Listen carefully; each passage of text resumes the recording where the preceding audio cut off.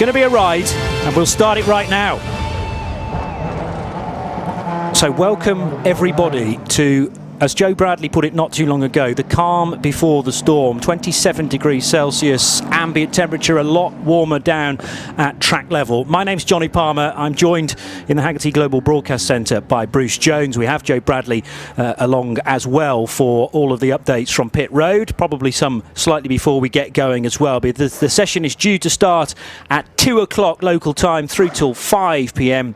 That allows everyone 2 hours of tuning up time before then we go qualifying at 7 o'clock tonight. But clearly the atmosphere is just bubbling nicely right now, Bruce. It feels like a long, long time that we've waited for this year, particularly as the 24 Hours of Le Mans celebrates 100 years and in style.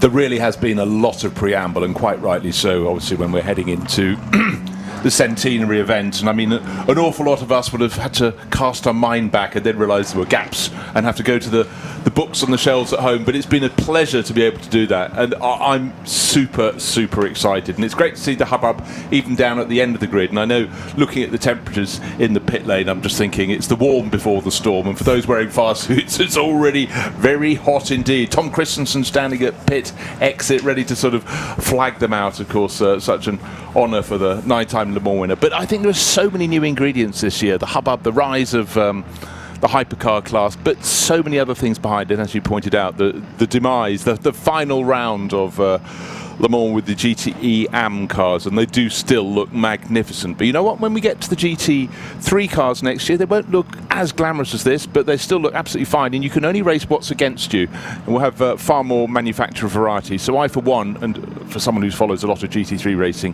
very excited about that. But just to be able to look down the pit lane and see serious attempts from Ferrari, but for me, the one I'm really looking out for among the return of Ferrari and Porsche to the top end is Cadillac. I think there's something very special in those cars, and I think they could really be not dark horses. They could just be front runners for this event, and I think that would be brilliant. You know, particularly for fans from North America, it'd be a massive boon within this race. But then to be alongside mates like Glickenhaus, been there, seen it, done it, tried it, and still back pitching in against the big players. I think this year will be looked back upon with great memories.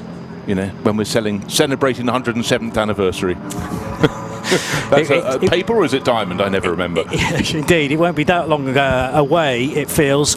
Tom Christensen having a chat with Wolfgang Ulrich, indeed, at the end of pit road. Tom is the Grand Marshal for this year's 24 Hours of Le Mans. We also get to enjoy some very special livery that I actually will catch a glimpse of for the first time.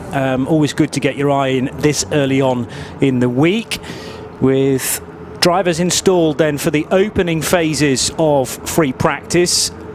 This for me is a fascinating session, because not too long ago the sessions within the week were readjusted. We still have a total of 10 hours worth of free practice to go through, but qualifying, and for some the final qualifying session, as in if you don't get into hyperpole, that will be it, and it will determine your grid position. It takes place at the end of this session pretty much.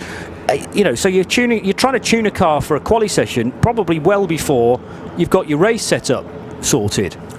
It's a different way of doing things, but I, over the years, no, let's cancel that, decades at Le Mans, have always been wanting a hurry up of qualifying, and the fact they brought it right to the front, maybe it's too early, but it certainly makes, you know, Wednesday at Le Mans very special indeed. And maybe it's a clever thing to get people to come down and arrive earlier to see the shootout. And I think just looking at the cars here this year, it's going to be absolutely enthralling, and how close it will be, I can't tell you yet. We maybe will start to get a bit of picture through the 3 hours of free practice here, but I noticed looking up and down the pit lane, a lot of the crews have got their top gun riding out to start the session.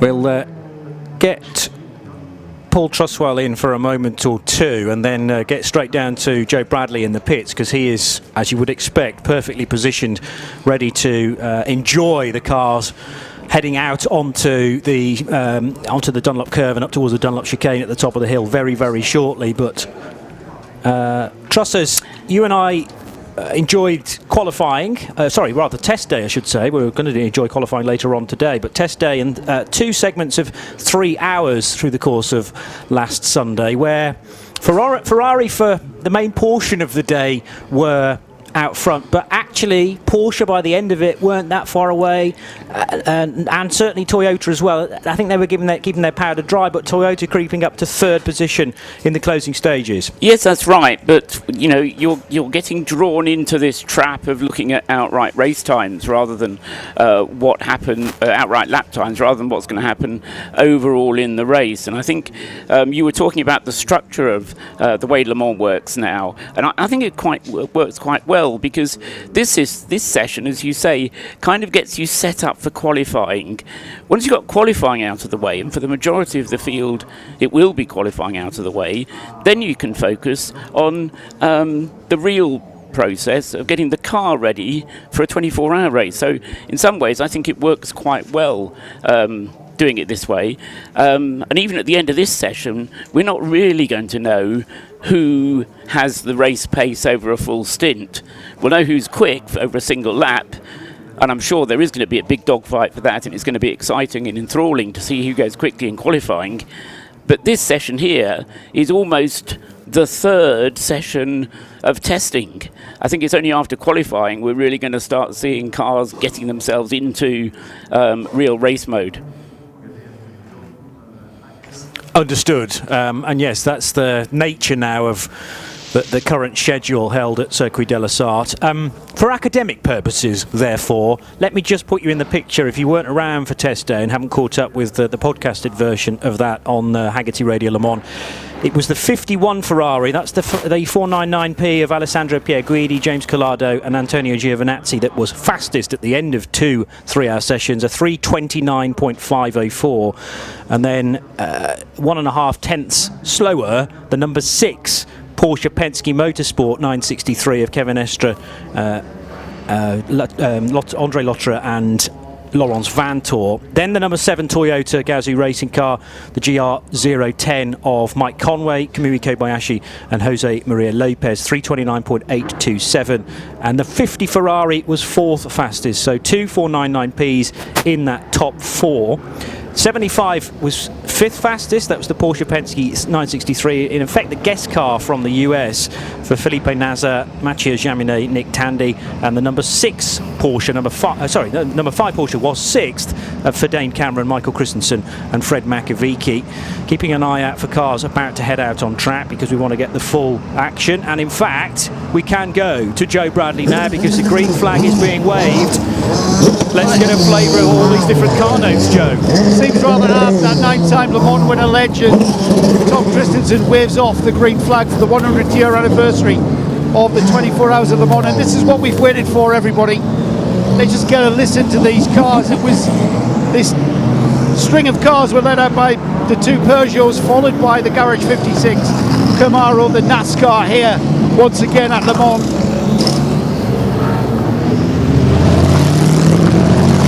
Unmistakable drone of the Cadillacs there, and I think everybody coming down this pit lane has been ready for this green flag. There are still a few cars on the pit apron not joining the queue of cars, but as the queue of cars pass by they join in. This is where it all starts, guys. Alright, we've had test day, but this is the important stuff from now. Mans weather. Lovely day right now in Le Mans, and indeed here at the track. It has been all week, frankly. 28 degrees Celsius currently. That is pretty much the high that we will get today, with a load wind speed of just 15 kph. Slightly more cloud expected tomorrow though. Lows tonight of 15 and a clear sky, but tomorrow slightly cloudier, more cloud cover, but a higher temperature of 29 degrees Celsius. The most comprehensive coverage of the world's greatest motor race anywhere on the planet. This is Haggerty Radio Le Mans. Cars heading out onto the track for the first session of the 100th centenary edition of the 24 Hours of Le Mans. That's not 100 races, by the way, but celebrating the 1923 anniversary. And the bright green Rexy Porsche, which is now heading through the Dunlop S's towards the Forest S's themselves, and Tete Rouge, the 56 car, one of two Project 1 AO machines for PJ Hyatt, Gunnar Jeanette and Matteo Cairoli.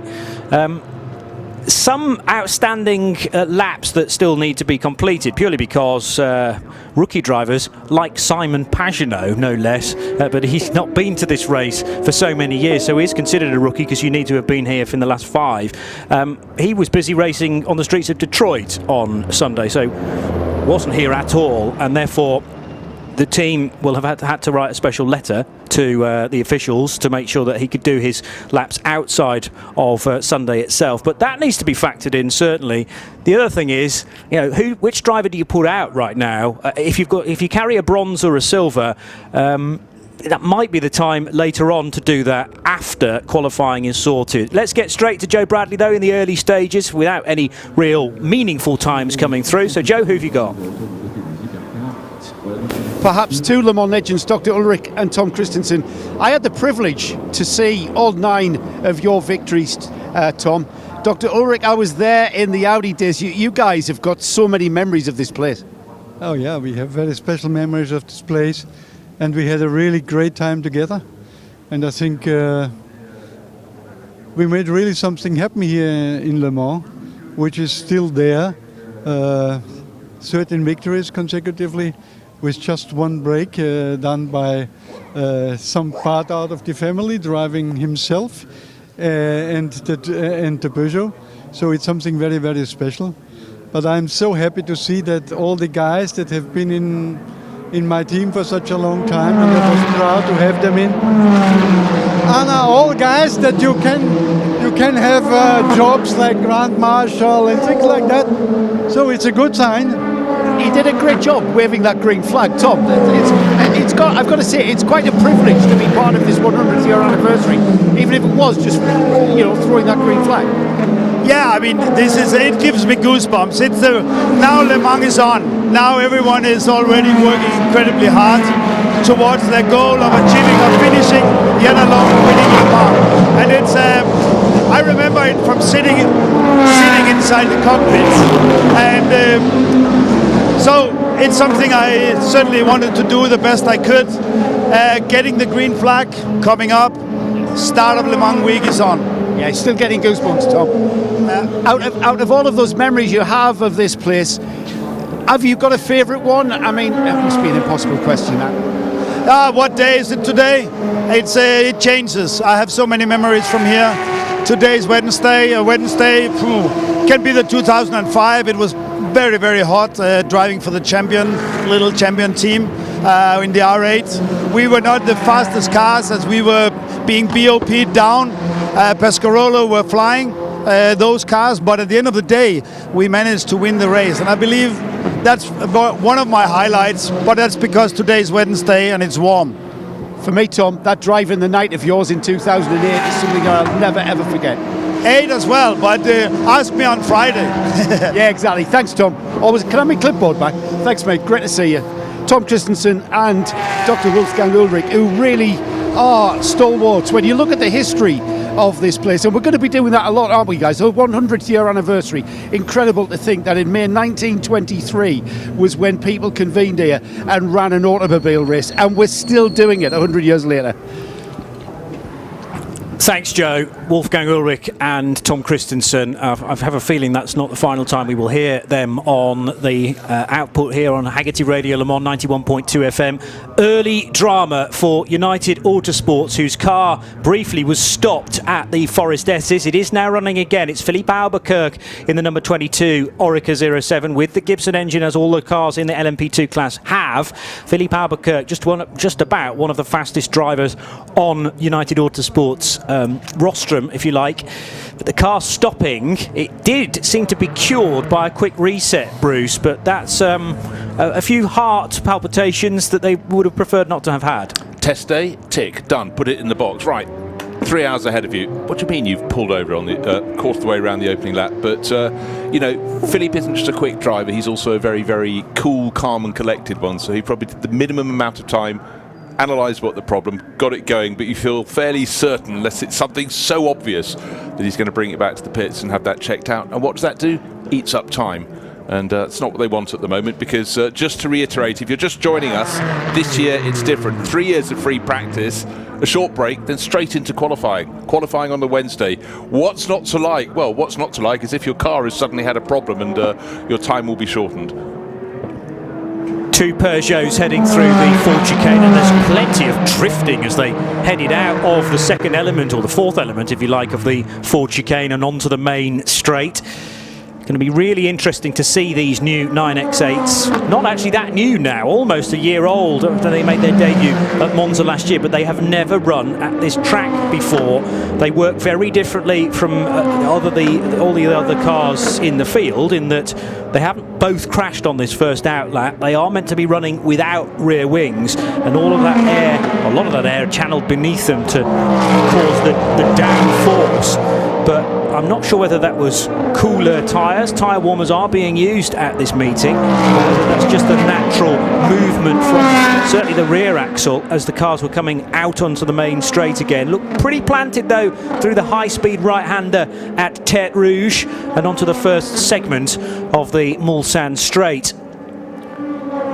Also an early stop, or really just a kind of reset for the mighty 38 from Hertz Team Jota, and their privately entered Porsche 963. So Porsche historically have put cars in customer hands, and in the first year indeed, because Porsche Penske Motorsport are here with the 5, the 6 and the 75 963s, but we have a fourth car in the entry within Hypercar. Horrible moment coming through the Forest S's and down towards Tête Rouge for the 31 Team WRT Orica. So that was who's driving that, Bruce? Down the grass, very similar I think, although I have never seen any actual video footage of Mike Conway's crash during the test day. Right at the end of the first 3 hours he found the grass and was turned left actually. That wasn't the case for Robin Fry. Controlled it well, but by hammering the barrier a couple of times to driver's left. And what you find out there, the grass isn't uniformly smooth, so you've got a bucking bronco ride trying to keep it away from the barriers of cars off the ground. So Robin probably reduced the level of impact there, but that is just, hello, everything gets put on the back burner with something like that. So Team WRT, one of their 2 cars, number 31, Robin Frientz's car, will be reporting back to the pits. 10th fastest at the moment, but the big trouble for Vincent Voss's squad will be lost track time. In some ways, they're going to have to redouble the workload on the number 20, the 41, the sister car. The number 22, United Autosports Orica, into the pits. This is the one that Philippe Albuquerque got about as far as the Forest S's before it came to a standstill. He got it fired up, and the door is opening, and I'm fairly sure they're going to be leaning in to ask him just what it was that went wrong. Of course, he would have phoned in radio, and let them know. But again, these things just holding people up. Track conditions look fabulous at the moment. 10 minutes into free practice 1. You're tuned to Hagerty Radio Le Mans on 91.2 FM. And the 22 car heading into the garage. Now, Joe Bradley, as mentioned, is at pit out, but we welcome to our coverage, welcome back, in fact, to Hagerty Radio Le Mans 91.2 FM, Diana Binks, who's at pit in and got a good view of United Autosports garage. The car came in, it doesn't look like there's any damage at all on the car, but the team have obviously taken the wheels off and put it onto the jack, and it's Let's stay in the pits to the other end, and Joe Bradley, car 72. I'm not aware of an issue for the TF Sport car, but what do you know, Joe? I don't think it is, Johnny. We've got a lot of cars that have gone out and come straight back in for what I can only suspect are systems checks. And we've got the 72, the TF Sport Aston Martin, in from LMGT AM class. That car's come in, and we are basically bedding in pads and discs. What do we mean by bedding in pads and discs? Well, we've got to match the brake pad to the disc to get the maximum braking efficiency from these cars. And what you do is you go out and run around and you press the brake, and the disc kind of wears into the brake disc, and that's what we've got. So it's gone out, brand new brake disc caliper has come off, and we've put a brand new one back on, and the car will go back out and do exactly the same. And we're basically preparing for race weekend here at this very early stage. We're not out there for performance, certainly at the number 72 Aston garage. We're just out here doing preparation work in readiness for the coming week. Fair enough. I hadn't exactly labelled this session to be doing that, unless they're bedding brakes for qualifying, of course, and then they can think about later on. But those tend to be the jobs done early on in the session. I want to just make sure that the 6 cars that we had talked about previously, and if you weren't around earlier on, there are 6 cars that are not permitted to take part in this session, at least for 20 minutes of it. They are the number 10 Vector Sport, these are all LMP2 cars by the way, the 10 Vector Sport Orica, the number 13 Tower Motorsport Offering, the number 80 AF Corsa car, the 923 Racing Team Turkey car, the entry from Duquesne Team, which is number 30, and the LMP2 from Nielsen Racing, number 14. They've all received a 20-minute, what's called stop and hold penalty. Has to be served in free practice.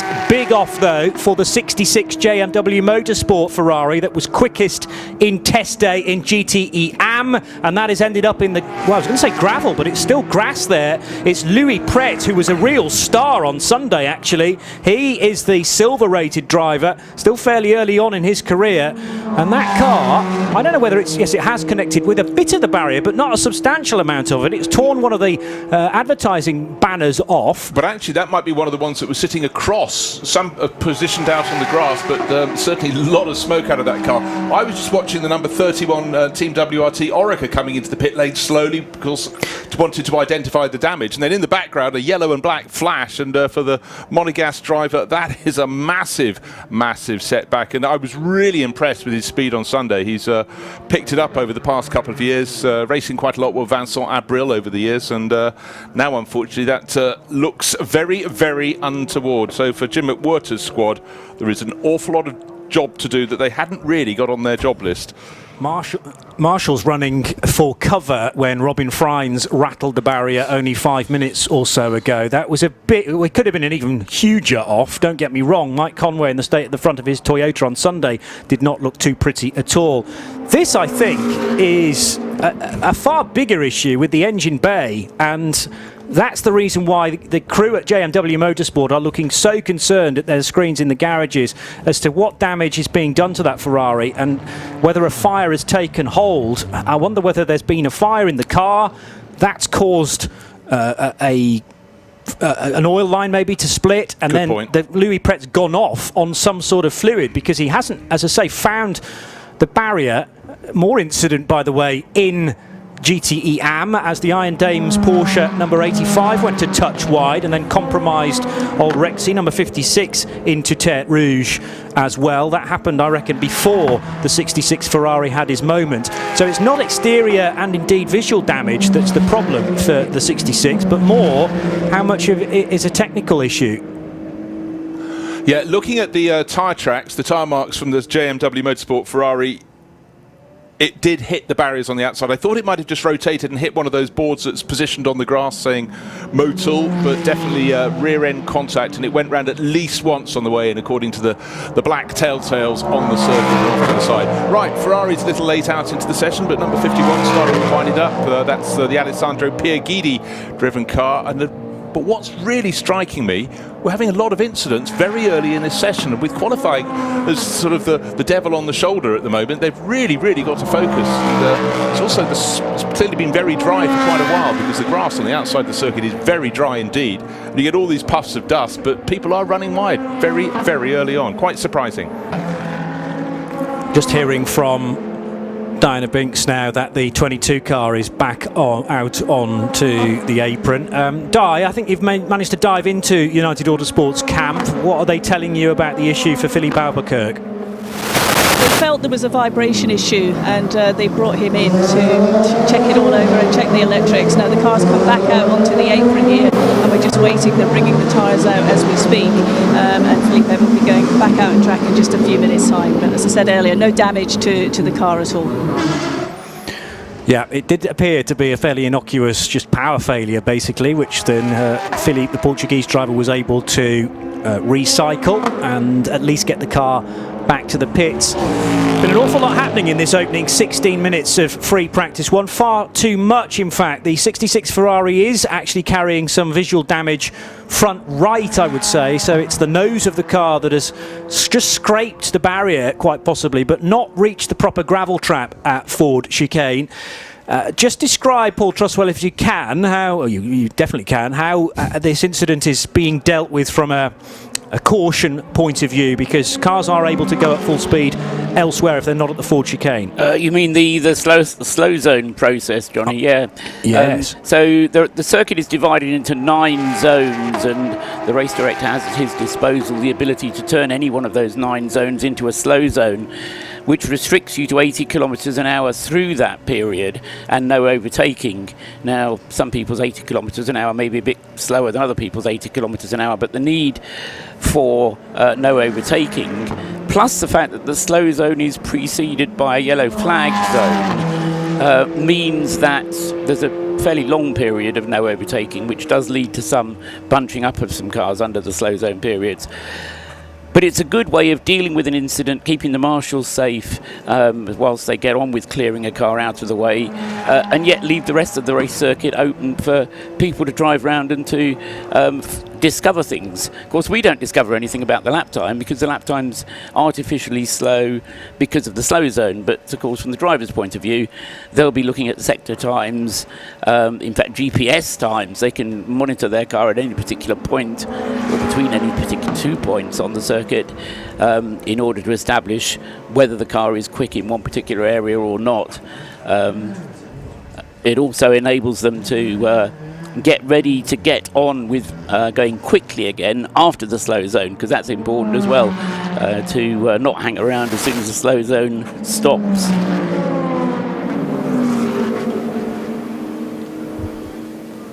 94 Peugeot being pushed back into the garage on the dolly jacks. I don't think that's a concern for Peugeot Total Energies with one of their 9. It was a 94 car, in fact. At RSL_studio to get in touch with us, use the hashtag HaggertyRLM. We are Radio Le Mans, Haggerty, Radio Le Mans 91.2 FM around the track, and of course around the world on the web address radiolemans.com. Let's go to Joe Bradley at Pit Out.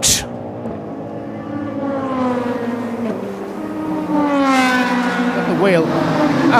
Robert, we saw you have a bit of an off there. Are you okay? Yeah, I'm okay.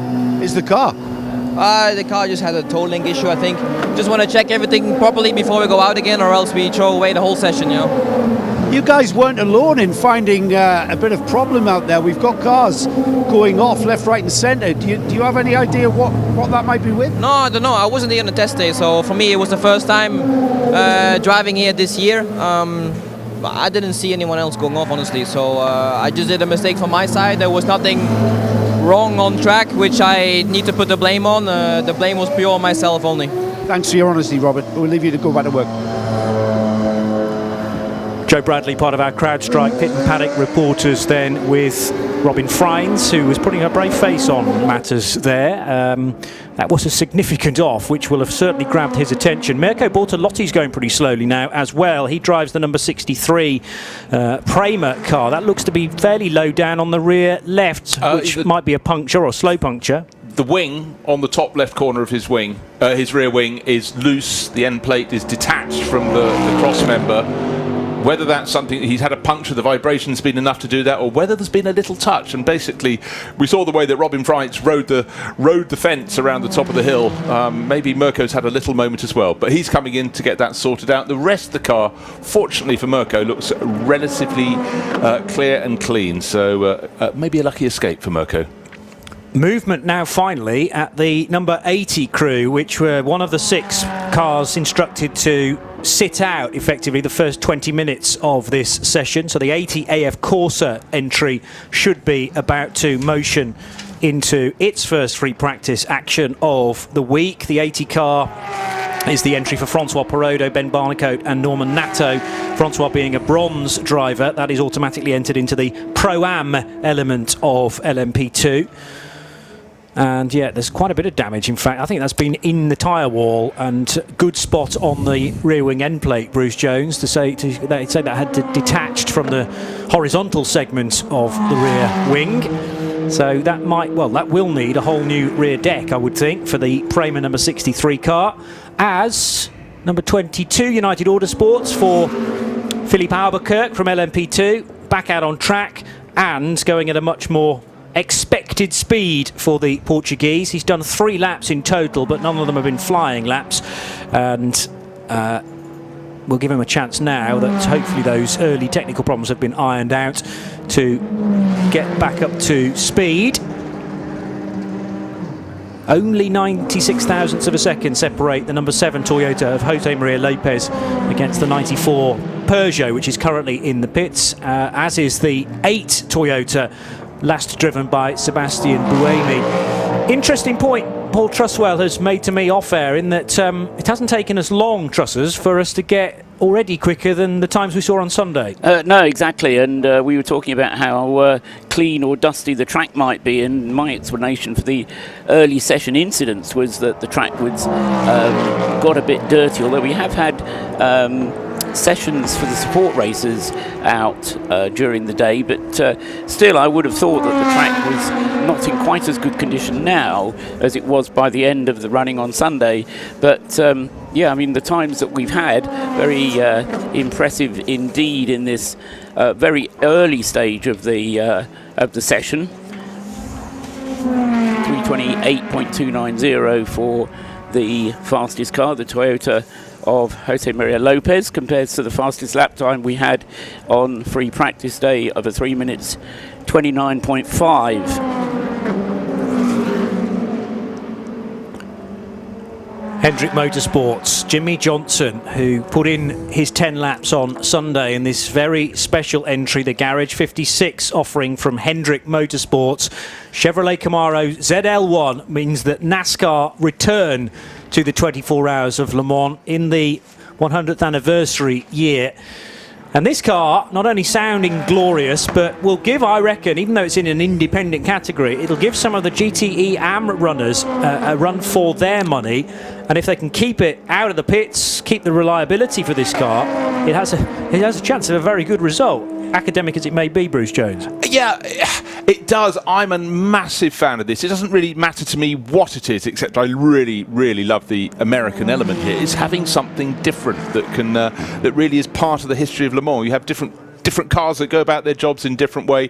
The lineup here, and I'm so pleased that Jimmy Johnson's come over to play, because he's been someone who's always looked beyond his sort of racing environment. Enormous success, of course, for him across the decades for Hendrick Motorsports in the NASCAR championships, but he's always been someone with an eye for competing in lots of other championships and events, the big ones. He's sort of got the Fernando Alonso approach to it all, and I think it's magical. And again, to put this car alongside other cars that have a similar performance that just looks so wholly different, I think it's a phenomenal run. And I really hope every year we continue to have something of interest, something of difference. And don't forget, many moons ago you'd have across the decades, we had some years with as many as 12 or 13 different classes of cars. Today we've got it very simple with just 3, plus the subclass of Pro-Am in LMP2, but I've always been of the more the merrier approach to motor racing. So yeah, thumbs up from me on that one, Johnny.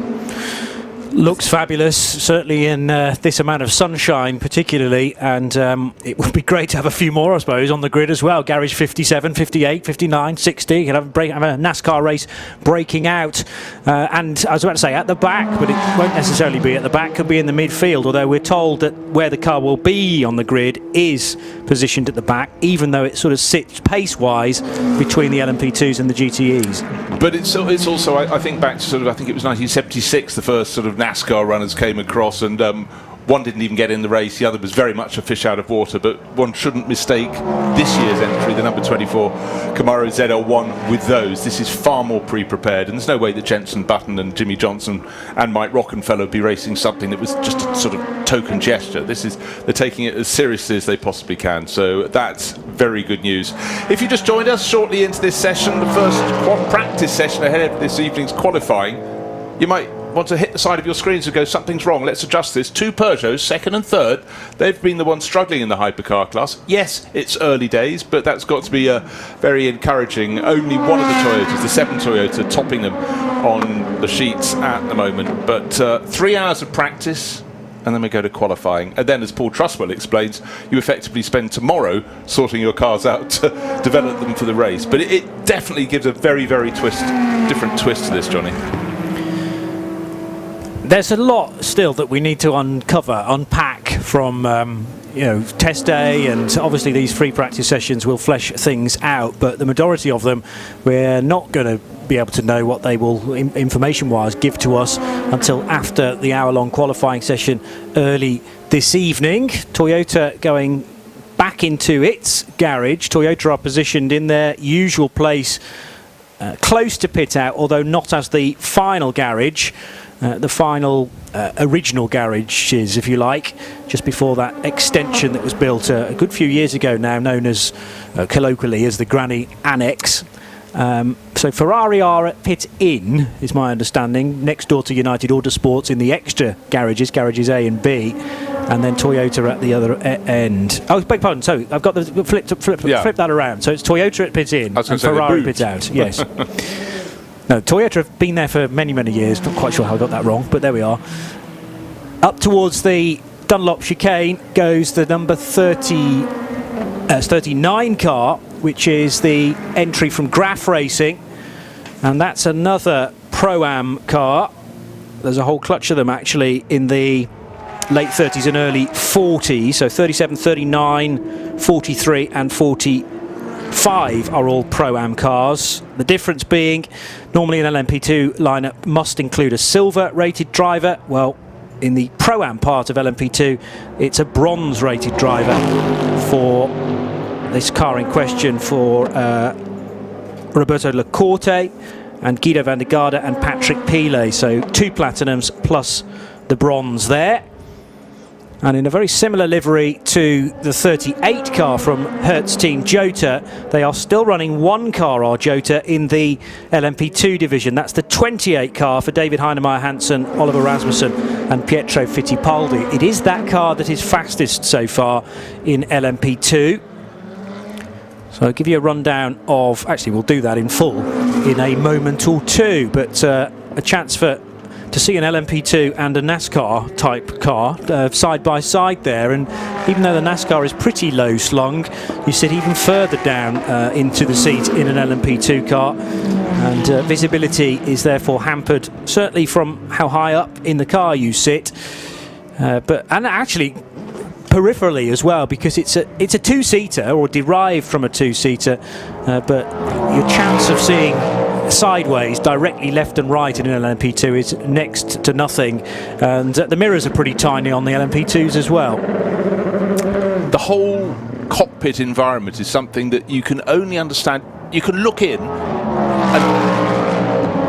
and try and pick it up, but these cockpits are so tiny that everything has to be ergonomically sorted for all the drivers. And one little thing, I was watching a race last weekend, commentating on it, and the drivers' water line came out of their bottle very early in their stint. And I said, okay, under cover of darkness, how many drivers driving a car they're not accustomed to knows how to reaffix? Do they have to go, I'm just going to go thirsty? And then the driver I was commentating with pointed out that he would absolutely insist that it was where he could reach it when his belts were cinched as tight as possible. A lot of these things, they're elements you have to include, have to consider, but so much to think about, but a good working environment is what's required.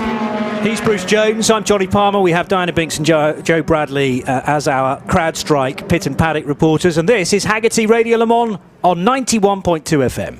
The Hertz Hourly Updates, getting you to your Let's Go moments for over 100 years.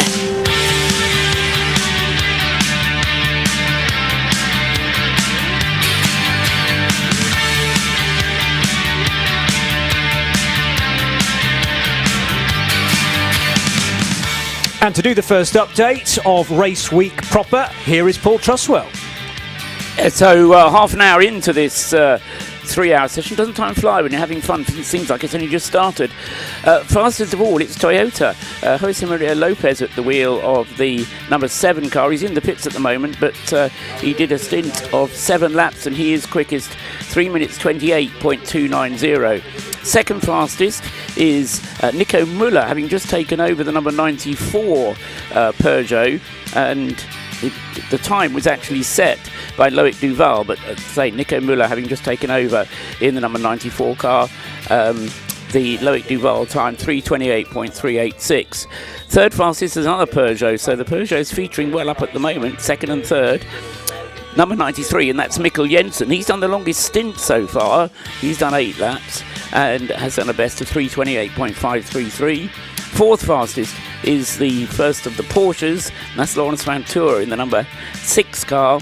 He's done a 3 minutes 29.019. Fifth fastest is the second of the Porsches, the Porsche Penske Motorsport team, Nick Tandy at the wheel, number 75, 3:29.490.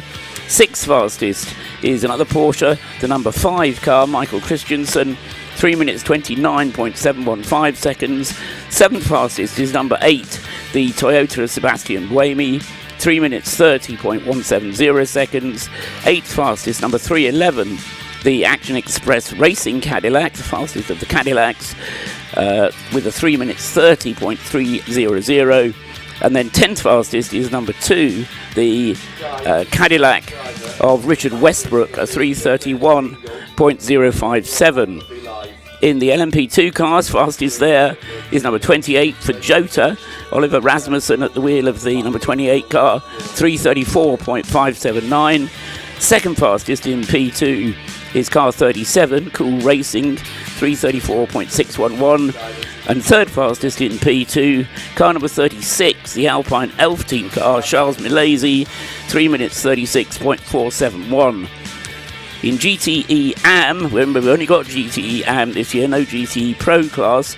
The fastest in GTE AM is Aston Martin, the Northwest AMR team, Alex Riberas at the wheel of the number 98 car with a time of 3 minutes 55.632.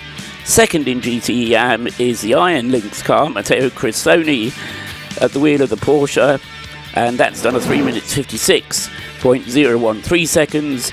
And third quickest, before he had his accident, shows how quickly he was going at the time, the number 66 JMW Motorsport Ferrari. Louis Pret was the driver, but he only did 2 laps. That was literally his second flying lap.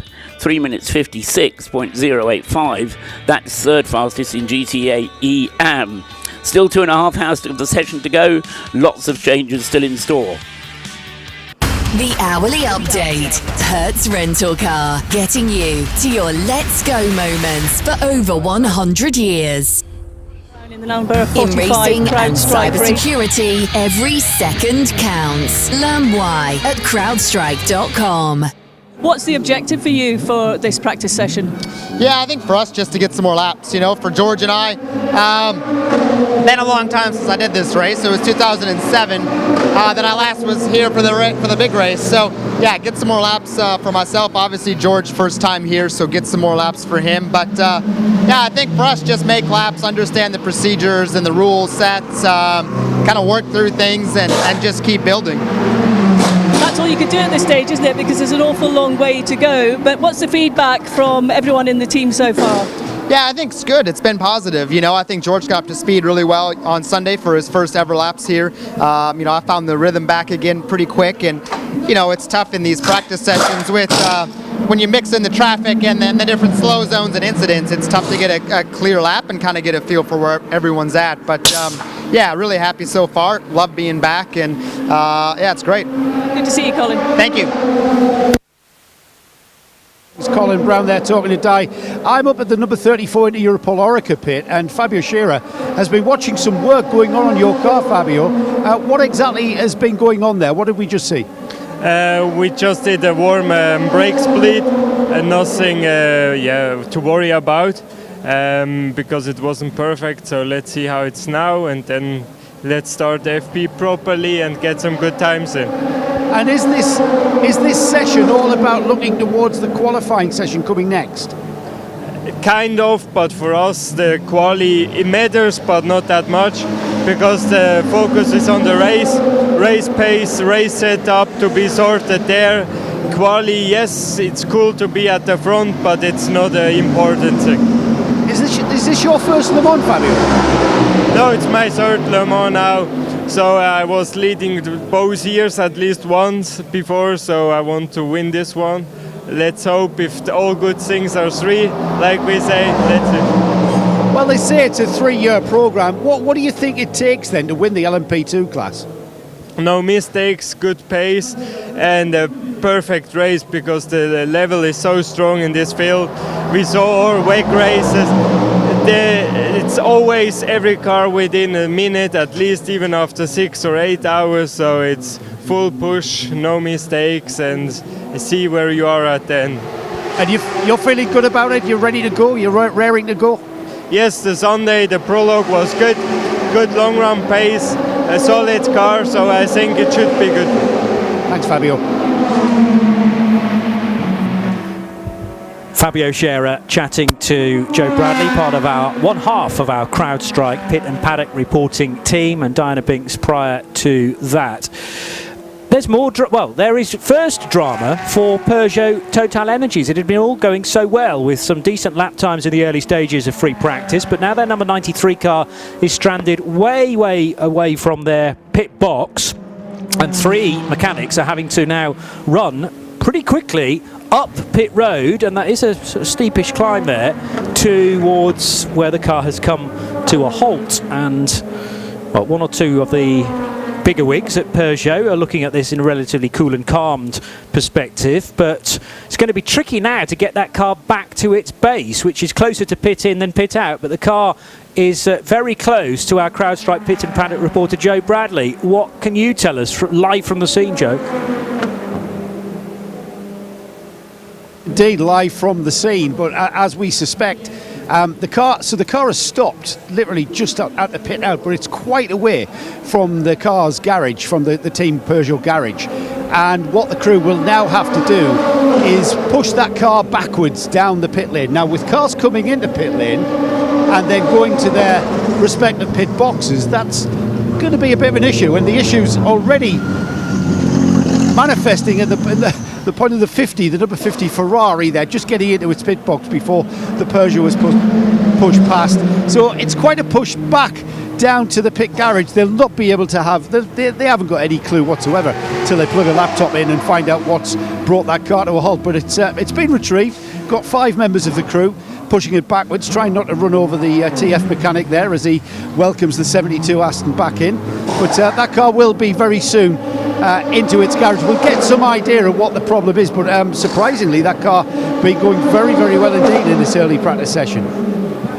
In racing and cybersecurity, every second counts. Learn why at crowdstrike.com.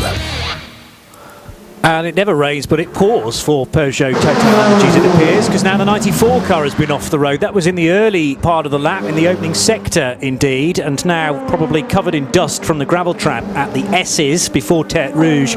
The 94 car arrives in the next door garage.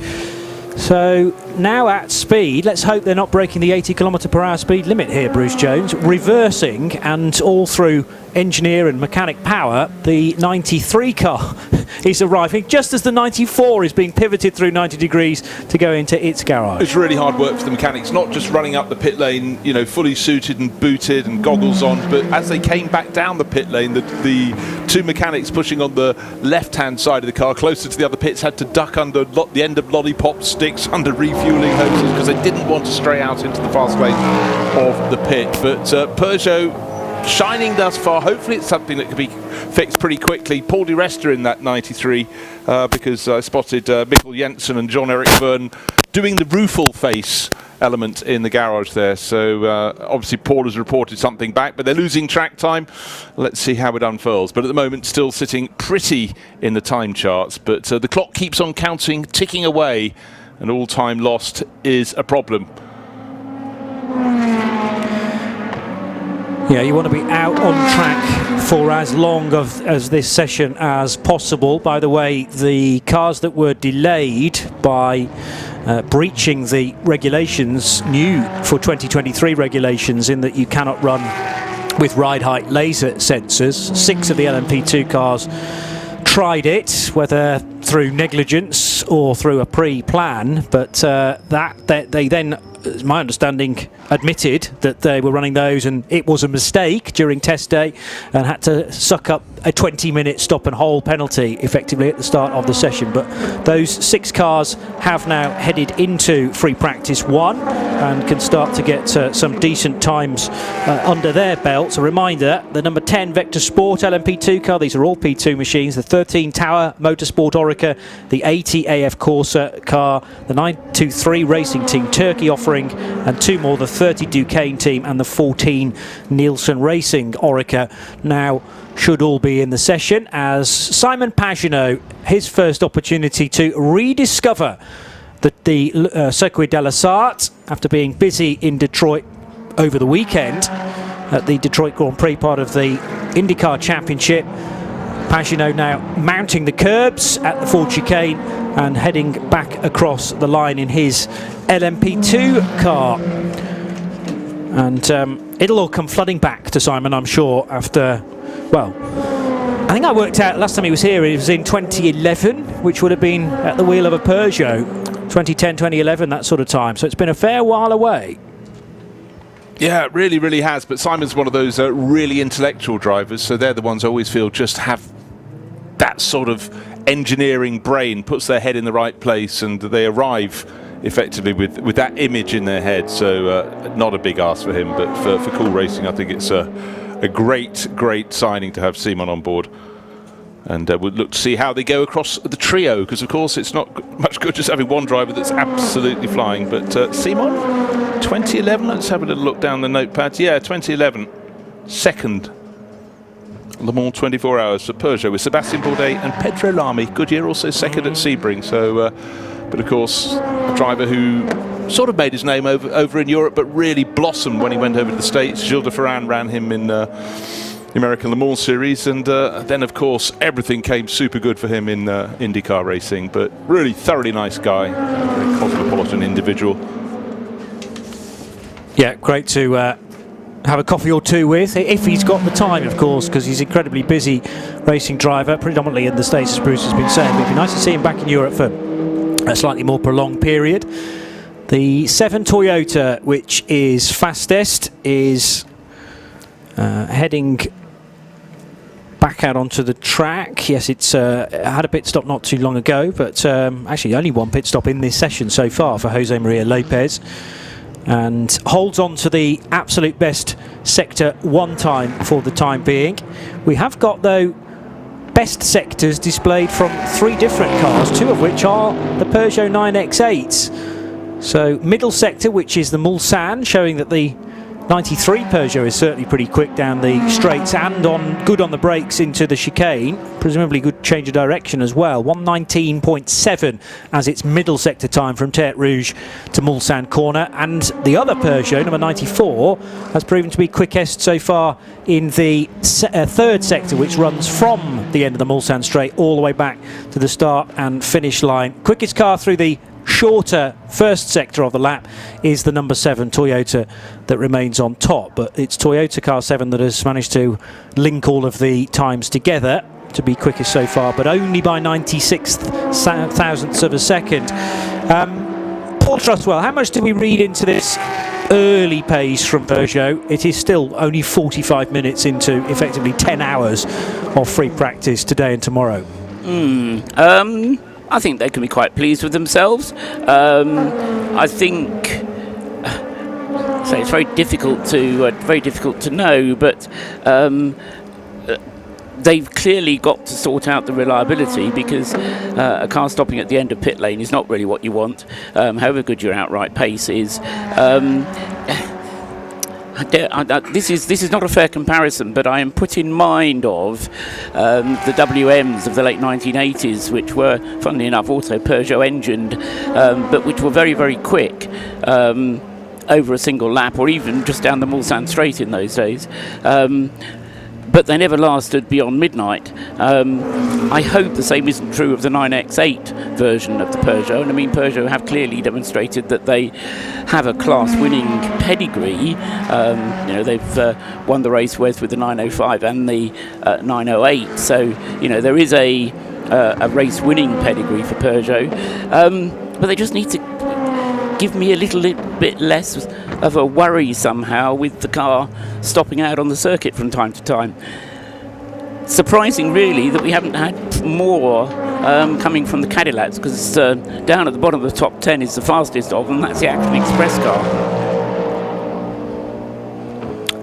Yes, and maybe we would have expected quite a bit more from those cars, but again, it depends what their focus is for, let's say, the first half or the first 2 hours of free practice 1. Maybe they are dedicating the final 60 minutes or so on true speed. I mean, definitely, with the natural momentum of a test session even on Sunday, we saw times really coming down in the closing stages of free practice 1 on Sunday, and then free practice 2 on Sunday as well. There's a big off there for the 35 LMP2 car, which is one of the 2 Alpine Elf team machines, and it is Ollie Caldwell who is at the wheel of the car, stalwart single-seater, and becoming more and more used to 2-seater cars, but just appeared to lose the back end. He was behind another car, which I wonder whether that's had an impact on the aero efficiency of the 35 LMP2 car, but Alpine are straight into action. So he was following a United Autosports,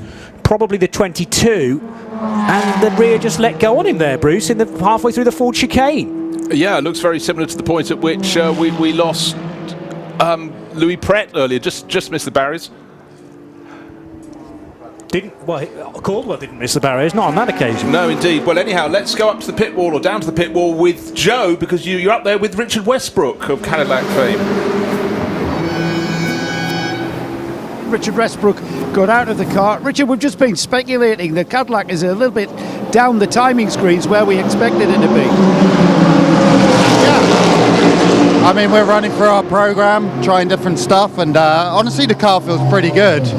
I mean, we can't help what the others are doing. I mean, it's entirely out of our hands. All we can make our car is as quick as we can, and that's what we're focused on. And it's really comfortable to drive, but have we got the outright pace? Who knows? When you say quickest we can, is that qualifying quickest or race length quickest? I mean, I don't know if other people were doing qualifying sims. We were just working on race runs then, so full fuel, and probably not the best tyre for us, but we need to rule tyres in and rule tyres out, so we're just running through our program. So yeah, I mean, we're not looking at the timesheets, we're not demoralised or anything like that. We're just working through it, and car feels good, so I'm happy. It's great to see Cadillac back after all of these years. The car here at Le Mans, a unique track. What's the car like to drive around here? Really good. Honestly, it feels really good. It feels so stable through the Porsche curves. It's really nice. You got a smile on your face driving it. It's really cool. You've got a smile on your face talking about it. Thanks, Richard. Well, everybody on iRacing can get to drive this car because that's just been released. So we can all get to try the Cadillac around Le Mans next week when we get back home. In racing and cybersecurity, every second counts. Learn why at crowdstrike.com. Brendan Hartley peering into the cockpit of the number 8 Toyota, which is currently sitting in the garage, and generally smiles all round down at Cadillac, even though their pace isn't particularly evident right now. Sebastian Bourdais and Renger van der Zande having the crack, as I think it's officially known as, and almost full 360 for the 56 Porsche of Rexy. And the 66 Ferrari going off earlier on in the session was indeed nosed into the barrier. It's been a while since we've reported on that, but quite a big off. Unlike Ollie Caldwell's, actually. Caldwell hitting the outside the left-hand barrier with the rear of his LMP2 car, number 35, whereas the 66 car for Louis Pret went in nose first. And now there's a drama for Albert Costa, the Spaniard, who I know Bruce Jones is a big fan of, originally from Barcelona, racing with Polish team into Europol competition though. And that car now is stopped at the very end of pit road. However, it doesn't look like it's actually come out from pit lane. Was that Costa going through the Ford chicane a moment or two ago? Also the Vector Sport car straight on, and it meant that one of the Aston Martins from the GTE AM class had to completely readdress their line through the Ford chicane. This feels like kind of mad hour. Now, but maybe would have expected some of this during test day on Sunday, and there were red flags and safety cars on Sunday, but the craziness continues, and we are now getting news that in fact that a full course yellow has been issued, perhaps so many issues, so many various things going on around the track at once, or it may be that it's just an excuse to practice a full course yellow, as Robert Kubitsa's got out of the number 41 Team WRT LMP2 car. Let's get to Diana Binks, part of our CrowdStrike pit and paddock reporting crew. I'm with the number 66 JMW Motorsport, and Louis Pret was the driver behind the wheel when the car went off during that session. Louis, what happened? Honestly, I don't really know. I was on a qual lap. I entered the Ford and I had a really big snap.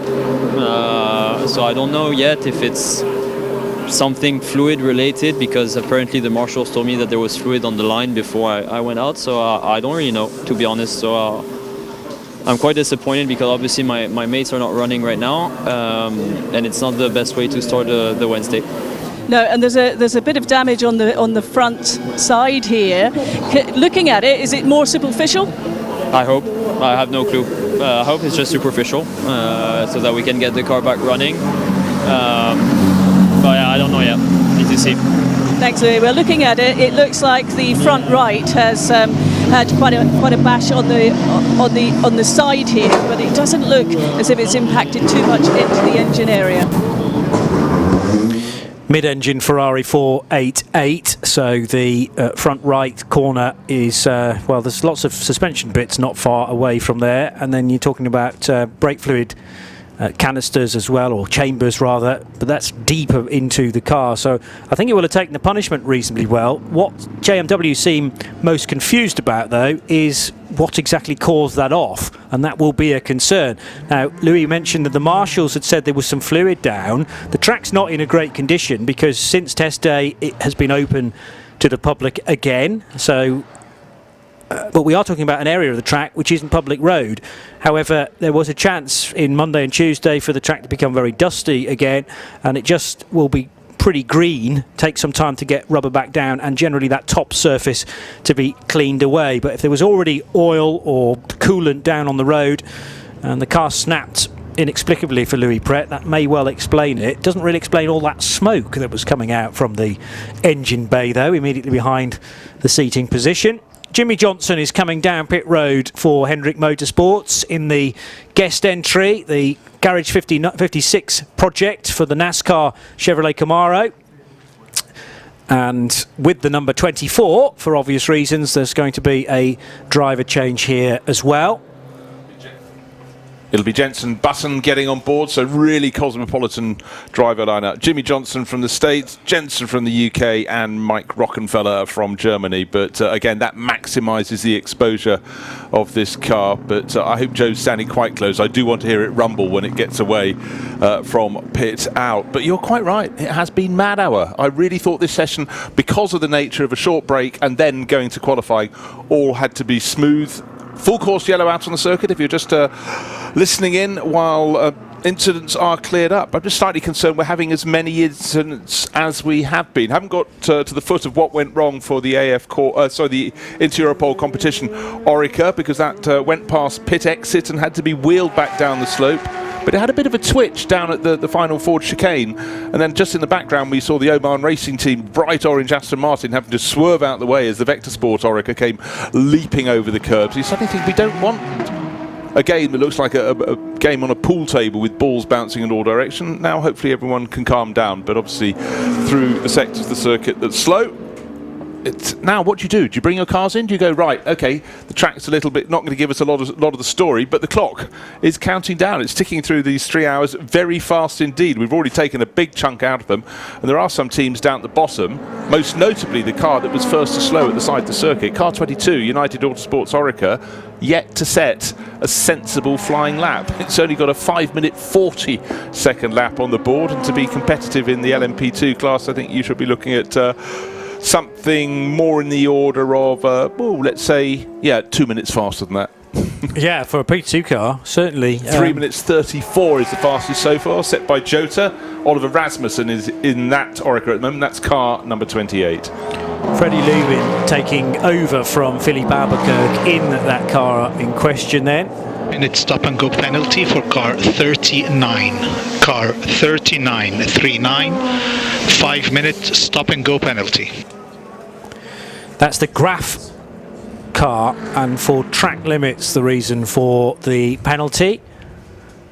And Ramsey Fires, by the way, is the voice that you just heard, who is the race director for this particular session, part of Eduardo Freitas's team up there, slightly higher than ground level, overlooking the main straight from Module Sportif. The 709 Glickenhaus being wheeled back into its garage. Great to have two Glickenhaus as part of the entry. There is one automatically for the FIA World Endurance Championship, and the 709 car is the extra car for Franck Mayer, Nat Berton and Esteban Gutierrez. Remains to be seen how much of the full FIA World Endurance Championship season Glickenhaus will do with the 708 car, but it would be great to have them on board for the full year. 5 minutes ago, or 10 minutes ago now, we saw the 93 Peugeot having to be pushed back down the pit lane. That car is up on its jacks in the garage, front bodywork off. Couldn't see how much work was going on, but clearly this is a setback. These cars, the two Peugeots, the 9X8s, the 9x8s, the 72s if you want, do the maths, they were second and third fastest very early in this session. Okay, that's not a totally accurate picture. In fact, they're still sitting second and third fastest behind the number 7 Toyota, but one of them is going nowhere fast. So whoever's down towards pit in, which therefore should be Diana Binks, hopefully we can find out what is happening with the 93 Peugeot. 33 Corvette into the pit lane, which is the FIA World Endurance Championship leader. Got a couple of minutes before we have a hour under our belts, and then we can head to our CrowdStrike pit and paddock reporting crew in the next few minutes for updates, I think, at pit in and indeed at pit out. But the Corvette Racing C8R is now being rotated and pushed into its garage. Fabulous to have such a fan favourite manufacturer back on the entry list, Bruce. They're not the factory teams, but it is effectively a factory outfit, but just for the GTE AM introduction. Now, I want to get to Diana Binks with Guido van der Garde, but of course we'll do the weather update before that, because need to make sure that these are free practice sessions for us as well, and we have to hit all of our junctions. You're listening to Haggerty Radio Le Mans 91.2 FM.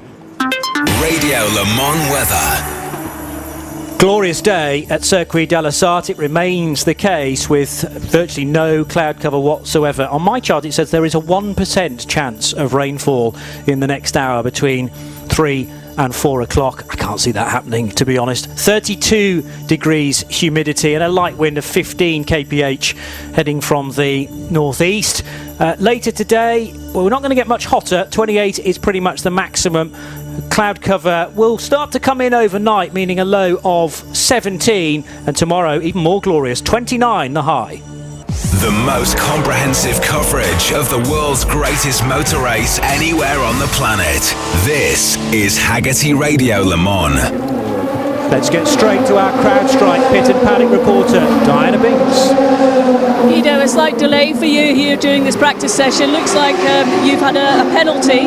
Do you know what happened from your side? Yeah, track limits, and I think there was something wrong with MP9. I arrived and there was a problem with the board, and also my telemetry, I think, on the right side was not really working well. So yeah, I went in too quick, so it was a bit of a mistake. other than that, the car is running okay. Not really optimized yet with the setup, so we keep on working step by step. How are the conditions out there on the circuit? It's quite hot to be in the car. I mean, when you're driving, it's okay, but when you jump out, it's a bit hot. The track is getting better. I mean, Sunday was very slippery when we went out there, but now seems to be all right. Thanks, Guido. Guido van der Garde with Diana Binks. Let's stay, in fact, with our CrowdStrike pit and paddock reporters to pit out this time. And Joe Bradley, what news from your end? In fact, we've had a little shift change. Nick, yes. Hello, Nick. So the only news is that Joe has been replaced by moi, and I am perambulating towards pit out as Diana is doing pit in, from whence I will give you myriad of exciting updates. Super stuff. Thank you, Nick Damon, and he will make his way to the Ferrari end of the pit lane. Let's get that right. So Toyota at pit in, as they always have been, Johnny. They've always been there. And Ferrari at the far end, although not the very final garages, which is the Granny Annex. But they have been given effectively where Audi were a decade and more ago. Exactly so. And just while we were having the weather reports, Proton competition, the pulse was raised there because their 88 car went for a spin. The Porsche driven by a sort of late signing Don Yount, but it was up at the Dunlop curves and it stayed on the grey stuff and continued on its way. But that just keeps going with that theme of drivers having little moments that so far we've been quite lucky. Think back to Robin Freitz bouncing along the barriers, and he came in. There didn't seem to be actually that much damage to the WRT Orica, but these little setbacks, they can mount up. But the teams, of course, in this 3-hour session trying to cycle their way through all of their drivers. And just to give you a little flash, it's still that number 7 Toyota top of the tables, 3 minutes 28.29 seconds, which puts it almost precisely a tenth of a second ahead of the better of those two Peugeots. Car number 94, Nico Muller, driving that at the moment. Best of the Porsches, the Porsche Penske Motorsport number 6, that is 4th overall. Second of the Toyotas, number 8 in 5th. And then this, again, going down through that cycle, the number 75 Porsche is next in line ahead of the sister car.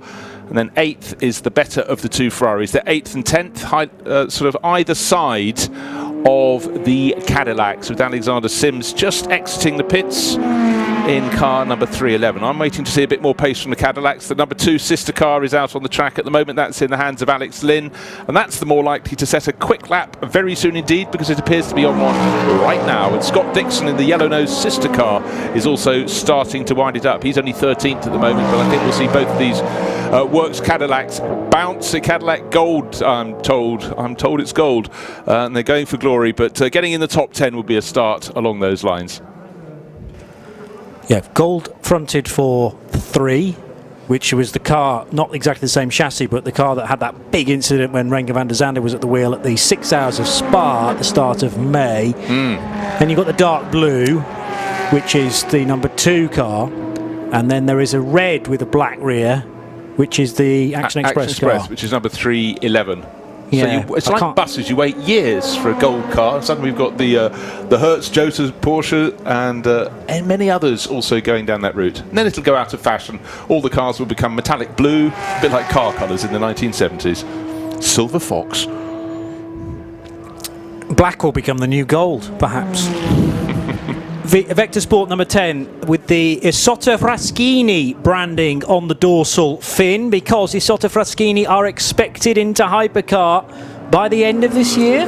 Yeah, and I saw their sort of track-going supercar in the paddock at Paul Ricard last weekend, attracting a lot of appreciative glances, because obviously that is where their modelling is going, to have them out on the tracks for track day cars, and then of course the flagship will be the racer itself. So times keep on changing, and also up and down the paddock, other teams becoming allied with other manufacturers from the past, with Delage going to be part of the show in the fairly near future as well. French team, French car, French history.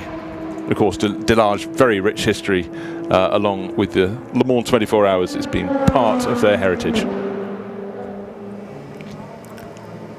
Now towards the Ford chicane goes the number 80 car, one of 6 entries that were not able to join the session from the start. So I wonder what happens to any of that data that was retrieved during test day regarding ride height on all four corners of the car. I mean, they can be instructed to tear that up, but somebody will have made a note of it. And it's in wrote the figures down. I mean, eDexport were pretty unhappy about it, weren't they? I was reading stories this morning that going, well, you can't unlearn something you've seen. Sometimes you want to, but. So still Toyota top of the table, still the two Peugeots, waiting for the improvements to come, and I think we're going to get them quite soon. In fact, Ferrari have moved from 8th and 10th to 8th and 9th as 51, still ahead of 50. Nicholas Nielsen in 50, James Collado in 51 at the moment. Looking for other changes up and down the table. We've had a sort of interregnum. A lot of teams brought their cars into the pits for driver changes because we're just an hour and 5 minutes into this 3-hour session. That's a natural break in which to rotate from driver 1 to driver 2. We haven't really reported the fact that the number 31 Team Orica car is back out on the circuit. Jean Galale has just driven out of the pit exit, and of course this was the car that went for a really bouncy ride and rubbed its flanks along the barriers at the top of the circuit before reaching Tête Rouge. But obviously the crinkle cut finish is no longer in fashion. It's all been sorted out, and that Orica back underway. Sean Galale.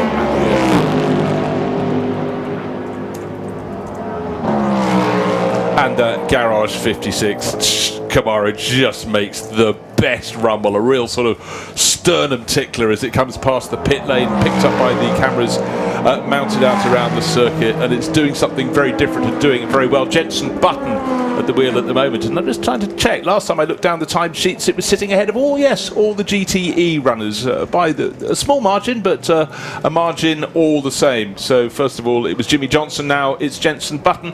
Perfect conditions right now, just towards turning into Tête Rouge, going past the place where Robin Freitz took that 31 Orica from Team WRT and rattled it down the barriers on the outside. But actually, the more I think about it, Johnny, Robin Freitz did a very, very good job of evasive action. Didn't want to yank the wheel too hard or he'd be rotating, but needed to keep turning right and trying to keep the car as parallel as possible with those barriers. Dare I say, Robin Freitz may well have been in that position several times before at the Nürburgring Nordschleife, whereas Mike Conway, and I admit I didn't see his accident at the end of Sunday morning's practice, but he's possibly less in his comfort zone, if you like, coming out of Forest Estes. But we did get a kind of first-hand report. Richard Crail, elsewhere on our Haggerty Radio Le Mans 91.2 FM broadcast team, and you'll be hearing from Crail later on in this free practice session. He managed to find a fellow Antipodean, a mate, up at Dunlop Curve, who had seen Mike Conway's incident. It was pretty substantial with the damage to the nose of the number 7 Toyota, and it sounded more like an incident that he was having coming out of the S's rather than trying to slow the car into Tête Rouge. So he'd come out way too wide, carrying a bit more speed than expected. And normally wet grass is what you don't want to meet between those two corners, but dry as a bone it was. Nevertheless, it turned the car violently left and then into the barrier, so much so that the car came to rest facing oncoming traffic on that bit of curb to drivers left at Tête Rouge. So it was a big one, and you'd fancy someone of Mike Conway's calibre to be able perhaps to have controlled that, but clearly that was beyond even his talents as well. Yellow flag returning to the racetrack, but only locally at this point. It was a fair while ago when we came out of the fully 80 km/h speed limited track. The full 8.5 miles were down to that speed, probably as a practice for the race. I think, again, as safety cars should be a rare thing this year, so should full course yellows, but we'll see plenty of slow zones and of course local yellows as well. There is a new safety car procedure in operation this year, in that we'll start FC periods with 3 safety cars, A, B and C, but to come out of them they'll all be sent behind safety car A, just one safety car, before we are then racing again from the start finish line. Another 10 minutes ticks by here on Haggerty Radio Le Mans. It's Bruce Jones and Johnny Palmer with Diana Binks and Nick Damon, our CrowdStrike Pit and Paddock reporters. Don't forget to get in touch with us at RSL_studio using the hashtag HaggertyRLM. I'll have a quick squiz actually on recent messages to give those of you that have sent them our way a mention in just a tick, but this is one of 3 Porsches that has headed into pit lane, and it is car number 5, the Dane Cameron, Michael Christensen and Fred Makoviecki machine, and that car with quite a bit of artwork on it, extra art car work. You've got the normal livery that I'm used to seeing in the FIA World Endurance Championship, but there are extra layers for the 24 Hours of Le Mans. And if you're not at the circuit, you don't get to see them up close. But I mean, almost every single team has upgraded their livery for this special centenary event, and some of them are very late in doing so. So if you think you know what the cars look like, what you saw at testing, that's not necessarily what you're going to get. Gulf Racing, or GR Racing, of course, just revealed their latest colour scheme. It sort of goes back to how it was a few years ago, when there was the sort of pale blue and orange of a certain oil supplier on its flanks. So the team's really pulling out all the stops to look good, but actually what's the best looking car? The fastest car is the best looking car. And at the moment that's still a Toyota, still 3 minutes 28.29 seconds. And looking to see who else is making moves. Those Porsches are going well in 4th and 6th and 7th, but of course you go down a little further, and of course one further on down, which is the Hertz Team Jota car, 12th as well. Sorry, I had to scroll on it and I lost it fleetingly on my screen, but that's in among the Cadillacs at the moment. Now we've got a slow zone down towards the approach, running through Indianapolis, getting towards Arnage. It looks as though someone is straight ahead in that deep gravel trap. Haven't quite managed to identify who that was for you. I will pick that up as soon as I can. So still there are fallers, still there are people really rather hampering their attempts to focus on qualifying, which is what follows this session this evening. Yes, qualifying on a Wednesday, it's something different. Maybe it hasn't been explained to all the drivers. That is, in fairness, that is quite a common place to see a car leaving the track, just braking slightly too late maybe into Indianapolis properly. Very banked left-hand corner, and maybe has left some debris on the exit of that bend as well, because there are marshals out on track doing the sweep. So it's the outside line that's been affected, and maybe some gravel's been brought on as well. We'll try and work out exactly who has left the road there. Sometimes Grouchy Guy has tweeted to @RSL_studio using the Haggerty RLM hashtag. Good morning from Virginia, says Sometimes Grouchy. Enjoying the coverage from inside the Pentagon this morning. You have at least one long-time listener and fan inside the corridors of power. We knew that all along. We knew that, Johnny. Can't wait for Saturday, says Sometimes Grouchy Guy. Fabulous to hear where you are consuming this. We reckon it's the Racing Team Turkey car that has left the road at Indianapolis, by the way, which is the 923 LMP2 Orica. Also, Matt Slightholme. I need more screen, says Matt. Tell me about it. I am totally with you there. Finally, the WEC app is working. Okay. Hadn't realised there'd been some problems there. Thank you at Radio Le Mans for the best coverage, whether we have pictures or not. Well, you know, we're radio, so we're trying to draw pictures in your mind is the idea. And there weren't any pictures going anywhere around the world for test day, but nevertheless we brought you 6 hours worth and a bit more of radio coverage of the lead up to the 100th, the anniversary edition of the 24 Hours of Le Mans. And also from @OtterFR, we'll be listening live from the Panorama Grandstand. Tuesday Pit Walk and Pit Stop Challenge was excellent. Already very busy this week. Tweeting @Haggerty RLM, @Omologato as well, and of course, Haggerty Radio Le Mans for 2023. You're tuned to 91.2 FM, Haggerty Radio Le Mans with Bruce Jones and Johnny Palmer. Porsche back out onto pit road now, which is the 75 car. There's continuing to do some work on the number 5, and what of the Racing Team Turkey car, which is still causing this slow zone? It was being driven by, Bruce, if you've got there before me, Sally Jolich. Sally Jolich was at the wheel of the 923 car.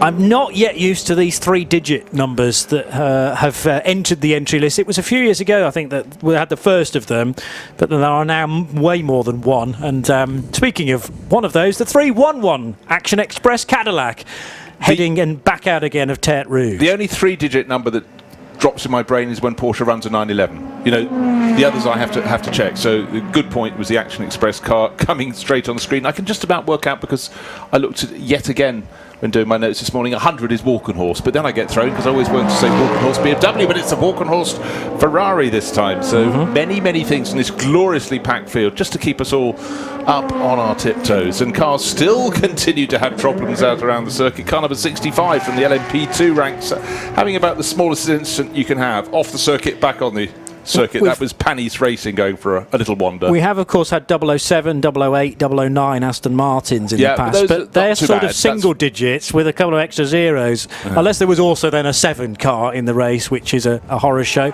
I went to Nick Damon, I think slightly prematurely, a few minutes ago, but you're now fully ensconced at pit out. Part of our CrowdStrike pit and paddock reporters. Nothing premature about me, absolutely not. Yeah, a lot of activity up and down the pit lane. I mean, it sounds like a weird thing to say, but it does seem particularly busy. Strangely, a lot of people making minor setup changes as well. And up and down the Ferrari centre, because there's about 14 garages, maybe nothing but Ferraris, may of course, be they works or customer cars. And they've all got bits of the car off, and they're sort of tightening things up or changing ride heights. But the Racing Team Turkey car, that's one of these irritating 3-numbered machines. That's the 923, so you got it popped out. It's not showing any real immediate issues from that off. It wasn't even particularly dusty. They have taken the nose off the car. They're having a good look around the suspension. They're having a look at the front. Now, whether it's been reported something didn't quite work right, that's why I went straight on, which obviously would be a braking issue. So they're having a good old shufty at it. There's a bit of tank tape going in underneath the car, but I think that's actually a blanking plate for some cooling, so they're either opening a bit of cooling up or losing some. But no real panic, no damage, car back, and a bit of a inquisition on the front left. Thank you for that. Racing and cybersecurity, every second counts. Learn why at crowdstrike.com.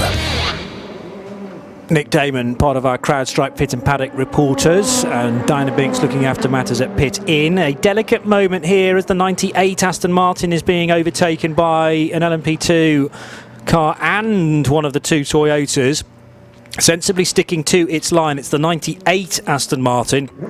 But even though it's a nice wide track through Porsche curves, the racing line, the one you want to get to if you're in a prototype, is pretty narrow, really only probably a car and a half's width, and quite rightly the 98 Aston Martin was occupying that, because in drivers' briefings at the start of the week you are told that if you're in the slower car being lapped or being overtaken, to stick to the inside line. Ian James doing absolutely nothing wrong there. There is a story behind the 98 as it's down on the entry list, Northwest AMR Aston Martin Vantage, Bruce, but Ian James from a very different team. Yeah, Heart of Racing team took it over, Johnny, very wisely around before coming here at. So they turned up at Spa-Francorchamps, but couldn't change the team name, so it's still in deference to Paul Dallalana's a long-time team name. But for Heart of Racing team, they've been running Aston Martins in the States for a while now, and Ian James and the gang, absolutely grabbed the opportunity. They were trying to get a full season entry anyhow. But here they are and enjoying it. And then again, going back to that moment, Ian did exactly the right thing. He held his line through the twisters as faster cars, LMP2 cars, and one of the Toyotas were coming past. And that's exactly what the faster drivers want you to do. You're told that's what they're going to do. The last thing they want is someone just going, oh, actually, I can put out of your way. Oh, sorry, I mean into your way. Very different things. James Collado in the 51 Ferrari 499P has been called to the weighbridge, to the scrutineering area, to have a mid-session check. You have to always be eagle-eyed coming into pit road to make sure you don't miss your number being shown, effectively, in guidance into that area. No, and you sort of want it out of the way early on, then you don't have to look again, because it's not unknown, but it's very unusual to be called in twice. And it's just another thing to tick off the list of things that need to be done, I think we could say. Something you have to work through. The officials have to work through it as well. Right, track is a little bit busier now. We had quite a period where we had really quite a number of the cars in the garage. I reckon we've got about all but a dozen cars out on the track, so we're starting to see moments where cars are getting in the way of others just a little bit. The Tower Motorsports Orica, one of a handful of cars running in the Pro-Am class of LMP2, something a little bit different this year, Johnny. So a class within a class, if you like. Paul Truswell, keeping an eye on, amongst other things, the progress of, or non-progress in fact, of the two Peugeot Total Energies 9X8s. Now, the 93, we know, had an issue in rejoining the session, got stranded at the far end of the pit lane. The 94 had a minor off, as far as I could tell, Forest S's from memory, but it did get back after that incident. But it's been a long time since those cars have run now. Exactly so, Johnny, and over 40 minutes. In fact, in the case of the 93 car, that hasn't been out for getting on for an hour, 51 minutes since we last saw the number 93 car. Mikkel Jensen, the only driver who drove it. He did a long stint, longish, 8 laps. Nico Muller had taken the number 94 car over, and as you say, having had that incident out on the circuit, that car hasn't been seen again either since. However, they still remain second and third in the timing list, because whilst we've been talking, there haven't been a great deal of improvement in times. I think it's so warm out there that they can't actually improve on the times set earlier on. So we're not seeing very many improvements up at the top. The time to set your lap time, was first thing in the session. I think you mentioned it, Johnny. A lot of the big guns were going out at the beginning of the session. And that was to set a quick lap time.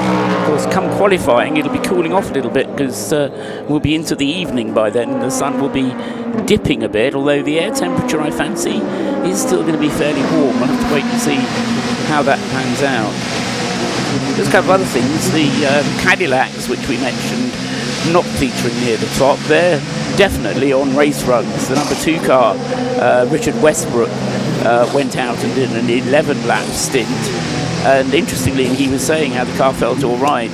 His average lap time was within half a second, or no, it was a bit more than that. It was within a second and a bit, 1.4 seconds, of his best lap time. So it's a good indicator as how close your average lap time for a stint is to your best. And Richard Westbrook, with an average of 3 minutes 31.9, and his best lap time in that session was was a 1 minute 30.5, so 1 minute 31.9 with his average, 1 minute 30.5 his best. And now we've got Alex Lynn out on a similar long run. He's now on the 10th lap of his stint, so some long runs from the Cadillacs, certainly from car number 2. There is now some movement at the very famous returning French manufacturer crew. Let's go to our CrowdStrike reporting team, one half of them at least, and Diana Binks watching a returning 9X8 dive. Yes, the 93 Peugeot Total Energies has literally just gone out on track. Sorry if you just said that, I just was just tuning in. But the 94 is still in the other side of the garage, so I did go in and try and chat to the engineers, but unfortunately it was all hands to the deck here. The 94 that doesn't look like that will be going out for some time. They are going through and checking all the electrical areas and issues that they can, but that I don't think will make it out anytime soon. Okay, so good news from one half of the 9X8 gang, but yet other cars still up on high stands in certain garages. That is, in fact, the sister Peugeot number 94 that is in the garage for long-term work. Actually, the quicker of the two, separated by about a tenth and a half. I am still impressed with the speed between the quickest Toyota and that 94 car that may well be now in the garage for the rest of the session, or the majority of it.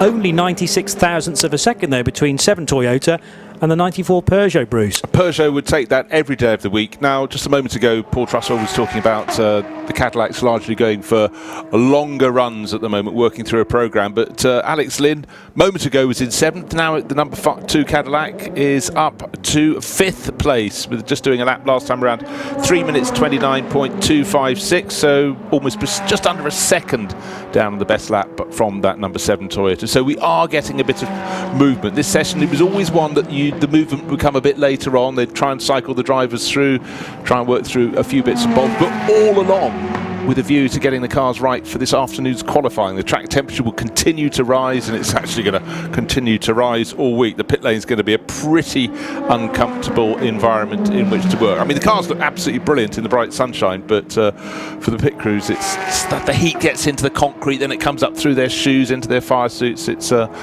very, very heat-retentive place to go. But for Cadillac, they are turning up the heat, and they're definitely going the right way up the timesheet. So doing what is required to add different manufacturers to the mix at the very top. Still Toyota, but the others are having a good stab at it. But then again, that's now. What's going to happen in qualifying? We'll find out soon. Precisely. 7 o'clock tonight, local time, Central European Summer Time. We'll have all of qualifying, indeed all of the 24-hour car sessions to look forward to here on Hagerty Radio Le Mans for 2023, 91.2 FM around the track and around the world on radiolemans.com. You talk about the temperature steadily building, getting warmer and warmer. What tends to happen then, though, when the temperature gets so hot, the clouds tend to break then.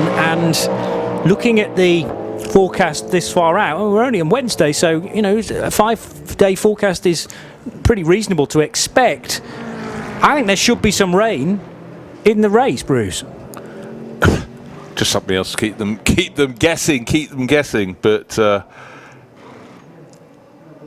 it's hot, it's sticky, and it's hard to get space on the track because there are a lot of cars out there at the moment. One of the Cadillacs, in fact, the car that's 5th fastest, is just getting blocked.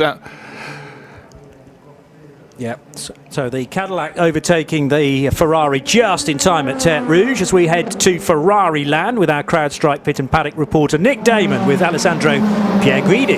Alessandro, you've been here many times, but now you're here with a hypercar. How different is that?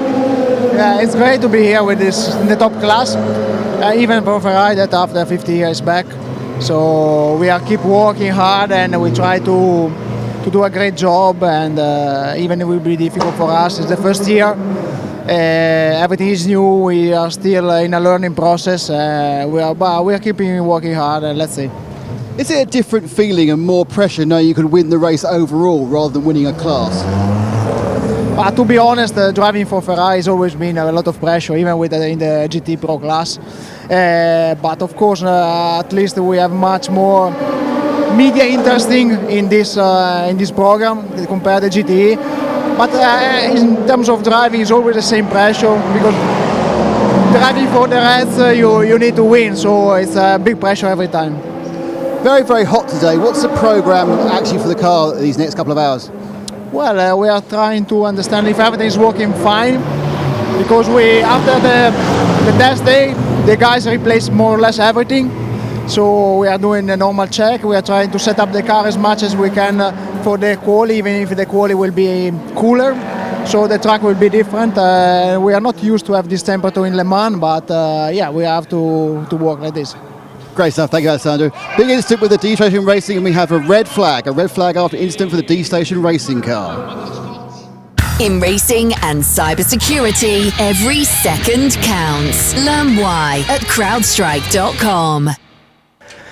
High drama at the Circuit de la Sarthe. We were already under red flags when the D-Station 777 Aston Martin had a huge off between the Forest S's and Tertre Rouge, and with the Aston Martin broadside across the road, it has now been collected by an LMP2 car. So the initial incident for the 777 steers the Aston Martin into the barrier on the left-hand side. It's that area again.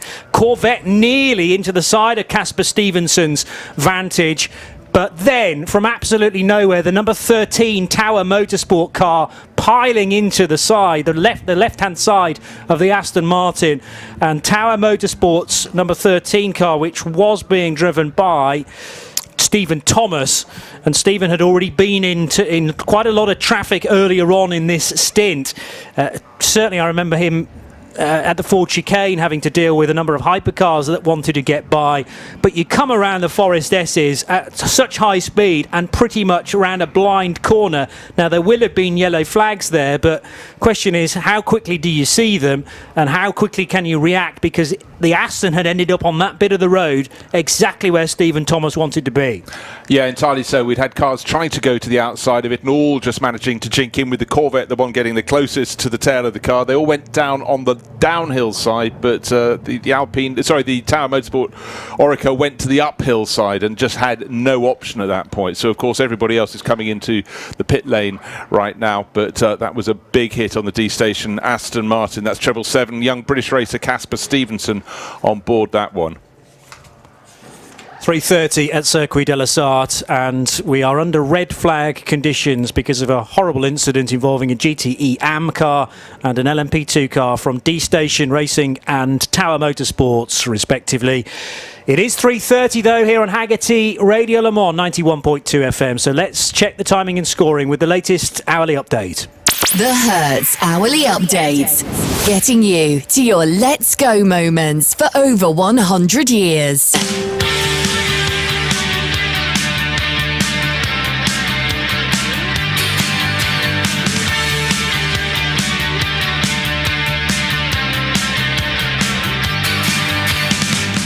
Here's Paul Trustwell once again.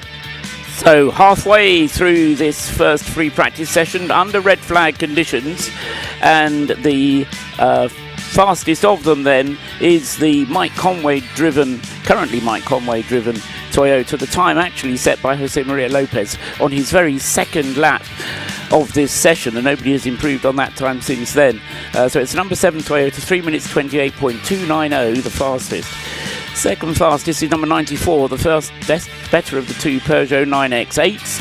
That's Nico Müller currently at the wheel, and he's done a 3:28.386.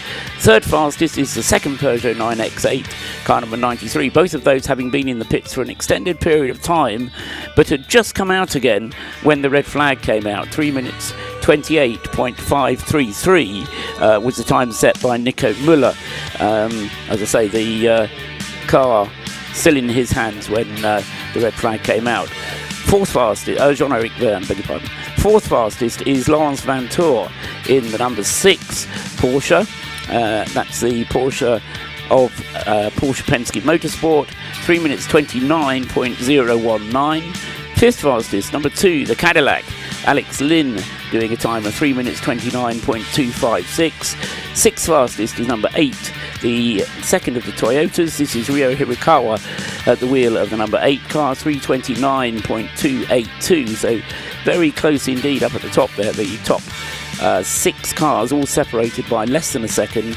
Then seventh fastest is the next of the Porsches, this being car number 75, Mathieu Jaminet, 3 minutes 29.490. Eighth fastest, car number 5, the Porsche Michael Christensen, 3 minutes 29.715. Ninth fastest is the fastest of the Ferraris, right down there in 9th place, car number 51, James Collado, in the 499P, a 329.845. And 10th fastest, car number 50, the other Ferrari, Miguel Molina, a 3 minutes 29.944.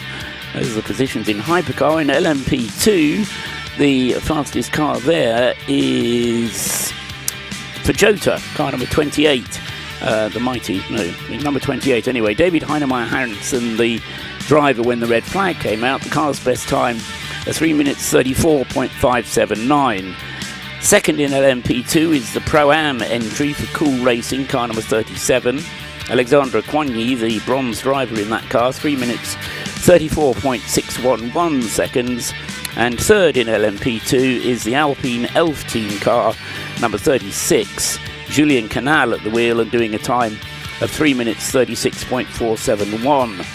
In GTE AM, the fastest car there is we've got the Chevrolet Camaro first, which is the innovative car, 41st overall, car number 24.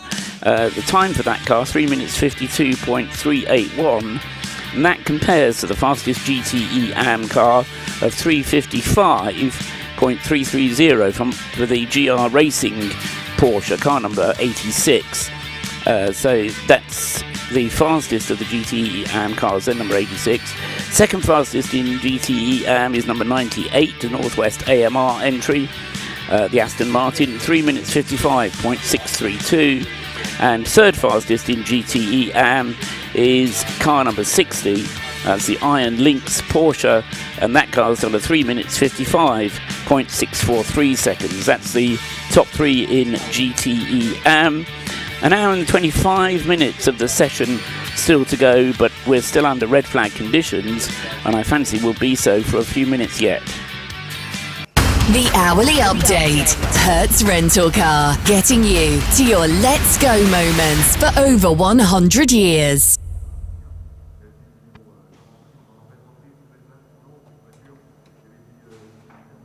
Sound. Bob, need you here. So that's the update as it is at Circuit de la Sarthe. Richard Crowe with you as we work our way into the second half of this 3-hour-long official practice session to kick things underway for the centenary running of the Le Mans 24-hour. We are under red flag for hefty contact through the Forest S's and the run down into Tete Rouge, and we're waiting on updates on the conditions of the two drivers involved. Casper Stevenson was behind the wheel of the D-Station Racing Aston Martin. That car hit the fence and then was collected by Stephen Thomas in the number 13 Tower Motorsport LMP2 car. And let's pick up with our CrowdStrike Racing pit lane team. Diana Binks is down in the pit lane and closest to the 777. That's a Tom Ferrier TF Racing run Aston Martin. What's the news from down there, Di, first of all? I've just caught up with Tom, and Casper is okay. He's spoken to the team, so they're happy and comfortable that there's no issues there. Obviously, they're just waiting to have further investigations into the car and get the car back to the garage here and into the pit lane. Nick Damon is the other pit lane reporter at the moment for our CrowdStrike Racing team, and he's made his way up to Tower, a US team, and running in Pro-Am, one of 8 Pro-Ams here. Stephen Thomas was the driver. What news there, Nick? At the moment, the team haven't had any firm news. I think we have seen some shots of the ambulance being very parked right next to the car. I think people are working out how to get a safe extraction. It was a very heavy deceleration. There's no indication there's been any problems with the main safety cell, but a heavy deceleration and a surprise, and I think they're just working out if there has potentially been any issues. If drivers complain of a stiff neck or a hurt back, they want to work out a way of getting the driver out with minimising any potential injury. But it's interesting, isn't it? I had to look both the 777 and the 13 garage, and there's none of this let's lay out some parts and see what I can do. They both know they're finished probably for the day, possibly worse. But the key thing really is the health and welfare of the pilots. 24 Hours of Le Mans tweeting that everyone is okay. We'll try and get that confirmed for you from the teams themselves. So this is going to be quite a long delay. Gives us an opportunity to bring in Paul Truswell and to look at what we've seen in the first 90 minutes, Paul.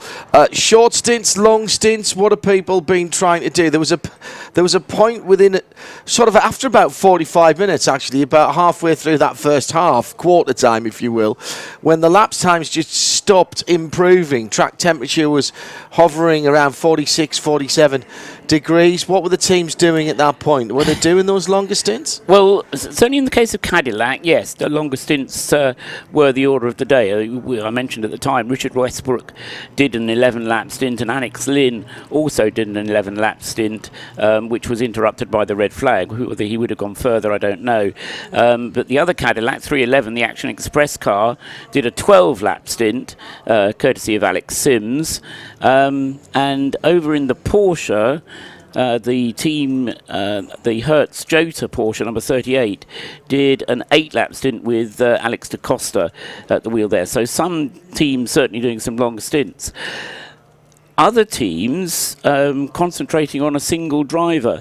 As far as the number 6 Porsche was concerned, Lawrence Van Tour driving the car throughout the hour and a half that we've had so far of the session.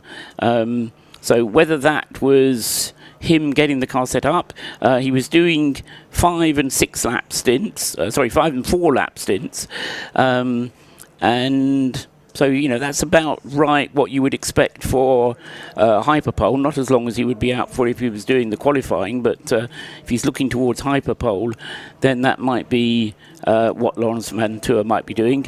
Question mark, though, whether Lawrence would actually be the nominated qualifying driver for that car. I say nominated, that's not in the sense that you have to nominate a driver for qualifying and you have whoever you want in the car. But the team within themselves have to decide who they're going to have as the qualifying driver. And as I say, as far as the number 6 car is concerned, it was only Lawrence Van Tour who drove the car. Similar story with the number 8 Toyota. Sebastian Buemi doing the lion's share of the driving for the first hour and 20 minutes. And only right at the end there did Ryo Hirakawa take the car over. The number 8 Toyota being the less fast of the two Toyotas, down in 6th place, whereas the number 7 Toyota shared it a bit more evenly between Lopez and Mike Conway. Jose Maria Lopez driving for the first hour before he handed the car over to Mike Conway, the third driver in that car, Kamui Kobayashi, who almost certainly will be the qualifying driver, yet to drive it in this session. So who's to say that Toyota aren't actually looking at race setup at the moment rather than qualifying setup? And that's what makes this kind of a session so difficult to read sometimes, John, is exactly how and what the teams are doing. Top temperature as per our weather forecast due around about now for the next half an hour, and that's somewhere near 30 Celsius. The track temperature, which, as I said, was well up there in the mid to high 40s earlier on, still hovering around about 46.5. Air temperature has reached 30 officially now, as far as the feedback from Alcamel Systems is concerned. Hashtag Haggerty RLM. While we have a little cessation of hostilities out on the track, breaking the action, let's find out where you are in the world. Hello to Dave Stillwell, who's tuned in down under. And I suspect there's a lot of you around the world tuning in at various times of the day. I want to know what time of day it is and where you are. And let us know what you're doing. Hashtag Haggerty RLM.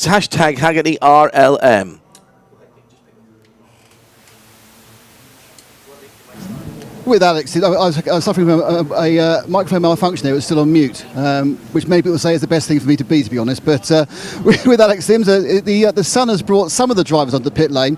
It is a little bit hot, isn't it? I mean, you got out that 311 Cadillac, and is the temperature really affecting you? I know obviously it's very hot normally in the IMSA race, but we're not really used to being this warm at Le Mans, are we? No, good point. I mean, to be honest, I haven't got a massive amount of Le Mans experience. I've done it, 3 times, I think, before. 4 times, maybe. But I love how you casually don't know how many times you've done Le Mans. I know how many times I've done it on a simulator, which is made up pretend racing. Well, to be honest, they've largely not been ones to remember in terms of results. But yeah, no, it's a lovely weather conditions. Does put a little bit of a priority on choosing the right tyres for the conditions so that we don't overheat them. But we're learning. It's the first time for this Whelen Cadillac to be here at Le Mans. Obviously, first time for all the LMDHs, but many other teams have got plenty of experience at Le Mans and in WEC in general. So yeah, we're just going through the processes of trying different settings, learning what we can, trying to be as prepared as we can for the race. This car obviously hit the ground, well, literally running at Daytona. The 3 of them were running beautifully there in the 24 hours. But how have these first few races been? How's the development? I mean, how much better is the car that's sitting there in that garage than the car that was dropped off the truck for the Raw before the 24?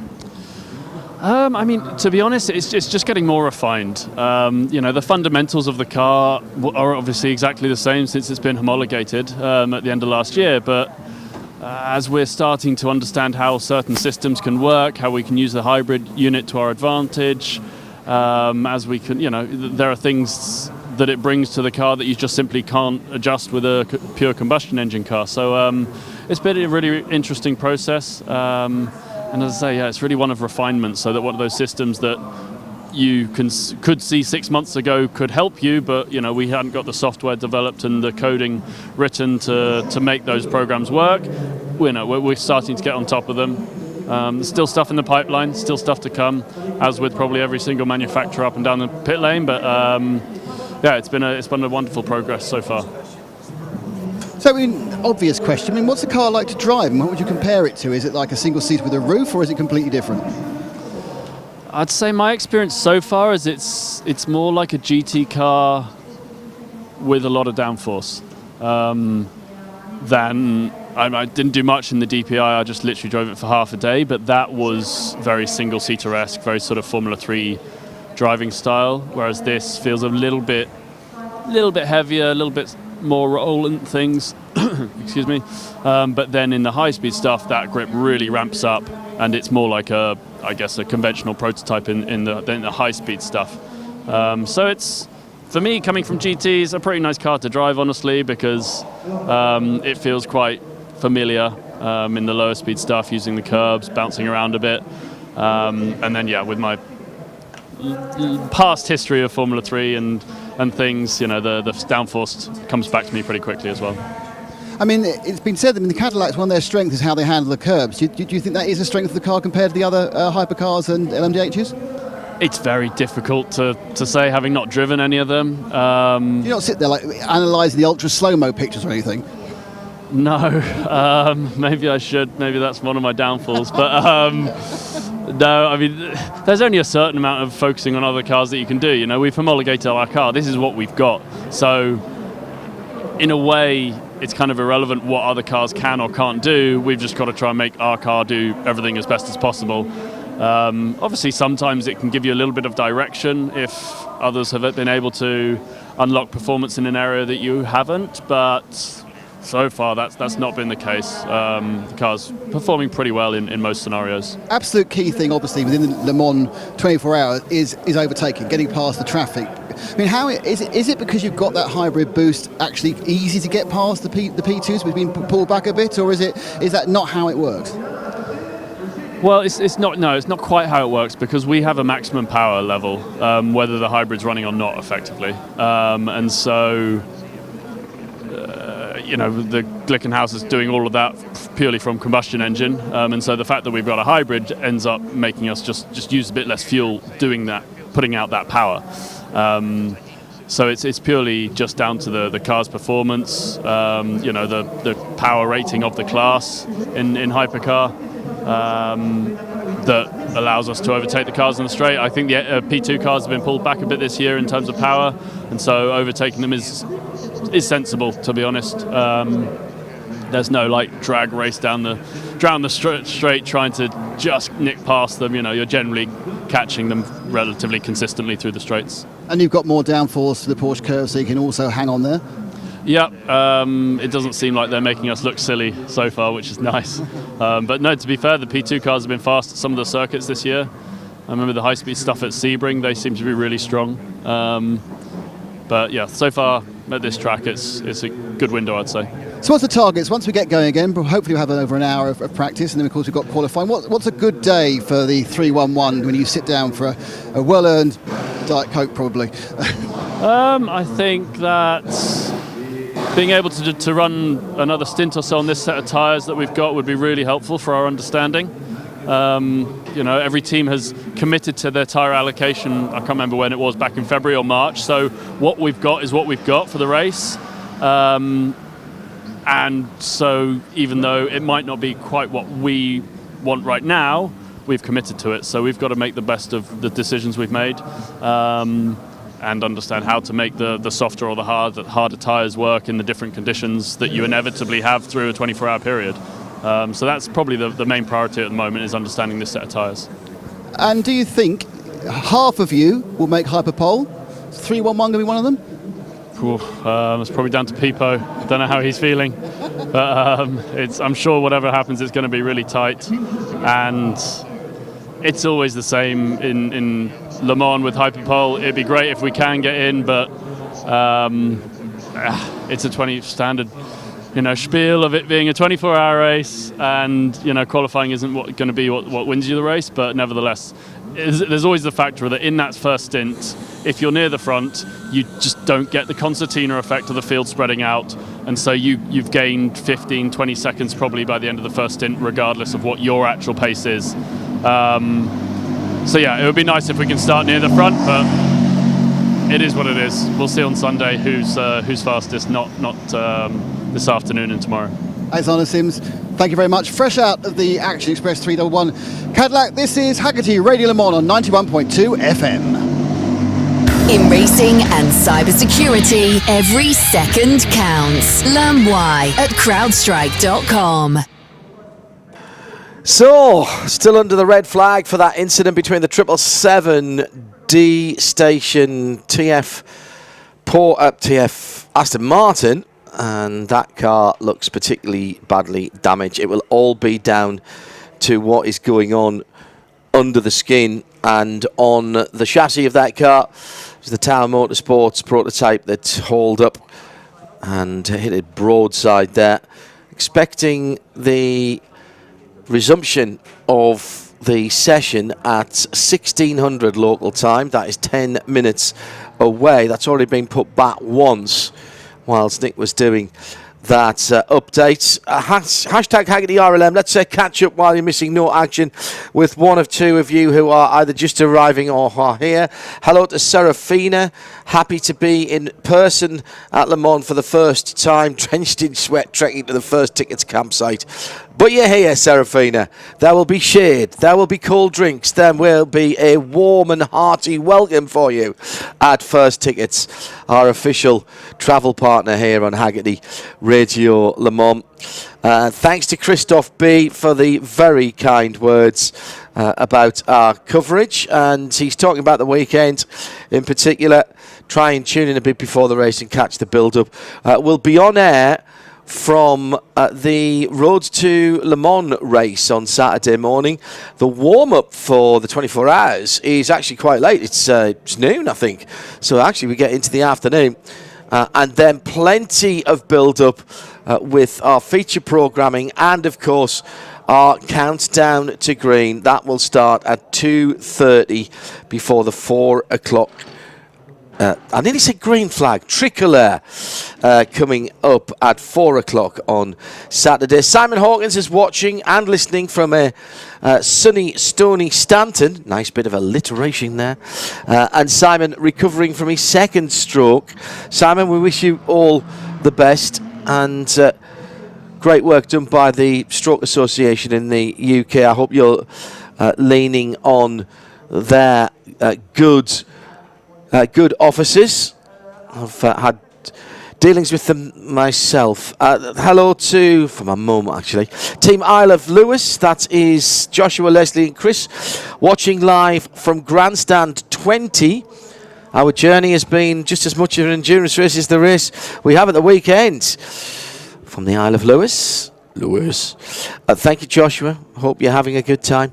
Hello to Dan Ferguson-Smith, listening to Radio Le Mans and Haggerty Radio Le Mans whilst at work, wishing sunny Cornwall was sunny Lessart, but it's fine because my former managing director, who first put me, my managing director who first took me to the 21 years ago, in his Marcus Mantera Spider. Fantastic. That's the way to come down. I'm reminded, by the way, the second Road to Le Mans race is not on Saturday. It's Friday morning at 11:30. We will have coverage of that. That'll be Richard Creel and Johnny Molam bringing that to you.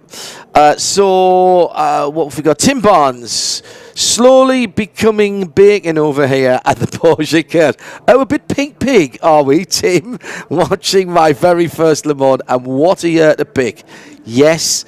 Hashtag Haggerty RLM if you want to get in touch with us. If you're further afield and you can't be with us this year, and I know there was a lot of people who were slightly disappointed, we try to redress some of the balance by giving away 30-odd pairs of tickets thanks to our partners at Hertz and the ACO as well, of course.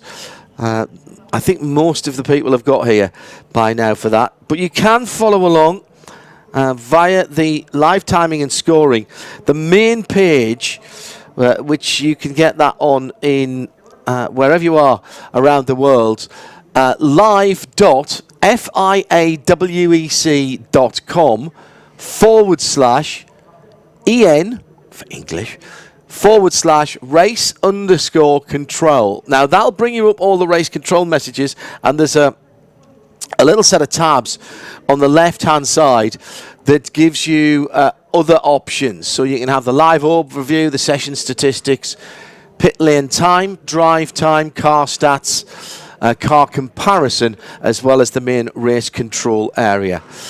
So just to keep you up to date with what we're seeing as well here in the Haggerty Global Broadcast Centre. Oh, nothing to talk about here, Rich. A lot of drivers who are getting very, very warm in the pit lane. Even undercover, it is still very toasty indeed. Time to get the cricket bat out in the stumps and have a quick knockabout, isn't it, mate? Don't let me start talking about cricket. There's been a few things worth following in this practice session that I've been madly noting down, and one of them relates to qualifying a little bit later on this evening. And track limits are always a discussion on any racetrack where there's the possibility of going out of bounds outside the two white lines that surround the racetrack, and it's been very much the case in this practice session. Now, you can do it in practice, and for the most part you can get away with it, but in a qualifying session, if you have a lap time deleted, that could end your day, and it could mean you start a long way down the field. I stopped counting at 145 lap time deletions. It just became too much to keep up with. 3 cars have served stop and go penalties for 5-minute hole penalties for their breach of track limits, and several drivers, including Guido van der Garde, who we heard from earlier, have been summoned to the stewards to have a chat after the session, as well as some team managers. So it's one of the things that has been very closely watched throughout this part. And Paul Trustwell, that's all about finding the limits before you try and go towards that limit in qualifying, because the last thing you want to do is set a lap that'll put you on pole and then have it taken away from you. Well, indeed, and that was the point I was going to make, because it could compromise 2 laps, because if your track limit offence is at the Ford chicane, they will delete not only the lap that you are on, but also the lap that you are about to start, because they see a breach of track limits across the Ford chicane as a way of getting an advantage on the lap that you're about to start. So it's only a 1-hour qualifying session. Hyperpole is even shorter.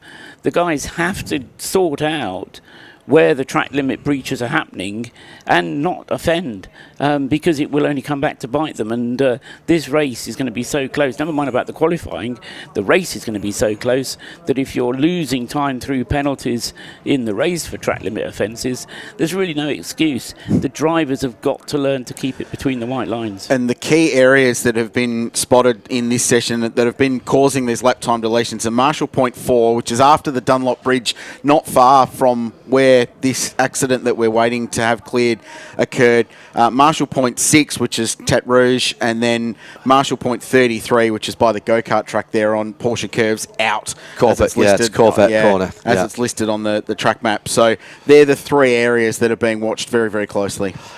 It's Richard Crail, who, along with Paul Trustwell and me, John Hindhoff, are in the booth. The Haggerty Global Broadcast Centre, 91.2 FM. Your main source for live, free, uninterrupted, unblocked coverage of the 100th anniversary edition of the Le Mans 24 Hours. The Grand Prix d'Endurance is back for 2023. Radio Le Mans weather. So coming up for today, the top temperature is 30 degrees, and we're about at that now, just on 30.1 degrees according to the official temperature from Al Kamel. This evening dropping down to a sultry 16 with 54% cloud cover. That's going to make it feel a little bit sticky. Thursday, a high of 29 with some cloud cover. Friday, 25, possibility of l'orage. A little bit of thunderstorms perhaps, and that heads into Saturday at 26 and Sunday at 27.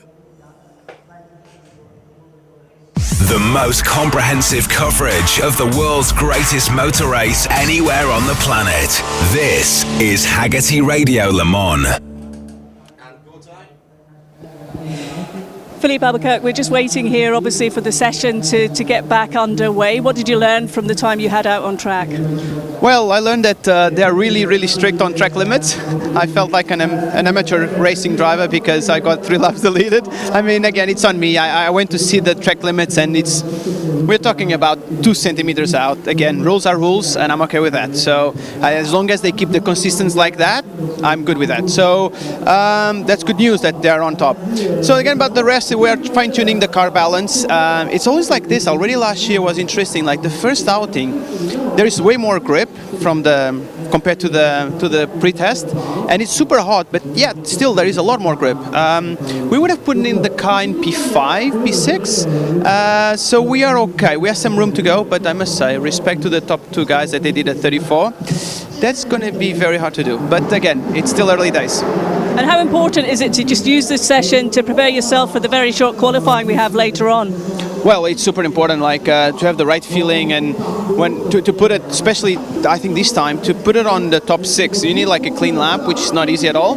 And then when you have the opportunity, you need to put the perfect lap. It's super easy to be out of the top 6. There is so many good cars there, and again, it's not the end of the world if you're not there, but it definitely helps you. Eventually trouble in the beginning. Saying this from the guy that got out of the race, starting from second in the grid. So it can happen anywhere, like front row or in the back. But it percentage normally tells you that it's a bit better to start in the front. How are you feeling about being back here for another Le Mans 24 hours? It feels great. I mean, obviously I would like to be in my Acura LMDH over here, but I need to see the glass half full and be optimistic that I'm in Le Mans, I'm with United, a team that I love. It's a fast car, great teammates, so I'm happy to be here. Again, it's great to keep doing Le Mans. It's special track, so I'm happy. It's great to see you. Thank you very much. In racing and cybersecurity, every second counts. Learn why at crowdstrike.com. Haggerty Radio Le Mans, 91.2 FM, hashtag Haggerty RLM. Rob Chalmers saying, if the chassis of the 777 is damaged, could TF borrow one of the Road to Le Mans GT3 cars and do that fabled quick conversion up to GTE spec? It might be quick. I don't think it's instantaneous. You are nowadays, Paul, allowed to replace chassis. You didn't used to be. People still did it and then didn't tell people they'd done it. We've been here and seen that happen. So long as you get... I think the other competitors in your class have to sign off on it, don't they? But you can actually change your chassis now. Yes, you can. Whether a GT3 chassis would be suitable starting off point, or whether Aston Martin, as part of their customer service, has brought along a spare chassis, I don't know. But it was a fairly hard hit, and of course as well, it was one of these double hits where the car hit the barrier first, and then it got a second hit from the P2 car that came up to hit it as well. So. Yeah, I mean, you could see, if you had view of the screen, the disappointment on the team's faces when they saw how much work they had to do. As we go green, hello to Adrian Lowe, who is heading on the A1, heading south. I hope you're heading south anyway, Adrian. Not sure, have you got past Newark yet and Grantham? Because you always get stuck there. If you're there now, you're ahead of it. You need to be there in the next hour and a half, otherwise you'll get stuck. You know that, don't you? And hello to Mick, Motor Racing UK magazine. Just starting to do a restoration of a 1989 Fender Stratocaster. He's had that in storage since 2006, and it's got a 1999 Radio Le Mans sticker with the Chrysler Viper on it. I remember that one. I think I commissioned that sticker, if I'm not mistaken. And by the way, the responsible adult, who is everywhere at the same time, has had a request from our CrowdStrike Racing pit crew, an entry list on a single sheet at a print size that they can read without a magnifying glass. If you don't mind, that would be lovely. they're all very old, and the Hubble Space Telescope is not available to them this weekend. Actually, it's not the Hubble Space Telescope now. It's been replaced, hasn't it? All right, you heard a little burst of noise as the cars went out of the pits. If you can help with that, or you just want to speak to us, it's hashtag Haggerty RLM. A dash for what will be the last 55 minutes, Crailsey. If you listen very carefully, if you listen on 91.2 FM or around the world on RS1, that is the start line at the minute. But you can still hear cars in the distance. The sound travels here quite extraordinarily far. Those P2s in particular, but also quite a lot of the prototypes as well. Now, the Tower car is back in the pit lane on the dolly jacks, and it's going into the Broken Cars car park. Nick Damon is at that end of things. That's right at pit out. No, they're going to get the disposition, or whenever you're allowed to, it's hot. They are wheeling it back to their garage. The front right is completely destroyed, as you'd expect. It's taken off all the carbon fibre on that right-hand side. The nose itself is also very heavily damaged, but that, of course, is a separate nose box. It's not part of the core tub, which starts sort of behind that removable aerodynamic nose structure, and obviously the suspension on that front right is gone as well. Now, it's very difficult to really tell whether or not this has tubbed the chassis, because it's going to depend whether or not, in braking the front suspension, it's shoved the steering arm, the wishbones, through the chassis. So it doesn't look as bad. To be honest, the amount of damage does not look as bad as the accident we saw on the screen. Well, they've got away with one then. Thank you, Nick. Keep an eye on that. The D-Station car, though, Crailsey, has taken quite a big hit. The initial hit wasn't actually that bad, because they'd had a sort of tank slapper and a half, which had scrubbed a lot of speed off, and then it popped into the barrier. Yeah, all right, it would have probably needed a left front corner, but I don't think, unless it was at a weird angle, that would have been too bad. It was that secondary impact that Paul was talking about for poor Stephen. The Orica, it was a glancing blow across the right front. So a lot of, as Nick said, a lot of the impact was absorbed by the carbon nose box that makes up that massive front structure that clips onto the front of the chassis on these cars. So the chassis damage, if there is any for the LMP2 car, will have come from, as Nick said, the suspension wishbone being punched into the carbon fibre, and it weakens the structure where they bolt into the carbon tub, the bathtub the drivers sit in, and all of the electronics and the electronic systems that these cars have. So if there's damage there, they can be repaired, but it could be a chassis replacement for that car. My concern is for the 777 Aston Martin, because that's not a carbon fibre car, and it's the point impacts, the really sharp pointy impacts into a roll cage structure that what causes chassis damage. So it hit forward of the crossbar that protects the driver and passenger in a race car, if indeed there is a passenger seat, and it hit forward of that on the A pillar of that car, basically where the door hinges are. And my concern is that an impact at that point is going to have not only crinkled the roll cage across the front of that car, but into the engine bay as well, where the beautiful engine sits mounted under the curvaceous Aston Martin bodywork. So that team's going to have to go to work, assess that, see if there's any bent bars, and if there is, go through the process of whether it is a case of updating or changing that. The other thing out of that incident was Nicky Katzberg, who is the luckiest person at Le Mans today, because in the Corvette he took massive evasive action and was very close from going one further than the Tower Racing LMP2 car and absolutely drilling the Aston Martin head on, and that would have been an even larger accident for both cars. So Katzberg, really good heads-up vision, was able to get that car out of the way. And just taking a look at this Tower Motorsport car, which is back in the hands of the team, and they've already got the permanent stands underneath it to get that car up to height level so they can work it. The front clip has come off, and they're already digging away as the Proton Porsche shortcuts at the Ford chicane and runs into the pit entry road there. So they've already got that car back and assessing the damage, and from a quick look, it actually looks all right. It doesn't seem to have gone further back into that tub. So we hope for Tower Motorsport's sake that that car and that chassis are A-OK. Let's go down to Nick Damon in the pit lane, who's having a closer look at that prototype that was involved. This is the Tower Motorsport. Stephen Thomas was at the wheel of that car. Right front is the side of the car that we need to take a very close look at. Nick is casting a practiced eye with his glasses on over it.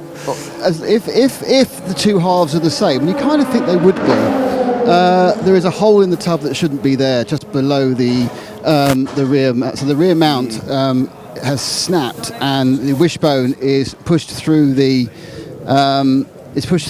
Tubs. I'm afraid it has punctured a hole in the tub. However, that isn't the end of the world, because of course actually it has done. It's broken the mount. So the mount is still there, and the mount is still, it looks to me, located correctly. Therefore, what they will need to do is do a localized repair of the hole and the damage on that right-hand side. And when they've done that localized repair, which they can do, we've seen them do before, they bring in carbon fibre, and they bring in some of the glue, and they obviously then use the ultraviolet light to dry it. It probably will be okay. I think there's a man with the Orica engineer has already taken about 75 iPhone pictures.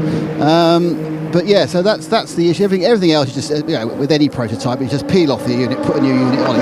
It's just money. It's just money. But yeah, so they are now doing the rest of the work, which is getting the thing up on the hijacks and stripping it down. But yeah, so they're going to need to do some remedial chassis work. But from my non-executive Orica team chassis assessment, I don't think they need a new one, but they definitely need to repair the one they've got.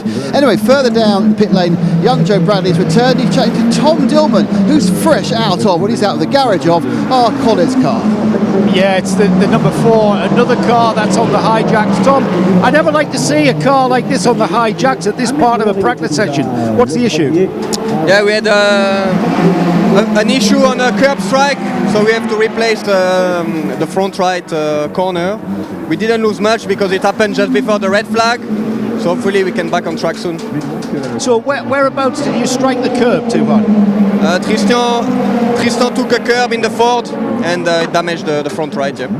And is that so, I mean, we watch cars go through the Ford chicane time and again, and you have to really clobber those curbs. What do you think's caused that then? Yeah, it was not a curb we usually take, so it was not a normal line. Yeah. That's one of those things, isn't it? So the car's off the track, it's being repaired. How much does this put a team back when you're losing this time in this practice? Yeah, we did a lot of laps to start the session. Now it was about time for me to prepare the qualifying, so I'm missing a bit of time to prepare that. But I think we will get back on track for the last half an hour. Are you doing the qualifying, Tom? Yes. And this really this must give you a big buzz, though, to just get in there and give it. Yeah, that's okay. The Tom Dillman way, I mean. I'm used to it. We have 1 hour of quali, so I will. We are not there to play for the hyperpole, but hopefully I will do my best, and let's see. In racing and cybersecurity, every second counts. Learn why at crowdstrike.com.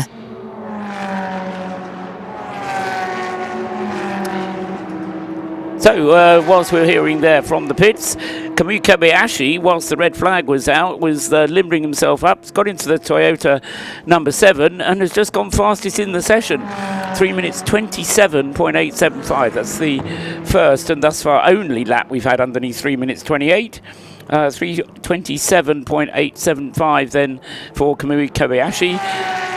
And he's on another lap at the moment, which is on sector times, even quicker than the one he's just done. So he's in his 3rd sector. This could be an even quicker time from Kamui Kobayashi. I suspect that what Toyota have done is to use that red flag period to get the car set up for qualifying. And this is Kamui having a dry run. And who's to say he's not going to go even quicker come the qualifying session.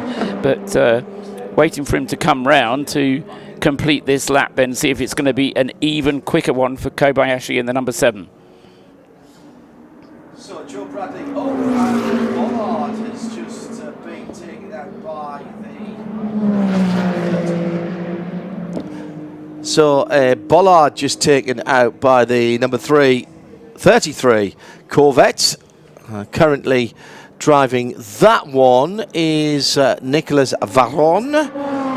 the Argentinian and Italian, and he has got both flags on his race suit. Veroni Bologna is what Ben Keating insists they're calling him. I asked him how his name was said, and he went, Nico Varone. And it was... I cannot do it as well as he did it. It's his name, I know, so it's fine. But he has a certain swagger to when he says it. It was a bit like when Fernando Alonso first came on the scene. Everybody called him Fernando Alonso. No, but haven't you ever been tempted to do something similar yourself, though, when you're going through the roadworks and there's a bollard there that's not quite in line? You think, I'll just nudge that one. If you're clever and it's someone else's car and you get enough lock on, you can sometimes spin a cone out the way. Yeah. Not that I've ever done that in the past. That's what I was trying to. Right. No, never. Absolutely never. Paul Truswell, Richard Krill, John Hindove in the Hackney Global Broadcast Centre. Our CrowdStrike Racing pit and paddock reporters are earning their money out in the heat today. It's Joe Bradley and Nick Damon, and you're listening in from all over the place. We have got Simon Clark enjoying the rare blazing sun in Penrith in Cumbria. It's always lovely in Penrith, except when it isn't. But I tell you what, it's always beautiful in Penrith. He's planning his first ever trip to Le Mans next year with a small group of friends, spending the afternoon listening to us here. He's going down the Penrith to Alston Road. Oh, I used to motorcycle down there quite a lot. That was very, very good indeed, that road. Hello to Harry Chandler, 91.2 FM, Haggerty Radio Le Mans switched on. Camp slowly going up, but ensuring hydration is on point prior to qualifying. And he's got some of the 24H cups that I've seen around as well. And Spooner in the clubhouse. Hello, Spooner, how are you? He says this feels very weird. I'm going down the A44 to Heathrow, taking a flight to Stuttgart rather than going to La Stade this year.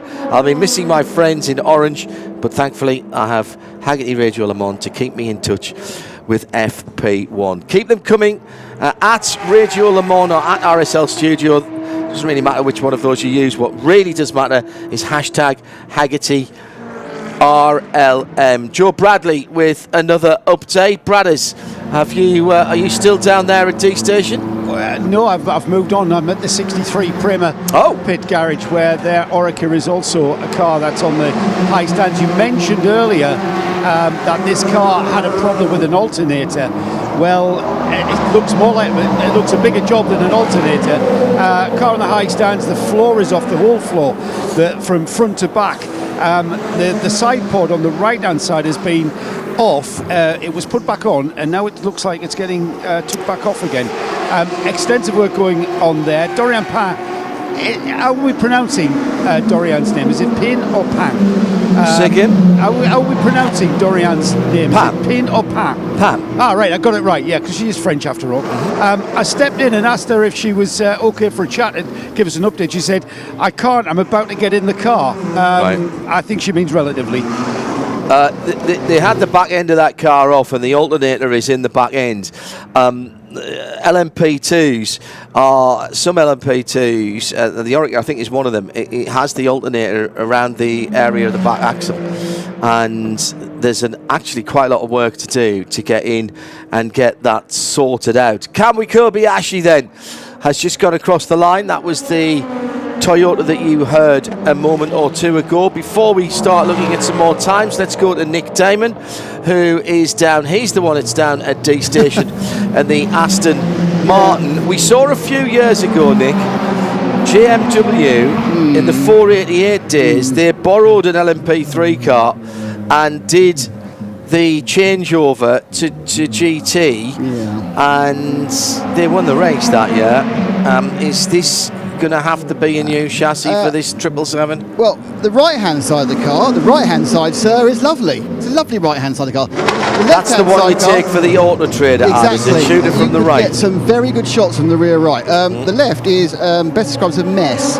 The initial accident did quite a bit of damage, actually. He went in. He actually bent the front leg, the detachable chassis sort of leg, which comes out, and in the Aston Martin Vantage, which has got it's a front mid-engine, so the very front of the car is just radiators and air filters, and that's all crushed to bits. The actual chassis, though, on the left-hand side, where it's taken the hit from the Tower P2, is messed up. I mean, in fairness to the integrity of the design, the passenger cell is held up brilliantly with the safety rails and everything else and the roll bar, but the light alloy sort of chassis itself is crumpled and turned, and you can even see some of the famous glue now where the other bits of the metal have been wrenched away from them. So I can't see them reusing this chassis. I think they're sort of taking pictures about what they can take off it and reuse somewhere else. Now, perhaps that might be they're looking at the GTE parts and seeing if they can get them onto the GT3. But basically, this car as it is not taking part. Whether bits of it take part, that's another question, John. Is it just the front chassis rail, or is it behind? No, it's behind. So basically, it's the lower rail. So obviously by the driver's feet, particularly bad by the driver's feet, but also it's heavily crumpled in line with the driver's seat as well at the back. So the back left, effectively. So, but it doesn't matter if it's the floor. What's the roll cage look like? What's the roll cage look like? It's taken a big scratchy, scuffaging. Yes, on but the is it straight? Side. The floor isn't a structural panel. You can replace that as you can with the roof. The two front chassis legs, because of Aston Martin's extruded aluminium structure, the what is it? It's longitudinal and horizontal, LAH or something like that. And as you say, they are stuck on as well as they are bonded as well as bolted. I remember in the old DBR9 days, them taking one from a road car at Petit Le Mans at Road Atlanta, what's now Michelin Raceway Road Atlanta, letting it cure overnight, and that car actually made the end of the race. The thing is that the amount of the car that is crumpled and would need to be removed is massive on the left hand side. I'm not aware of how that's done, I'll be honest with you, as you unscrew and unbolt. But you've lost obviously the whole of the left hand side, and it's getting that whole thing straight again is the question, isn't it, really? Because obviously the alley blocks effectively the building squares and specially designed load-bearing trapezoidals and things like that. It's I mean, I think there's no panic. They obviously worked out what they're thinking of doing, but it's what's the least big job? Obviously, the least big job is getting a new car from somewhere and driving it down and then wrapping it. But it's then part B. How can you have another least big job? They still have to strip out certain parts, Paul, if they do get a new chassis. I think I'm right in saying the engine and the gearbox, at the very minimum, have to be transferred from the original car. I could see you looking something up there. I presume that's what you were looking at. It was actually something else, actually, but it's it's a question of how much you write in your letter of dispensation or letter requesting dispensation to race control. They like you to use the same engine if the engine is usable.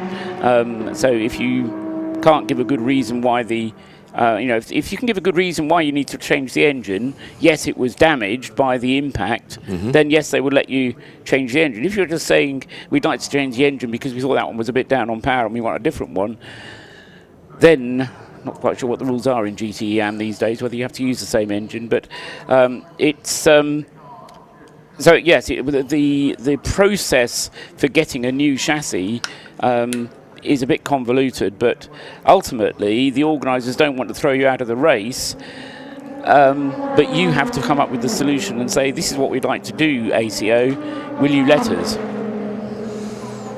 There's a lot of work, is the short answer. Yes, there's a lot of work. Inevitably, but there's time for it to be done. And we do have a warm-up session on Saturday. There's no track action for these cars on Friday. I misspoke earlier on in case I misled some of you. The two Road to Le Mans races that are traditionally part of this weekend this year are on Thursday and Friday, not Thursday and Saturday. So it's Thursday and Friday for the two Road to Le Mans races. Into the pit lane for Brendan Hartley in the number 8 Toyota Gazoo racing car, resplendent with its red, white and black and blossom on the front of that, and they've just done a nose change, as is their wont.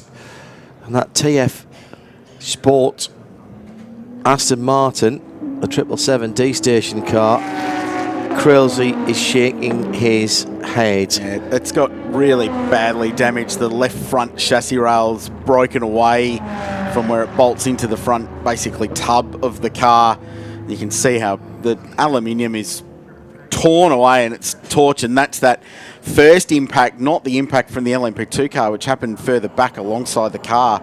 So the right-hand side looks fine, but the left-hand side looks really average. Puncture out on the circuit, and I think that's the first time we've said that, as into the pit lane comes another Aston Martin, this time the number 55, which is the GMB car, Marco Sorensen, and that car's going on the dollies and going in. But what was that car that was going slowly? It was one of the LMP2s, one of the phalanx of red LMP2s. I like a red car as much as the next man, and probably more than most. There are quite a lot of them. It does seem to be the colour of choice this year. It's the number 45 CrowdStrike car, the Algarve Pro Racing car. Now, I thought it was a puncture because it was sitting down on the right rear, but I think there's been a little bit of damage there. He's hit something or grazed the wall. There are some trailing pieces of either the livery or some kind of advertising or something like that. However, that car is making its way back into the pit lane. It is in the hands of Aussie James Allen in the Pro-Am category, and we'll see if that makes it to the pit lane. Not what they want, Crailsey, in a year when their bronze driver needs a bit of time, because George has not raced in the prototype categories here. Yeah, they're 23rd in LMP2, 8th in the Pro-Am class, the race within a race in LMP2 that will follow. Antonio Giovinazzi's jumping aboard the Ferrari, which the 51 car, which sits in pit lane at the moment. So with 33 minutes to go in the session, the lap times are starting to improve. We saw that lap from Kamui Kobayashi. Earl Bamber was on a very good lap about 10 minutes ago and set personal best first and second sectors, but then got traffic in the third and abandoned that lap. But there was pace potential there in the Cadillac as well. And Brendan Hartley was going quickly before we saw that number 8 car roll into pit lane. So there's some pace aboard these cars, and I wonder if in this final half an hour we'll see some qualifying simulations start to roll out. Yeah, the CrowdStrike Racing, Algarve Pro Racing Orica has made it back to the pits with what looks like very little damage. Did I hear you guys saying that this car had a problem out on track and it might have had a puncture or something? I thought it was a puncture. It wasn't a puncture, Joe. It was just moving slowly. It's coming quite slowly from around about the Arnage area, maybe the run up to the Porsche curves, but there was a little bit of damage on the right rear and around the right rear wing end plate. They're replacing the nose. Of course they are, because I said it was at the right rear. Yeah, thanks, guys. They're replacing the nose, making a complete liar of Heino. But you know what? The nose that they've just taken off looked fine. It didn't look. I made a point of looking at the front trim where the splitter is, and even at the side bits, which are all important. It's what pushes the air around the front of the car. That looked fine. All this car has had done is a fresh set of tyres and a new nose. So you don't know. I'll ask when the driver just sprinted across to the pit wall. When he comes back, I will ask what the issue was there. It was James Allen at the wheel, wasn't Correct. it? Yeah, it looks Absolutely. like James Allen. Hello to Malcolm Cracknell, one of the original founders of DailySportsCar.com, previous editor as well. Hello, crackers. You would have loved this. You would have loved this. The atmosphere is absolutely superb. I hope we're conveying some of it to you, and make sure that you stay tuned in. We'll keep you up to date with what's going on. A bit of hustle going on with the Peugeots. Lost some time at the beginning of the sesh, Crailsey, but now those cars, which take a bit of getting used to without that rear wing, using the underbody aerodynamics instead to get the downforce. But those cars moving around and moving a bit quicker. Yeah, Nico Muller is behind the wheel of car 94 and pushing on. So second quickest at the moment, just 0.5 behind Kamui Kobayashi, and his teammate Jean-Eric Verne is behind the wheel of the 93 car, which is coming out of the Ford chicane now and about to crossed the start-finish line at a 3:34.0, so still 6 seconds away from their ultimate lap time potential. But there is pace aboard these cars, and this will be a really promising sign for the French team. And you talked about the atmosphere, JH. There is an enormous crowd here today, with most of the campgrounds now full. Estimate somewhere around 70,000 for the test day alone on Sunday, I read. I believe that. It would be way bigger than that today. Richard Crail, along with me, John Hindorf, and in a moment you'll hear Paul Truswell. It's 91.2 FM for 2023. This is Haggerty Radio Le Mans. The Hertz Hourly Update. Getting you to your let's go moments for more than 100 years.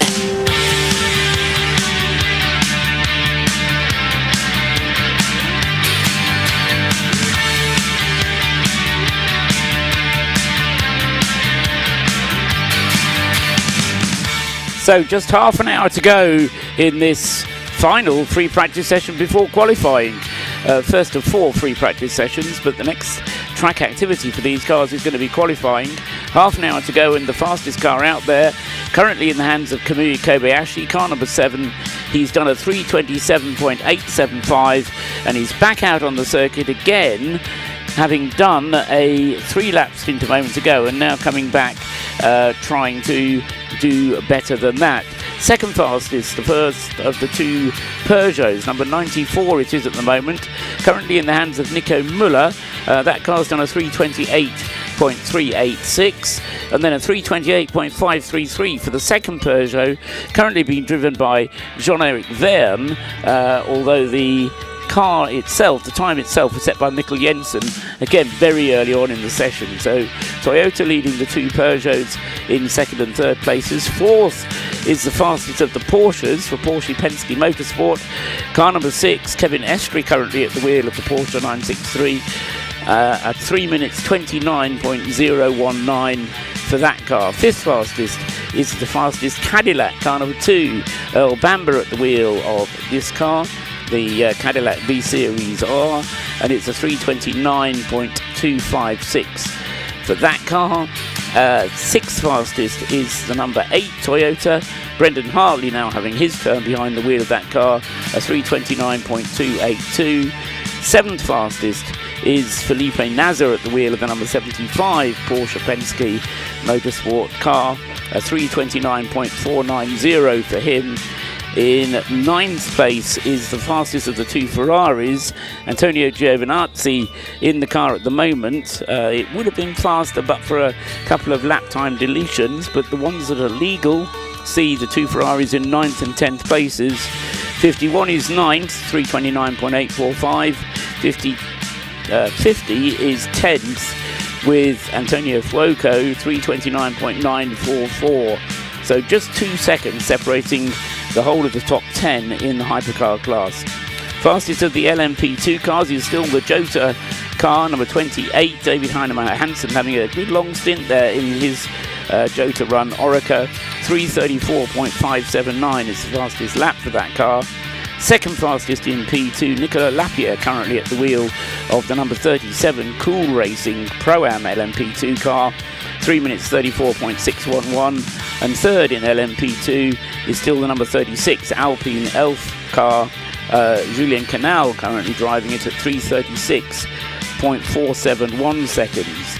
Finally, in GTE AM, the leader in that category is the GMB Motorsport Aston Martin. Now, we heard about it a moment ago. Well, Marco Sorensen brought the car into the pits.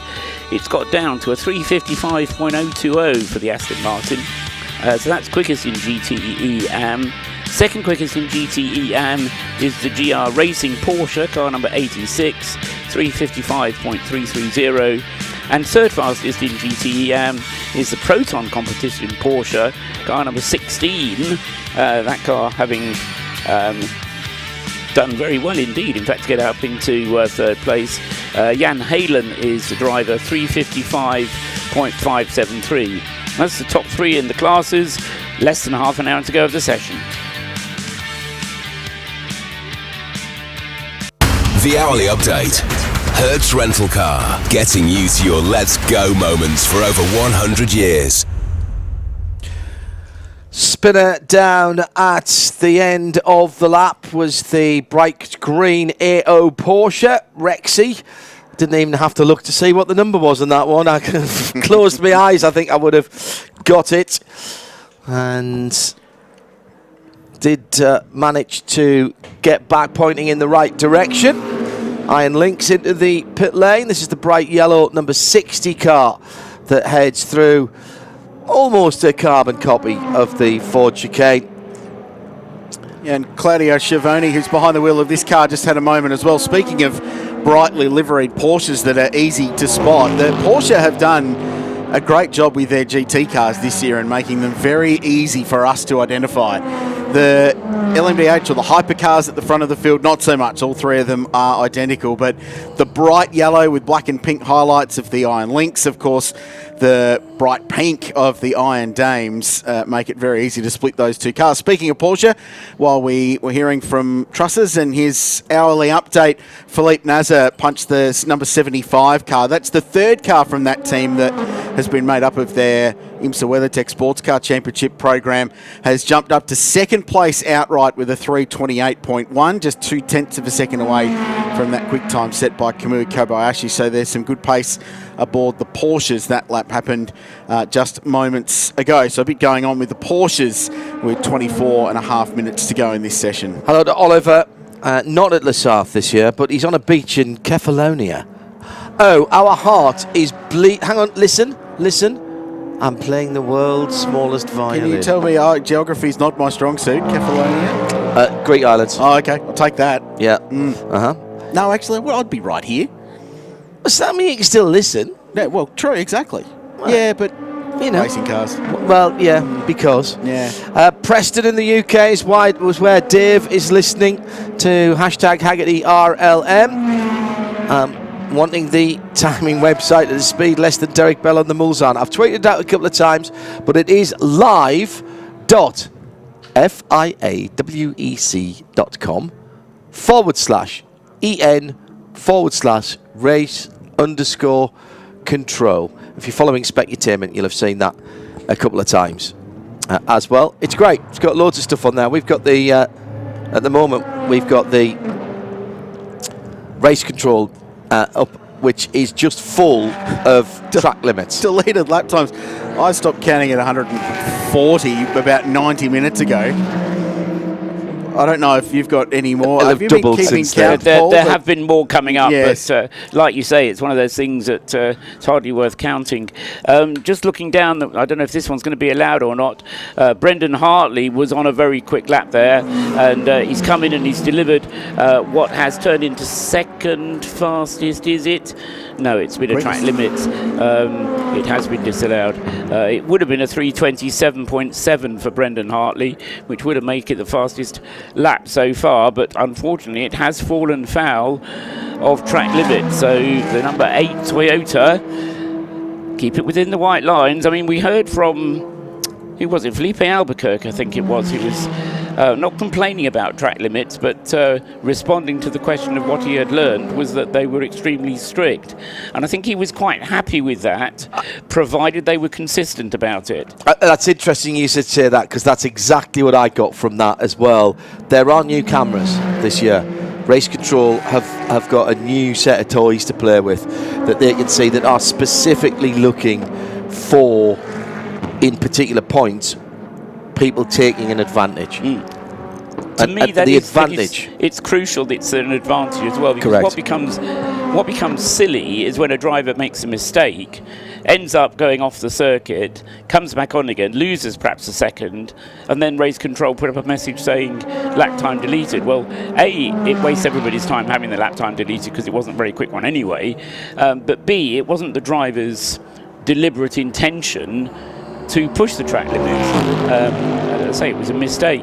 So I think what you need is what you've just described, John, is a consistent application of the rules, and where advantage has been gained, either deliberately or not, by abusing track limits, then the lap has to be disallowed.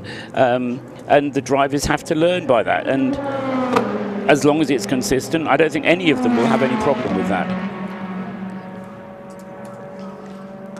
In the pit lane for the blue, what should be the Wright Motorsport number 16 in my head, you see. Okay. But it isn't. But it is a Porsche. And they're going to work on a full pit stop there. As also going out, Cadillac Racing, the blue fronted car. I'm going to have to change these screens around. I keep looking at the wrong side. There's Jan Halen in the Porsche. They're third, actually, for Proton, which is nice. Just behind the GR Racing Michael Wainwright entry. The other thing, just noticing about this particular phase of the end of this practice session is traffic and how much it's playing a role and how it's going to play a role in the qualifying session a little bit later on, bearing in mind there's only an hour in qualifying later to set the top 8 cars that go through to Hyperpole tomorrow. There was a very, very good lap on. Earl Bamber was on another good lap in the Cadillac and was making up time. In fact, I think it was one of the Porsches that was up on the time that Philippe Nasr set and then got traffic in the final sector pole and lost a heap of time. That Brendan Hartley lap time was a good one. It was just taking a bit of time to come up. It must have gone through an extra layer of checking. It has now come up on the screen, though. 3:27.742 makes it Toyota 1 and 2 at the top of the timing lists. And the number 8 Toyota joins me down the CrowdStrike pit lane. And it looks like these guys at Toyota Gazoo Racing just going through what we call a program, isn't it? They're just going about their business. They're 1 and 2 with Paul just described. We're going to have a change of nose section here, and it's not because necessarily the nose that's about to come off, which comes off as I say that, and I'm just looking at that, and it absolutely looks perfection, other than a few dead flies on the front. The brand new nose section, they're kind of just running these noses through a process to see it, I would imagine, to see if anything falls off them, and they're just going to give them a try to make sure that the aero all matches up and the car remains balanced as they run through a program of trying tyres, bedding in brakes, and part of that program is running with a different nose, and that's all they've done. They've swapped Brendan Hartley out, didn't quite see who got in there, as the nose that's just come off is just carried in now by a couple of mechanics. And we are joined by the number 7. That comes in at 45 degrees. Yeah. That's how packed the pit lane is this year. The cars come in at 45 degrees. They go up on the jacks and then they swivel through so that they are 90 degrees to the pit box, so to speak. They don't do that every time. They were practicing that there, weren't they? We saw that, Krilsey and I saw that the other day. I think it was on Friday when we first got here. Joe Bradley, one of our CrowdStrike Racing pit and paddock reporters there, down in the lane. We saw that the other day, Crailsey. They were doing pit stops and having to run around. And whether it was just by coincidence or... And I do have the feeling, and we actually should... I'll ask Richard Dean later on, that I thought they might have asked United to put one of their cars in the box at the point where it would be being serviced. Nothing was going on with their LMP2 car, but Toyota are leaving nothing to chance here, practicing bringing the car in at an angle. And what I noticed there, in terms of attention to detail, they've got the regular pit stop for if they can drive in and park parallel. They've got another pit box in tape for when they've got to come in at 45 degrees. And Porsche have got the same thing, and you would assume that Ferrari would as well, but it's so congested in that lane, and there's, when you've got everyone lined up at 90 degrees to their garage, parked in pit lane, it's a foot basically from the spoiler, the front splitter of the car behind to the rear wing of the car in front, and so on and so on. That's not enough room to just drive out of pit lane. It is incredibly tight. And on the United thing, they have got one of the best spots in pit lane because they can drive directly into their bay without having to make either an angle park or a really tight turn to get their car square so the mechanics can go to work. The other team with perhaps the best spot in pit lane is Hendrick Motorsport, who's at pit exit. So they've got a busy entry, but they've got a completely clear exit. They'll never be blocked by another car in front. They still need to merge back into the fast lane to get back out onto the racing surface. So for United Autosport and Hendrick Motorsport, I think they're in a good spot when it comes to pit lane. Having said that, Toyota have only got 2 cars to deal with when they have to roll into pit lane to make a stop, and they're the 2 United Autosport entries. We heard John just describe the 61 Program Competition Porsche having a pit stop. Jan Halen was the driver that brought the car in. Jan, this practice session, how's it going? Yeah, I think we're finally getting into a little bit of a rhythm. The practice sessions have been, up and down, with the yellows and reds and all of that. So trying to give Ryan as much time as possible, and then at the same time still trying to get ready for qualifying as well. But I think we're in a good spot. Ryan's doing a really good job, and then of course Zach is super solid, so we don't have to worry about Zach. But yeah, Ryan's doing well. Really happy with the progress he's made since Sunday, so feeling confident about it. So we've seen a lot of incident as well. Has the track changed dramatically since you guys last run last weekend?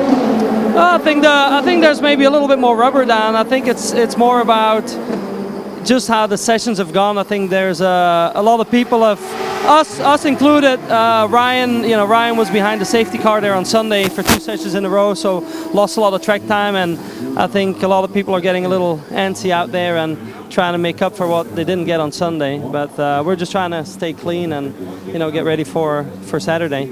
Stupid question time, Jan. Just how important is it to get the number 16 Porsche as high up the grid as possible in your class? Well, I guess that's the big difference between what we do in the US and here at Le Mans. In the US, for a 24-hour race, we're typically not that worried about the starting position. But here, the way the safety cars work and the yellows, it's important to run up front all the time because it's extremely hard to make up time. So we're certainly not going to risk anything in qualifying, but hopefully we can be in the first half of the grid, and that'll be fine for us. Great stuff. It's exciting for us, for sure. Thanks, Jan. In racing and cybersecurity, every second counts. Learn why at crowdstrike.com. Coming into the last 15 minutes, although of course it won't be the last 15 minutes of action, because we will also have cars finishing laps at the end of the session.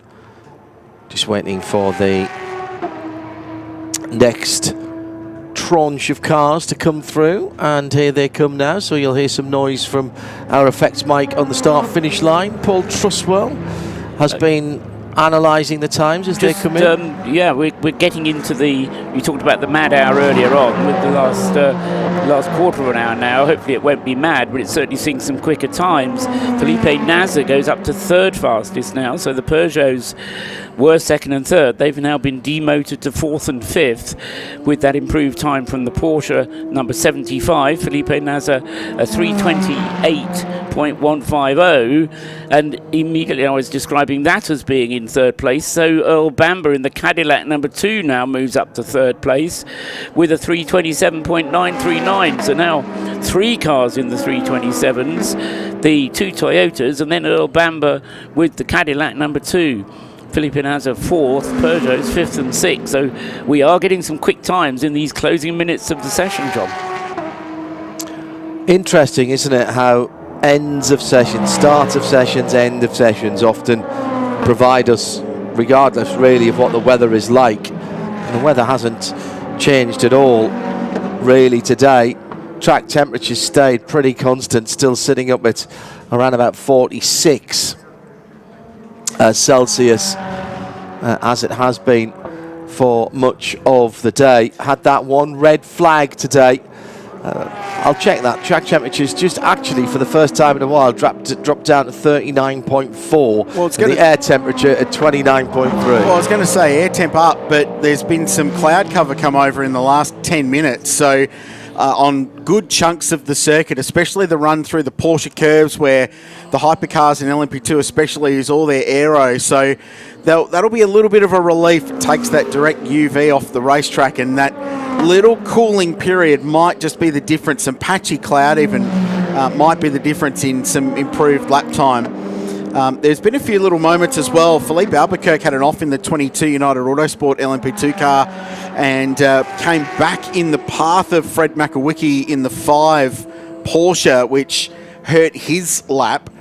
He's just started another one as we speak, and he's going along quite quickly. But that Cadillac, that'll be a relief from Earl Bamber to finally bank that lap time, because there's been a couple of occasions in this session where car number 2 has been on a good lap in the first and or second sector, but hasn't been able to seal the deal and get that lap time in. So 3:27.9. It was a slow start to this session for Cadillac Racing, but they're showing their one lap pace as it goes on.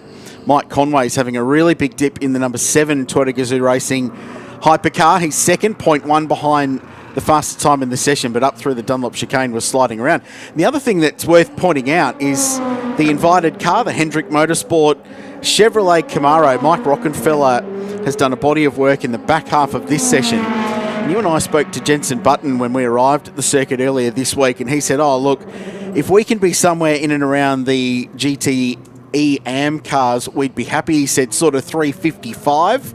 Well, Rocky's just dropped that car now, sub 3 minute 50, 3:49.7 for the Hendrick Motorsport NASCAR, which is a very, very impressive lap time. And they're quite a chunk in front of the GTE cars and about 8 seconds behind the slowest of the LMP2 cars.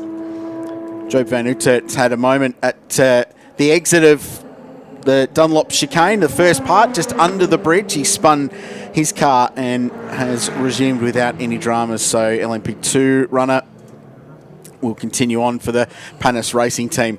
A small moment, no dramas there at the top of the hill as El Bamba brings that number 2 Cadillac in after what will be finally a satisfying run, I think, for the New Zealander, a 2-time winner at this place. It's a good point you make about the NASCAR, Richard, because it does have good pace, and I think the misfortune it's going to have is in the pit stops. Because of the way their pit stops are going to have to be done, should we say, in a more traditional fashion. NASCAR fashion, yes.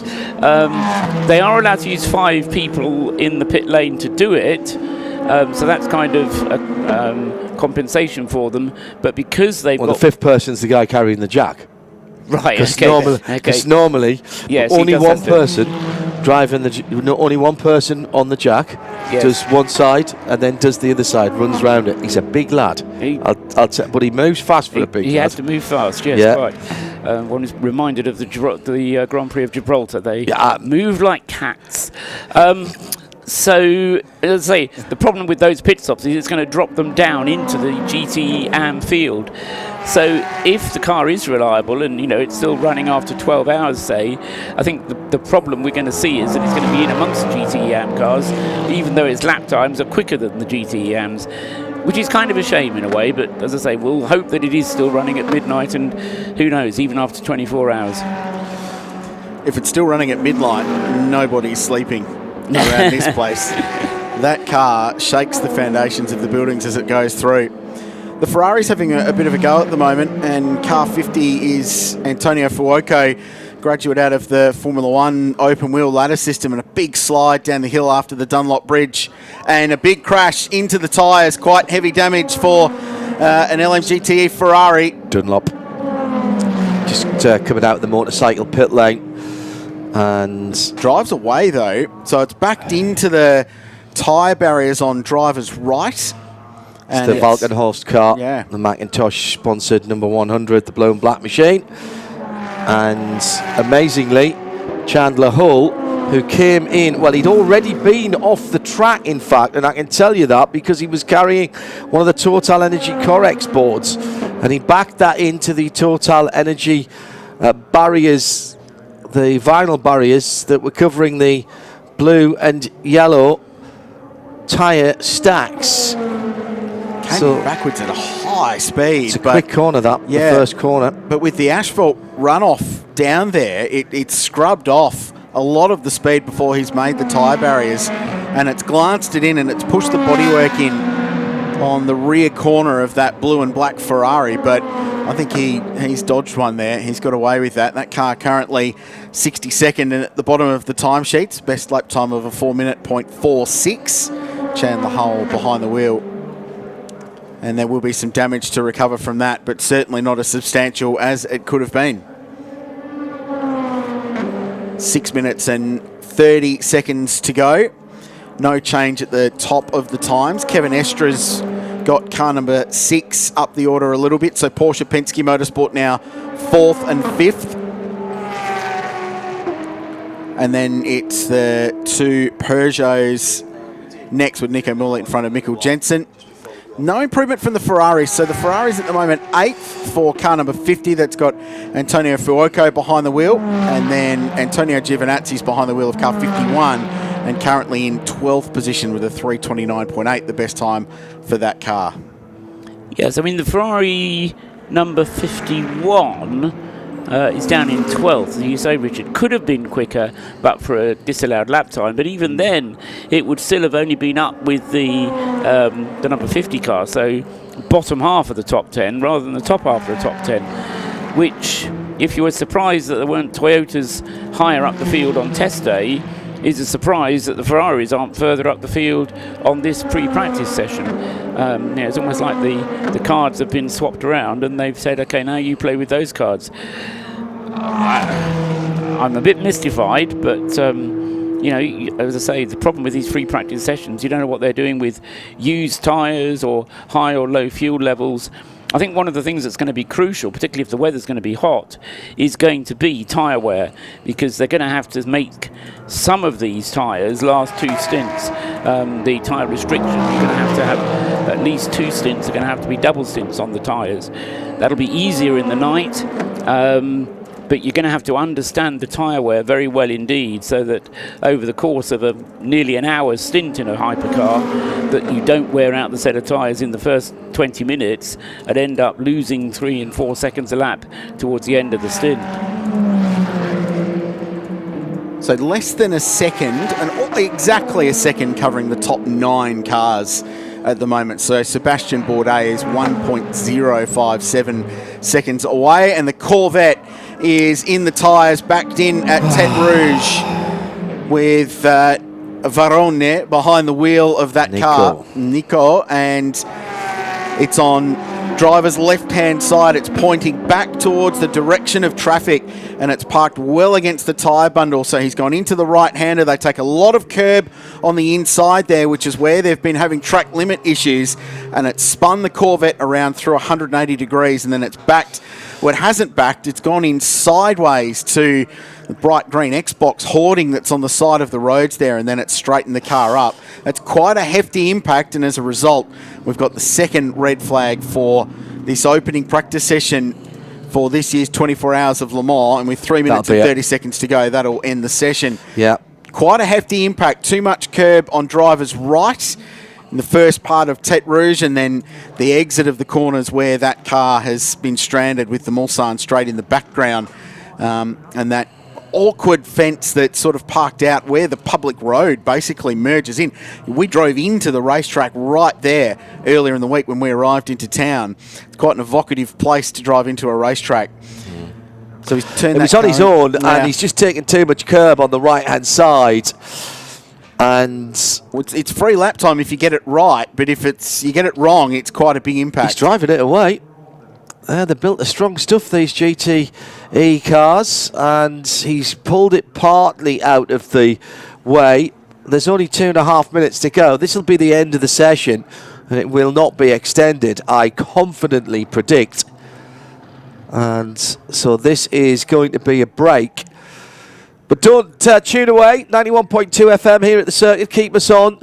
We've got some fabulous stuff coming up for you, including a chat with the Garage 56 NASCAR Camaro Hendrick drivers. All 4 of them. Yes, 4 of them. That comes up in about an hour's time.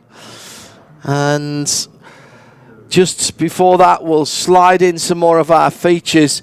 Just waiting for the news from Race Control, but here's how it stands at the moment. Toyota Gazoo Racing, and the session will not be resumed. There we go. Thank you to Race Control for not making a liar out of me there, as the guys did down at JMW. It's 2 Toyotas at the top, 8 from 7, a 10th between them, and only 2 tenths ahead of the best of the rest, which is the Cadillac number 2. In LMP2, it's Jota and the 28 car. David Enemeyer Hansen last in that machine from Cool Racing. Also the best of the Pro-Ams in second. And then Prema Racing in third. And in the GTE Am, it is GMB, the red and white GMB Motorsport number 55 Aston from the Porsche of Michael Wainwright, the GR team, number 86, and TF Sport is third. So that's a pretty good run for those guys. Quickly down to Joe Bradley before we wrap up here with an update on GMW Motorsport and the damage that car, that Ferrari, had earlier on. Yeah, the 66 Ferrari, front end damage on the right corner of the car. They've stripped the whole of the front end of the car off. So there's two chassis legs that extend from the bulkhead, and the right hand side one has got this little tweak. It's been pushed in, and the metal is actually, the box section of the metal is creased to the point where you've probably shortened it by about half a centimetre, say. And when they've gone to put the piece of carbon fibre that holds up the bumper onto those chassis legs, there's about half a centimetre short. However, hasn't stopped them because they've just bolted it on, and the carbon fibre just twisted into it. Luckily, that's not where the suspension is mounted to. The only job that these two chassis arms do is basically keep the bumper and stop the bumper trailing on the floor. So it's great news from the GMW guys. That Ferrari's going to probably be ready for qualifying. Not such good news from the 777. That car, which we, as Krause and I both described, was comprehensively less of an Aston than it was at the start of the session. Well, it was more of a rearranged Aston, to be honest. That's now under a tarp, so my guess is that they have taken off the bits they need to take off for legality reasons. They were thinking about the engine and gearbox, but that's not going to be seen again as a chassis. Tower Racing to 13, they are going through the motions of very much stripping the car down. They've left the offending suspension arm poking through the chassis where it shouldn't be, but they're working all around it. So my feeling is they're going to clean that hole up, make the area where it should be, and then they'll get a localised patch from Orica. I can't believe they'll be out in time for qualifying, but they should be okay for tomorrow. It normally takes about 4 hours for these things to dry. Nick Damon and Joe Bradley, our CrowdStrike Racing pit lane team. By no means a clean session, Paul Trustwell. A lot of time lost, and we go into possibly, other than the race itself, the most important session for most of the teams. They will be setting their grid spots in the next session, and I'm not sure they've done the work they wanted to. Yeah, yes and no. Qualifying for a 24-hour race is always one of those things where you say it's not that important, but on the other hand, the further up the field you are, yes, the further you are away from any trouble that's going on behind you. So it's one of those balancing acts, isn't it? I think the other thing that qualifying does is it puts the team in the right frame of mind. It puts a positive spin on things. You get the feeling that you've got a car that's quick, and then you can take it forward into the race. And I remember Howden Haynes always used to say to me he would never go into a first qualifying session with a car that was at the optimum state. He would always improve it, and that meant starting at a point where he knew it wasn't at its best, so that the drivers would feel that the car has improved. If you put a car out in first practice that's in tip-top condition and the drivers come back and say, yep, that's perfect, then all they can do is make it worse, and then the drivers get a little bit down about it. So yes, there's a lot of questions been answered, still a lot of questions still to come, but nothing beats the race itself. That's just about it then. There'll be no further action. It's qualifying next. Stay tuned to 91.2 FM. Coming up before qualifying, we'll have the G56 Camaro drivers, all four of them. Before that, we'll hear about LMP2 and its evolution from Gary Robertshaw, the man at the head of the LMP2 engineering program for United. And in between them, we'll be learning about the Flywheel Festival next weekend. Thanks for listening. See you later on. Bye-bye.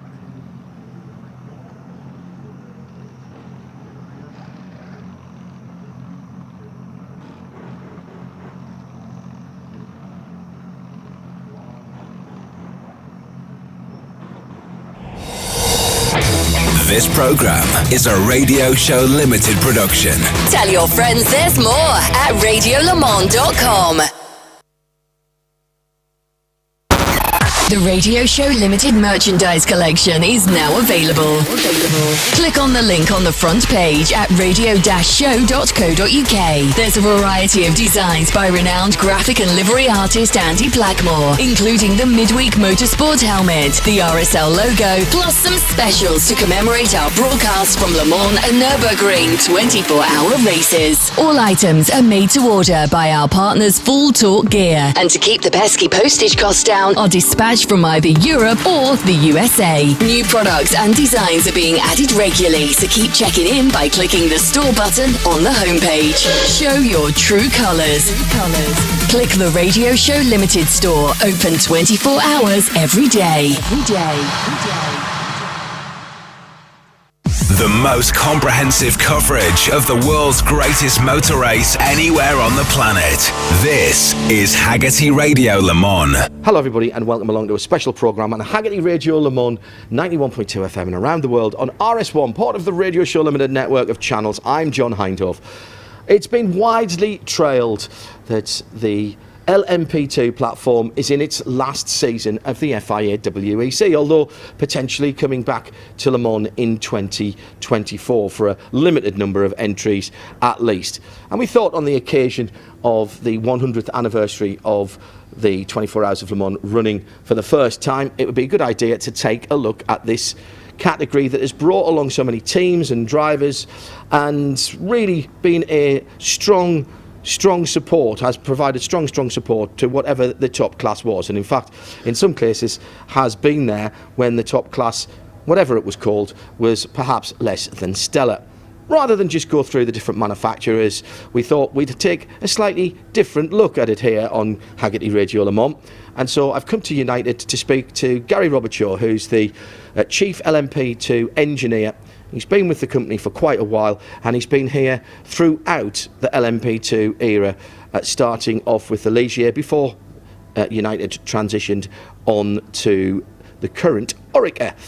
Been a few changes down through the years, Gary. You came here, as I said, before the LMP2, in fact even before the prototype era. Your background was racing. You ran your own team in touring cars. Tell me about your engineering interest. Where did that start, first of all? It started, from a very young age. When I was go-karting with my dad, you'd go to the circuit in Felt and prep the kart. And that would, every evening after school I'd go to my dad's workshop. You'd strip it down, build it up, and from there I just knew that, well, driving was a first love obviously, but then secondary, just as important really, was prepping the kart, and that it just started from there, the interest. And those early engineering precepts, they stay with you, and in fact what you learn on a kart, all right, it's a fairly basic machine, but you carry that through touring cars and through what you did with United in GTs into prototype racing? Yeah, the basic knowledge, is absolutely relevant. When you're 11-year-old and you're servicing a hydraulic brake system, that this car has got a hydraulic brake system. It's very similar. So the basic idea of that, it sets you up, going forward, so you can, by the time you do get more experience and looking at cars and the engineering side, you've got a good background on how things work and how to strip them and rebuild them. So yeah, it's just been a great start doing that. You came through karting as a driver, went into single-seaters. More than adequate driver, I should say, Gary is. He'll hide his light under a bushel a little bit. Once helped me out by loaning me his helmet, because my helmet was out of date when I was supposed to be driving an RS31 Capri. I'm not sure if you remember that, but that got me onto the grid. Thank you very much indeed.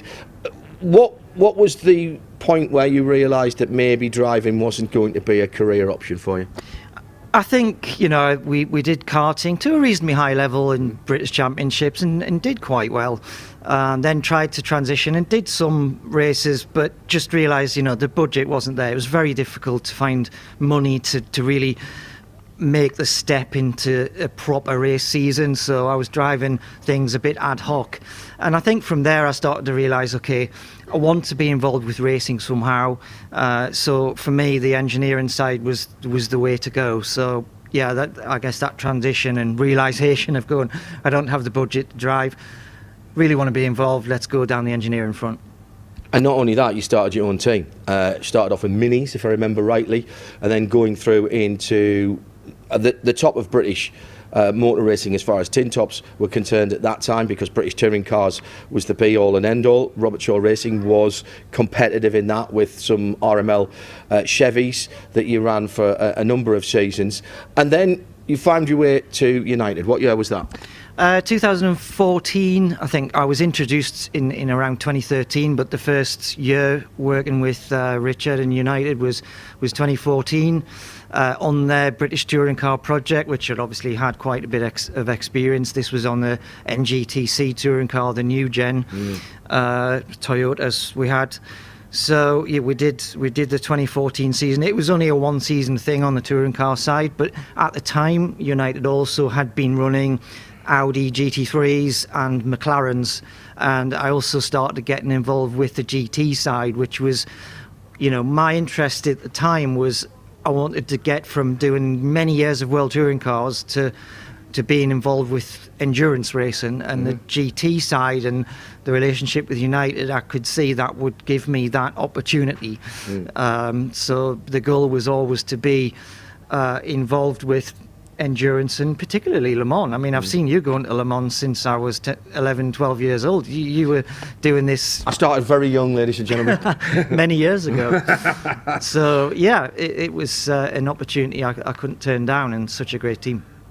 United put their toe in the water with LMP3 successfully with the Ligier. That almost inevitably led to a Ligier LMP2 in campaign in 2017. Now, the cars as designed, and remember, dear listener, there were 4 chassis manufacturers originally. It really distilled down here in Europe and on the world stage to Ligier versus Oreca. It was Ligier for United. You ran them for a couple of seasons, and against a horde of Orecas, actually did rather well. Particularly, I seem to remember you always turned up with a good package at Spa. How good were those early cars? In terms of the whole formula, obviously you were running Ligier at that point, but those cars were very sophisticated cars at that time, and very tricky cars to set up and drive. Yeah, absolutely. I mean, when you compare the previous gen car to this one, it was a good step forward in performance. And systems-wise, it was a pure race car, really. The previous gen, it had a bit of a road car type engine. There was some compromises with it, but when we came to the new gen car, a lot more aero options and mechanical setup ideas. So it's quite a complicated car from the electronic standpoint as well. Also, a step on from the previous gen car. So it was a good step forward, and in performance wise, much more demanding for the drivers. Absolutely. And also, data collection packages were moving on so quickly in that time. I remember even looking at Renault Clios and thinking, wow, the amount of data that's coming off that we weren't getting off our sports cars at the turn of the century at RML when I was working there. And that actually played to another one of your strengths, because you've always enjoyed computers. You got into that pretty early on. Was that a help for you to be able to understand how the car was working? Yeah, absolutely. I mean, my interest in computers goes back since I was, 10 years old or younger. So knowing, and actually this system on the car is made by Cosworth, and that was a system that I'd used previously, and I had some knowledge of. So transitioning to the P2 car with the Cosworth system, it was, having that base knowledge that I'd gained a few years ago was really good. So I could, hit the ground running really with trying to maximise the sensors and the system on it to get the most out of it, really. Started with a Sinclair, did you? I bet you did. Yeah, absolutely. ZX80, 81, Spectrum, Commodore 64, the works. I've still got them all as well. And I bet they're still working as well, because what people don't realise about Gary is he's a bit of a whiz on all computers and basic, and you actually need those nowadays. He's highly sought after, particularly for some classic race cars, and classic Formula 1 cars in particular need those to get started up and to run them. The Ligier, against, as I said, the swathes, the hordes of Oreca, you were always good at Spa, and you always seem to have a good package for that. It was a bit circuit dependent, and I suspect that was one of the reasons after 2 years you decided to move away. On your day you could do something different and you could get a result. But the other teams were very good, have always been very good in this class, and therefore that led to an Orica, I presume. Yeah, absolutely. I mean, like you say, there are a lot of good teams in this championship, very high level generally. So when we were with the Ligier, for us to have a result to get on the podium or even win, we had to execute a perfect weekend. From start to finish, zero issue, perfect the car setup. The drivers had to be perfect, not make any mistakes. You had to put it together 100%, and then you could possibly pull a result out. Yeah. And we realised, certainly by the end of 2018, early 19, it was getting harder because the teams that were out there running Oricas, they were making their Oricas go even better. And we felt, we were maximising everything, and it was just becoming even harder. And so at some point, I think it was about the middle of 19 when the final call came, and we, decided to change to Orica. We'd felt like we'd put everything into the Ligier. Yeah. And whilst a good car, there were certain things about the Orica that does give it an advantage. So you get the Orica and you go, now I see why we've been up against the wall. Was it almost a eureka moment like that, Gary? Well, I mean, without going into too much details, but feel free to go into details. Our listeners love details. So first of all, when you run one of these LMP2 cars, you're in possession of a homologation document, and the homologation document has all of the details of the car in. Right. And obviously we were running Ligier, so I had access to the Ligier homologation document and all the technical information, but we didn't have access to anything from Orica. Right. That's a private document that, Correct. as an Orica customer, you are able to have. You're entrusted with it. Exactly. But as soon as we obtained the Orica and I was able to open that document and see some differences straight away, right. Then I realised, wow, there are some things on this car that really makes sense. Yes. As to why it's easier to get the performance out of it. So from an engineering point of view, you had more tools in your locker, you had more adjustability, more tunability, probably a better word for different circuits? I think not so much that. In fact, I mean, to be honest, the Orica, let's say from a geometry standpoint, it's more simple than the Ligier. Really? The Ligier, you have many more options, anti-squat, anti-dive, you can change all of those things. With the Orica, you can't. The geometry is basically fixed. But that's been done very well by Orica. The geometry that they've set on the car is good as a base point. So you don't have any mechanical options to play with. So in a way, the Orica is a bit more simple than the Ligier in that respect. Learning a new car is always a challenge. But was that a good challenge from you, rather than sort of having your hands up on your head going, oh, right. You were going, oh, okay, right, here we go then. Yeah, I mean, obviously, when you get the car, you get some information, and they give you like a basic setup sheet. So I remember we went with Philippe and Phil and Paul de Resta to Barcelona with the car, and initially we put a kind of baseline setup on it. And then during the course of that test, we started working with the setup and tuning the ride heights and all the things that you do as part of the test program. And I think by the end of that test, I think we were just pipped at the last minute by another team. But I think there we realised that the car was super responsive to changes, and it's still tricky to get the most out of the car, but ultimately at the end of that test, where we were 1/10 off the fastest time, I remember with the Ligier, if we'd been in that position, we'd be jumping for joy. But here it was like, okay, we are going to be competitive with this car. Yeah. Brilliant stuff. Philippe Albuquerque has been pretty much a constant all the way through this. You mentioned there, Philip Hansen as well. So 2020 comes along, you're racing this car, you pull off your usual win at Spa. That's 3 times in a row, I think it was, but this time with a different car. And that whole season, that 2020 season was extraordinary. And were the cars still as they had been designed at that point? Was that before they started getting turned down? Because you, in some ways, you had the best of the cars in that era, from an engineering point of view, and also from our point of view, from an interest point of view. Absolutely. I mean, yes, I think that was the last season, 2020, where the cars were at their full maximum performance. And yeah, it was fantastic. I mean, the car with its maximum performance is well, I remember at Le Mans actually, we were in the hyperpole session, and Paul, he went out and set an amazing set an amazing lap time, and we did a 3:24.5, I think, and put it on pole with that lap time.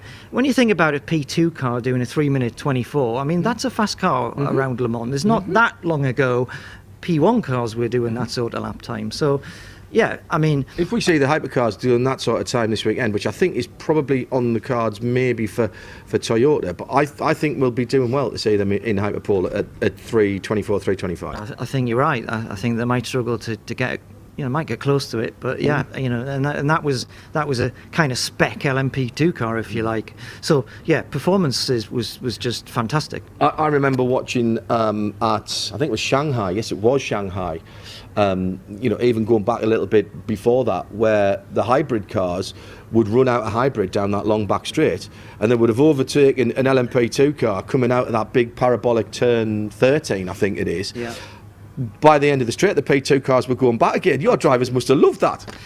Yeah, I mean, in a way, but it was also a bit frustrating because suddenly, this thing hits its hybrid, wall, and you go sailing past. But fundamentally, the other car's quicker, so that was a bit tricky to manage. But so at that point, with the cars as designed and homologated and racing as they were designed and doing exactly what they want to do, so you've got pretty much a full suite of engineering options for you, including different bodywork, different setups that you could use, obviously all the things that you tune. Do we still talk about bump and rebound and things like that? Yeah, I mean, it's like any race car, you've got bump rebound on there, the damping and third elements, and you name it. That season was extraordinary for United. You basically won everything. Yeah. You won all the big races, won Le Mans. Yeah. And I remember talking to you about that.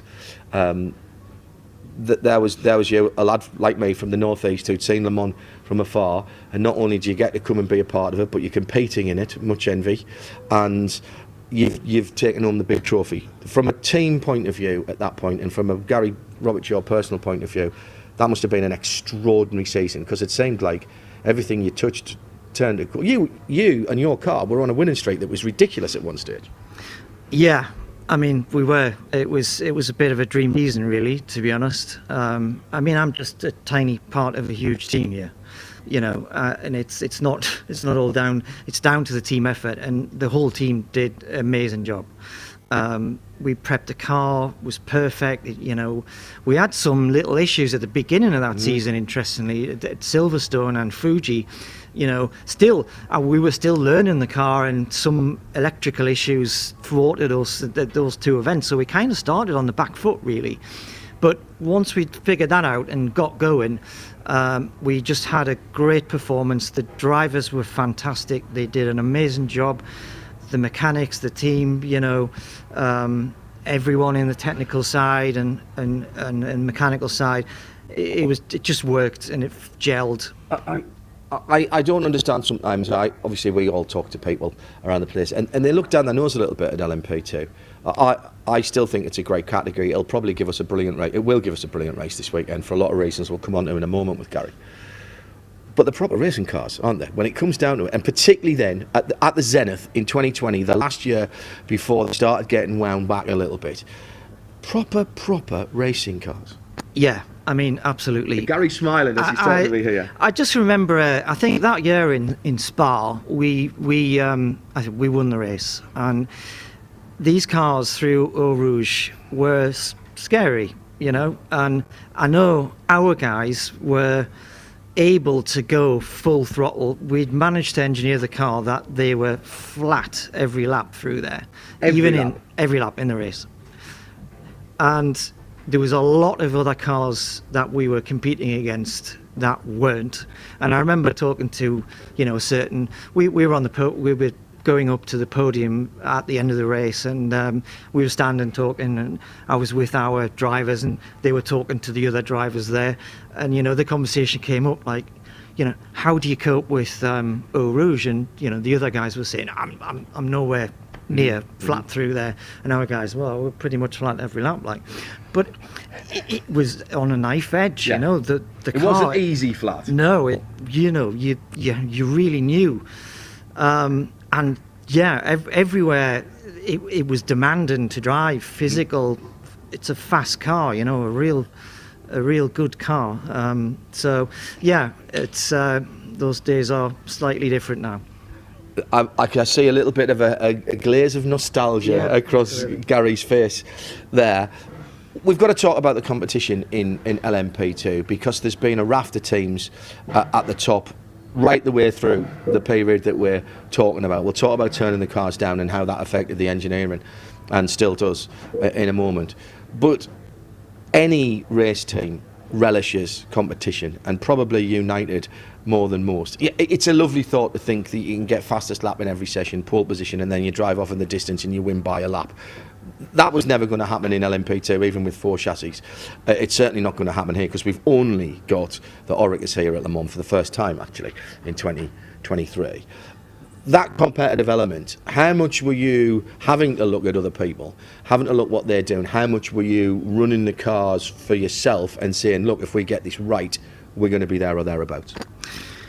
Yeah, I mean, first of all, you're always looking at your competition.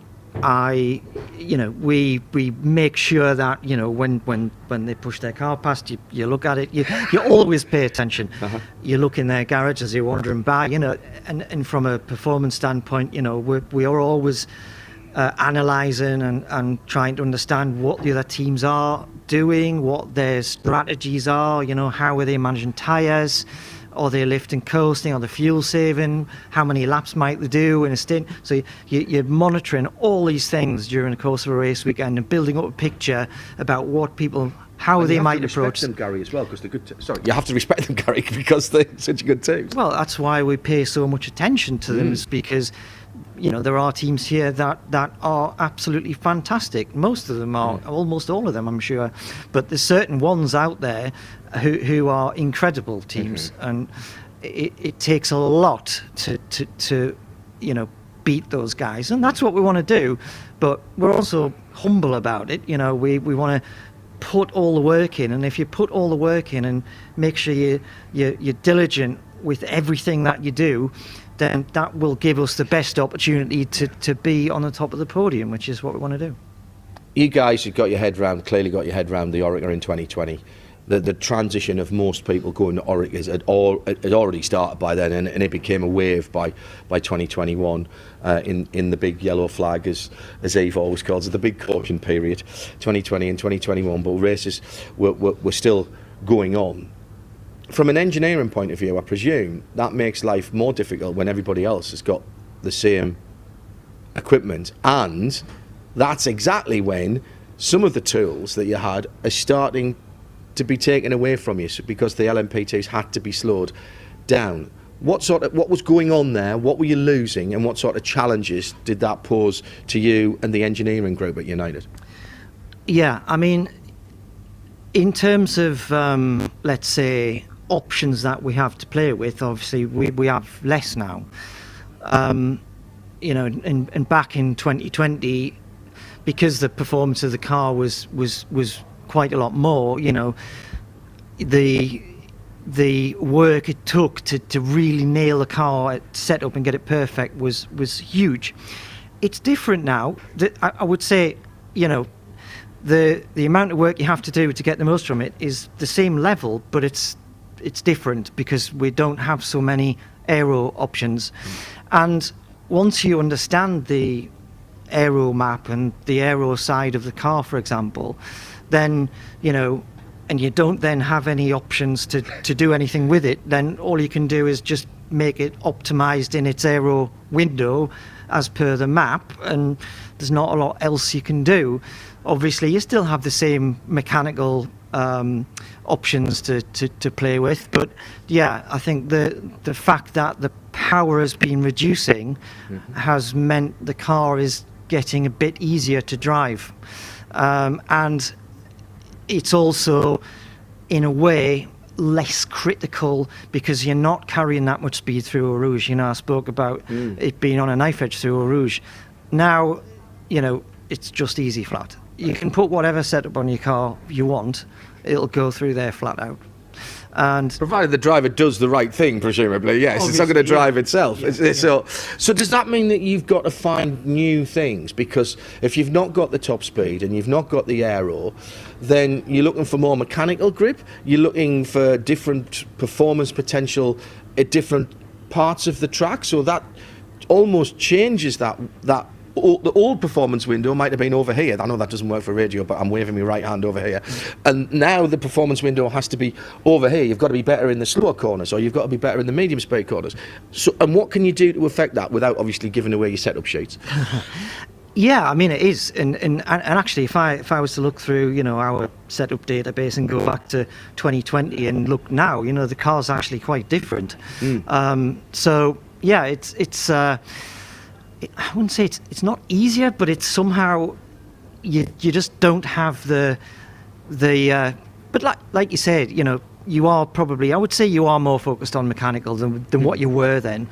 Those days you were probably more focused on aero, I would say. That's correct.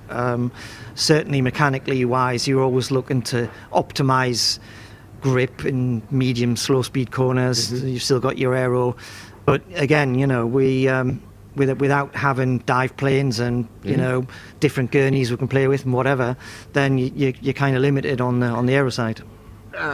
Engine power's gone down, and the way the engine, I mean, guys at Gibson have done phenomenal jobs to. It sounds easy when a series says, oh, we need to trim 20 horsepower off, or another 20 horsepower off.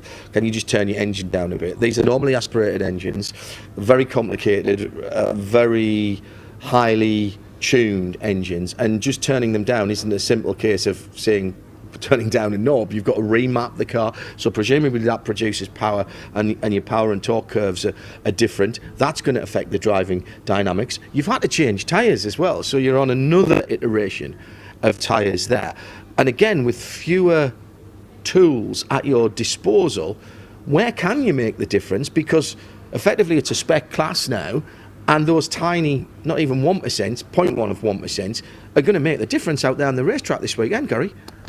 Absolutely. But it just comes down to putting the detail in, you know.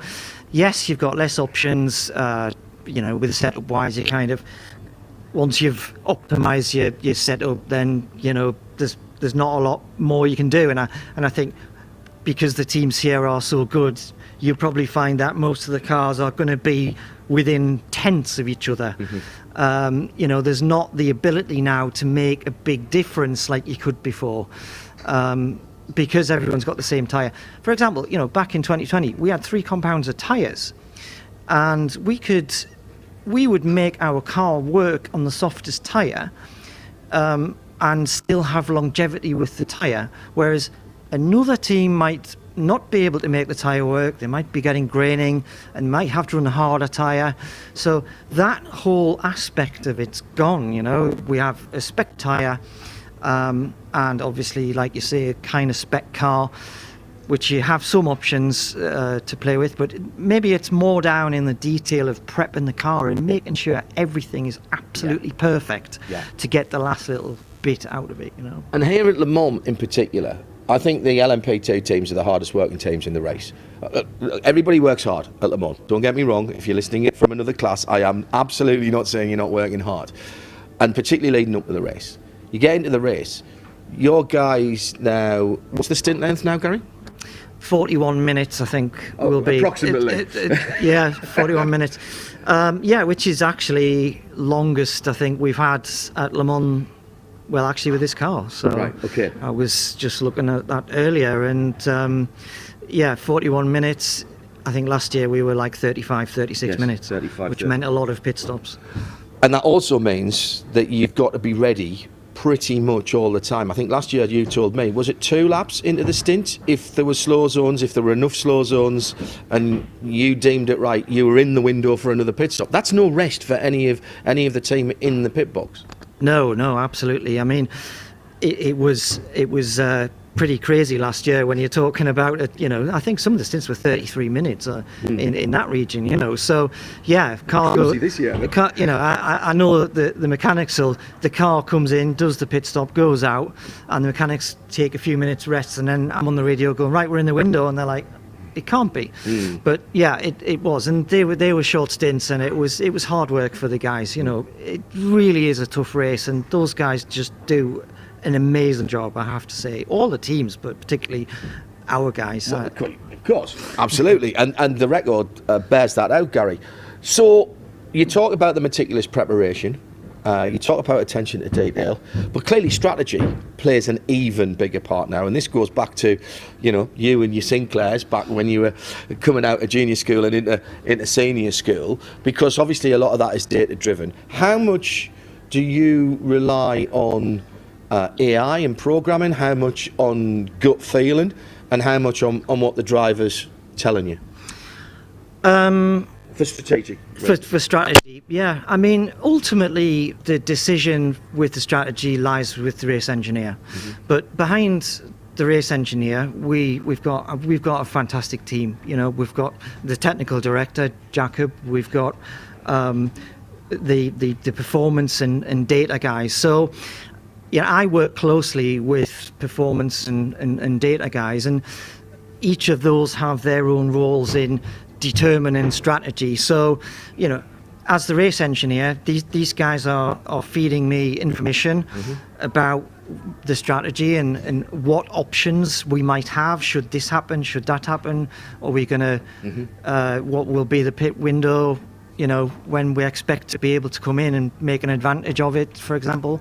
So, it's ultimately the race engineer who's responsible to make that call, but all of the systems we've got and the guys there who are absolutely critical to making sure we make the right decision. I mean, it doesn't always go right, but you try and do your best with the whole team, So, it's a critical one, really. Looking back now then, if this is to be the last year of LMP2 in the World Endurance Championship, IMSA still very much an option for all the teams, possibly coming back to Le Mans again for 15 entries next year. What would be overriding memories of working with this iteration of LMP2s first of all, and then I'll ask you, I think I know what your best moments will be, but as an engineer, what have you enjoyed particularly about this car, and how would you categorise this car? For me, it's been the best car I've worked with, bar none. I've had a lot of cars that I've engineered, but this one, it's been a fantastic learning curve. I'm still learning about it, and it's still a challenge even after 5-6 years. It's just been a fantastic project, the whole thing, and I'll be a bit sad not to do work with the car. It's been a great time, and for me, 2019, 2020 was the pinnacle. I remember having multiple sets of tyres because you had 3 compounds and you were going, which one, what's the temperature, which one are you going to choose, all that extra pressure you had to make those right calls. That was probably the optimal for me. But everybody likes to think they're making a difference. A driver will say, I like a track where I feel I can make a difference. An engineer will say, I like a track, a tyre, a car where I can like to make, because it's satisfying, Gary, isn't it? Absolutely, 100%, so even now though, it's like I say, it's still a fantastic car, and I thoroughly enjoy it. Onwards and upwards, Gary. Thank you very much indeed. Very quick question about this weekend, because there's been another change for you to deal with, as if there haven't been enough challenges for you. Having not had tyre warmers for the start of the WEC season, you've got the option, at least, to have them back here this weekend. Test day, you probably needed a fridge rather than a tyre warmer, because it was so warm on the track. I think I thought 56 Celsius as a track temperature at one point. It was fairly toasty. And these tyres weren't necessarily designed to run with tyre warmers. Have you had much opportunity to assess that, and what difference does that make from an engineering and strategy point of view on the LMP2 side of things with the Goodyear tyres? I mean, we've obviously had a lot of experience in the previous couple of years with the Goodyear tyre, with tyre warming, because we have ran blankets for the last few years. So that knowledge we obviously have from previously. Last year at Le Mans we had tyre warmers, and the same tyre.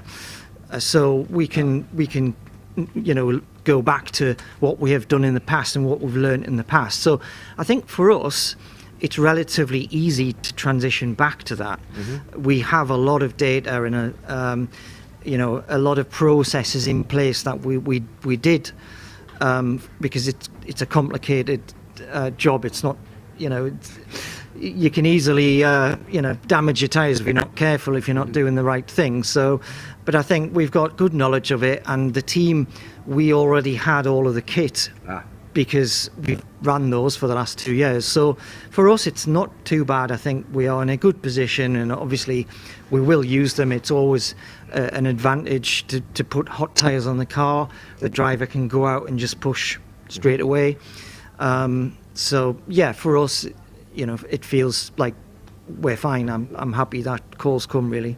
And on the strategy side, a completely new set of regulations for safety cars, which includes merging 3 safety car trains into one, and then splitting the classes off. How does that change what the window is? And you've been so used, you and all the other teams been so used to, well, if there's 2 slow zones, that's probably worth pitting, and if there's 3, it's definitely worth pitting. How does that change that? We had 2 practices, full race practices. That's why the race timing was running rather than practice timing was running on test day, which I thought was very, very good from the ACO. How does that change things in terms of how you have to think and how you have to strategise? Yeah, it does change the race. I think in previous races at Le Mans, you were always trying to make sure, the idea of the strategy of the race was to get in front and try and stay in front, because in previous races, when there was a safety car, what you wanted to do was try and get ahead by 1 safety car. So you have 3 safety cars, and if you can get in front and maintain a gap, the chances are you might be able to extend that gap, and if you're in safety car A, your competition might be in safety car B, and that opens up a window. And then what happened was, as the race goes on, you'd keep opening that window and building a gap during the race. Obviously now we have this new concept with the safety car, which essentially means, basically you need to just stay on the lead lap is the key. And I think if you stay on the lead lap and there's a safety car, you're always going to be then in the mix. So I think it's a different race in that respect. You're not going to be working to try and build a gap necessarily. You are just going to be racing, managing, making sure you're in the race lap and using the safety car when it does come up to make sure you are then all grouped together and you can race. And I'm sure that will create some fantastic racing. I was quite impressed actually in the twice they used it. Once the incidents were cleared up to going back to green, that's the time that you've got to look at, because people are saying, it's going to waste time, the amount of time that it takes to clear up the incident is going to be the amount of time it clears up the incident, whichever way you use it. But I think the second one was 17 minutes from the start of the merge and pit lane closing to going back to green flag. I think the first one was only about 15. I don't think that's a bad price to play if you're on the wrong end of 3 safety cars and your race could be ruined. We've seen it. We've seen class races ruined in the first couple of hours, haven't we? Absolutely. Like, you know, we had the same last year, to be fair. Yeah, I mean, the process, it does take quite a long time, but I think, like you say, the benefits of it probably outweigh the fact that you've lost 20 minutes of racing. So, I mean, we'll see how it gets on this weekend. But yeah, I think ultimately it's going to generate some good racing. You know, everyone's going to be nose to tail and fighting, racing. That's what people want to see. We want to race hard. You know. That's what United are always involved at, and normally at the sharp end. Gary Robertshaw, the man at the chief of the engineering in LMP2. Been brilliant sitting talking to you, Gary. Have a good weekend, race well. Say hi to the rest of the team for us. And what a way to send off the LMP2 chassis if that's what it is going to be this year for WEC. And some good memories for you and the team. Well done, mate. Absolutely, thank you very much. This programme is a Radio Show Limited production. Tell your friends there's more at radiolemans.com. Well, here we are at Bicester Heritage, and hoving up onto the horizon is the 10th Flywheel Festival. Delighted to say that Jack is joining me again. We're out on the terrace at the moment, enjoying a bit of sunshine. All starting to come together, all very real now. Jack, tell us a little bit more now as we're starting to get the whole character of the event is starting to building with the cars and the aeroplanes that are going to be coming in. First of all, are you looking forward to it? I will be. I think there's a lot of work to go on in the build-up, but we're getting there, and yeah, I can't wait to see the track in action, to be honest. And some of the cars that we've got coming truly encapsulate everything that we're doing here at Bicester Heritage. So there's new cars, old cars, electric cars, vintage cars, race cars, all sorts of things. And they'll all be grouped together in various ways to create a bit of intrigue. So you'll see a car necessarily that you wouldn't necessarily normally see together. So you could watch a Bugatti followed by a Polestar. Okay, so tell me how that's going to work then. There's a variety. I've got a timetable here which is full on from 10 o'clock in the morning on Saturday and 10 o'clock in the morning on Sunday, both going through till 5 o'clock. That's on the Father's Day weekend, the weekend after Le Mans. Rally cars. Well, rally cars is fairly self-explanatory, but what sort of eras are we looking at there? So in many ways this one is less self-explanatory than it could be.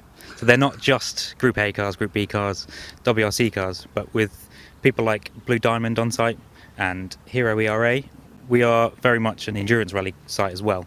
So you could have a Super Impreza that was driven by Tommy Mäkinen, followed by a Riley from the 1930 TT, because they still rally today in a very complicated way of getting from A to B, a period of time specifically penalised by the second. So yeah, it's a proper challenge in a very different way to Impreza.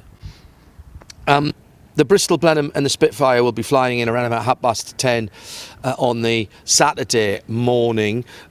If you haven't heard about that, this is very exciting. I believe a Mark 1 Spitfire as well. Yes, I believe it's the earliest airworthy Mark 1, and then it's the only airworthy Blenheim in the world. And Blenheim's the prototype Blenheim actually came here as a mule, effectively, to train the engineers and the people that would go up in it. And this is what the aerodrome company at Duxford have called this, is the spiritual home, effectively, of the Blenheim. Wow. To Duxford to the Spitfire is what RF Bicester is to the Blenheim. So it's a bit of a homecoming, and it's I'm sure it'll be quite an emotional thing to see, whether you appreciate vintage aircraft or not. Just the sight and the sound of it coming in will be quite special. It's certainly one of my highlights of the weekend already. All right, let's rattle through some of the other collections, if you like. The 1963 Diamond Collection. Right, well, 1963, big definitely a big, for motorsport fans and for rear-engine car fans, a huge year. That was the first year of the Porsche 911. So that clearly, we're going to get some 911s in that? Hopefully a 901. Ooh! If we can find one. So, but then, it's a bit of a conceptual group, that one. So this is the Diddled Second album, is it? Yeah. So any car with a link to 1963. So McLaren started in 1963. There was no McLaren in 1963, but he went racing in a Xerox, I think. But there will be McLarens because it is the start of that for that era, effectively. The 911 will have a brand new 911 from Porsche, and hopefully a 901. But then also we'll have a Giulia, because the 105 series, the coupes came out in 1963. The Fulvia came out in 1963. Mini Cooper S came out in 1963. All sorts. Lamborghini launched in 1963. Iso Grifo came out concept came out in 1963. So it's an oddly good year for cars and racing. So it should be interesting to see the cars together. Aero cars is the next category. Now, is that aero engine cars? Is it aerodynamic cars? Is it flying cars? Yes, basically. Ooh. So the 27-litre aero engine car could be followed by a Grand Prix car, or it could be something with a big wing. That would be good. Or it could even just be a Spitfire, Triumph Spitfire. I like that. So again, conceptual. I like that. The pioneers. Now that's a broad subject. Yes, yeah. So we're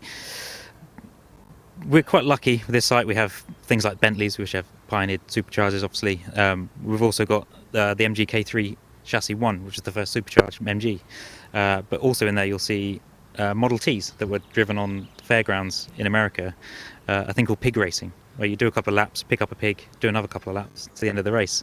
And it doesn't get any more pioneering than a Model T. But then to go with that, we'll have an Austin 7, which is also still in competitive, so it rallies now. But also Mazda are going to bring the RX-3, which is one of the first mass-produced rotary cars, and sounds incredible. So it's another wide mix of cars. That there are so many pioneers and pioneering things. So Peter Stevens is in that category with his special. Oh, so Peter Stevens. Renowned designer of many beautiful things. I actually think he did some of his best work on the Rover 75, if I'm quite honest. I thought that was a very well prepared and proportioned car. Spirit of America. Yes. Again, doesn't have to be American. American links. So there's a Shelby Cobra, original Cobra, which was in Viva Las Vegas, and then went to the Carroll Shelby Racing School. So it would have been driven by some good people, but then alongside that will be the Bentley Pikes Peak Continental GT, so the record, I think, is still the record holder officially. So that will be going around the track, and apparently it doesn't like to go in a straight line, so that should be good. And then we'll have another Model T and various other things. There's a Turner, which is a British 50s sports car, but which the majority of which went to America, including this one, so it kind of encapsulates the export or die era of British sports cars. And Andrew Marriott will be delighted about that as an aficionado of Turners. Historic karts. Now, historic karts has actually really exploded in the last probably only last 5 to 10 years. You couldn't give old kart chassis away not so very long ago, but there are now a number of different championships around the UK and Europe. Why have you brought those here? Well, these particular karts are particularly special, to be honest. So they have certain drivers have driven them in period when they were starting out, and they may have reached the very top potentially. So we're just firming those up, but that should be quite special and noisy, I suspect, and smoky. Noisy and smoky. There will be two-strokes. Yes, chain-driven two-strokes. There will be. That takes me back to my motoring and motorsport roots there, as does the next category, which is the Le Mans Centenary Celebration. Le Mans 24 Hours. The week before, we'll be celebrating the 100th anniversary of the first running. I mean, that in itself, we could have done a full weekend about Le Mans Centenary, because the amount and the variety of cars down through the years. So you had a lot to go at there. How easy or difficult was it to pick some of the cars out that you've got? Well, Le Mans hasn't helped. Le Mans doesn't change its date very often, in fairness, Mr. Phillips. No, they've monopolised the cars, understandably. But we've been quite lucky. Bentley love coming here, and they're going to bring the original Birkin blower. So this was the car that effectively started Bentley supercharging, whether they wanted to or not. And this is the car, whether you believe it or not, was the car that pushed Caracciola out of the race by going too quickly. So it's a very special car that they don't get out too often anymore. And this was the car that was the basis for the continuation cars. So just being around that guy has an aura that you're just transported back to 1930 and stones and just squint a little bit, and it all goes into sort of black and white, a bit impressionist painting, and that's going to be very evocative. Some newer machinery as well, as you say, that problematical in that quite a lot of them will have been at the Circuit de la Sarthe the previous weekend. Yes, but the R9R prototype, which is another link to Peter Stevens. So this is the XJR15 before it was the XJR15. So effectively underneath is a XJR9, which is how we can fit it into the Le Mans category. They've never actually raced at Le Mans. So it's the prototype that would have been presented to Jaguar, which then made them say, we need a Jaguar badge on this. So it's technically it's a TWR R9R rather than a Jaguar Sport XJR15. So it's a very special thing. I don't think even I've seen that one before, so that's good. Magneto to electric. I like this. They say there's nothing new in anything. If you go back far enough in motor racing and automotive history, you start finding things that you think were only invented yesterday, and of course they weren't. As we started personal transport, it was internal combustion engine, steam, and electric. People tend to forget the electric bit. So what have we got here? I'm intrigued by this. Yeah, absolutely. We're hoping to have a sort of turn of the century electric car, whether that's an Edison or something, because it was one of the three modes of transport that was being explored. The initial land speed records were done in electric cars. So, and with Polestar being on site here as a specialist, it gives us a bit of an opportunity to go from the importance of electricity in vintage cars, so the Magnetos, without a Magneto and the electricity going through that, a Bugatti Type 35 wouldn't start. Correct. So we are making that connection between electric cars, of modern electric cars, and electricity within vintage cars. And ideally we'll get a turn of the century car following a Polestar BST. Nice. With a Type 35 Bugatti followed by a little car company Type 35, which is a reduced scale Bugatti sanctioned electric car, which is baby Bugatti as built for Ettore's son, but electric powered. So again, it's a lovely little connection between the future of motoring, historic and mainstream, I guess. Two more categories, motorcycles. That's nice and wide as well. This area of the world, sitting as we are right in the middle of the carbon fibre triangle, great history of motorcycle racing and trials as well around this area. What do you think we're going to see in the two-wheel pack? So we've got I think 10 bikes coming. On track at least, and then many more will be on site. Among them will be an Isle of Man TT. There's a Heron bike, and then on the other side of the spectrum we'll have a Harley Davidson that was part of the Canadian Air Force. So I suspect it'll be louder than it will be fast, but it'll still be an impressive sight. And then everything back to the pre-war bikes as well, which so the earliest speedway bikes, which would be quite good. I like the idea of having a Harley Davidson that has Air Force connections, particularly at this place, because you have the feeling that there would have been a number of RAF and American USAF pilots around here bombing around the lanes on those down through the years. And finally, the Brits. Right, so that means... Oh no, we're not going to be giving out awards for Best Album of the Year here, are we? What's in this? Well, we had a lot of cars that we couldn't turn down. Unfortunately, they were all British, so we were given a category name effectively. So among them would be just an Austin A40. Yeah. There could be a DB4 GT. Yeah. So it's a very wide spectrum of cars that we're going to put in together, from basically, as long as they're fast, noisy, and British, they'll be in that category. So.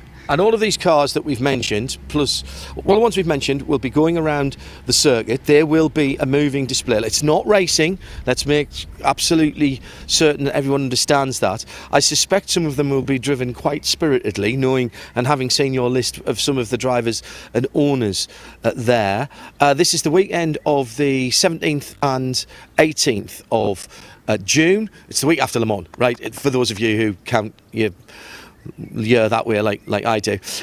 If you can't be here, tickets are still available, but if you can't be here, then don't forget you'll be able to watch it and listen to it live via Radio Show Limited and via the Bicester Motion and Bicester Heritage website, as well as on YouTube. We'll publicise all that as we get to it. Jack, thank you very much indeed. I know there's a bit more work to go on, but I can see what our listeners can't, because I can see your list, and there's a few things on there that I'm very excited to see. Can't wait for that weekend. Thank you very much for talking to us. Thank you. Look forward to seeing you there.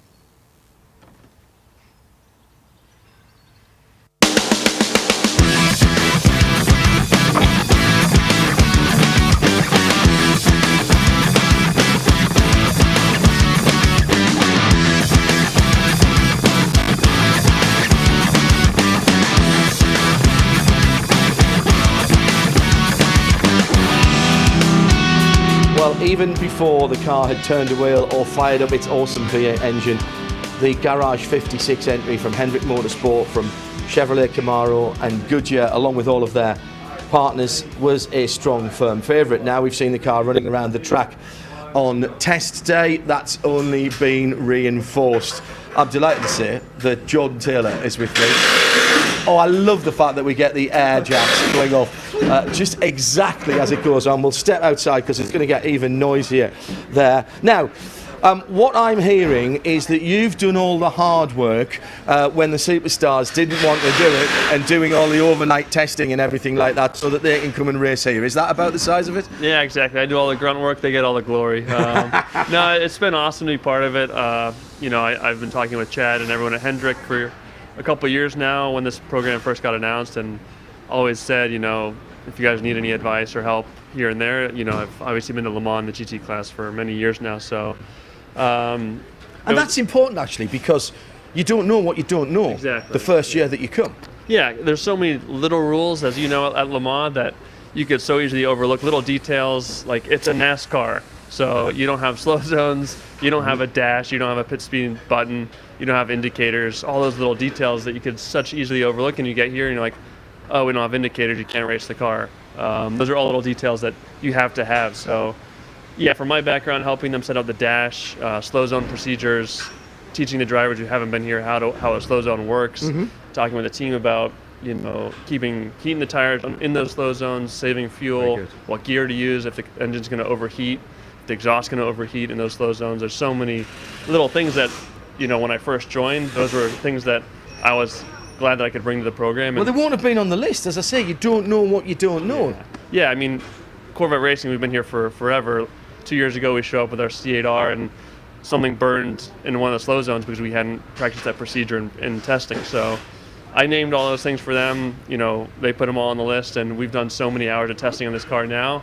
I feel like it's ready to go. You can just imagine how popular you are when you turn up onto the programme, knowing how it's progressing so quickly from concept through several different iterations to what we've got here in next to no time at all. From concept to now is 18 months. I think the car only started running at the back end of last year. All right, so have you got this? No. Have you got this? No. Yeah. Shall I just make you a list? Yeah. I bet you were really popular. Yeah, I think I was putting everything in Rocky's ear and let Rocky voice a lot of them, so he was the complainer.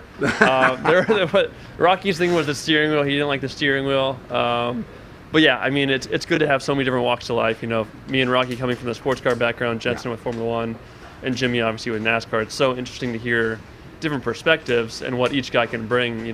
Jensen brings a wealth of knowledge from such a different world that's so incomparable to what we have here. It was amazing to hear his insight of where you could possibly bring the car to, and then Jimmy kind of bringing us back to reality to say, this is a NASCAR. It's way better than what you think it would be. Yeah. And then, Rocky and I kind of bouncing ideas off of each other of Rocky's experience in LMP1 here, my experience in GT, and kind of trying to understand how it's going to fit in here. And I hear that Jenson Button was picked just because he was pretty much the same height as you, and obviously you have the same smile. Exactly, a little different accent, good sense of humor. No, it's been such a fun group, honestly, to be with. This whole project has been so fun, just because it is relatively low pressure. Everyone wants to be successful and do well, but at the same time, everyone's having such a fun time with it. There's so many good personalities, and being involved with such great programs and partners like Hendrick, GM, and Team Chevy. It's so many great personalities. Now, we're having a bit of fun with this with you, but you have actually driven the car, and driven the car quite extensively, because this group is a group of racers. You, the other drivers, and everybody involved with the Hendrick part of the project. So you're not coming here under-prepared. You've done, I believe, have you done 3 long-distance tests now? I don't know. I mean, we've done a lot of testing. We did Daytona, a few tests at Sebring. We did a COTA test. The car's been in Road Atlanta, Virginia. It's been pretty much everywhere in America. We did a full 24 hours at Sebring, which... That must have been crippling. That's a night that you do not forget. And it was foggy through the night. Like, in most conditions, you would have stopped. The race wouldn't have happened if the conditions were like they were that we tested in. But the car never stopped running. You know, the crew guys were up all night, the engineers, mechanics. And the car ran amazingly at Sebring, so... To have things like that, though, it sounds like an odd thing to do, because Sebring isn't Le Mans, and Le Mans isn't Sebring. But if anything's going to rattle off a car, it'll be at Sebring. And also, there's no lighting out there. It's really dark at Sebring when we race for Mobil 1, 12 hours. So I can only imagine what it was like on your own, pounding around there. Yeah, on your own, in the dark, in the fog, with one car, no fans with any camper lights anywhere in the paddock. It was an experience. My first time doing a 24-hour test there. So it was a fun experience. I mean, everyone got so many miles in the car, all the different drivers. It was good for the crew to kind of get into a routine, practicing driver changes, which you never do in a cup car. So understanding the procedure with that. And then guys doing brake changes, tire changes, all the stuff you do at Le Mans.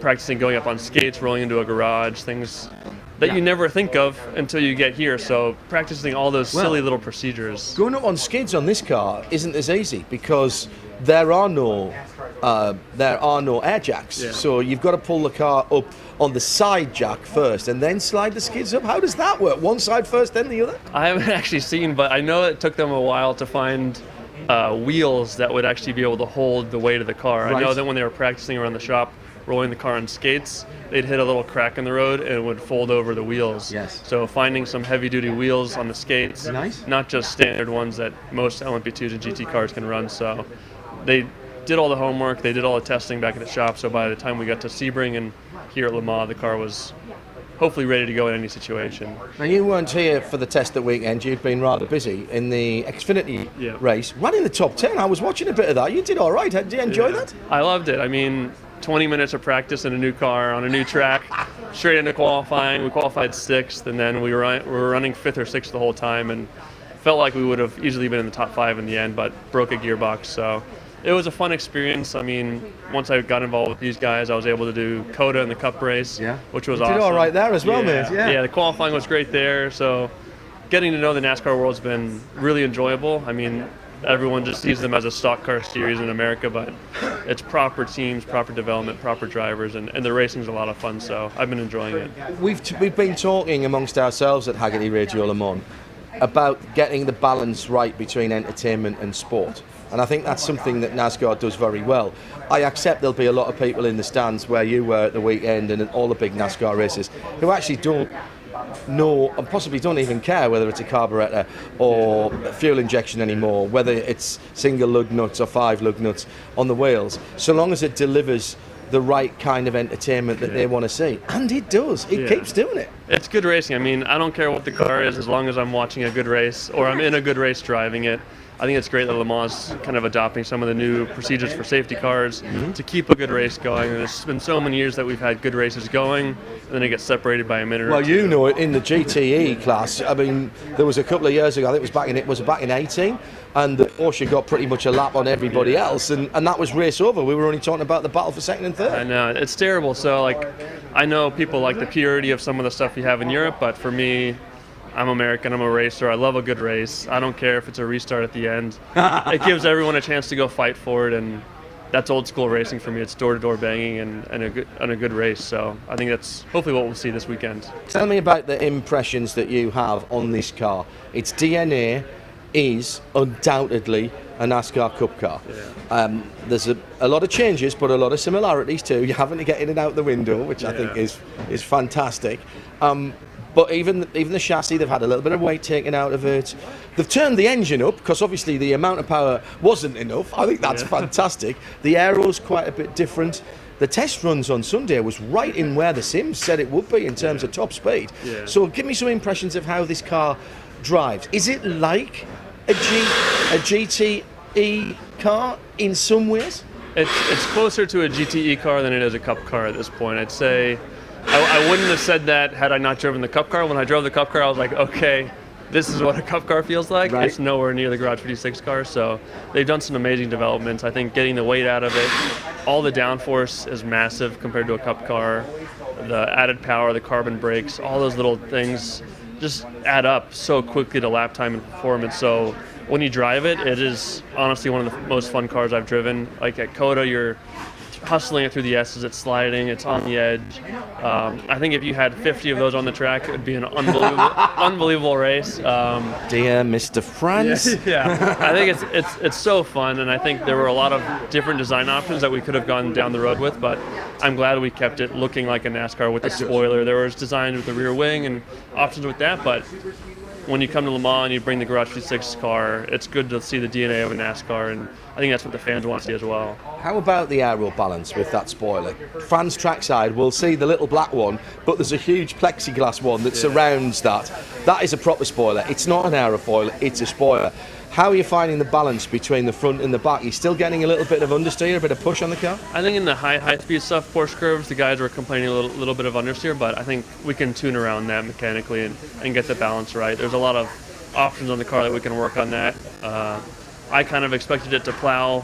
When you see that spoiler, it looks massive, but the balance is not bad. Like at COTA, we tuned on it one day, got it oversteer in all the high speed, and we tuned it back. So you can work around it. And this is old school stuff with ride heights and dampers and spring rates. It's so funny working with the NASCAR team and hearing them talk of setup changes. You're like it's got push, it's tight here, it's loose here. I'm like, no, it's got understeer here, it's got oversteer here. It's like, I don't know how to translate what you want me to talk to you about. We'll put some wedge in it and some track bar and that stuff, but it's been so cool hearing the differences. But the level of development and understanding of the mechanical side of a race car that these guys have, like when they go to a NASCAR race, it's unbelievable the level of detail that they go through. So there's no doubt that car is in good shape. Well, I think even if just a few of our endurance fans take a slightly harder look at NASCAR after this, then that would be worthwhile for them. Let's be honest, most of the NASCAR races are just endurance races with one driver. Exactly. I mean, it's a good thing because the driver changes are difficult. But I mean, the teams are so impressive. Like now that I've gone on the inside of a bit of the NASCAR stuff, like the cars are absolutely beautiful. If you come and look in the inside of the Garage 56 car, it's stunning. It's all brand new. Like every little detail is so nice. Like that was the thing with testing, like going through, testing through Sebring was understanding all the different lights, black lights for night stuff, and they're so focused on the attention to detail that when you get to Le Mans, nothing's missed. I love it.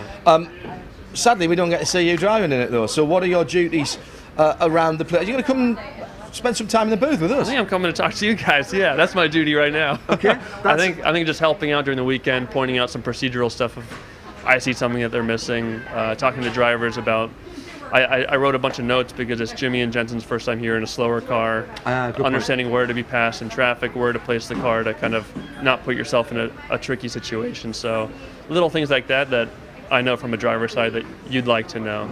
Not that slow though, faster than all the GTs. Yeah. There's always two worries, isn't there, about the Garage 56? It'll be too slow and get in the way of everybody, or it'll be too fast and cheese off the people who are around it. I think the balance is about right here because it's sitting right in between LMP2 and GTE, fast enough to stay out of everybody's way and not get involved in any of the machinations in the GT categories. Yeah, and the ACO was at a few of our tests, kind of monitoring where we were pace-wise and asking for adjustments here or there, like balance-wise, aero levels, power, so it does fit in the race well and it doesn't get in anyone's way.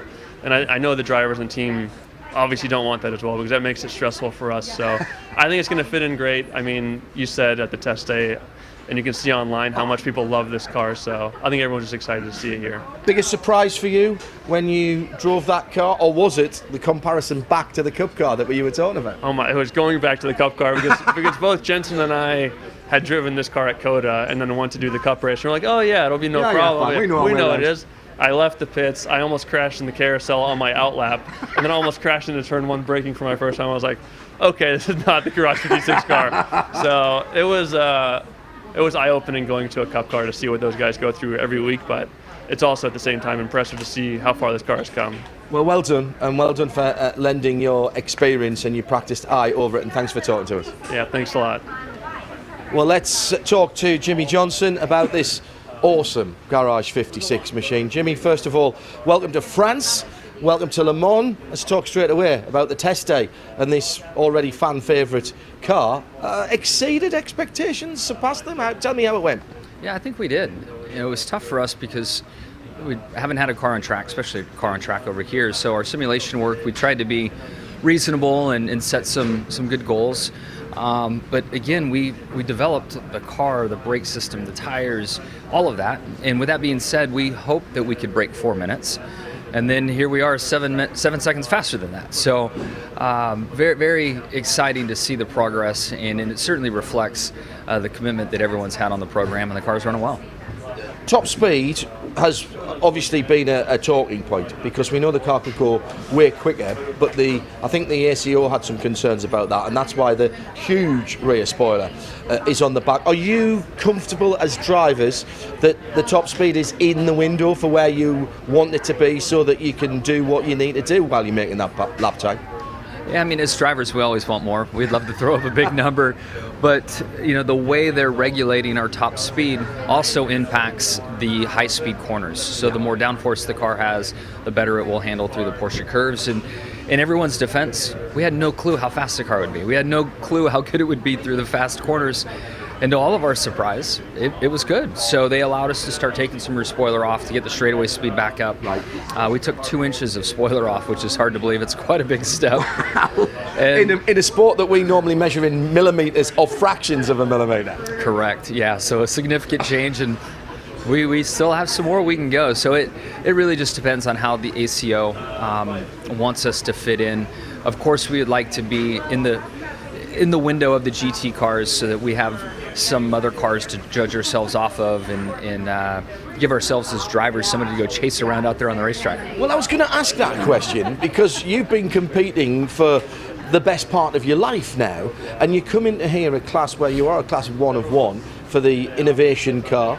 That normally means there isn't anything to aim at. So you're giving yourselves goals as a team and as a driver trio?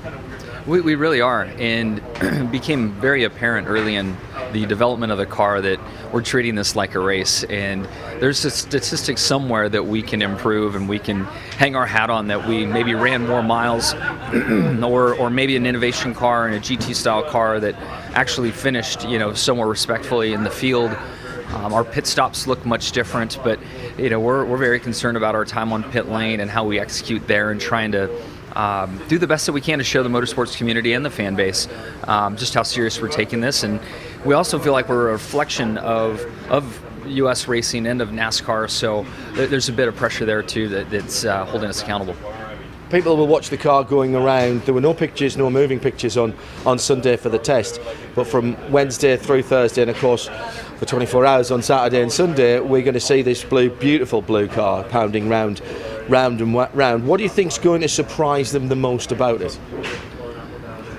There's just a few V8 cars out on track, so it definitely, you hear it coming, you feel it go by, and it's quite impressive there. But so far, I think the size of the car in comparison to GT cars and the prototypes, it's just a bigger vehicle, and I think that's really surprised many.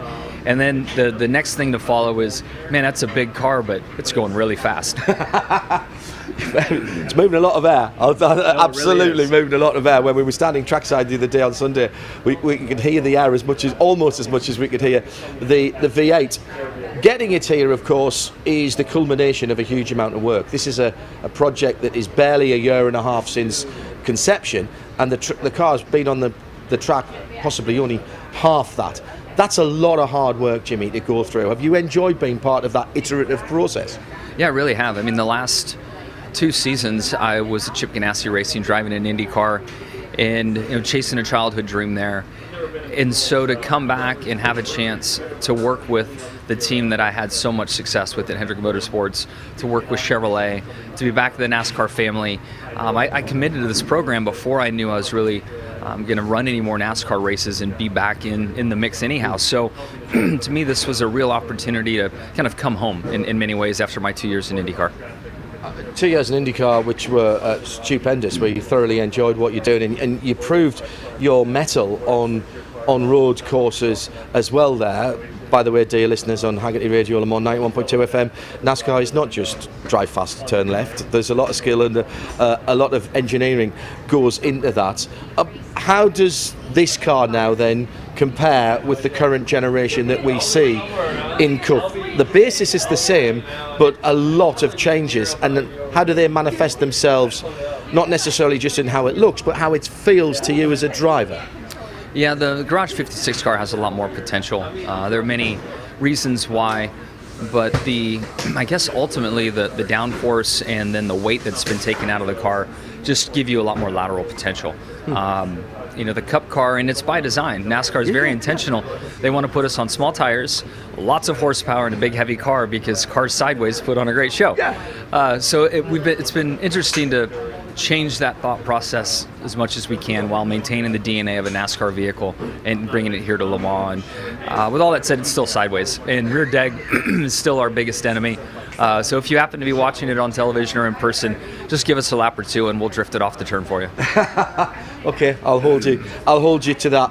Has it been a help or not a help that you've been back in a current car whilst you're jumping in and out of this project because of those differences? I honestly think my experience in IMSA and IndyCar has been more of a help for me. The technology that's used, stewards, procedures on track, the complication of the steering wheel, all the buttons to push inside the car. I've converted from tight and loose, as we describe a car handling in NASCAR, to understeer and oversteer. So ironically, IMSA and IndyCar has had me more prepared for this Garage 56 experience than anything. What would be a good result then? We said that there will be goals being set. What's a good result for this project, and particularly for you, Jimmy Johnson?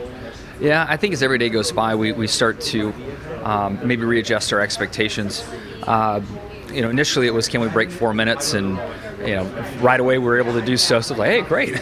Well, what else is next? So we do understand, though, that 24 hours is a long, long time.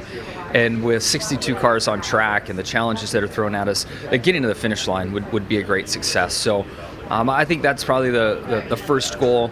And then, it's how many laps or miles do we run? We don't want to have any mechanical issues. The drivers don't want to make mistakes. Our pit crew, as you've seen, is there's some very fit humans crewing the car, and I think that they'll put up some of the fastest pit stops on pit lane. I'm not fighting them in the lunch line. They can go first. I'm waving them straight through. I'm with you. They're big boys.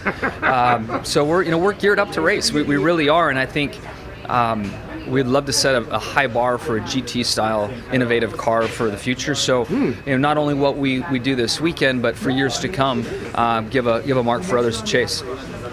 You're no stranger to doing long stints because of what you've done with us in IMSA down through the years. Has that helped you in terms of getting your head around this, despite the fact that you have to climb in and out through the window, which I'm assuming makes driver changes a tad more complex? Yeah, it's tricky getting in and out. There's no doubt. But again, my IMSA experience has helped me with how quickly you need to get unplugged and unbuckled and out the door or out the window, and then conversely going back in. So it's wild to see how all these life experiences are coming together and have worked here. And then to have Jensen and also Rocky and their great experience has really helped develop the car. And then I must mention Jordan Taylor with all of his recent GT experience from a cockpit standpoint.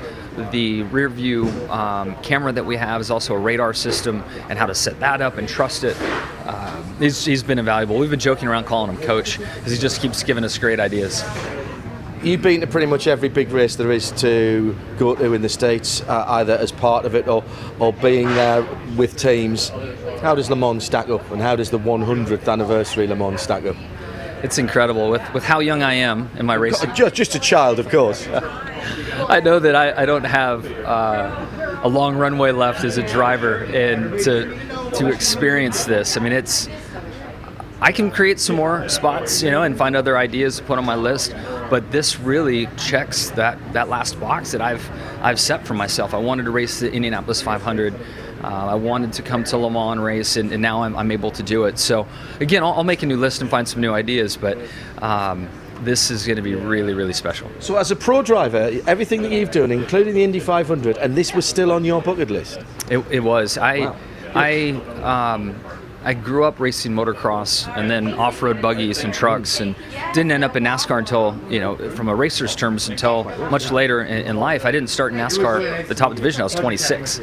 So I got a late start, but I was always around racing in many other forms. And sports car racing was quite popular in Southern California, where I lived and grew up.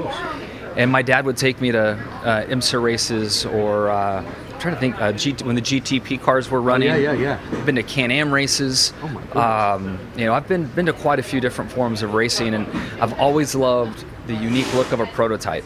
And as a kid, thought that is a cool looking car that I want to drive. Well, this is actually almost a prototype in itself with the NASCAR DNA. It's not too far away from what we see in terms of the philosophy of what the top class of IMSA and of the ACO do. And if somebody knocked on your door and said, "Hello, Mr. Johnson, how do you fancy a GTP drive at Le Mans competitively?"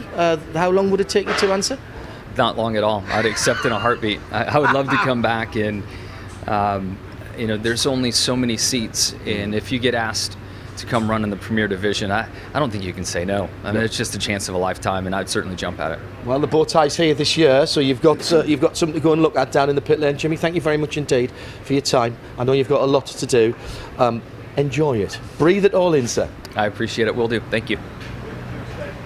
Mike Rockenfeller is alongside me in the back of the Garage 56 pit lane, which is actually Garage 60. Actually, it's Garage 62 in reality, because United Autosports have got A and B at the pit-in end.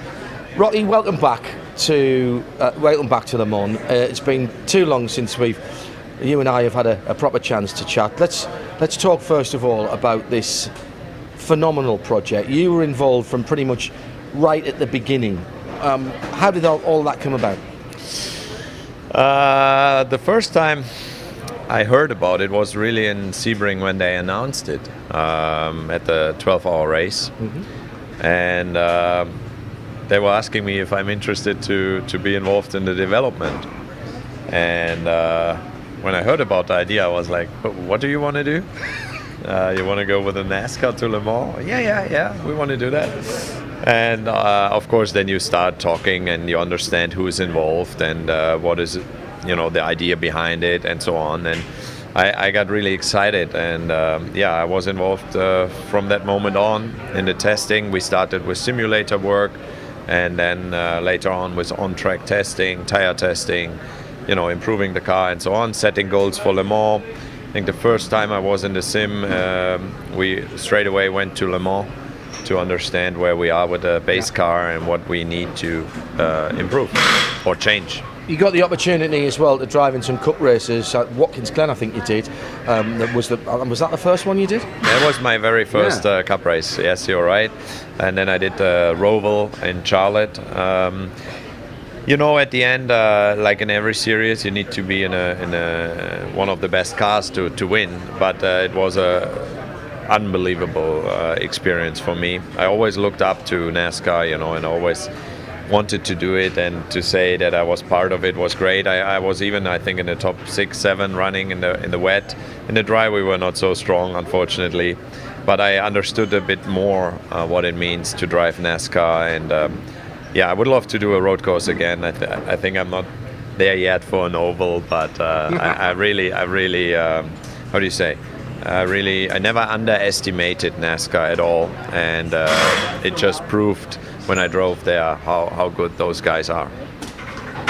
How has the car changed and improved since that first concept and that first run on the sim? Because there were a lot of choices, technical choices that had to be made, and in some ways that delayed getting the car on the track because there was a bit of thinking going on about that. When was that sorted, and how did that change since you got the car rolling?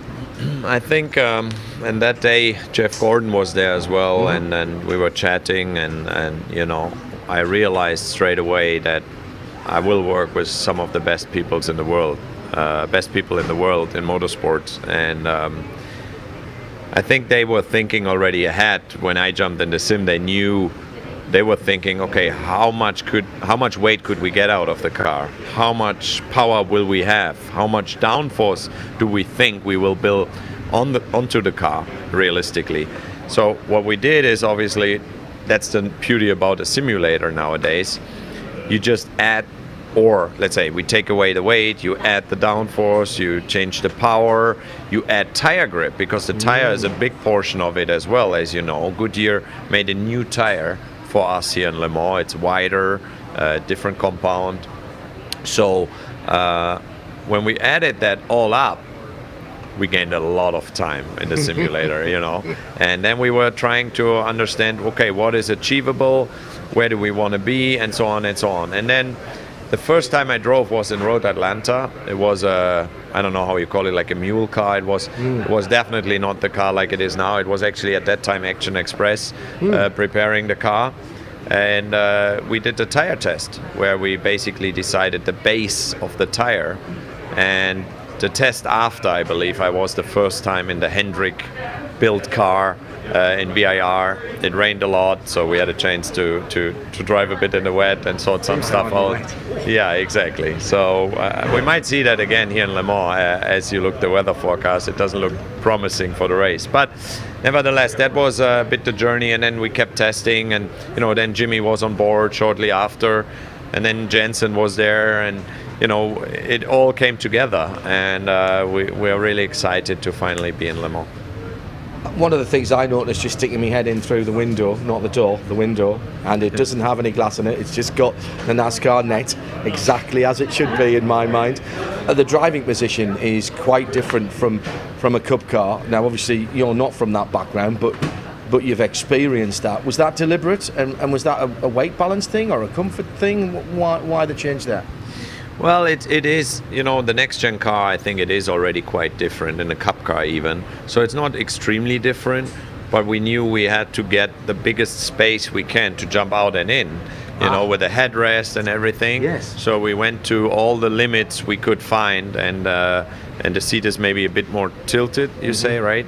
So, you know, it's all in one. At the end, it's a 24-hour race here, so we made sure we sit in a proper way. But the NASCAR races are long as well, so they want to sit comfortable. But for us, it's really the driver change which brought another element into it. So that was what drove that. That's very, very interesting. Lots of testing miles. The work has gone on behind the scenes long before the car came to France. It seems from speaking to the team and speaking to the engineering side of things, they were remarkably untroubled, to be honest. You mean the testing? Yeah. Yes, it's true. Of course, you have always little things which show up, and that's why you go testing, right? Course, yes. We want to improve the car in lap time, but you want to be more reliable. You want to find out where the weak spots are. We had a few for sure, and we might find even more in the race, because a 24-hour race is still different than testing, as we all know. But we feel pretty prepared. I think we ticked off a lot of boxes. We had some issues, and for sure there's one or the other where we still hope that it does what we think now. We had to overcome those problems. But I would say overall, it was a very solid preparation. I have had in my past years in racing more difficult preparations going into Le Mans. So I feel fairly confident for this race. Right, I know that this car isn't in competition, but if there were another 10 of them out there, I think we'd be very excited about that. What is it like as a platform, and what is it going to be like as a race car? If we could imagine that there was a class for it and there was another 10 or 15 cars in the race, what is it like to drive, and what do you think it's going to be like to race? Well, I think maybe the ACO has to think about it after that race, because it's probably one of the coolest cars out there, hopefully, and fans hopefully love it, and we'll talk about it for years. I will say our goal was to be close to the GT cars, because that's already a difficult task, and I think so far it looks like we achieved that. Well, let's see what happens. I think what you can expect is a massive sound. We will definitely race everyone as hard as we can in terms of on the screen. Yes. On track we try to, not interfere with any racing, but still we are racing as well. Yeah. We are racing against the clock, and we want to finish as high as we possibly can. We will lose here and there, maybe on a pit stop or so, but overall, everybody in this team is used to win. And they are fighting and working to win, and that's our mindset still, even though we are the only car in the class, let's say. And on that then, the pace that the car and the E3 guys showed on Sunday at the test day must have brought a lot of smiles to a lot of faces, and Rocky's got one now, the trademark grin on that. That was incredible. I mean, did that better the Sims? It's pretty much what we expected so far, and I believe we can go a bit faster than that. So we are right where we want to be right now, and yes, you're right. I think a lot of people, of course including me, you're never sure until you hit the track, and it took some weight off our shoulders for the test day, but now of course the pressure comes for the race. We are very happy with what we could achieve on Sunday. Also the miles we did, the car felt great. We still can improve it. That's why I'm saying I think there's more to come. We will improve the balance. We started rather conservative and tried to learn the car, the tire, and get some miles in. And now we will tune it to the edge, hopefully. Pace-wise, it seems to have dropped right into the gap between LMP2 and GTE AM. And I think that's great. Obviously, the worry was we were right in the middle of the GTs and it would affect their championship and the battle. But it looks like, in ACO terms, the stratification of you guys has dropped into what is a decent gap between LMP2 and GTE. Well, I would say yes. On the other hand, I believe the GT cars are still way too slow. They will speed up. There speaks an experienced man at Le Mans. Yeah, you just look what they did last year and look what they do now, and they were quite far off now, which makes no sense. So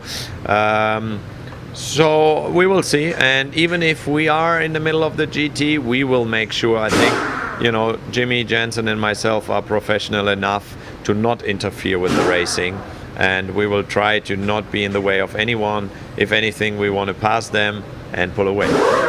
Because you're a racer, of course you are. Finish up with this, Mike.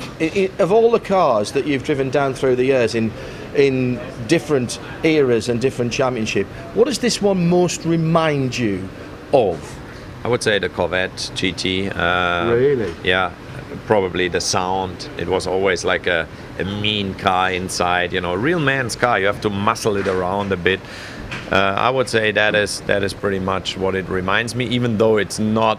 It's maybe the closest I've driven. I can say that. Yeah, it is like a big GT car, probably back in GT1 days, kind of. Yeah. But I didn't drive GT1 myself. But I would say the old Corvettes, when they had still like a sequential gearbox and so on, in Le Mans against the Astons and Ferraris, it's probably kind of in there. Wish you all the best. Be safe. Thank you very much for all your input to this, because this whole project has really got people talking, and to have been part of it, I know you're very proud to have been part of it from the very beginning, aren't you? Yes, I am. I'm really proud, and just when you mention it, you get goosebumps. So yeah, I can't wait to be part of this in the race and represent all these great names and partners and history in racing, and in a way make history, because this is not, we won't be here next year with the car. No. So it's really a lifetime opportunity. This is going to be a set of overalls that I know you're going to cherish having back at Rockefeller towers when you get away from this. Mike, thanks for talking to us. Always a pleasure. Thanks a lot, John. Well, last but certainly no means least of the drivers, I think you are just about the tallest. Jenson Button, welcome back to Le Mans. Thank you very much. Lovely to be here. As always, I say as always, I've only ever been here once. It's changed a bit since the last time you were here. There's a few more of the fast cars out there, definitely. You know, when you come here and you're in a GT kind of car and you see there is 40 prototypes, yeah, you got to look in your mirrors a lot.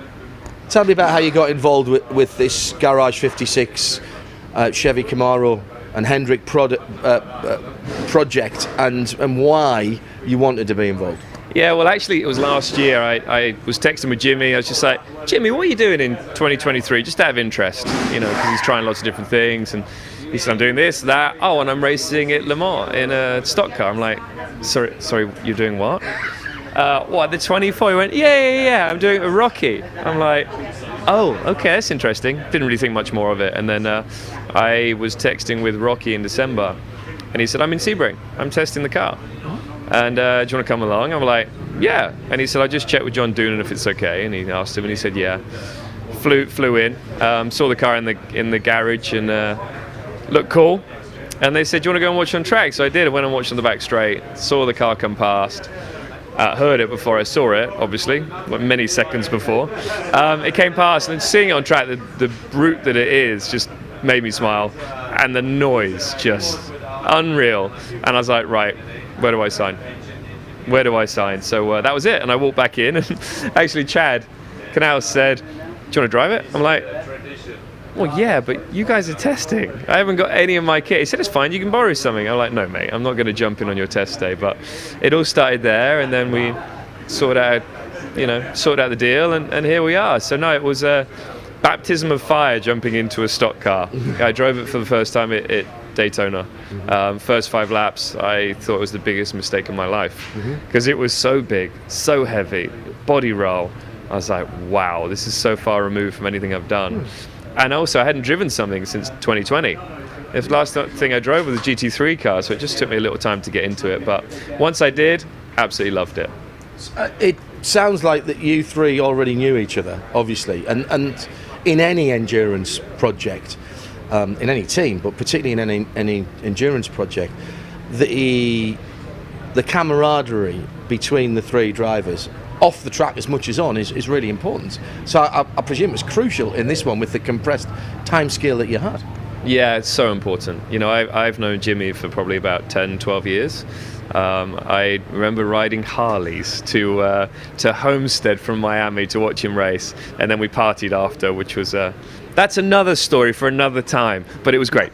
And obviously with Rocky, watched his career and raced against him when I raced here in 2018, and raced against him in DTM when Super GT came over in 2018. So yeah, it's been great, and you know, the last few months together, yeah, it's been a lot of fun. It's been a lot of laughs. You know, we're lucky enough Monday to be invited by Rolex to Roland Garros to watch the French Open and spend, you know, a puck a day away from racing with each other. And I think it's important to really bond us, because this is still a big ask for us. It's a big challenge, but we're making sure that we're having fun while we're doing it. You've done quite a few things that are different since your substantive career ended, including setting up your own teams, of course. GT3 you mentioned, Extreme E, that all of that has happened in that time. Where does this rate in the JB level of I'm really pleased I did this, or I wish I had never done this rankings? Now it's one of the most fun things I've ever done. And you know, I've done a lot of fun things in my life. I've been very lucky, but you know, I've raced trophy trucks in Baja, obviously raced F1 for many years, karts, GT cars, Super GT, which is one of the best categories in the world, as you know, and Extreme E, and just there's also, and I've raced a NASCAR, I raced a Cup car in Austin a few weeks back. But this thing is fun, and on a circuit like the South, I have absolutely loved it. It's made for this track, it really is. You know, I think it surprises a lot of people how good it sits on the track and how it carries speed through high-speed corners. and what have you, and that's the area where we all thought it was going to be weak, but it isn't. It's just a real fun car to drive. It's responsive, not like a single-seater, but it's reasonably responsive. It's when you get oversteer, it's gradual, which is nice. But the one thing about this car, it'll be the only car that's drifting around the lap and getting a lap time still. So that's the great thing about this. It's so different, and so lucky to have this opportunity. How did driving a Pucker Cup car change the mentality of what you were doing with this car, and did it make you realise how much work the clever people had put in to Garage 56 and the ZL1 Camaro? Totally. I drove this for the first time. As I said, it was definitely an experience. But then after driving the Cup car at Austin, wow, what a difference. I mean, around Austin, this is probably 5 seconds quicker than a Cup car, but it's also how it does it. It's we have traction control in here, sequential paddles, which helps a lot. But it's just a Cup car is edgy. You would think that you can slide it, drift it. You can't with the new. Really? Yeah, with the way the car is now. As soon as you get overstar, you get a shuddering on the rear tire. It's like a brrr, and you've lost the rear immediately, and there's no coming back. Wow. Which is it was a big shock to me. This car doesn't do that. So, I mean, I am so impressed with Hendrik and the whole crew really that have put this car together. It's a big step forward, and this is by far, the best group of people to take on this challenge. Does it compare anywhere near anything that you've driven? What's the closest thing? GT3 is probably around about the same weight, but not the same kind of philosophy. No, it's not, and it's obviously a lot more power. Tires are a big thing because they're very different. It's a NASCAR tire. It's a Cup tire, wider, and compound construction changed a bit, but it's completely different to any endurance tire out there. Don't want to give away the details too much, but it means we slide. That's what the tire's made to do, so it makes it fun. But I guess the closest thing I drove was a V8 supercar around Bathurst. Right. That's probably the closest thing. And I think the bit of that springs to mind is the braking. So you hit the pedal in like an F1 car, you hit it hard as you can, and then you slowly come off of the pedal, modulate if you need to. With this, you hit that pedal hard and you stay on that pedal. You stay on that pedal all the way to the corner. But no ABS, we should say. Yeah, no ABS. You take it all the way to the corner until you turn in, because if you combine with turning and braking, you lock the fronts immediately. Really? Yeah, there's no real droop with this car. And the reason for that is we're using jacks, just like in the Cup Series. So a manual jack where the guy runs up to the car, puts a jack under, and the reason why there's no droop is because he puts the jack under, he does one big push on the jack to the floor, and then they go at it. Yeah. Whereas if there was droop, with the suspension, which is what you want in a race car really, he'd have to do 2 pumps of the jack, and that loses him a second in a pit stop. Wow. On both sides, so it's 2 seconds. So the car is set up around pit stops really in Cup Series, and we've done the same with this. So yeah, that's another thing, that if you are here this weekend and you can see our pit, you are going to be blown away by how athletic our pit crew are. And how fast they are as well. So one thing in NASCAR that's different to any other type of motorsport is you have your mechanics that work on the car, and then the pit crew is a completely different group of people. Right. And they're normally ex-athletes, they're college, football players, linebackers, and these guys train day and night on getting pit stops faster. They are the true athletes of the team, not the drivers, but they're going to do pit stop challenge, which I'm really excited about, because I think they'll do well even though we're using a manual jack. People will can't help noticing that you, as I say, probably the tallest of the three drivers. Jordan Taylor's been helping you guys out, and you and he are similar height and build. But how easy or difficult is it to get in and out of that opening on the left-hand side of the car? A few bruises here and there, yeah. But to be fair, when I raced her in 2018, the Dallara that I raced, the S&P, to be fair, it felt like it wasn't built to be an endurance car, because you had to climb over the side of the car, which was probably, pod, it was massive. It was like 30 centimeters wide. So you sort of threw yourself in. So just as many injuries back then. But no, getting in a window in a tight race suit isn't the easiest. It's like a giant letterbox. But we've had a lot of practice now. We have no excuses, but it's definitely slower. But we'll do our best. And you're still talking with the normal Jensen Button voice rather than being up here, so it must be kind of working. Exactly. So it's all good. You know, the thing is, you always want to do your seatbelts up tight before you leave, but you'll see some people maybe tighten them in the pit lane. As with the last pit stall, though, we drove straight out on track, so we have to be 100% ready before we leave. That's a very good point. Yeah. All right, we'll wrap this up because I know how busy you are, but a couple of final questions. Le Mans for your second time. What's going to be the biggest challenges here for you and for the team, and which bits are you looking forward to the most? I'll ask you that one first.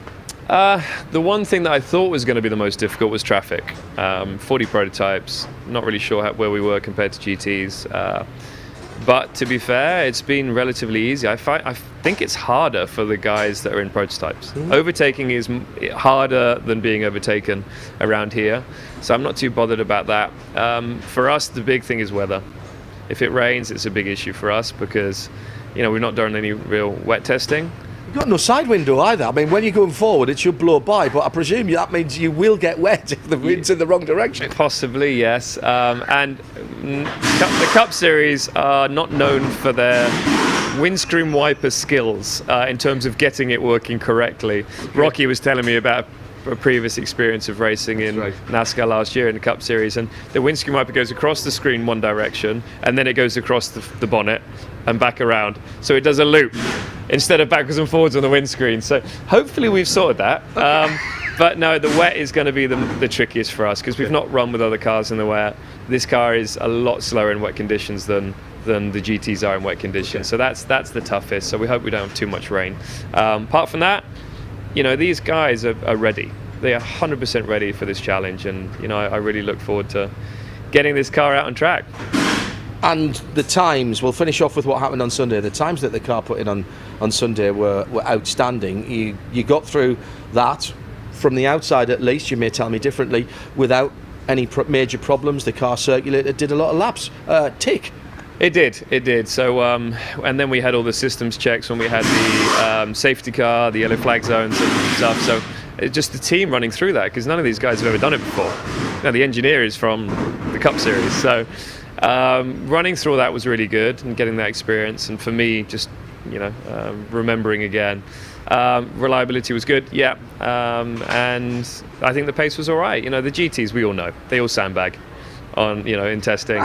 You've been talking to Rocky. You know, 100% sandbagging. And I think when we get to qualifying, they're going to be doing 3-minute 50s, which I'm not sure we can do, but we will see. You know, that we've still got some... Well, you're under 4 minutes, though, and that was one of the goals, wasn't it? 3:53.7 we did, which is very impressive. Yeah. You know, I think we aimed at probably getting to a 3:55 in race conditions, and we're already past that. So yeah, happy with that. But yeah, as I said, you know, we're 2 seconds quicker than the GTs, but it won't be like that come qualifying. We're starting last anyway, I think. So correct. It is what it is. But the race pace, we obviously want to be good. The pros are going to be. We're going to be competitive with, and then obviously the AM drivers we should have a bit of an advantage on. Should probably have asked Jimmy this one, but you're starting last, so that means you get to give a big wave to LeBron James, who we found out is going to be waving the tricolour. How cool is that? It's so cool, and it just shows you where motorsport is right now. You know, I think Formula One, I have to say, with the way Formula One is at the moment, it definitely trickles it down and across into other types of motorsport, and it's lovely to have true, like, I know he's a big fan of motorsport, I know he loves his cars, so to have him here is pretty special as another sportsman, you know, one of the best we've ever seen in the world in any sport. Here waving the flag is pretty cool. Jensen, thanks very much. Always a pleasure to see you. Always a pleasure to talk to you. You've been a gentleman to us in and out of the car all through the years that we've spoken. We wish you well at the weekend. I would say enjoy it, but I know you enjoy everything you do with a passion. JB, thanks for talking to us. Cheers, mate.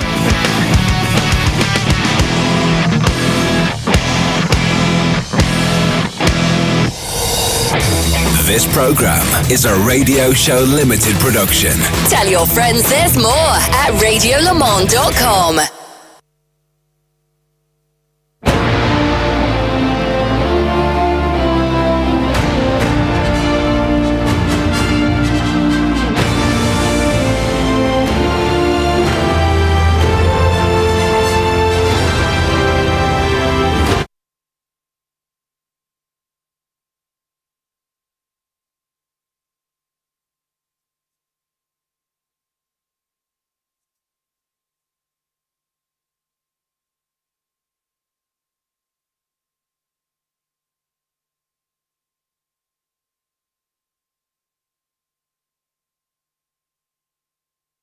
few hours ago, ahead of the first meaningful session of the week, then they've just been ratcheted up a whole lot more, because we're now into, for a lot of the cars in the race, their final qualifying session ahead of this weekend's 100th anniversary 24 Hours of Le Mans. Because if you don't make it into Hyperpole, which this year is the top 8 rather than previously, when it's previously run the last 3 years, it's been the top 6, but 8 positions available to Hypercar, to LMP2 and to GTE AM. But if you don't make that 9th and rearward, then that is exactly where you start on the grid at the end of these 60 minutes. I have to say, generally speaking, the mood looks relatively chilled, particularly down at the Iron Dames camp right now with their 85 Porsche. But there are many cars already in the queue. We're 7 minutes away from the session actually starting, but already clearly track position is so important. It'll be Bruce Jones and Johnny Palmer from the Haggerty Global Broadcast Centre bringing you all the action for 60 minutes of qualifying and clearing up the big stories from the opening free practice 1 session a little bit earlier on as well. The usual treatment for 2023 for Haggerty Radio Le Mans on 91.2 FM. Here we go then. On the edge of, well, as I say, on the edge of darkness. We've got a bit longer to go than that. About 5 minutes to 7 Central European summertime. And what it means is the sun is just starting to drop very slightly in the sky, giving that golden light on the start-finish straight. The sound of the racing cars echoing from left to right off the tribune and off the large grandstand that is atop the pit buildings as well. And already, well, quite rightly, I think, the crowd has been building for the last half an hour or so in readiness, Bruce Jones, for this all-important, for some, qualifying session. It's absolute perfection as far as I'm concerned. The weather conditions supreme, the light getting a little lower in the sky, the grandstands are packed, and it's suddenly just going to be super busy. We've got an hour of action out there on the track. Everyone is going to scramble out on the track as fast as possible. So 1 hour of qualifying, big time qualifying, and then we'll see which 24 crews out of the overall lot, 8 per class, get through to Hyperpole. Yes, so the cars, some of the cars hanging back, interestingly, outside the pit apron, but many of them already joining a lengthening queue at the end of pit road. Let's head down then before we get properly started for a CrowdStrike pit report. Diana Binks joining us for this whole session of qualifying. And Diana, we're talking about the mood. Well, you're actually right in there. Tell us about it.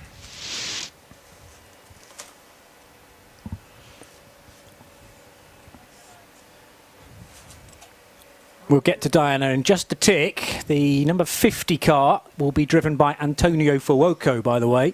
That's the 50 Ferrari 499P. And it's not necessarily going to be the same drivers in this qualifying session heading into Hyperpole, if indeed you get there tomorrow at 8 o'clock. We know that for a fact in GTE AM, because the driver choice at this point in qualifying in AM is entirely free, but it is a bronze-only session for Hyperpole tomorrow. That is a change in the regulations from 2022. Yeah, so an example of that, we look down in the Iron Dames pits, and Rahel Fry, who's the gold rank driver, will be trying to get them into that Hyperpole shootout tomorrow, get into those top 8 positions, and then it'll probably be Sarah Bovey, who's just been fantastic in the World Endurance Championship so far this year, where the bronze driver does go out in regular qualifying. So this is a step to Hyperpole, but not for everyone. But it's real teamwork in that respect. Yes, you get team racing once we start at 4 o'clock on Saturday, but it becomes a team affair in this 2-stepped qualifying session as well. We had similar last month at the Nürburgring 24 hours, whereby if you were in qualifying 1, you could use 1 driver, and then if you progressed into qualifying 2, there were, I'm trying to remember now, 5 qualifiers into Q2. You couldn't then use the same driver in Q2 if you'd been in Q1. So it really just spread the load.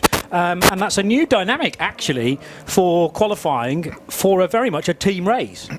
Entirely. Gosh, I mean, how many championships have the same rules as other championships? Keeps us on our toes. But right now, it's very pure. We've got an hour of qualifying in which all the cars are going out there to try and get into the top 8 positions. Just remember that in their classes. In the hypercar class, in LMP2 and GTE AM, and then of course you can have the shuffle in GTE AM. But right now we don't need to bother about that. We're just going to focus on which of the 8 top are going to be the 8 top cars in each of the 3 classes, and they've got 1 hour in which to do that, coming up in about a minute's time.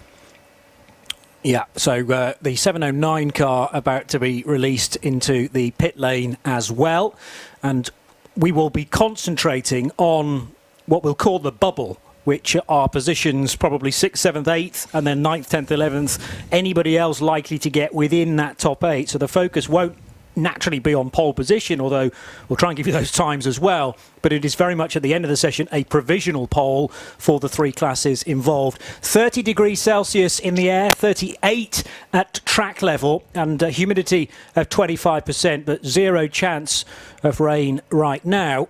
And if you are right at the front of the queue, and Kevin Estra's not that far away in the number 6 Porsche 963, just a question of waiting for the final few minutes to tick by. Mike Rockenfeller appears to be the chosen driver for the Garage 56 NASCAR for at least this first run in qualifying. Remember, that car, number 24, will start at the back anyway, regardless of what happens. This is Haggerty Radio Le Mans on 91.2 FM.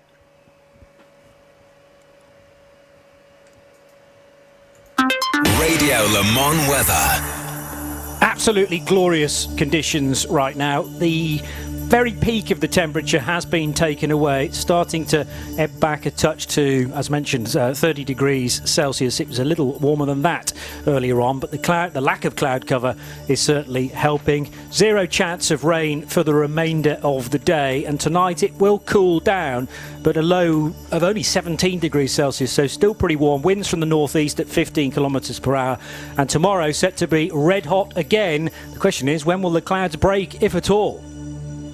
The most comprehensive coverage of the world's greatest motor race anywhere on the planet. This is Haggerty Radio Le Mans. Bruce Jones and Johnny Palmer watching a green flag wave at the end of pit lane, and the lucky car to be in the queue ahead of qualifying, 60 minutes worth of it on Haggerty Radio Le Mans, is the 94 Peugeot Total Energies 9X8, heading now out of the Rolex surrounded pit exit and up towards the Dunlop curve and the left-right Dunlop chicane at the top of the hill. But this is a chance to really establish how the track has changed, if at all, in the hours between free practice 1 and now. Remember, there was a lengthy stoppage, a red flag at roughly half distance in that session because of a big accident between Casper Stevenson and Stephen Thomas in their 777D station Aston Martin and the Tower Motorsports LMP2 car number 13. Both are going to have to be, effectively replaced. New chassis for both cars. So you will not see those in this qualifying session. They will have to start from the back, having not qualified at all on Saturday afternoon. And also indications to all of the drivers to make sure that they have at least their headlights on at the end of pit road. The Corvette's not going to take immediate part in this session though either. And that is quite crucial as far as the FIA World Endurance Championship is concerned. They come to Circuit de la Sarthe as round 4 of the championship, double point scoring, remember. And they are topping the championship in GTE out. Yeah, 2 wins and a second place, but Nico Varone, right at the end of practice, went off backwards into the barriers. They're still repairing the car. Nico's fine, but clearly they don't want to send it out until they're 100% ready, 100% sure. And you know what? If you're confident enough, and they've had such good form through the season so far, being out on the track at the moment where it is 2-3 abreast down the Mulsanne Straight, people are jockeying for position all the time. Jenson Button's finding it very funny in the pits because he's not in that rush. That's Mike Rockenfeller who's out there. Jimmy Johnson also in on the joke. But track space is precisely what these drivers need as they get the heat into their tyres. It's a beautiful evening at the La Sarthe, and I cannot wait until these quick times start to come in, and they will be coming in about 5 minutes' time when the cars get onto their first flyer. But at the moment, it's that important moment. Make your space in the track, keep it, drop back if you must, but you've got to get those tyres up to temperature, get everything up to temperature, and then we're going to go. It's going to cut. It's like the firework is being lit. It's going up the touch paper at the moment, and it's about to explode in about 3 minutes' time. Something's already happened at the Daytona chicane, which is the first chicane on the Mulsanne, the right, left, right, because yellow flags are being displayed there on this out lap. Slightly concerning. Remember, tyre warmers are permitted for the 24 Hours of Le Mans, unlike the other rounds of the FIA World Endurance Championship for 2023. So can't necessarily be blamed on cool tyres tyres coming out of the pits. Clear again, though, now at the Daytona chicane, so hopefully it was just a spin and continue. 23 United Autosports LMP2 car being held on pit road as well, with wheels yet to be offered to that car. Let's get a CrowdStrike pit and paddock report then before we get to see meaningful times coming through. And first of all, here's Diana Binks. Track temperatures down here, Johnny, are 37 degrees. It was 38 when I first came into the pit lane a few moments ago, so it's just dropped ever so slightly. And as you mentioned, the number 23 United Autosports car was being held down here, but the team are now putting the tyres on, and that will be released out onto the track any second now. And to the other end, to set the scene, here is Mr. Joe Bradley. Yeah, lots of empty garages my end, Johnny. Everybody wanting to get on with this. Remember, we're going to satisfy our class pools for LMP2 and the GTE-AM class in this 1 hour session. Yes, the hypercar class, that's still all to play for. We're looking at the first 8 qualifiers from them, but as I would have expected, everybody getting out there while the track is probably in its prime. Di mentioned there it's cooled down. She's talking relatively, of course. It's still red hot out here. Joe, there's Peter regulations. And I hope you don't mind me saying that. But no, Hyperpole's not just for hypercars. It's for the top 8 in LMP2 and the top 8 in GTE-AM. So we'll have a total, assuming all make it, of 24 cars circulating for 30 minutes. And that'll be tomorrow night between 8 o'clock and 8:30. It's the Hyperpole bit, the hyper word that has foxed him very slightly there. But we will get, well, which of the hypercars are we actually going to get into the top 8? Because remember, previously when it's been a top 6 rule, we've only ever had 5 hypercars to get there, so it's not been the full complement. This time there is more than 8, in fact double the amount that could get in there, and that will take some whittling down. It really, really will. I mean, we've seen some speed from the Peugeots early on, but they were superseded. Toyota at the end of first free practice 1 were first and second. So the order's being shuffled around. Who's going to get up there? Cadillac? Porsche? Ferrari? Isn't it great to have the choice? Glickenhaus. And in fact, a lot of cars now, I talked earlier about how they wanted to build space. 3 GT-AM cars almost at a standstill, waiting to go through the final chicane onto the start-finish straight with clear track ahead of them. Still, I'm sure a handful of cars in the pit lane, but right now, pretty much everyone out there is now onto their first flying lap. Let's hope they got the space to really deliver, and let's hope they don't overshoot, because certainly free practice 1, we were talking about this afterwards, Johnny, about how many incidents there were. Cars running off track. Luckily, a lot of them getting away with it, but certainly a few damaged cars so far. So tension rides up and down the paddock at the moment. I honestly thought that was a slow zone at the Ford chicane. We haven't had a slow zone so far in the session, but absolutely crawling at probably lower than 80 kilometres per hour. Oh, way lower. Yeah, almost walking speed for 3 GTE cars, wanting presumably to be in the front, and there's only going to be one leader there. But it was after you, and then get on the loud pedal once you realise you'd lost that race, really. Earl Bambitt, by the way, is in the number 2 Cadillac, which is with the dark blue front. That is the championship regular car from the FIA WEC, and the 3 car is the extra entry, just now taking to the session for the first time with Sebastian Bourdais at the wheel of the gold-fronted and black rear Cadillac V-Series R. So we got 3 of those in the entry, the other one coming from Action Express Racing in the 311 numbered car. As many as 4 Porsche 963s in hypercar, that is 5, 6, 75 and the mighty 38 for Hertz Team Jota. 2 Toyotas who finished the earlier session first and second, by the way. Brendan Hartley's time from free practice 1 proved to be the best. That was after 9 laps completed by, not necessarily all by the Kiwi, but he was the fastest at 3:27.742. Kamui Kobayashi's 3:27.875, just 0.133 of a second slower, proved to be good enough for a 1-2 for Toyota. Can they do the same in this session? Well, Kobayashi looks like he's got the best splits coming up to cross the start-finish line. What time's he going to put on the board? 3 minutes 20.3. So, oh no, it keeps on going. Sorry, the clock keeps running a little further. But 3:25.485 fastest lap so far. That's Kamui Kobayashi. Alessandro Pierghini second fastest. full 1 second back. And then for Porsche, it's Fred Machiavicki, third fastest. So a good shuffle of cars. And then the two Peugeots, fourth and fifth. Let's see what they do next time around. And someone has gone off and skirted right through the back of a gravel bed. Oh, it was the Francois Perrodo entered car, number 80 in LMP2, trying to see who was just aboard that, but they've somehow just kissed the gravel trap and not gone into the barriers. So that was very, very fortunate indeed. That car was moving around so much coming through that right-hander. Labelled as Ben Barnicoat at the wheel of the AF Corsa car, and does that tally with my information? Yes. Yeah, it does. But it was entering Porsche curves, and there's also been an accident at the final corner involving the 22 United Autosport Oreca and one of the Senior Tech Alpine Elf cars. It's 36, which is off the road to driver's left, and that's the bigger problem now because the rear tyres, the Goodyears, have dug fairly deeply into the gravel. It's the 36 car then that Julien Canal is aligned with, and did they go off independently?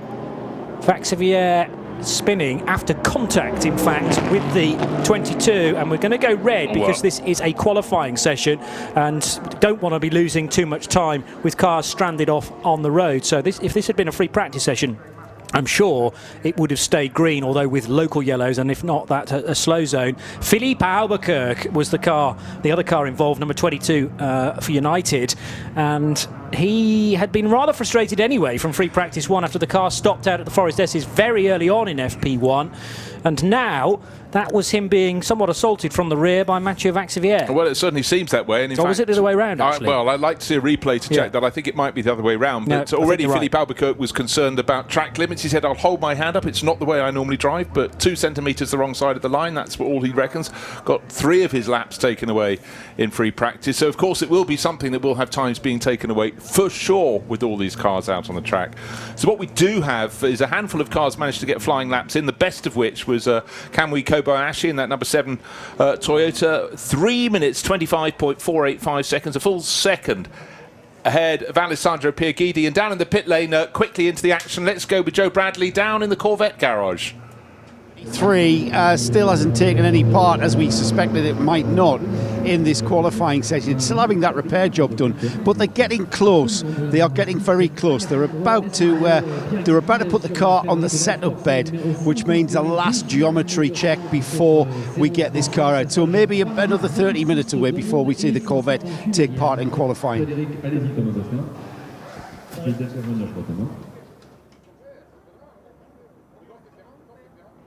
CrowdStrike. Data protection 24/7. For more, go to crowdstrike.com.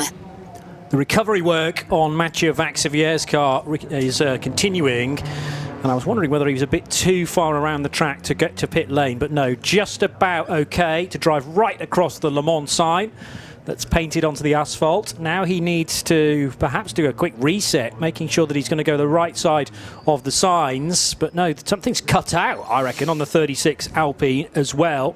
Alpine, who were part of the hypercar class until last year with their older LMP1 car that was allowed into the hypercar regulations for 2 seasons, but no further than that.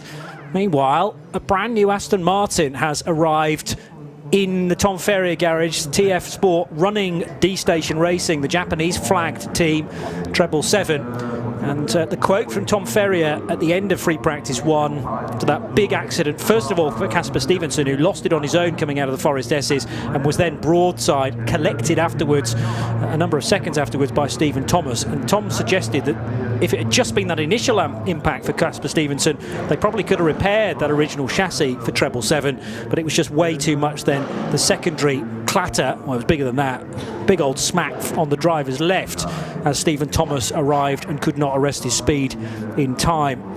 I don't entirely know, Bruce Jones, what the problem for Mathieu Vaxivière is here. He stopped just ahead of the pit lane speed limit line. But before you answer that, let's get to Diana Binks with this CrowdStrike pit report.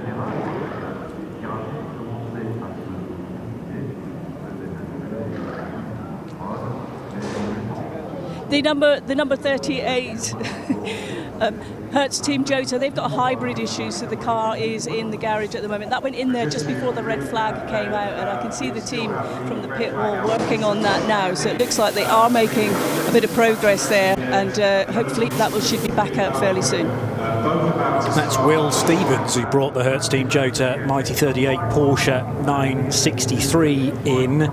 And the hybrid technology, or the hybrid component itself in an LMDH car, which that is, comes as a spec part effectively, but whether they've got an issue with the workings of the hybrid or how it dovetails into the ICE, unsure, and probably they are as well at this stage, but you need that to be working correctly. The hypercars, not all of them are hybrid or employing hybrid technology. 3 of them, the 708 and 709 Glickenhaus and the number 4 by Collis run car, are non-hybrid machines, but otherwise they are very much.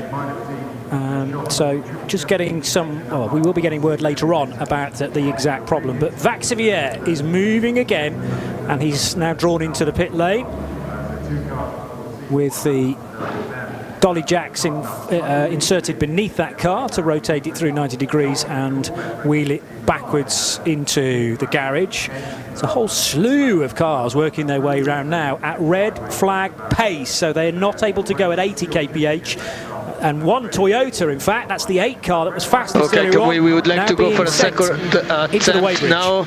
With the car as it is, just a new set of tires. We try to anticipate the traffic, so we try to refuel. Now we change the tires and we go end of the pit lane. In the meantime, I try to get information about the red flag. Message to Kamui Kobayashi about what is to come next in the session then, so instructions about his next pit stop, and he is leading 1, 2, 3, 4, 5, 6, probably about 15 or 20 cars. It's like a rolling single file start, Bruce Jones. It's absolutely nothing of the sort. It's like a rolling single file car identifying chart, I would say. Very useful. Spotter's guide. Now, people watching from all around the world, and the Homologato studio cam, Andrew Smith Donington Park circuit manager watching in, so you can see what's happening in the booth. But right now I suggest you look quickly and then turn away, because quite frankly through the course of the weekend you'll see how we're all faring, but it's all about what's going to happen when this long train of cars gets going and really goes for a rip. And still rebuilding work going on. We saw the Aston Martin already down at the D-Station Racing Garage. They're all already working on that. But then suddenly, just up the garage, Tower Motorsports, they too have got a new tub to start their rebuild after the 13 car went off and hit the D-Station Racing Aston Martin. So tension starting to mount all over again. Still red flag, and it's still held at 51 minutes and 6 seconds until that red flag is withdrawn. Pit lane very, very busy indeed, but cars on track running nose to tail. Who is going to get in whose way? That's always one of the big questions, particularly when quite a few of the cars didn't get a proper flying lap in, Johnny. So their time is being reduced. They've got to just get out there, get one on the board, and then work forward from there. A lot of fresh rubber going on these cars down the pits. Well, I'm not sure we mentioned that the clock stopped, the session red flagged, therefore 51 minutes and 06 seconds still to go, but any time that's been done already, I don't think it's useful at all for getting you into hyperpole, certainly. So the session somewhat condensed now into slightly more than a 45-minute session, effectively. And yes, you get the chance to use a few more tyres, but that will eat into your race potential of tyres as well. As the 50 Ferrari now is strangely being pushed further away from the garage, almost to a 45-degree angle, and that is to get an ideal attack into the fast lane in a moment or two. We were chatting earlier on in the week about the distance between cars when they are out on the operating apron rather than in the fast lane, and when you've got your car in and your next door neighbours left and right, I mean, we're talking centimetres between the rear bumper and the front of the car alongside. I couldn't park like that at home. No chance. My local town, absolutely no chance at all. And you need Russell Swift to do that. Indeed. Front end coming off the nose bodywork coming off the 708 Duquesne, so still frantically tweaking, twisting, just waiting. But we're still under red flag, 51 minutes and 6 seconds still on the clock. Heat haze coming up above the cars as they sit, waiting to get out of pit exit that as they were about 15 minutes ago. It's an absolute traffic jam, but if you're fans of Aston Martins and you like them in orange, their one is at the front of the queue. That's the Oman Racing car, so that's got pride position there, run by TF Sport. And for the rest, they've got to sit back and try and find a gap and then start going for the time. But we're still under red flag. And frantic work going on then with pretty much, well, either slightly worked tyres, as in slightly scrubbed tyres, or brand new stickered tyres being applied to most of the cars. That's certainly what our CrowdStrike pit reporter Joe Bradley has just spotted. So it's basically almost like this session is starting again from square zero. Effectively, only about 20 of the 62 runners have set a flying lap. And that, the one that's at the top of the charts, is quite near to pit exit, and that's car number 7, Kamui Kobayashi. So if there's a series of events, he could be smiling. Yeah, so let's go down to Joe Bradley for a CrowdStrike pit and paddock report with Francois Perrodo. His car's already been having dramas when Ben Barnicoat had a massive off on the run into the Porsche curves. Let's catch up with him now with Joe. Hello, Francois.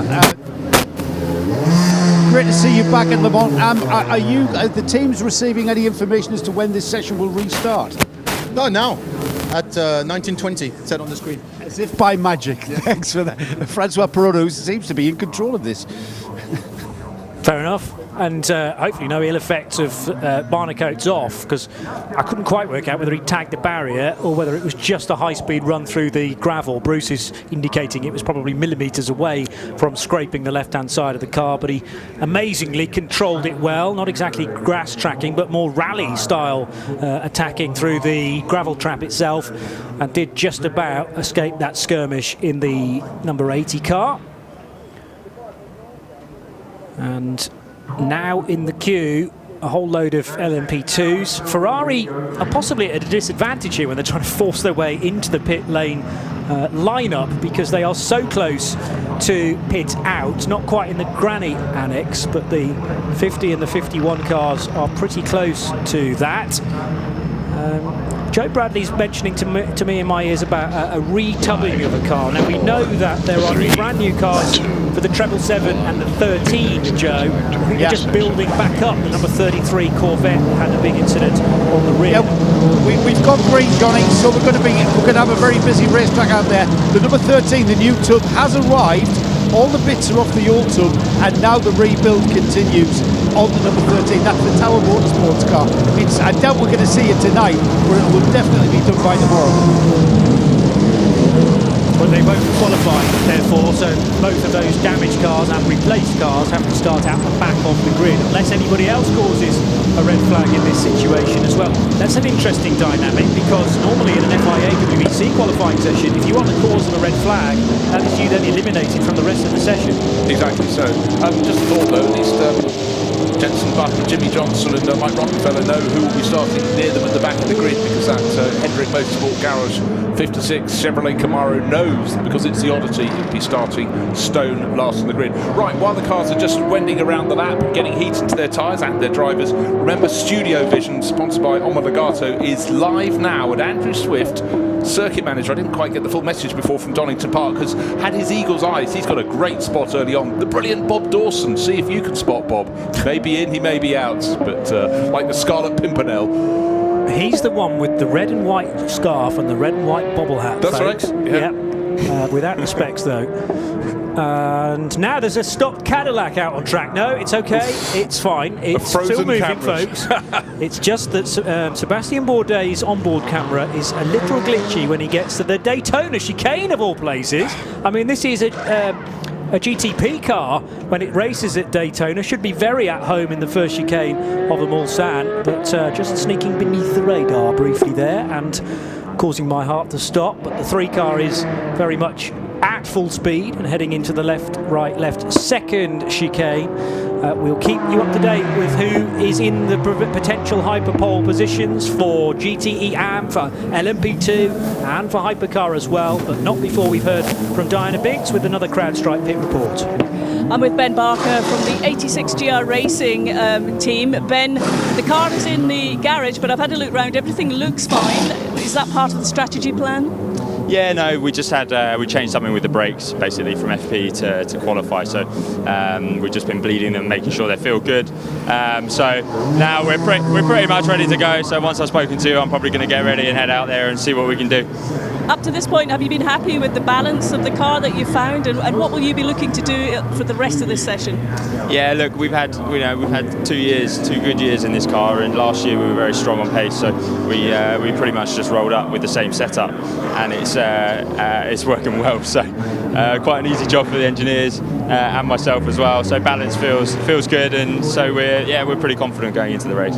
You're making it look too easy, Ben, but I know it's not as easy as that, and the team, will be working pretty hard behind the scenes. Got to say, the livery on the car looks superb. Yeah, of course. We're paying homage to the Golf Racing livery, and a livery that we ran 3 years ago, and it looks epic. 100th year, obviously a big special year. I'm happy because the last 2 years the livery's been the same, and I get confused when I look at pictures of which year's which. So now at least we've got this pretty cool radical livery. It's sort of half on half, so it's pretty recognisable, and it looks cool. Thanks very much, Ben. Nice one, thank you. CrowdStrike. Data protection 24/7. For more, go to crowdstrike.com. Really hanging the Porsche.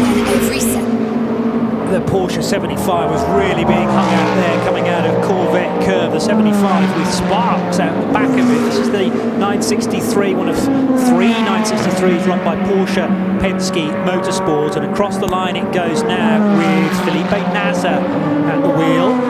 We've got the 3 Sebastian Bourdais driven Caddy further round, and just reaching the precipice of underneath the Dunlop Bridge there, now thundering its way down through the swoops and through Forest S's on towards Terre Rouge. Again, a bizarre sight of LMP2 cars probably going at about 20 miles per hour through the Ford chicane. They are all looking for, just a bit of a gap to the car in front, essentially, and as they get onto the loud pedal, the gaps are increasing, so that methodology is working. But if you're on a quick lap and you're coming into the Ford chicane, you desperately want to get through. That is not the sight you want to be greeted with. Think about driving on your local motorway. If someone backs it up, the next one backs it a bit more. At the end of that queue of about 20 cars, in fact, one of the GTE AM cars has thought, no, I'm not getting behind you. It's just overtaken 5 cars in the middle of the Porsche curves, and the last one he overtook was one of the Prema Oricas. He's going, no, I was wanting that space. And immediately overtakes the black. It's the Kessel Racing Ferrari that was just not impatient, frankly doing what he felt he needed to do. But certainly for whoever was on board that Prema car, that was not what the doctor ordered. Slow for Neil Jarney in the 30 Duquesne team car on the inside of Terre Rouge, so he's almost shortcut that corner, so therefore this lap I'm sure will not count, but he's not going fast enough for it to do anyway. Currently 6th in LMP2. I think, that's a good number. Anything above 8th upward is good, but I think he had a right rear puncture. Certainly was running off the line on the very, very dirty side of the track. Kobayashi was starting to improve hugely, but... Well, no, actually, the in lap was 9 minutes 28 seconds. So the reason why there are absolute best displayed next to Kobayashi is because those are the times that he's just done.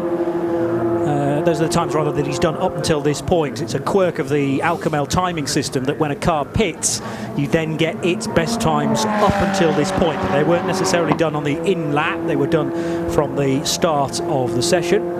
And the 8 and the 7 cars on a diagonal, so that is allowed, it seems. We were asking that. I remember John Hindhaugh and Richard Crail asking whether cars at a 45-degree angle that we see at the Nürburgring for the 24 hours and indeed for the Nürburgring Langstrecken series, cars are brought in and then often put up on the dollies to be rotated to 45 degrees to give them the optimum angle of release and escape, essentially, from the pit lane. This should be pretty special from Antonio Fuoco, who has gone purple through the first 2 sectors, and he should be able to make it the perfect lap, at least up until now.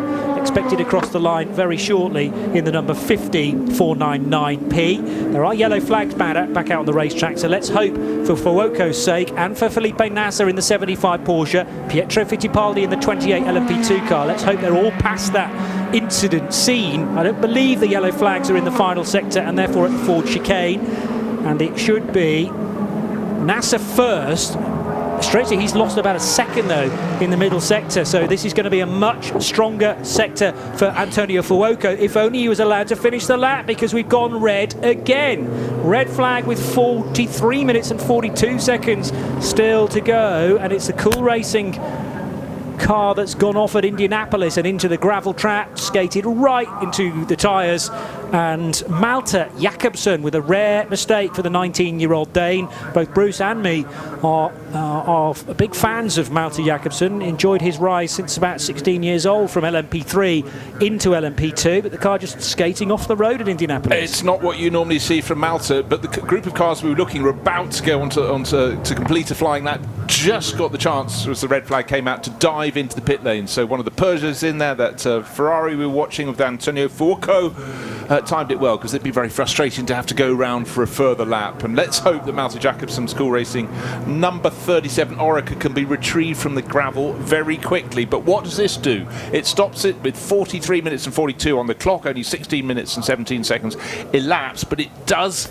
compress the whole thing all over again. So all the drivers have been around and worked their space on the track, apart from that pesky Kessel Racing Ferrari nipping past a few of them.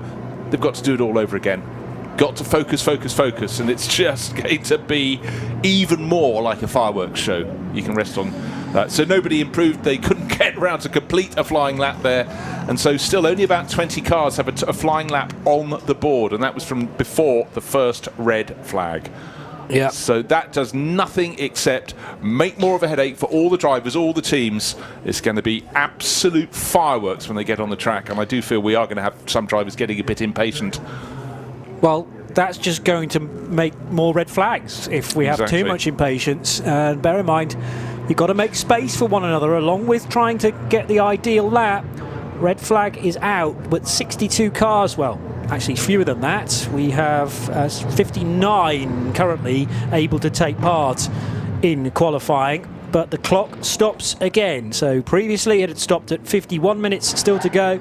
It's now 43 minutes and 42 seconds exactly, and the 311 Action Express Cadillac arrives back on pit road. More sparks, this time though from the wheel guns, as the older Michelin tyres are taken away. I'm sure they're not going to be used again for qualifying. They'll be kept back for the race once more, and they will have to select, you have to assume, another set of 4 Michelin tyres that they were planning to use in the race. It's Haggerty Radio Le Mans for 2023. This is 91.2 FM on the track around the for the FM frequency around the circuit and around the world on radiolemans.com.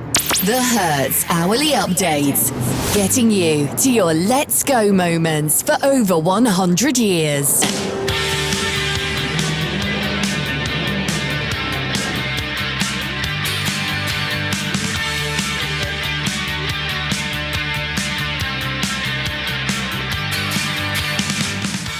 It's a second red flag for qualifying practice, as it is termed. This, of course, remember, set to make the grid for 9th positions and rearward for all 3 classes, Hypercar, LMP2 and GTE AM. But because we're under a red flag, the session effectively stopped. 43 minutes and 42 seconds remain after a real staccato and troubled 16 and a bit minutes gone already. The 7 Toyota, though, has managed to do the quickest time, a 3:25.485. That's the Kamui Kobayashi car. Second fastest is the 51 Ferrari for Alessandro Pierguidi, 3:26.5. The 75 Porsche for Felipe Nasser from Penske Motorsport is a 3:26.589. That puts it third fastest from Frederick Makoviki's number 5 Porsche Penske 963, a 3:27.239. Fifth place is fifth and sixth, both Peugeot Total Energies 9X8. So Mikkel Jensen, number 93, he's done a 327.5 and a 327.8 for the other Peugeot number 94 of Loic Duval. Seventh fastest is the 8 Brendan Hartley driven Toyota, 328.247, and in eighth position it's the Cadillac of Sebastian Bourdais, the gold fronted number 3 V Series R with a 328.7. Just outside the top 8, ninth place for Sebastian Bourdais' teammate Earl Bamber in the number 2 Cadillac, and in 10th position it is the number 4 by Collis car of Tom Dillman, the Van der Velde 680. LMP2 quickest car, Prema Racing's Mirko Bortolotti in the 63 car, he's done a 335.818. Second fastest is Ben Handley's Nielsen Racing number 14 Orica, a 336.3. Then it's Louis Delatraz number 41 for Team WRT, 336.3, and fourth the Cool Racing car of Malte Jakobsen, who's just gone off and had caused this red flag. So it may be that Malte, even if he does get the car back to the pit lane, he shouldn't be allowed to continue because he's caused the red flag in the session, number 37. Fifth place, Edex Sport, Paul-Luc Chatin, number 48, done a 336.851. Then we've got Neil Jarni and the Duquesne, number 30, the green and black car, number 337.584 is his time so far. Robin Freins in the sister team WRT number 31 has done a 338.673, and Gabby Obrey for Vector Sport number 10, 339.170 is right on the cusp in 8th place. 9th and 10th in P2, James Allen, Algarve Pro Racing car 45, and in 10th place the other Prema car for Bent Viscal, the young Dutchman, car number 9. GTE AM is headed by Proton Competitions Porsche, that's Jan Halen in the number 16. But, actually I'm just spotting, there are no times officially set by the GTE AM field, none of them. So we've got a 7:28.8, but that was not a flying lap. So this is slightly deceptive. I'd just be giving you GTE cars in a random order. So I think we can pretty much end the hourly update right there. The Hourly Update. Hertz Rental Car, getting you to your let's go moments for over 100 years. I don't think I've quite done an update like that before, but there's always a first, eh? And yes, before we carry on, because we're still going to be under reds for a little while yet, whilst Malte Jakobsen's car is retrieved from the Indianapolis gravel, it gives us a chance to hear from Jim Glickenhaus of the Glickenhaus Charge. 2 cars here this year. Let's get this CrowdStrike pit report with Joe Bradley. Jim Glickenhaus, it wouldn't be Le Mans if I didn't have a chat to you earlier in the week, Jim. It's a bit of a strange session, this. It's kind of, the momentum keeps getting sapped away, doesn't it? Yeah, first of all, I just want to say hello to everybody at Radio Le Mans. I mean, every race I watch, I always watch it with Radio Le Mans for the audio. It's fantastic, and I'm honored to be here. You know, I think a lot of people are really acting a bit childishly, to be honest with you. I mean, if you see some of the remarks in the press by some of the teams, they're stupid and silly. You know, we were expressly told not to comment on the BOP under penalty of death, and some people have done that. I don't understand why they haven't been punished severely. And also, you know, the remarks like, you know, the safety car Americanizes the race. I mean, you know, who cares? It's a race. I mean, rules are rules, and do the best you can. But, you know, we're seeing a lot of people racing as if this is the last 1 minute of the 24 hours of Daytona, which it's not yet. It's a long race. We're very proud that we have 100% finishing of every Le Mans race we've entered. We're very proud that we were the first American team on the podium in over 50 years last year. Who knows what can happen this year? We're up against absolute giants. We spend more money on catering than we do on showing up here. But we're going to do our best, have a good time, relax, enjoy ourselves. And it's a long race. And by Sunday afternoon, we plan to be running, and who knows where we'll be. I mean, there's every chance, Jim. I mean, the Glickenhaus, a proven car. You're up against, all right, the manufacturers have come. They've finally been attracted to come here. But your car is tried and tested. You guys won the podium last year, and you know, there's every chance. Attrition's going to be a factor this year. Look, the thing that makes us very proud is the WEC told us that we have the largest audience on social media of young people. And this is what matters. This is not going on unless we convince young people that racing is about improving the cars that everyone will drive, that, you know, sports cars are like sailboats or riding horses, they're sport. You know, what the zero emissions transportation is a great goal. We're building hydrogen fuel cell pickup trucks, but you know, people buy 5 million hydrogen fuels, 5 million pickup trucks. I mean, if we sell 35, 40, 50, 100 cars a year, quite frankly, we're not going to end the planet. And I think you have to do both. And we're very proud to be here and very happy to be here. Jim, it's great to have you here. We're going to go back to the action live on Radio Le Mans, Haggerty Radio Le Mans, 91.2 FM is where we're at. Thanks, Jim. Thank you so much. And thank you, Joe, with that CrowdStrike pit and paddock report. So we are underway again. Green flags waving all the way around the racetrack, and with free practice 2 still to come later on tonight at 10 o'clock local time.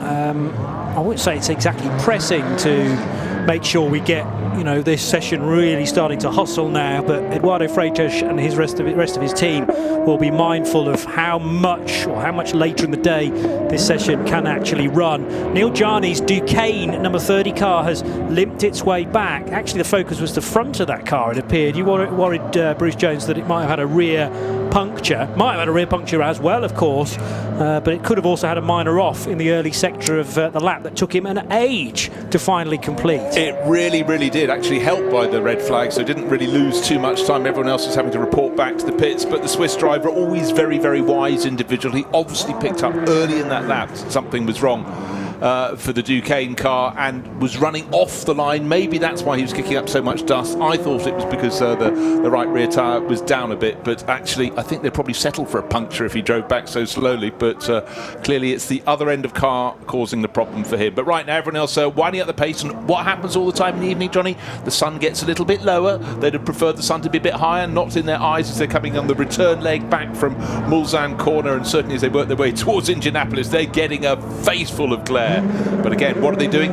Not just trying to go fast, they're trying to pick their way through traffic, and some of the footage of the drivers in the hypercars trying to get their way through, they are going to have to be very, very cautious, because at certain points the LMP2 cars really are not a great deal slower, and so for all the drivers out there in the very quickest car, it's about making space to deliver in a session that's effectively being compressed by about, I think we lost about 17 minutes with those stop, red flag, start, red flag, stop all over again. So it does really bring it all to pressure.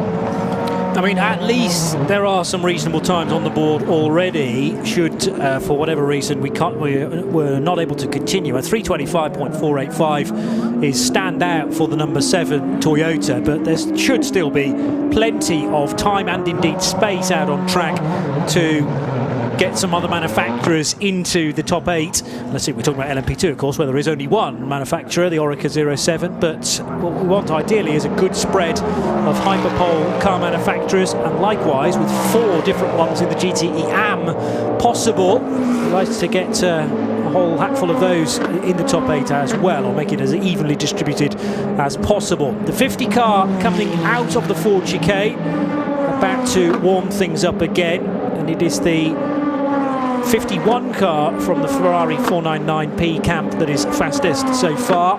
Alessandro Pierguidi's effort of a 326.528. So Fuoco looking to improve as he starts the first sector. Does that not put him second fastest? Have we still not got the number 7 Kamui Kobayashi 3-minute 25.485 lap as the fastest? Did I say fastest? Yeah, sorry, ahead of the 2 Ferraris. But Antonio Fuoco seems to be the one who's got really good clear track. He worked it very well, and again we had the cars running in a queue into the Ford chicane and trying to back it off and then accelerating hard. But for Fuoco, he's got clear track, so he's worked the traffic very well indeed. Had to overtake half a lap ago quite a gaggle of LMP2 cars. I think they were wise. They sort of largely kept out of his way, not because they want Ferrari to have clear track, but because they want it themselves, didn't want to be interrupted. Yeah, faster of the 2 Ferraris was the words I was chasing for, but it's Toyota out front at the moment, Bruce. And here's a figure. The hyperpole target, i.e. to be in the top 8 positions, is at the moment 3 minutes 28.726 seconds, held by Sebastien Bourdais in the number 3 Cadillac. So plenty of information on screens to look for. But right now, it's about drivers working their way through the traffic. And having said Fuoco had clear track ahead of him, he doesn't by the time he gets to the second chicane on the Mulsanne straight. So two LMP2 cars not going as fast as he is, and that is his lap, slightly skewered. But you've got to get that banker in. That banker lap has to be on the board. Only 20 cars or so out of the 62 cars that could have come out in qualifying managed to get them in before the first or the second red flags. And we have the 88 Proton competition Porsche sideways against the barriers, and it's Christian Reed who has dropped it up at Jonas Reed, I beg your pardon, son of, that was a slip of the tongue, Freudian slip there. So he has backed it off a standard entry, just getting it slightly wrong at the first turn of the lap, and then into the tyre wall of the outside rear first, nose spinning round, facing the right way now, but I think that'll be a red flag. It's currently only under yellow flag there, but let's hope it stays as just yellow flag, because we don't want any more stoppages in this session. But certainly that would have spiked a lot of flying laps. True, he's driven away from it, has Jonas Reed. There's lots of broken bodywork on that car, though. I can't see anything immediately that's going to fall off the car. It's really damaged the diffuser, particularly rear left corner of that component, and they are considerable, the diffusers on the Porsches, on the 911 RSR 19, I should say. Remember, these types of GTE cars are actually mid-engined to enable that diffuser to be even larger than it would have been had it been like a GT3 machine, and with the engine hanging out over the rear axle. Now, all this will not affect the lap that's so far been done by Antonio Fuoco. So he is heading through Porsche curve. So Dusty slightly offline there. The 50 car, and he runs way out wide as well. That might compromise this lap because of track limits, but we'll stick with it for the time being. He was actually slower in the middle portion by over a quarter of a second, catching the curbs at the first element of the Ford chicane. Plenty of curb as well through 3 and 4 effectively of the Ford chicane. It's green again at the Dunlop curve as Fuoco goes across the line, waiting for the time to register, and it is fourth fastest for the number 50 car. It is a time of a 3:26.734, and also included in that lap an absolute best so far down the Mulsanne in the middle sector. So clearly the 499P very good on the straights and on the brakes for the two chicanes. Where's the time going to come from in this stop-start session? It's still 3 minutes 25.485 seconds for Toyota Gazoo Racing with their number 7. We've got to look down through the classes. Looks though Pietro Fittipaldi's flying for Team WRT in LMP2, but it's about getting a time on the board. The majority of drivers have yet to do that. I'm so fortunate that Jonas Reed managed to drive his slightly battered 88 Porsche away from where he dropped it going into the Dunlop curve. So we could carry on, but of course all those drivers who were in front of the young German when he had his spin and brought out the yellow flags, it didn't matter. They could carry on at unabated pace. But for those coming through afterwards, the very start of their lap would have been hampered during that brief, mercifully brief yellow period up at the Dunlop curves. It's a second between first and second, but what is the gap between 8th and 9th positions? 0.397 currently. And there ain't a lot of space between the two Peugeots, who have steadily been dropping to the lower portions of the top 8 in Hypercar Hyperpole. 7th and 8th now for the Peugeot 9X8s, and there are just 0.3 of a second between those two cars. Next up, in 9th position in Hypercar, it's the 8 Toyota. So 8 Toyota not currently in the top 8. Nor is the number 3 Cadillac with the gold front, and both the 311 Caddy from Action Express Racing and the number 4 Colin Collers entered machine, which is being driven now by Tom Dillman and heading out of the pits after a recent stop. So another outlap for car number 4, looking to try and get in to the top 8. LMP2 does not currently have the 47 Cool Racing car involved in the top 8 positions. Richard de Guerras is in 9th place with a 335.954, looking to improve because on the bubble it's a 335.8 that you've got to get down to ensure at this stage that you're into the top 8. We have at least got the Jota 28 car there so far. Both the Prema cars are in the top 8, as is the 23 United Autosports, the 48 EDEC Sport, 41 Team WRT's Orica, and the 923 Racing Team Turkey car, and Panis Racing 65 occupying a top 8 position in GTE AM, we do now have times to talk about. Let's give you those. 21 AF Corsa Ferrari 488 is fastest for Ulysse de Pauw, the Belgian, 352.968. So he's first fastest from Charlie Eastwood's Aston Martin from ORT by TF. That's the 25 bright orange Aston Martin. Davide Rigon piloting the 54 AF Corsa Ferrari 488, done at 353.2, and he's third, ahead of the 98 Aston Martin Heart of Racing, although Northwest AMR entered 98 Aston Martin. The 83 Richard Mille AF Corsa Ferrari, the 57 Kessel Racing Ferrari is sixth.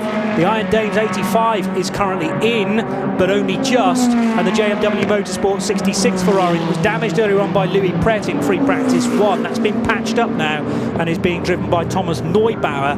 That's right on the cusp, because there was an improvement last time around. In fact, there's quite a bit changing in GTE AM. Looking for who else has leapfrogged into the top 8.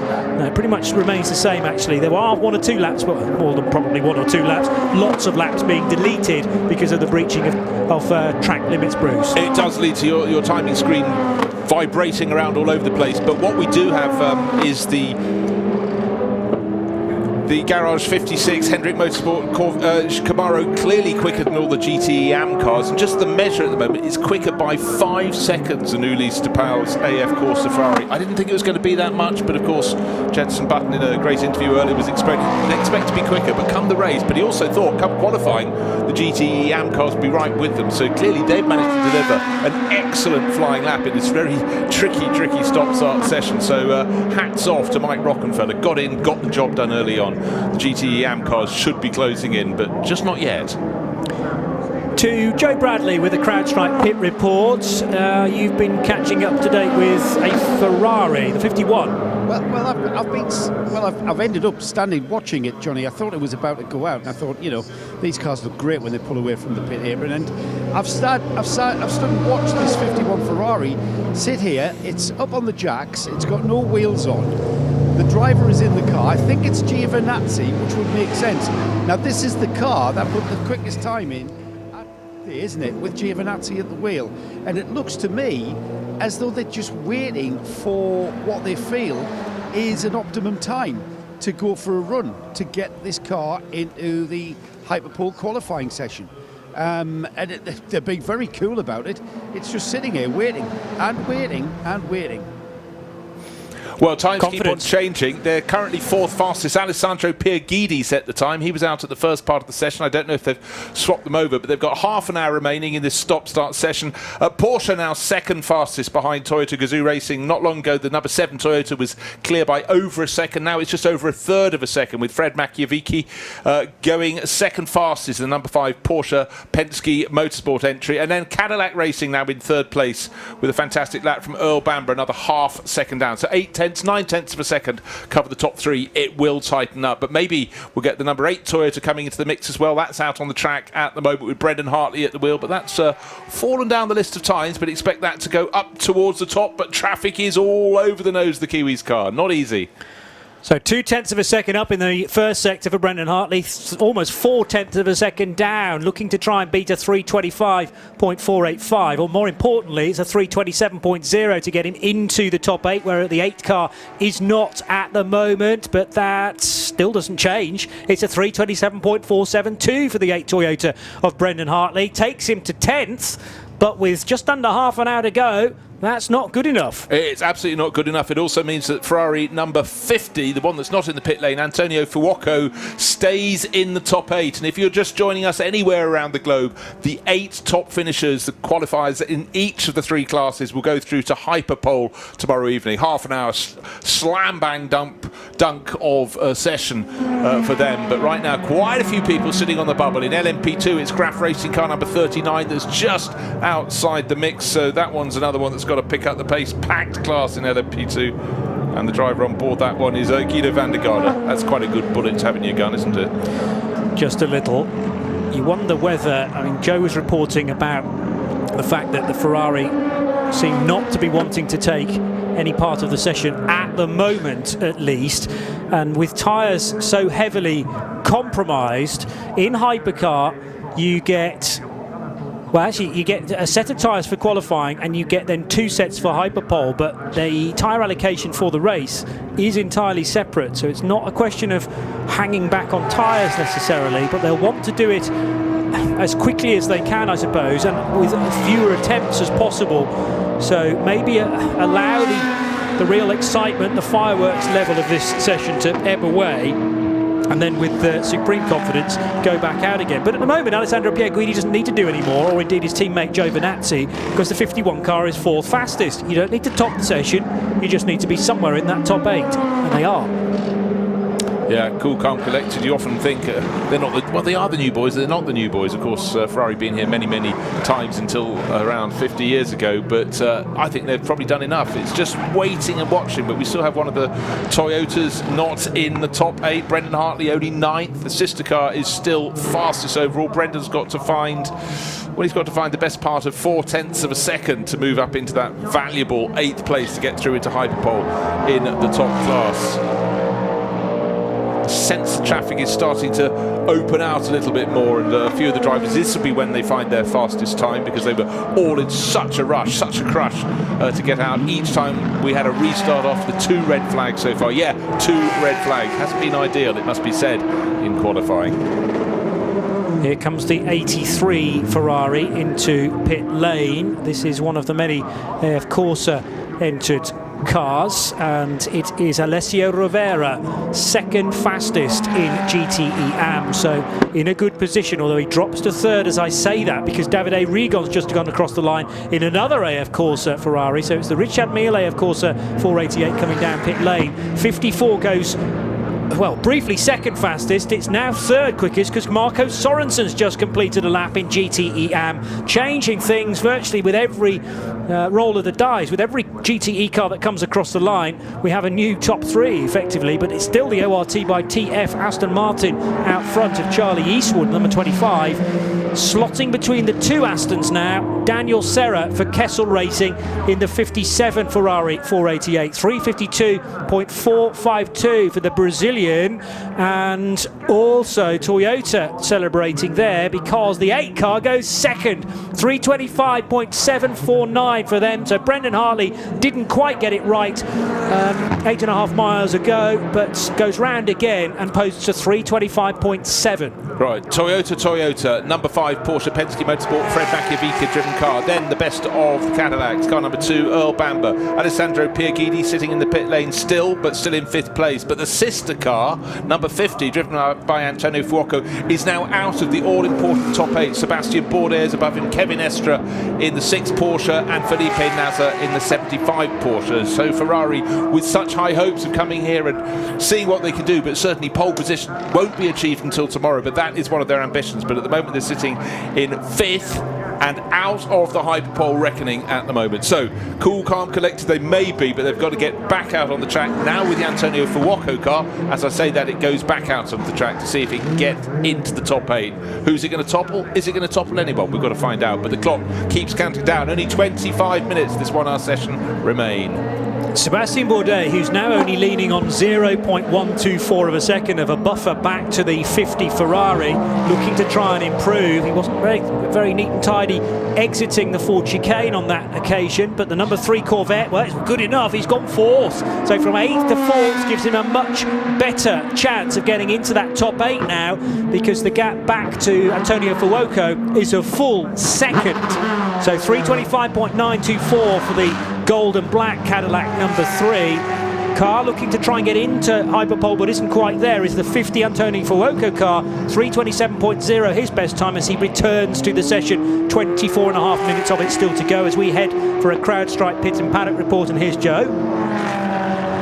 Aren't they? And the 51 Ferrari is fired up. He's got fresh Michelin rubber on. He's not happy with sitting on that 5th place, considering how things are moving on the timing screen.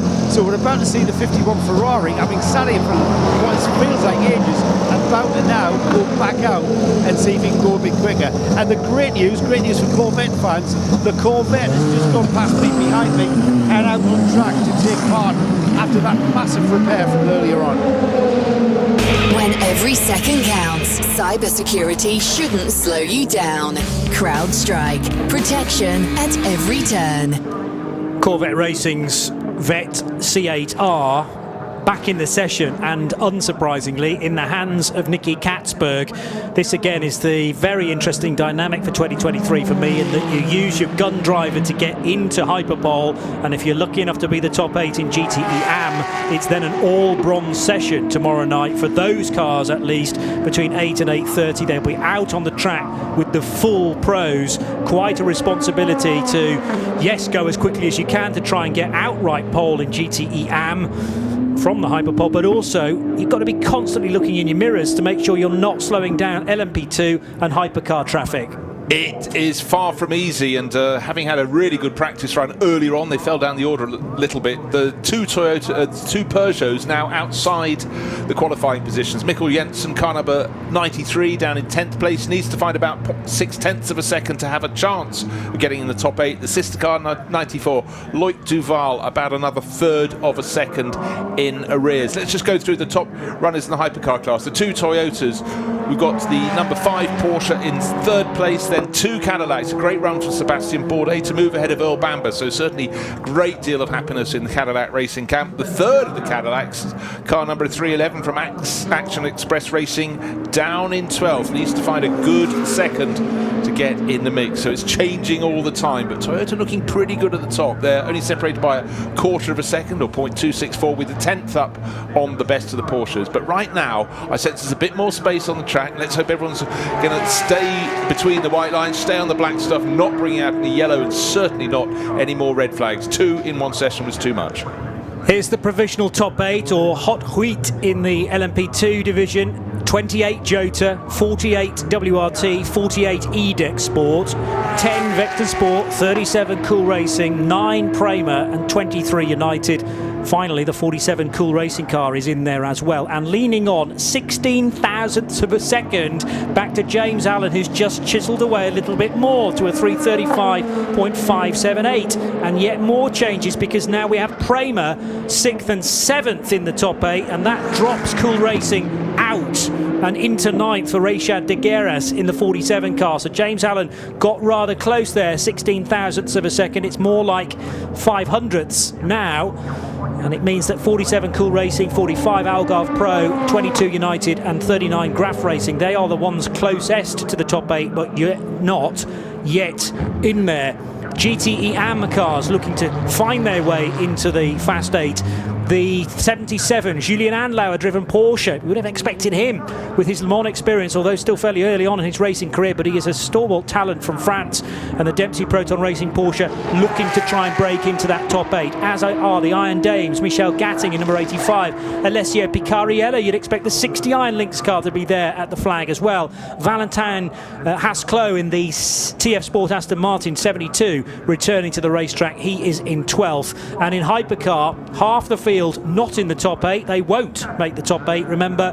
So those that are not there at this stage, the 50-50 Ferrari 499P of Antonio Fuoco, Mikkel Jensen and Loic Duval in their Peugeots, and Luis Pipo Dirani in the Action Express 311. But we may have a movement in a second. Antonio Fuoco about to complete the lap route. Absolutely, coming through the final corner onto the start-finish straight. Is going to slot. Where is he going to go? To the very, very top by 64 thousandths of a second. Fuoco on fire. Well, that's what his surname needs. And while all that's happening, the order's changing at the top. That means, of course, someone drops out. The number 6 Porsche Penske Motorsport entry outside the top 10. One Porsche we haven't talked about too much, Hertz Team Jota, no time on the board as yet, so they're down listed in 60th out of the 62 runners.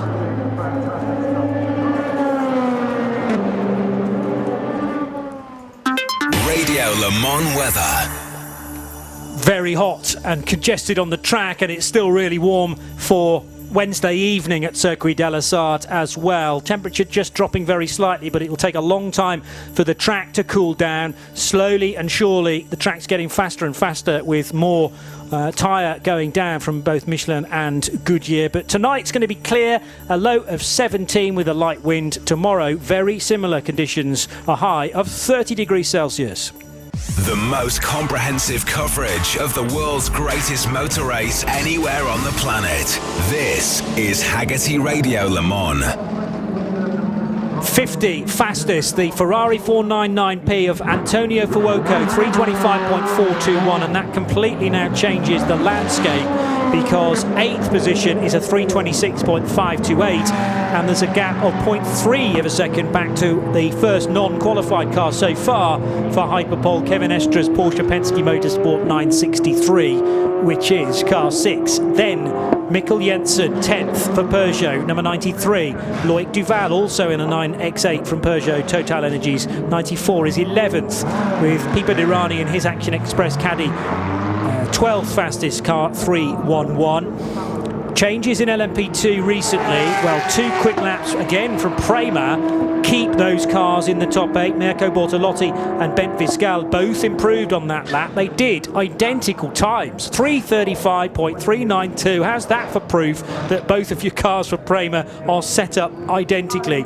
Tom Blomqvist in the 23 car is in 8th, so still looking for improvement from Richard de Guerras in 47 and James Allen in 45. Philippe Albuquerque's the next name that stands out for me, not in the top 8 in car 22. Yeah, and one car that had the dramatic moment early on, Ben Barnicoat in the AF Corsa number 80 Orica, that has not got anywhere close to the pace. It's still in the pit lane, obviously having repairs and checks after it ran through the gravel trap and just squeezed past the barriers and the tyre wall at the Porsche curve. A big gravelly run, but that, look out for that, because Ben is an absolute flyer, and if he can get the car out on the track, he's going to have to go quickly because there are only 17 minutes remaining on the clock. The clock is not his friend, but that is a car that could be one of the deliver that late coup de grace and get into the top 8 in LMP2. We should about to see some improvement for Alessandro Pierguidi now in the 51 Ferrari that was parked up for a long time. So that's the Giovinazzi car, Antonio Giovinazzi, 51. But just hearing that the Pierguidi lap has been scuppered because of a slower Aston Martin in the final chicane. He will go across the line now and go to the top. So Alessandro Pierguidi, far from his lap being ruined, finds the time. It's a 3:25.412, 9 thousandths of a second quicker than Antonio Fuoco. However, it's just been deleted. It's been taken away. No, that's Fuoco going faster. Beg your pardon. So Antonio Fuoco now 0.199 of a second faster. Ferrari front row, but this doesn't matter, folks. It's just to get you into the Hyperpole. Exactly that. That can get forgotten in the heat of this battle, but that was absolutely fabulous. You could say Pierguidi was getting a slipstream from the Aston Martin at the start-finish straight. Nothing of the sort. That was a lap that was compromised right at the final corner. But those two Ferraris covered by 0.2 of a second, 0.199. But in LMP2, it's 2 thousandths of a second between Jota number 28 at the top of their pile. That's Pietro Fittipaldi and Louis Delatraz, 2 thousandths of a second in the rears, and 1/10 of a second comes the top 3, because car number 48 in export, Paul-Louis Chatin, next best. Who's on the drop zone? It's those 2 Prema cars with the identical time, but at the moment in LMP2 it's 63 that's in. That's Mirko Bortolotti and Ben Fiscal, who's not going to be in Hyperpole, but we've got a quarter of an hour remains. This is going to keep on going right until the end. Certainly is, and another car about to join the party is Frederick Mankiewicz in the number 5 car. In fact, he's just started another quick lap, so out lap completed and ready to fight once again. Clearly, even if you are 5th with a 3:25.848, hang on a moment, because the 85 Iron Dames car of Michel Gatting is off the road at the Dunlop chicane, and that's a very vulnerable position for the Dane to have ended up in. How on earth are they going to deal with this? It might be another stoppage, because the rear wheels are right in the gravel, and you do not want a car sitting there in the closing stages, especially as everyone's being very high risk. And that will compromise laps. She's beached in 11th place, so unlikely to get out and back ground in time to get that sorted out, providing it doesn't go to red. It's still yellow flag, and that will also have compromised the start of a number of laps. Can't gauge exactly where everyone is right here and now in the heat of this battle, but Sebastian Buemi on the track at the moment, not setting a flying time, and he's slipped back down. Of course, he's taken over the 8. It was driven earlier in the session by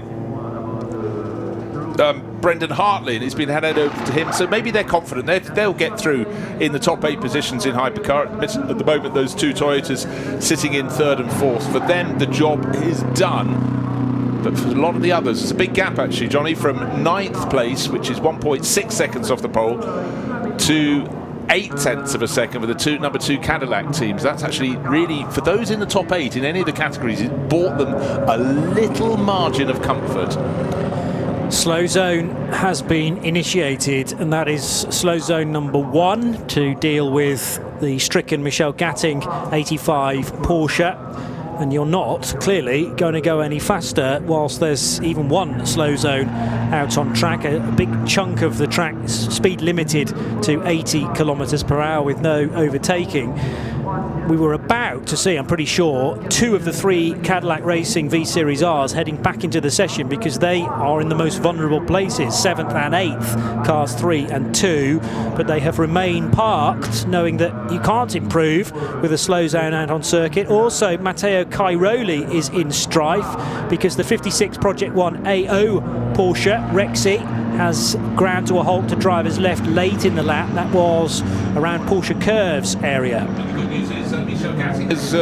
Good news is Michel Gatting has got out of the gravel up at Dunlop Curves. That's very good indeed. So the slow zone ought to be lifted fairly soon. But of course, what happens when you come out of the gravel? You bring dust out onto the circuit. It's issuing out of the back of the car. And now Corvette Racing will be going to the races. So all that late work for them after Nico Verone's accident at the end of free practice 1. Looks as though they are going to have a shot, but the clock keeps counting down. Just over 12 minutes remain. And Rexy's got going again. Car number 56, the green Porsche with the fabulous Moore on its front with the big teeth, is going, but actually no speed at all. It's pulling off again.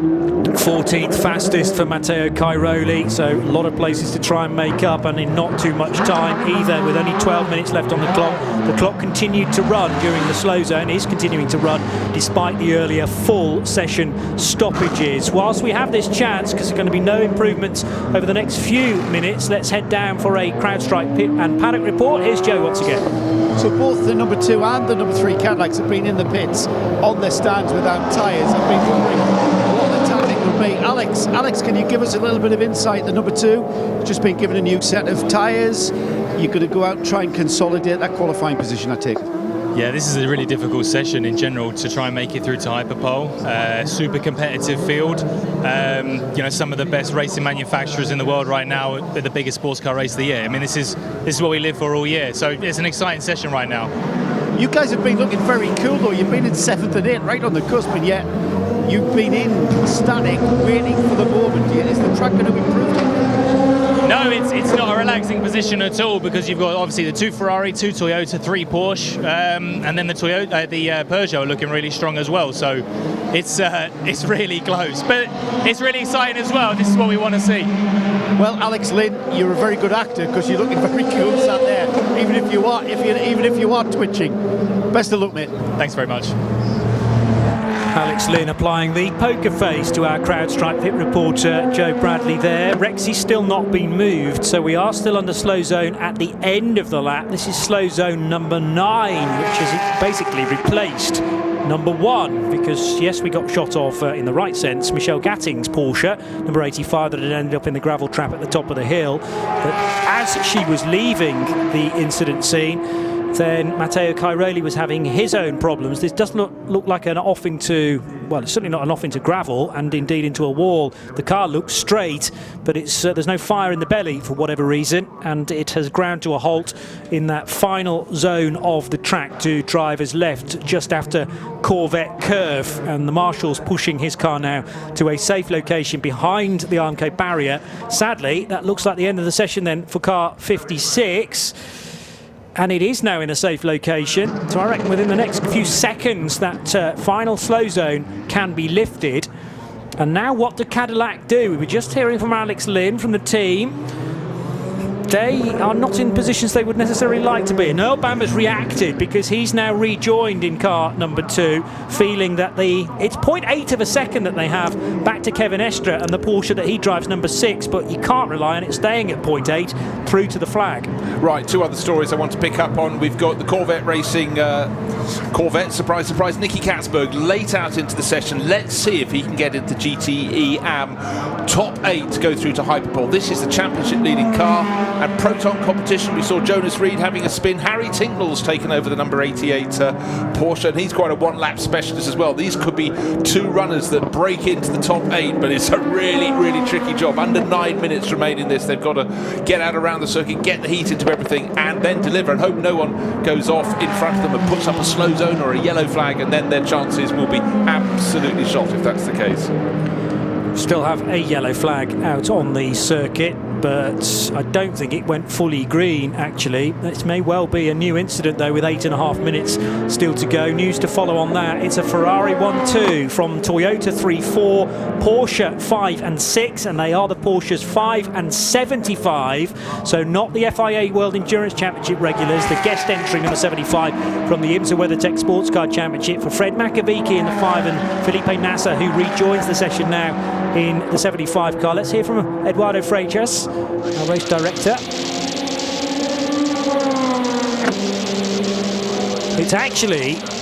It's actually Michelle Gatting who has hit more troubles on her recovery lap. So the car was off in the gravel. That looked like an innocuous spin and shouldn't really have affected the Porsche. But if there's some gravel that's got into the wrong places there, the car has actually ground to a halt on the 3rd section of the Mulsanne. So after the kink and the second chicane, and on the run towards Mulsanne corner, there is now a stopped bright pink 85 Porsche. But the good news is 2 marshals are there, and they're going to hopefully get it through a gap in the barriers. Michelle did very well to park it down there, but it's still a slow zone. So if you haven't got a fast time in the board, yes, I'm looking at you, Corvette Racing. It's going to be very difficult, but I think as the Porsche goes towards the Forest S's, it ought to be out of their way by the time Nicky Katzberg gets down to approach Mulsanne corner at the end of the Mulsanne straight. He may be very lucky, and you've got to ride Lady Luck when the opportunity arises. Only now is that yellow Corvette going through Tete Rouge and onto the top of the Mulsanne straight. Let's hope for his sake and the fans of Corvette Racing, the pink Porsche is behind the barriers, and the answer to that question is yes. Good work from the marshals. Slow zone 5 has been removed, says Eduardo. We are green all the way around the racetrack. In LMP2, there are a lot of key players that would have been bankers probably to be in the top 8. One of the Team WRT cars, 31 for Robin Freins, but he is heading out now, and that could be very neatly timed by the Belgian outfit. The one that's really standing out for me is Philippe Albuquerque in the number 22 United Autosports car, and they are not even running right now. Their car parked up in pit road.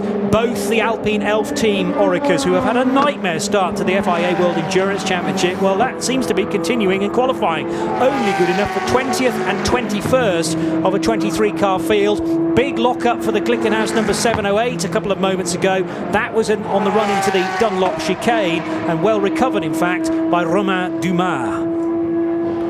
8 Toyota in pit lane. Lollipop person about to unleash this car back into the session. 4th place for Brendan Hartley, although Sebastian Buemi was last in that car, and the number 8's done a 3:25.749. The gap from 8th to 9th in hypercar is still 0.880 of a second between Earl Bamber's Cadillac and the Porsche Penske 963 of Kevin Estre, car 6. They desperately want their car in the hyperpole session, being a championship regular. Now, have we had a report on this? Why probably the best looking car in the field, the gold Hertz Team Jota Porsche, Will Stevens, sitting in the pit lane, going nowhere, and the clock is counted down to 5 minutes left. If he doesn't get out in the next few seconds... Hybrid problem, sorry, I got so excited early in the session. So, well, strike one of the front runners, which means someone else has a chance to take that 8th position at the moment in the hypercar class. It's Cadillac Racing Earl Bamber on the bubble. He has got a margin of nearly 9/10 of a second over the Porsche Penske Motorsport entry number 6 of Kevin Estre. That is the bubble, and that's the biggest gap of any of the 3 classes between 8th and 9th, and 8th is the place you need to go through to 8th or higher. Higher positions are optional to go through to hyperpole tomorrow. If, by the way, you're thinking, well, I saw that Hertz Team Jota 963 out in the session earlier on, you absolutely did. Will Stevens presumably wasn't suffering from the technical gremlins that crept in later on. Kevin Estre at very high speed heading through Tete Rouge. and now down the first segment of the Mulsanne. Remember, Estra is ninth and not in hyperpole. He's got 0.880 of a second to try and find, so this is not small beer necessarily. 326.9, he's got to get down to a 326, well, lower than that, to ensure that he gets into the top 8. Bear in mind the time he's trying to beat is old Bamba's effort at 326.020. Yeah, Porsche Penske Motorsport have got cars in 5th and 6th positions at the moment. Fred Makiewicz, Philip Nasser, but in 9th as well with Kevin Estra. Be a huge achievement to get all 3 of those works cars into the top 8 positions to go through to hyperpole. And they've got really fierce battling with the Cadillacs. The best place of those is Cadillac Racing's Sebastian Bourdais. It's their only one in the top 8, that's in 7th place. But what can number 2, Earl Bamber, do? Sorry, they've got 2, 7th and 8th. He's going to try and just squeak a few more nanoseconds off that time and see if he can just raise the drawbridge very slightly to those who are challenging to get into the top 8. And Earl Bamber goes through, just 2/10 off his very best time. So no improvement, no increased safety. But he's on another flying lap. 3 minutes 20 remain on the clock. In fact, he's got time for this and just about one further flying lap. He might be the last car that gets one further lap beyond this. The Kessel Racing Ferrari, Kei Cozzolino right in his path as they dive down into the Forest S's. The Japanese Italian driver trying his best to get out of the way, but sometimes there is nowhere to go. Well, he needs to go faster in car 74 for Kessel because he's not in the top 8 yet either. So having just done the car's best lap of the session so far, which was a 3:53.4, and he came pretty close to it last time around as well, just not quite doing enough on one side of the Kessel Racing garage. Those cars that are not yet in the top 8 and are closest to being there, Kevin Estra's number 6 Porsche from Penske Motorsport, both of the Peugeot 9X8s for Mikkel Jensen 93 and Loic Duval 94. The 311 Pipa Durrani driven Action Express caddy is 12th, and with some time, lots of time to try and find. The Hertz Team Jota car is now moving. So how late do you want to play this? Will Stevens in car 38 with 2 minutes and 12 to go. They're not going to get round. They are not going to get round. This is purely a test run then to make sure that whatever work they've been doing for the last hour, 45 minutes, has been worthwhile, so at least the car's ready for night practice. That's all they can do. If they wanted to just squeak through to set another flying lap, the first flying lap for that car, they'd have had to go out about 2 minutes ago. But it's exactly that. It's a system check, and of course then we've got free practice later this evening, free practice too. But still with the clock counting down, it's getting closer and closer at the top. Nicky Katzberg does the business. 3:52.228 to take provisional pole, but that doesn't matter. You've got to get in the top 8, and the Dutchman has done it. That Corvette built up after its big accident from Nico Varone in the previous session. But how late were Corvette there in doing all of the suitable repairs? But they've done a cracking job because that's now a fast race car, and Nicky Katzberg was really hustling through very late in the session indeed, but goes ahead of Charlie Eastwood's time, the 25, and which car therefore loses out? Alex Ribras in the heart of racing Aston Martin is no longer in the top 8, but Alessandro Pierguidi has just sneaked in. Did that a few laps ago, I reckon, as both Ferraris head for the pit lane. Wow, Nicky Katzberg was really hanging it out on that lap. He knew he had to hustle and hustle very fast, but I've seen the Corvette there at angles it probably wouldn't have been if the textbook had been adhered to. But at least he's now done that, and he can probably have a much cleaner, clearer lap. And right now, as the yellow Corvette powers around the circuit, lights ablaze, he's got clear track in front of him. This should be an easier lap. He knows he's got that banker lap in, but that was impressive. And Ben Keating and the gang will be going, okay, wow, we hit a hurdle, we've clipped it, we've managed to get back on our feet, and we've got through, because surely 8 other cars can't go faster with 19 seconds until the checkered flag comes out. That's a phenomenal job from Nicky Katzberg. Yeah, superb, and he's staying out on track as well. Not happy yet with the 1.1 seconds that he has over Alessandro Pierguidi, because now Julian Andlauer sneaks into the top 8 of Hyperpole. Andlauer's just done that effort, in fact, for Dempsey Proton Racing for the 77 crew, although he drops back out again. Yeah, the time immediately got taken away, so that means back in goes Alessio Picari, yellow car number 60 for Iron Lynx. So Kei Cozzolino goes across the line in the 74 Kessel Racing car and does just about make it in. As the checkered flag is waved, so the session is over, but still everybody on their flying lap can complete them. So let's just refresh who is just outside in hypercar. In 9th place, it's Kevin Estre, that number 6 Porsche, out still by that nearly 9/10 of a second. Improvement for Romain Dumas in the 708 Glickenhaus, but that's only for 13th in hypercar. Also looking for any times that are being chalked off or indeed improved upon in LMP2.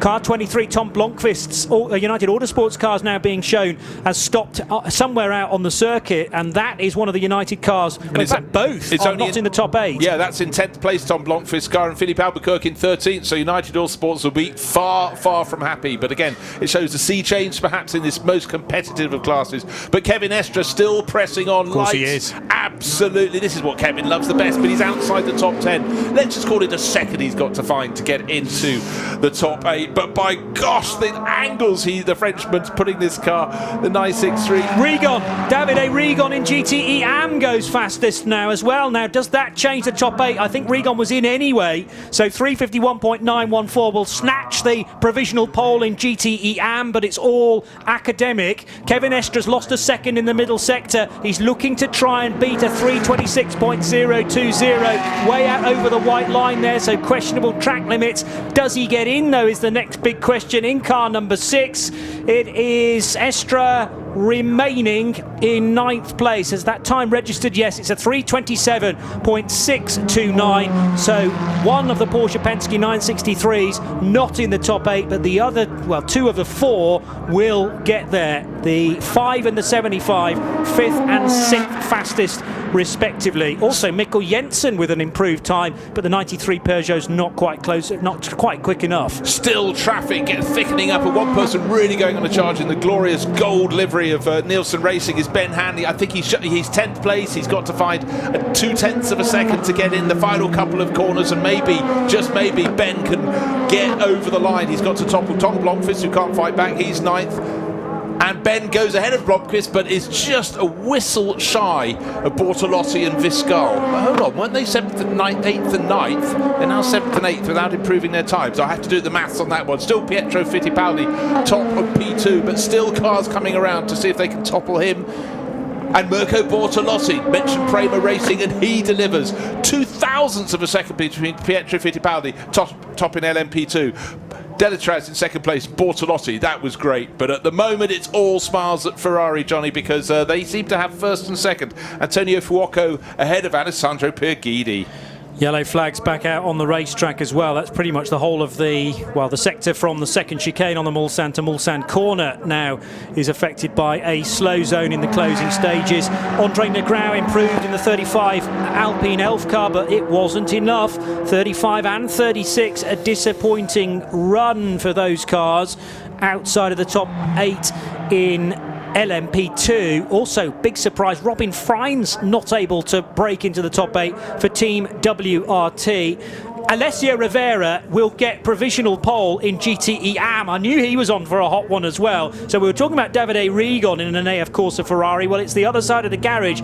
83, Richard Mille AF Corsa, and Alessio Rivera, the highly talented Italian, who has gone even faster with a 351.88877 when the track was nice and quiet. I think everybody else has just about seen the checkered flag. Tom Blomqvist's car is moving again, but has been massively delayed down the Mulsanne straight, taking that car nearly 3 3/4 minutes rather than the 1:22 that you would expect along that portion of the circuit. And also looking slow, Pipo Dirani in the Action Express Cadillac down in 12th in hypercar. So high fives at Ferrari, and the man who did the time is now with our CrowdStrike pit and paddock reporter Joe Bradley. Yes, Antonio, we're just checking that we are still at the top. Congratulations, Antonio. We've got that provisional pole position. Yeah, I mean, it was a really intensive quali with all the red flag, but I think we did an amazing job with all the team, because we stay calm through all the session. We know that we have a good potential, so it was just we need to put everything together. As we can see from the lap time, it's very tough between all the cars, so I think we need to be happy today, and we know that we will have Super Pole where is the classification for the race. So we are happy at the moment, but we will continue our work tonight on the session and even FP3. But I'm really happy with the team, because after 50 years coming back with the pole position is a dream. And you have to do it all again tomorrow. That lap time disappears. You can do it all again tomorrow? We try. It's gonna be easy, but we try. Pietro Fittipaldi, you took the quickest time in LMP2 there. It looked like you had it very much under control, but how much hard work was going on behind the wheel? Honestly, it was actually a lot of hard work, but more for my race engineer, Nathan McCall, because there was a lot of red flags going on and we couldn't complete a lap. The first 2 sets of tires we put on, like we were on a lap to complete it, and then a red flag would come out, and it's always kind of you're always kind of nervous because it's out of your control, and we were running out of sets of tires, and at the end middle of the session we were able to put in a good lap, and it was good enough for first. I didn't have to do really another lap after that, but you're always kind of nervous waiting to see if other people go quicker at the end, but today that didn't happen, and we're on to Hyperpole tomorrow. How satisfied are you that you put in that quickest time? I'm very happy. I think it was a good lap, but honestly, under the circumstances, it was running kind of safe, because there's a thing here of track limits. It's so difficult to get a lap. It's actually very easy to get a lap deleted, so we wanted to get a banker lap in, and that was the banker lap, and it was good enough. So yeah, happy about that. The team showed up, gave me a great car today, and now we're on to Hyperpole. Well done. Thank you. Diana Binks, part of our CrowdStrike pit and paddock reporting team there with Pietro Fittipaldi, who takes provisional pole in LMP2, and now we can move things to the GTE AM camp, because very late on indeed, lots changing in that division. To give us a more update on that, Joe Bradley. Wow, what a fairy tale story. Ben Keating, Nicky Katzberg is the driver that did the time, Ben. He's still with the car going to scrutineering, but that is, I think that we can call that a bit of a fairy tale. Yes, it's kind of how our season has gone this year, is a little bit of a fairy tale in the WEC season, but I can't say enough about this team, and for Nicky. I mean, the car had quite a bit of damage, and we had to, after the hit, because of the rules of the impact that Nico had, we had to replace the seat belts. Well, it doesn't sound like much, but that's a really big job in this car. And so I don't know how many people were working on the car here, but really incredible. I don't think we would have made it without the 2 red flags that we had in qualifying, and at the end of the day we only got 2 laps to do it, and the car looked very difficult to drive. I was watching the in-car camera. It was our spare nose, and we had our other nose set up to have less aero. This one had lots of air on the front, and so the car was very difficult to drive. I was watching the in-car camera, just blowing my mind watching Nicky fly around there at that speed. And of course, he didn't know anything about that until he was going into those braking areas, turning the steering wheel into the apex and finding that out. Yes, it's really amazing. This team is incredible for what they're able to do. I really feel extremely well supported by this Corvette racing team. Just a really big group. Now the fun starts that tomorrow for Hyperpole, the bronze gets to qualify in GTM. So you just love that though, Mr. Keating. And now it's up to me to see what we can do with it. Yeah, well, there's no pressure on that, Ben. I'll leave it at that. We'll speak to you tomorrow, hopefully. Yeah, thank you. Thank you. Cheers, mate. Ben Keating from Corvette Racing. They fixed the car up and they qualified it in 3rd place, but that doesn't really matter. Somewhere in the top 8 was doing the job, and that's precisely what they managed. So let's give you the full rundown of GTE AM Hyperpole qualifiers. 83, Alessio Rivera's Richard Mille AF Corsa Ferrari snatched it right in the dying stages with a 351.877 from another AF Corsa Ferrari, Davide Rigon, number 54. Katzberg and the Corvette, along with Ben Keating, are in to Hyperpole for tomorrow at 8 o'clock in the evening, along with the 25 ORT by TF Sport Aston Martin, thanks to Charlie Eastwood's time. 57 Kessel Racing Ferrari is in with Daniel Serra. You've got the GMB Motorsport, Aston Martin Vantage number 55. 21 AF Corsa, Ulysse de Pauw, who was flirting with the absolute best times in GTE AM actually, but ends up 7th. And the other Kessel Racing Ferrari, so 2 of those cars into the top 8, number 74 K Cosolino. Those to miss out, amongst others, Alessio Picariello in the 60 Iron Lynx Porsche, Alex Ribras in the heart of racing Aston Martin 98, and Julian Andlau as a big story not getting into Hyperpole, number 77 Dempsey Proton Racing Porsche. If you haven't heard the number in GTE AM read out, then they are not in the top 8. LMP2, here are the numbers in the teams. 28 Jota are in, along with the 41 Team WRT. Prema Racing number 63 and the number 9 car. Edex Sport 48 qualified. Vector Sports number 10 for Gabby Aubry. 47 Cool Racing for Richard de Geras got in as well late in the day, 6th place. And Dries Vantor in the 923 Racing Team Turkey car. Ben Hanley did not for Nielsen Racing in 14. Tom Blomqvist falling short in the United Autosports 23, as did the sister car from United, Philippe Albuquerque, and James Allen for Algarve Pro Racing. Try as he might, but the 44 car finished in 11th position.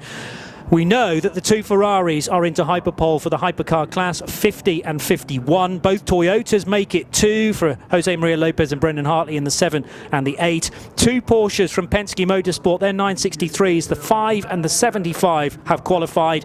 Have the 2 Cadillac Racing V-Series Rs at number 3 and number 2. My word, a chance now to gather our breath on Haggerty Radio Le Mans 91.2 FM. My thanks to Joe Bradley and to Diana Binks down in the giving us the CrowdStrike pit and paddock reports, and also to Bruce Jones over to my right, keeping me just about on the straight and narrow, Johnny Palmer. We've plenty more to come though this Wednesday evening here at Circuit de la Sarthe, and the next session, as the timetable dictates, will start at 10 p.m. tonight. Free practice 2 with full As It Happens coverage right here on Haggerty Radio Le Mans. This programme, limited production. Tell your friends there's more at radiolemans.com.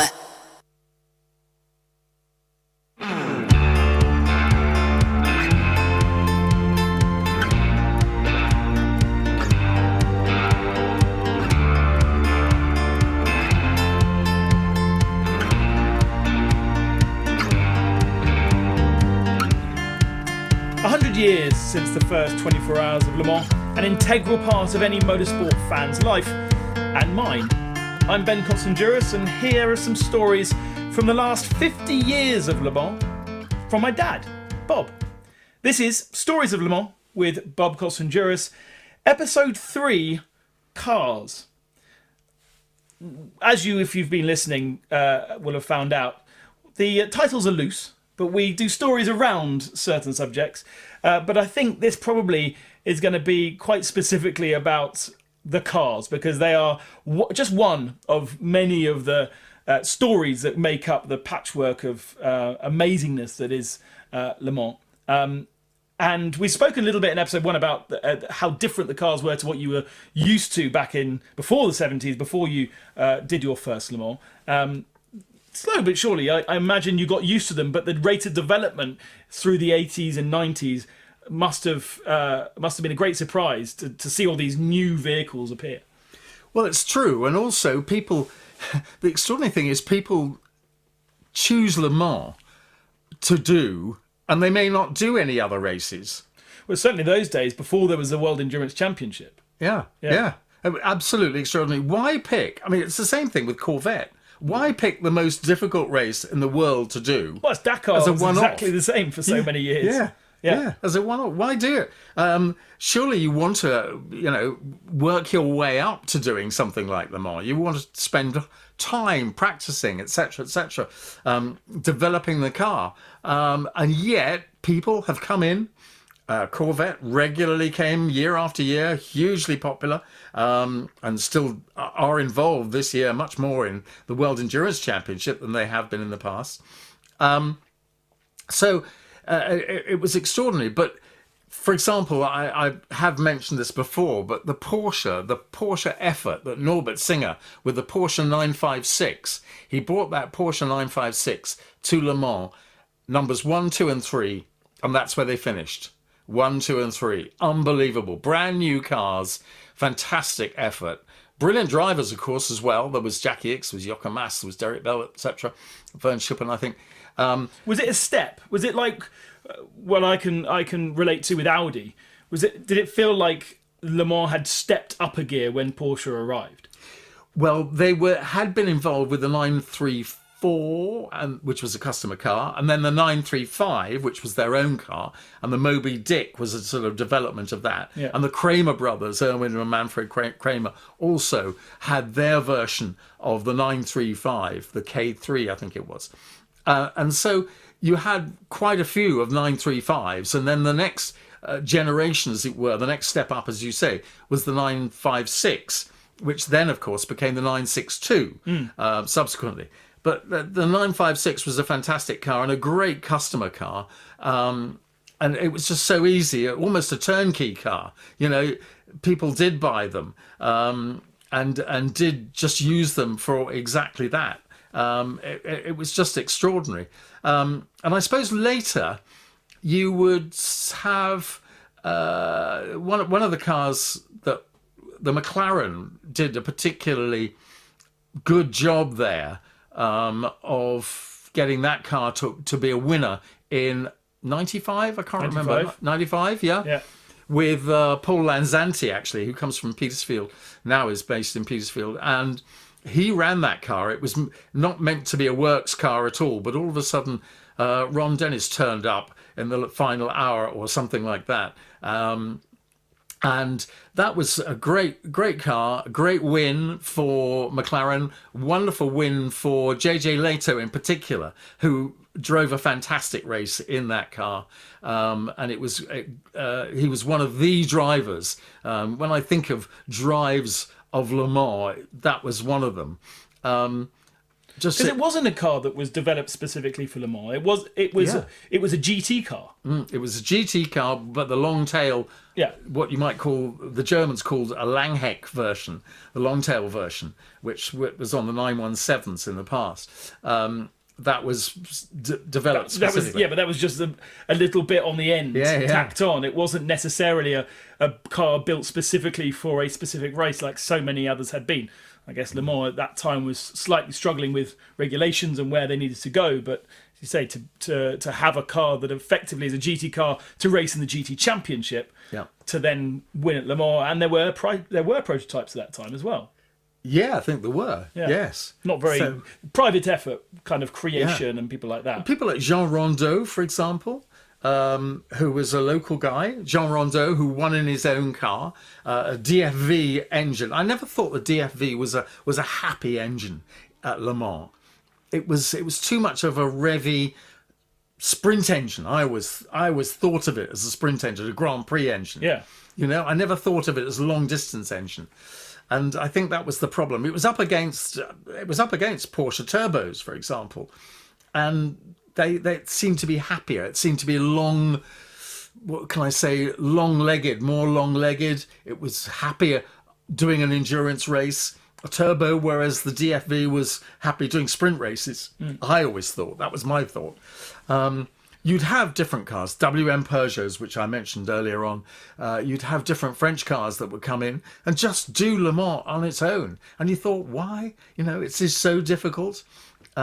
Even pre-war and then post-war, such interesting cars, such an interesting variety of cars as well. Absolutely amazing. And in this 100th anniversary, of course, we've got a fantastic variation of WEC cars these days, World Endurance, which is getting better and better and better. And it has to be said that Le Mans, in a way, didn't help themselves because they came up with their own regulations. So it didn't help. And therefore, people did tend to concentrate only on Le Mans and not look at the broader picture of the rest of the World Endurance Championship as it is now. It wasn't then. Yeah, I think Gerard Nouveau has done such a great job of almost, it's only really come to fruition since his retirement. But actually, and John Hindhoff and the rest of the team know way more about it than I do. But the fact that IMSA is so closely related to WEC, which is so closely related to ACO, and all those three factions agreeing to something. Yeah. It's certainly not something that existed for so many years. As you say, it meant that you had to have a one-off special vehicle because it didn't conform to any other regulation out there. That's right, absolutely. And then, of course, all of a sudden they invite NASCAR, as they have again this year. Yeah, so then it's quite, as we've got NASCAR coming this year, they have been once before, and you were there, 77? Yes, it was something like that. Yeah, NASCAR. And I have to say, we didn't really take a lot of notice Were they of it. invited? Yeah. Okay. Yeah.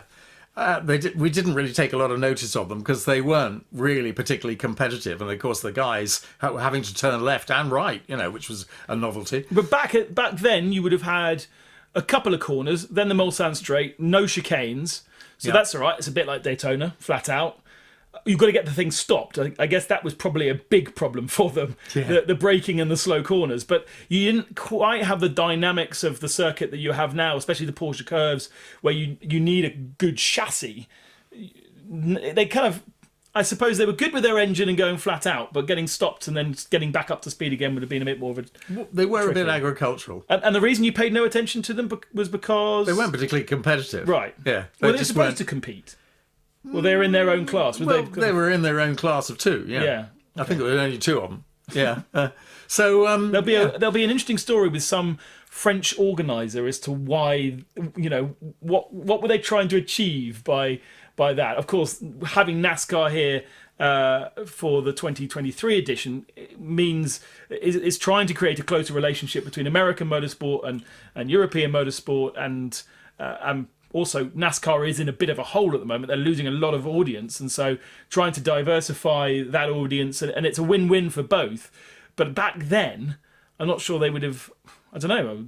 They've always had, to be honest, Le Mans, the ACO, have always had a great relationship and have always been very good about the Americans. Yeah. Have always welcomed the Americans, even in the days of the Porsche 956s, 935s. We had a lot of 935s would come over, specifically Dick Barber, for example, bringing his car over, which he shared with Paul Newman.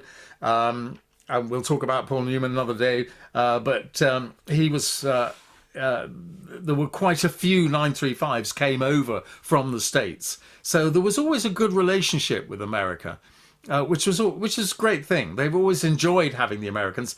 Chevrolet Corvettes. Yeah. Before the days of Corvette themselves bringing over, there was a chap called Henri Gréder.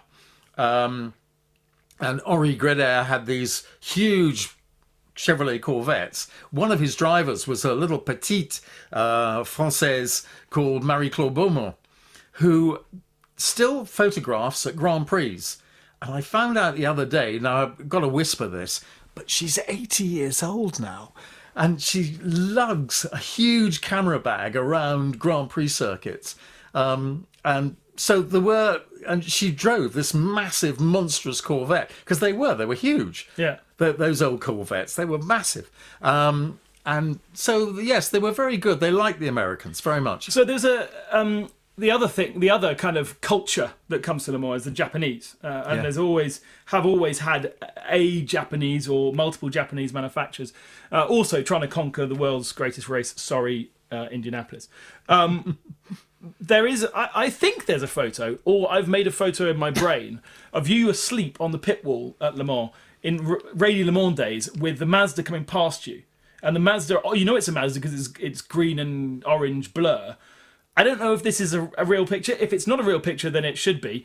But how were you able to sleep with that noise? It was the noisiest car. And of course, they won. They were the first Japanese winners in 1992, something like that. Somewhere around then. Don't forget that the Radio Le Mans audience know more than you. Yeah, probably will. They'll tell me. They'll always know more than you. Paul Truswell will, that's for sure.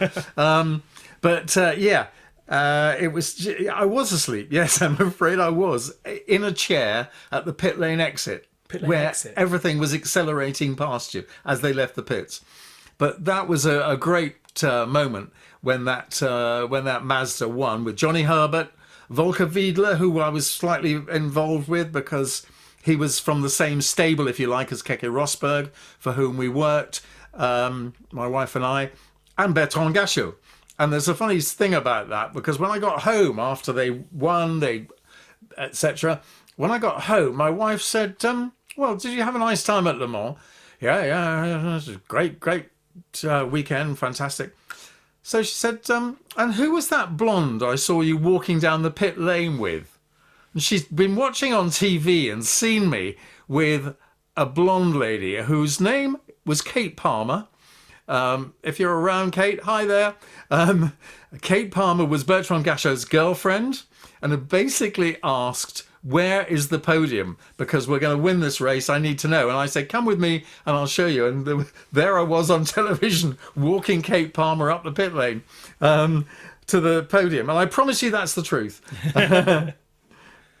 But these, when these teams and these cars turned up to Le Mans, did you feel any big shifts? Because you were around in the days of Bernie Ecclestone professionalising Formula One, let's say. Were there moments where you went, oh, Le Mans was never really at the same level until perhaps Audi came in and really did up the level of professionalism within the paddock? But were there steps before that? Well, there was a step, I can't remember exactly when it was, but Bernie did try and take over sports car racing as well. Yeah. And there was a very small entry that year, about half what there could have been. Was that because he was arguing with Le Mans? Because I think so, probably. Probably. And he had sort of cut down, he wanted more manufacturers, and there was Jaguar and that was it, or there were almost nothing. Yeah. There weren't any manufacturers, nobody wanted to do it, and so there was a minuscule entry that year, or those 2 years, but then it got back on its feet again. But yes, you could see, manufacturers coming in to the sport, leaving the sport. Peugeot, for example, coming in with Jean Todt, who was looking after the Peugeot team. People like that, it was important to have them, but to have those manufacturers. But there were also always the privateers as well. And it was important to offer, just as Porsche are doing now and one or two others are doing in World Endurance at the moment, those privateer teams and giving them the opportunity to take on the works. Yeah. And that is what's going to be very, very important in the next few years, is to have some of those privateers. And already, of course, even before this year's edition of Le Mans, we have the Vector team getting involved with the Isotta Fraschini team, and also well done to Jota, who already seem to have hit the ground running with their opening race at Spa with a Porsche. Yeah. But that's how it has always been, and so almost like Dakar, like many French big sporting things, it's not the manufacturers that make the difference. It is those privateers. It is those journeymen and dreamers that come up. I mean, and so many. I'm sure I haven't looked at the entry in detail, but I'm sure there is a car full of 60-year-old Frenchmen.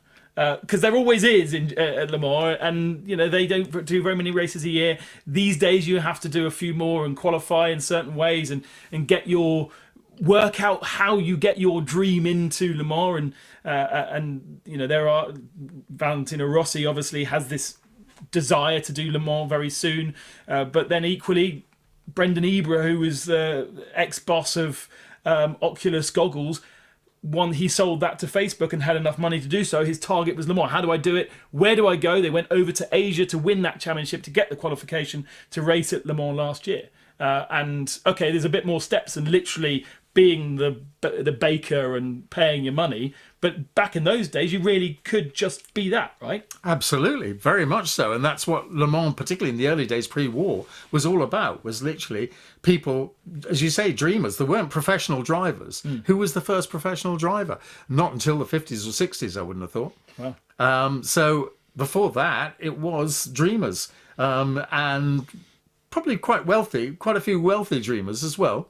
But also some very, very skilled drivers who were brought in to be the teammates of the wealthy dreamers. So when did that kind of separation happen? I know we've gone off subject from cars, but the idea of having a gentleman with a professional, when did you did that start to appear? Because obviously by the 70s and by the Porsche years, they were basically professionally run, professional driver teams. Yes, but the privateers were still a bit of a mixture in the 70s, I'd say.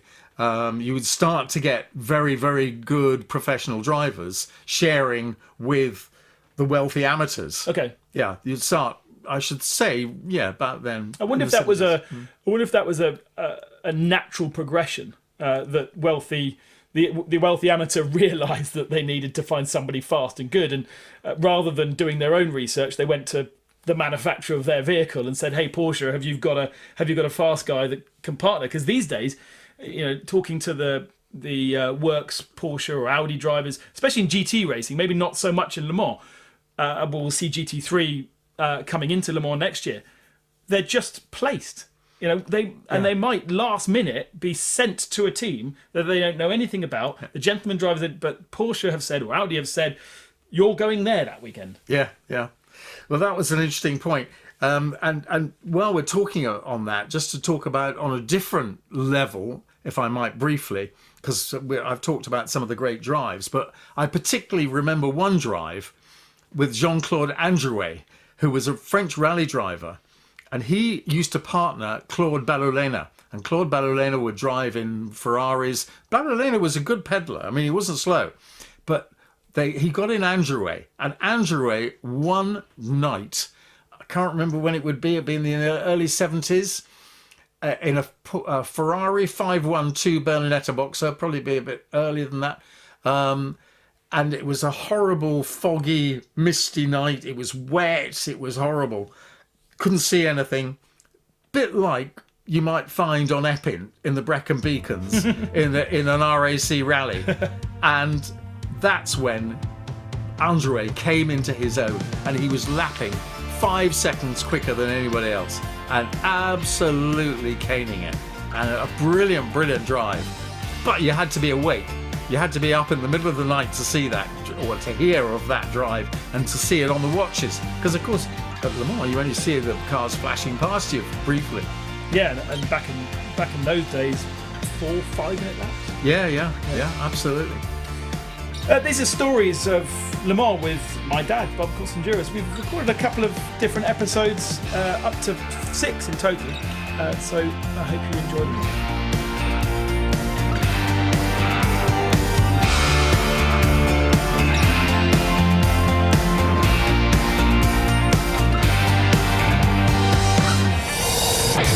This program is a Radio Show Limited production. Tell your friends there's more at radiolemans.com.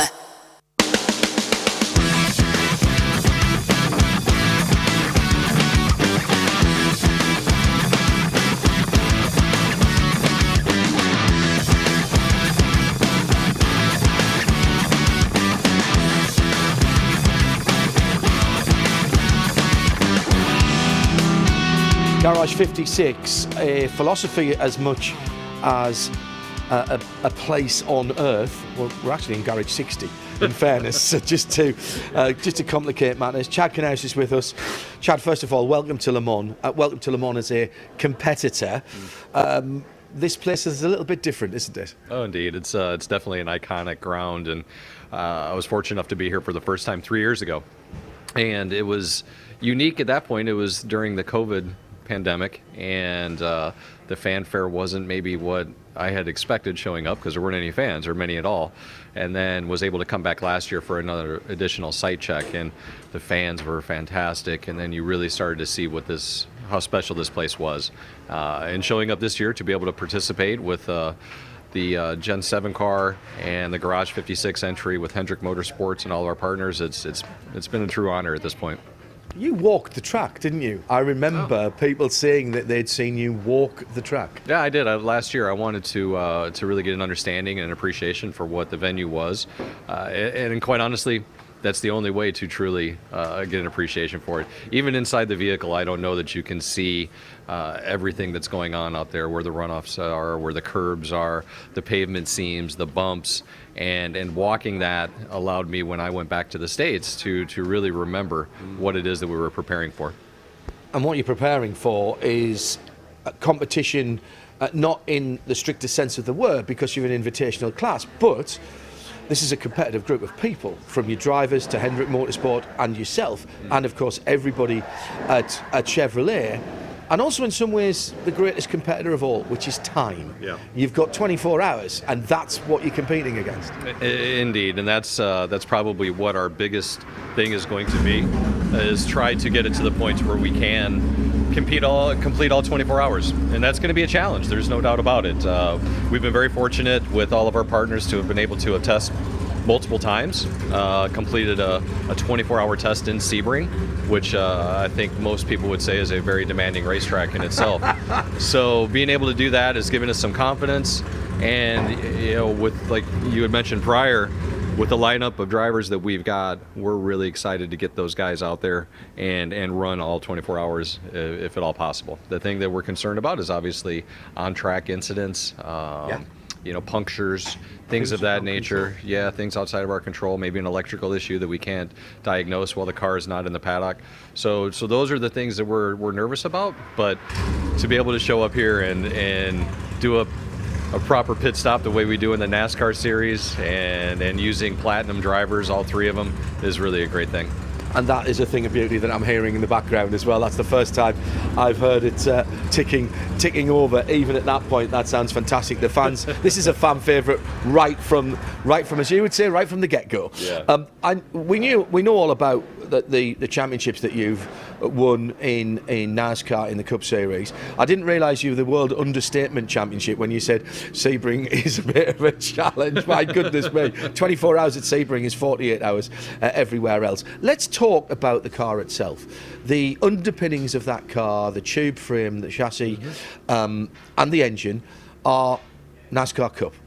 What have you had to do to that to make it sensible, serviceable and reliable enough, and in fact quick enough as well to come to Le Mans? Because you guys, again, it's an invitational class car, but you guys aren't here just to drive around as if Miss Daisy was in the back. You've got goals that you want to get to. How much work's gone into it, and what are the major parts that have had to have been addressed?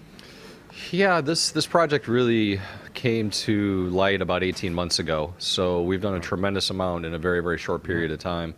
And it's been a huge collaboration from the folks at Dallara, NASCAR, Hendrick Motorsports, Goodyear, and Chevrolet to get it to where we are today. Albeit if you sat this car directly next to a current Cup car, you'd think, wow, it looks very, very similar, which it does.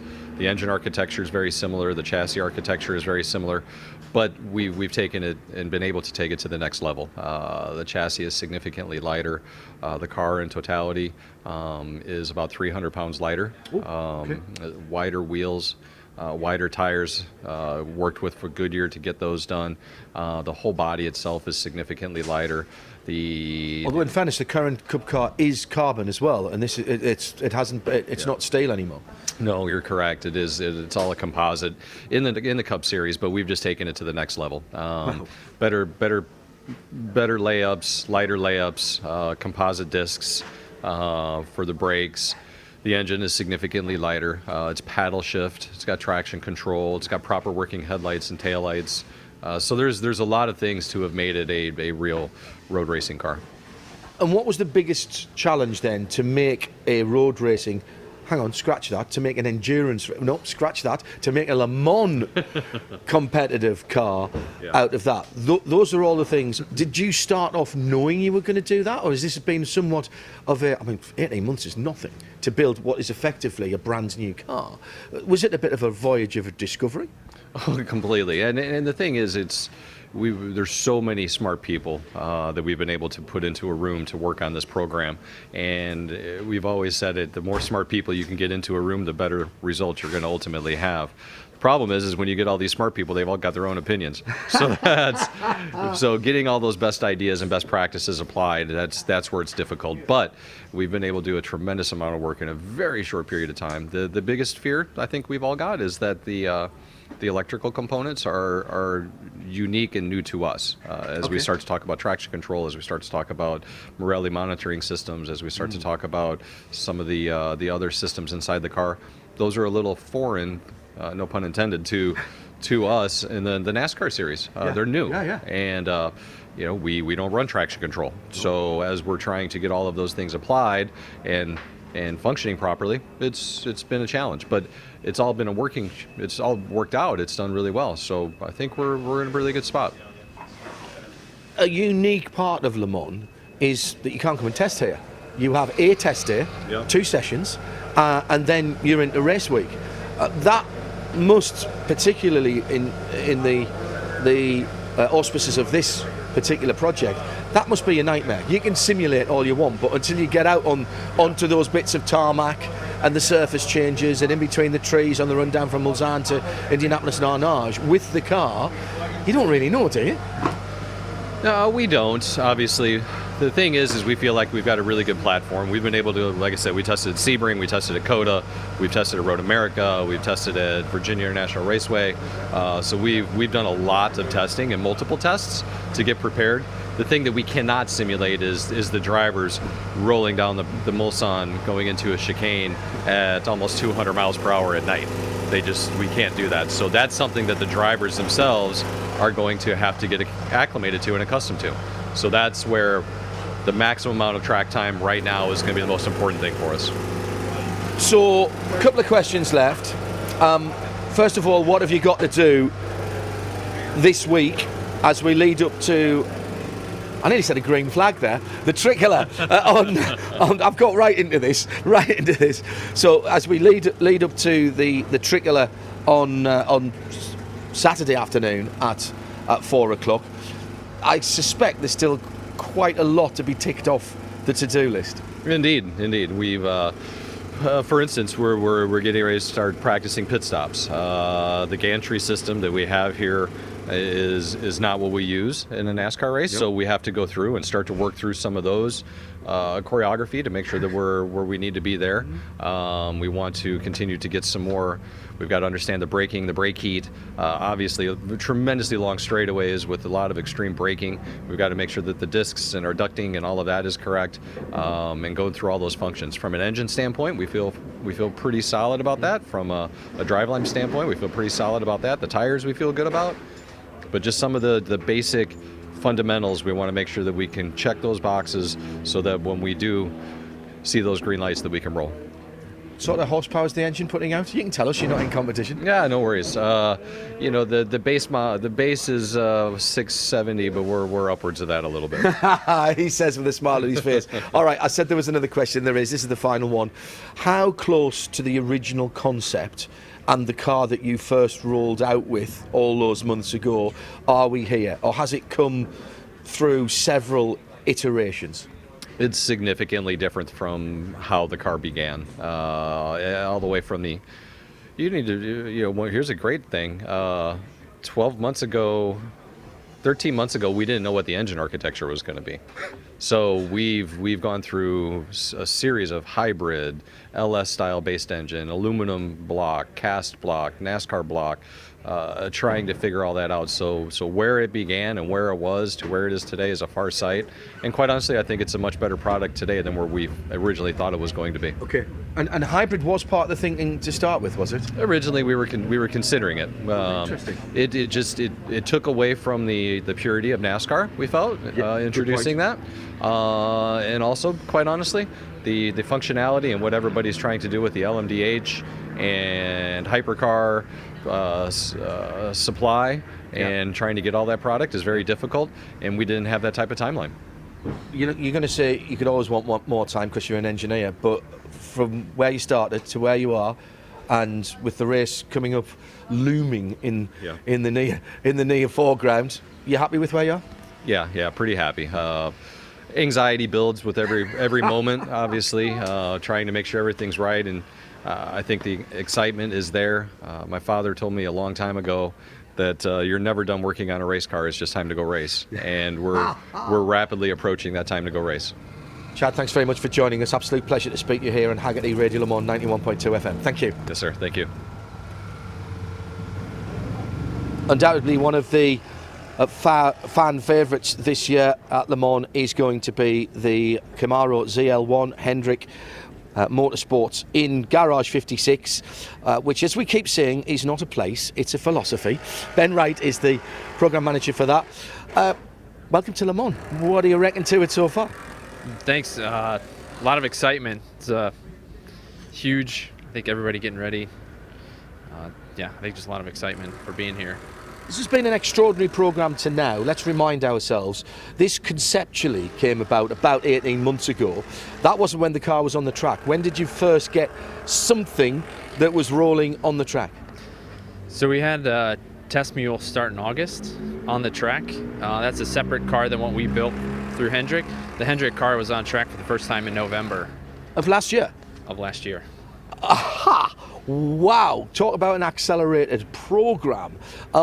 What were you trying to prove to yourselves when you got those cars out on the track? The button had been pushed, so there was no going back at that point. What were your fears? What were your hopes? I think the goal was just make sure that we can make it through Le Mans for 24 hours. So everything we did was trying to make sure that we could ensure success with that. So testing putting as many miles on the car as we could, checking everything, that everything works, all the systems. Through our test program, we've run over 7,000 miles in testing since November. A 6-hour test, a 12-hour test, a 24-hour test. So a lot of miles, a lot of time on the car. And all the while, of course, this has to be done without taking your eye off the ball of last year's and this year's Cup Series and running the 4 cars there. Yeah, so definitely very intense. We had a smaller dedicated team for the Garage 56 program that really focused here. Utilizing all of the same resources within Hendrick that are also working on Cup to also help us out. So definitely having a lot of people put in a lot of extra hours, a lot of extra work to help us out. Did it make it easier or harder that some of the components, the car looks very NASCAR, we know it's had a lot of work done on it, but at least there were some knowns there. Was that at least a baseline for you? Yeah, I think that was massive, that the Hendrick team knows a Cup car inside and out, so they had the basic info to start working on the car, dive into it, and then it just built from there with all the new systems. And what has surprised you most about this project and how the group has gone about it? The camaraderie, the collegiate attitude. You work with a lot of people that you have had to work with. I would say for me, just being new to Hendrick, even just the surprise has been just everybody chip in, everybody get the work done, everybody putting in their 25th hour of the day to get done what needs to done and make sure we're going to be successful on track. What did you know about Le Mans before you came to this project? I think it's a grueling race, everybody knows that. It's a massive challenge for car, the people, the track obviously, so just massive challenge. And did you watch the Steve McQueen movie? Of course. And Ford versus Ferrari. And Ford versus Ferrari as well. Where do you think the strengths have been in particularly the Hendrick Motorsport, the team that's been involved, not all full time as we've mentioned. Where do you think the strengths have been in this particular project as you've gone through the different stages? I think the people are the first one for sure. The success, like I said, the putting in all of the extra work and everybody's committed. Everybody here is a expert in their area. Everybody wants to do 110%. So, even if you give somebody a little task, whatever, they're going to go 110% on getting it done. So it's just everybody putting a maximum effort into it. You talked about getting that test mule on the track and then moving forward from there. There will have been people looking at this. In fact, I know there was, because I was watching what was going on online, that was going, what is the point of this? Where's the innovation here? Where's the specialness that we've seen in Garage 56? But you guys have pulled together a quite extraordinary group of suppliers, some of whom you've worked with, some of which you haven't, to turn out a car that is actually pretty cool. It's pretty much a prototype. Yes, it's got the NASCAR DNA, but you've built a prototype, a bespoke car in no time at all. Yeah, I think you look at the car, the basic DNA is all Cup car. And this next-gen car is certainly more sports car oriented for what they've done underneath with what the Lara's done. But yeah, from there we've taken it and added a host of electronics. There's custom Goodyears that are on the car, incorporating a lot of the cameras and sensors that traditional sports cars would do, but then massive things like headlights, apex lights, tail lights, basics that Cup cars don't have. Which we take for granted in the sports car world. Right, yeah. That you have to have them, but they're all new here. So obviously development going into those, what do we need for that? So a lot of work there. Was there, in this ridiculously compressed timeline, was there one of those almost light bulb eureka moments where the team went, do you know what? I think we can actually pull this off. I think that was the end of our 24-hour test at Sebring. Wow. We had already, like I said, gone through a 6-hour, 12-hour, 24-hour test. So I think getting to the end of that 24-hour test, like, all right, maybe we can do this. And that was at Sebring too, so not an easy racetrack. Right, so you're not going to stand here and look me in the eye and tell me that nothing broke, nothing fell off at 24 hours at Sebring? Nothing broke. I didn't say nothing fell off, though. That must have been a real eye-opener, though, because we always say that the Model 1 12 hours of Sebring is probably worth 24 hours anywhere else. Audi used to go there and test before they came here. Man, you put yourself through it. There was all the tracks in the world. You chose Sebring. Why? I think the same as anybody does. We know it beats up cars. We know the damage. Yeah, you talk to anybody, they're like, yeah, you run 12 hours at Sebring? That's should be pretty good for Le Mans. So I think it was pretty much the only option to run that 24-hour test to, again, make sure we're going to finish this race here. Well, we talked about surprises. What has been your proudest moment so far? And I presume you'll tell me that'll be surpassed if you get the car to what will be a checkered flag on Sunday afternoon at 4. I think the first one was definitely finishing that 24-hour test, that good. Massive. But I think then the other realization was everything's loaded up, seeing the cars actually go in the truck and come over here, that we are coming here, we are doing this, and then now we're here is huge. So. And going to scrutineering, which in most motor racing is done out of sight of the public with the tech team, and yet you're right there in the glare of the Place de la République all the way downtown in Le Mans. That's something that I dare say very few of you, if any of you, had experienced before. How did that go down with the team? I think it was good. These guys are used to going through Cup scrutineering and making sure the car is 100%. So I think for us it was trying to follow normal processes of, okay, we got to check everything off, make sure it's there. Obviously, yeah, there's a lot of pressure, a lot of anxiety of going through, but I think the team handled it really well and no major hurdles. I'll tell you now, once you roll out onto the front straight on Saturday, that's going to be a big moment, and I absolutely know you're going to be a fan favourite. So get ready for that. Thank you for talking to us. Race well, race safely, and we'll see you at that checkered flag. If I could put money on anything, as an absolute certainty that you will get that car to the checkered flag. Yeah, I think we're going to be definitely excited to take the start. When that car takes a checkered is going to be huge sigh of relief, and we'll make it there no matter what. If I have to push it myself, I'll push it. Some of your guys could pick it up and carry it across the line. I've seen the way they work with the pit stops. I'm coming back for the party afterwards. Yeah, please do. Thank you very much indeed. 91.2 FM, Haggerty Radio Le Mans for 2023. For quite a few years now, we've come accustomed to the invitational class, the innovative class.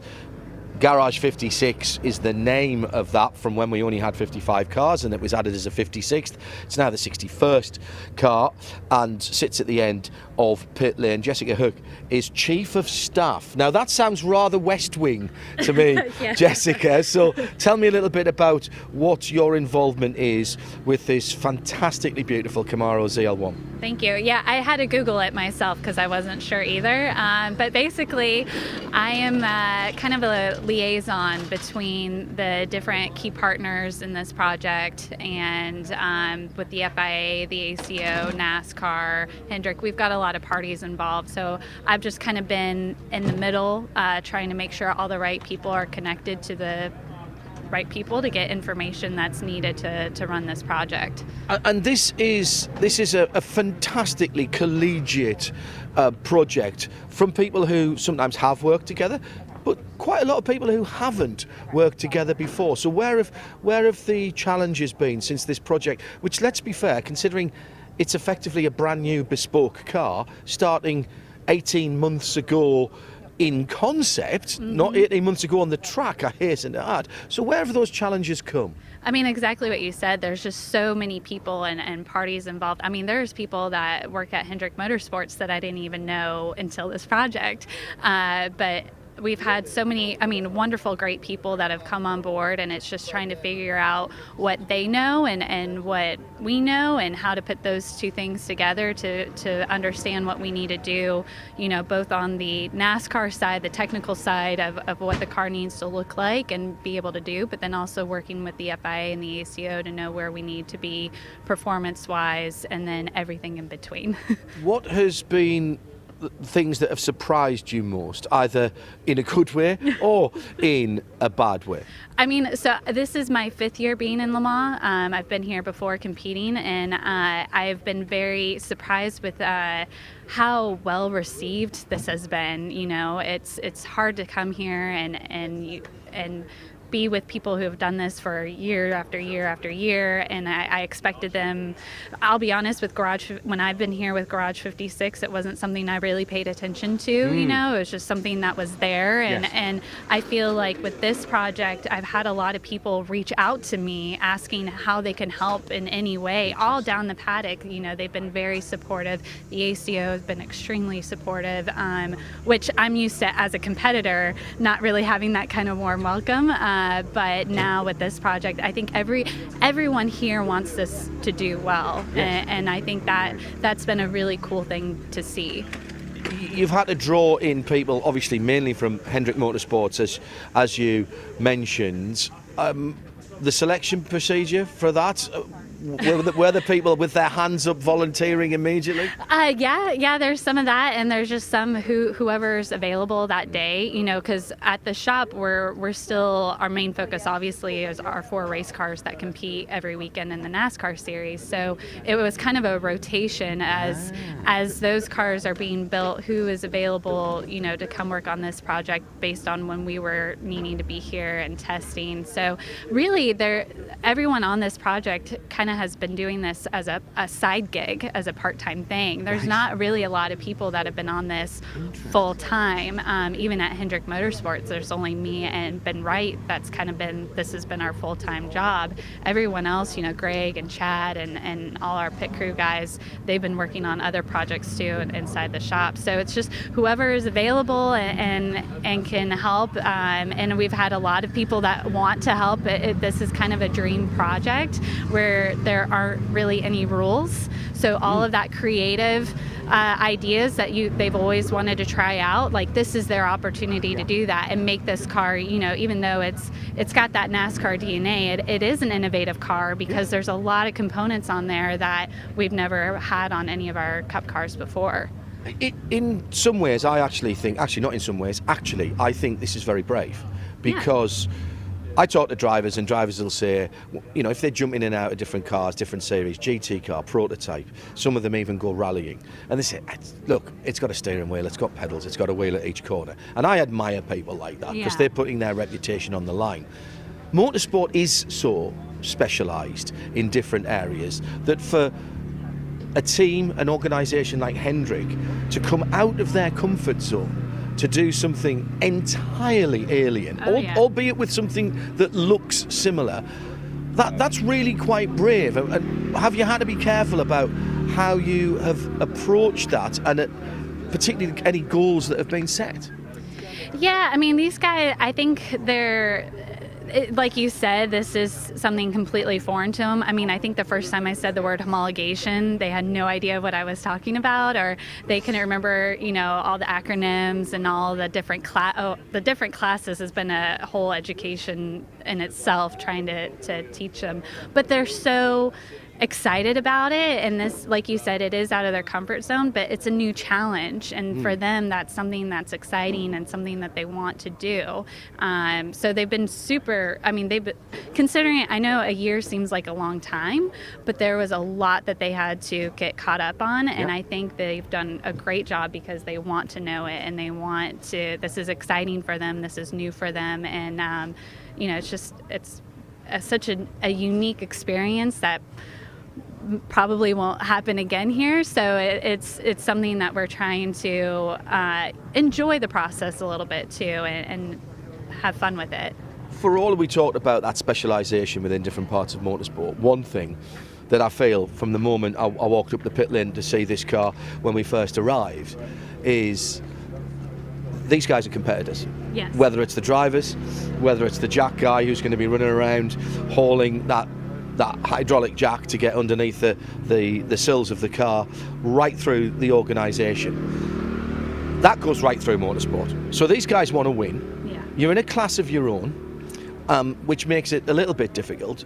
So how have you set the competitive goals to keep these guys motivated? And in some ways, have you had to even perhaps dial some of that competitive spirit back rather than up? Because I don't think these guys need motivating very much. No, I agree. I think, I mean, the goal from day one was always we wanted to complete the 24 hours of Le Mans. We want to be there at 4 o'clock on Sunday, you know, with the rest of the field.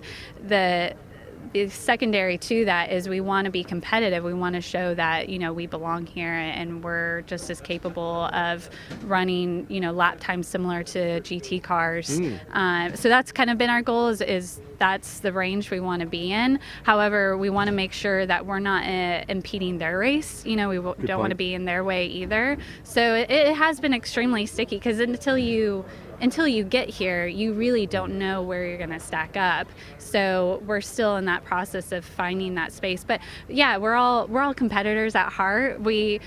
The whole having, you know, a participation trophy means nothing for us. You know, we want to go out there and do well. Good for you. Yeah, so I think there is a big part of us that wants to be out there passing cars, you know, and that's what we're going to try and do.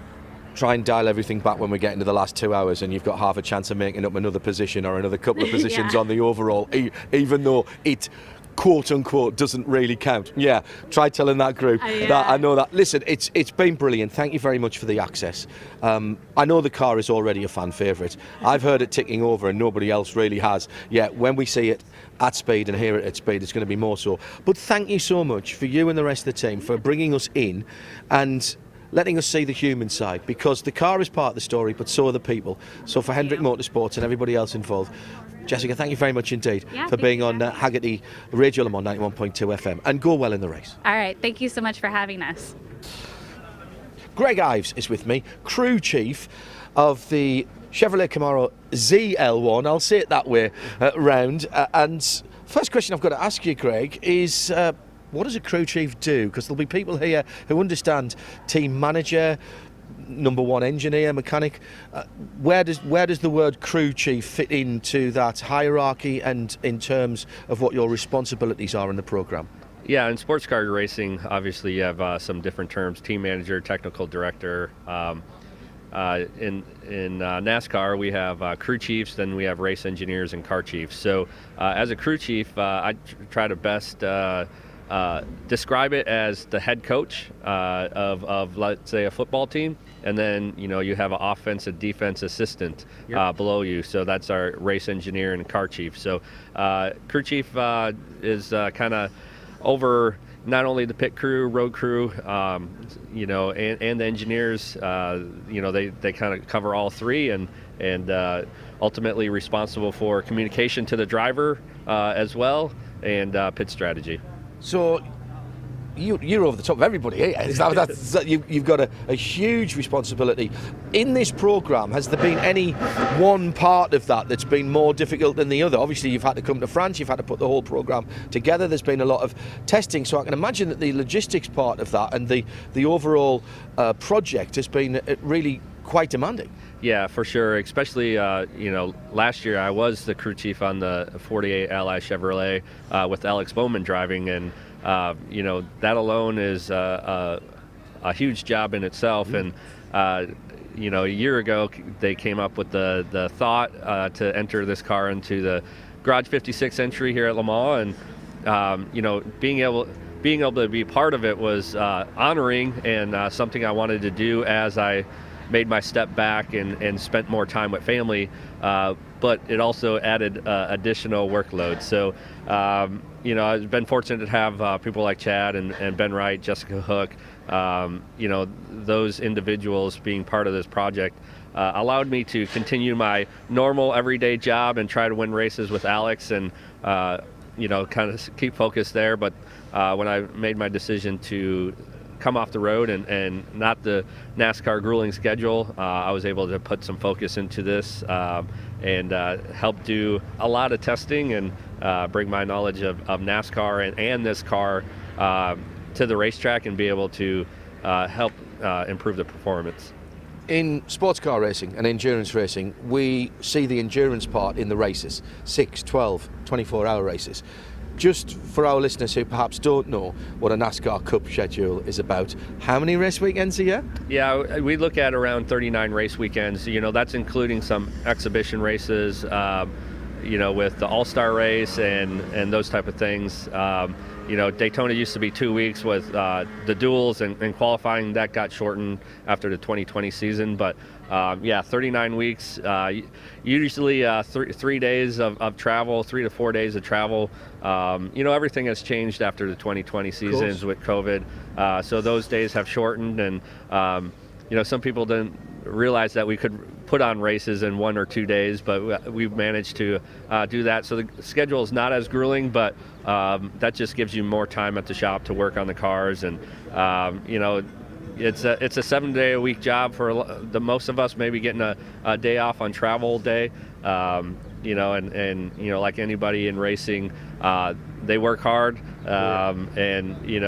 everybody that supports it, from a crew member to press to the media to radio announcers like yourself and the event coordinators and even the ones serving you a hot dog once in a while. Oh, yeah. So everybody works hard in this sport of racing, no matter sports car or NASCAR.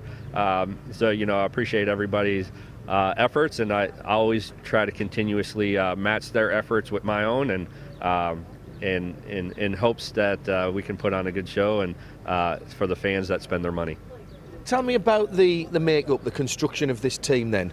Where did you draw the team members from, and what particular attributes were you looking for? Clearly, the car is somewhat similar to what you would normally work with in NASCAR, though clearly not exactly the same as well. We understand that. So what were you looking at for the makeup of the team, and what skill sets were you looking at that helped you make that decision? And were people willing to get involved? I suppose that's the other thing. Yeah, most definitely. We have a huge resource at Hendrick Motorsports already with great people. Mr. H always puts his point on the people and treating them right and making them want to stay in a family atmosphere. But with this project, it extended further than Hendrick Motorsports. It was NASCAR and Brandon Thomas and Abby and all the folks over at NASCAR helping us. Jim France, providing their resources. It was Delara with Luca and Alex doing their best to give us that engineering support. It was Goodyear with Justin Fantozzi and all those great folks over there trying to get the right tire under this race car. ECRE, and Bosch and all those guys. So it wasn't just one company providing the resource. It was a culmination of everybody. And I think that's probably been one of the greatest things about this is you're taking people that necessarily don't work together and maybe sometimes don't want to work together and putting them in the same environment, and everybody then realizes the pressure, the performance, the work that each individual has to put into in their environment to get not only a car like this on the racetrack, but in their world and how they operate each and every day. So I've been appreciative of that. And the skill set, particularly of the guys we're going to see, you're going to put on a show. At every pit stop, you're going to do a NASCAR pit stop. I was talking to Thierry Bouvet, the technical head of technical for the ACO, and he was very insistent, I heard, that you guys, because originally I believe the car had air jack system on it, and Thierry's going, we want to see the theatre, the entertainment of that. First of all, did that surprise you that the ACO had that attitude? So, when this car was designed, it did have provisions for air jacks, but in the end, weight's definitely a factor with the Gen 7 car and G56 car that we're running. So, being able to remove that, and like you said, the pit stop is such a big part of TV in America, and it's a big part of strategy. The unfortunate part is we're racing one of one on and off pit road, but imagine if this whole pit road was doing a NASCAR pit stop, and the dynamic and change of leaders and the mistakes and those type of things, and that creates drama, that creates excitement, that creates fanfare for the team that comes off pit road first. So it definitely takes different type of our regular mechanics generally don't do this unless it's non-companion. So we do have specialized pit crew guys that come in, and we don't have the air jack, so we're given that fifth guy to be the air jack. Nice. And looking forward to showing and being a spectacle for people who may not be as used to the NASCAR style pit stop. What will you say to the crew before they go out and experience? Look, you guys have done all the big races.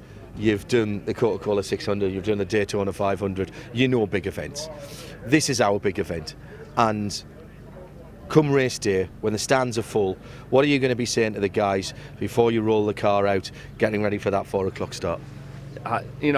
Just ultimately taking the moment. There's times when I was first part of Hendrick Motorsports and going to the racetrack for the first time, and I always tell everybody that I hire to remember this day, because majority of the time it's full of excitement, full of hope, full of vision for what they're going to do, and that's got to be a reminder every day of giving your best. But ultimately, I'm going to tell them to take in the moment. They're going to get chills. They're going to enjoy the chance and the opportunity of they're one of one basically in their position, being able to execute and being able to perform in this big stage of the 24-hour race. So it's also going to be tiring.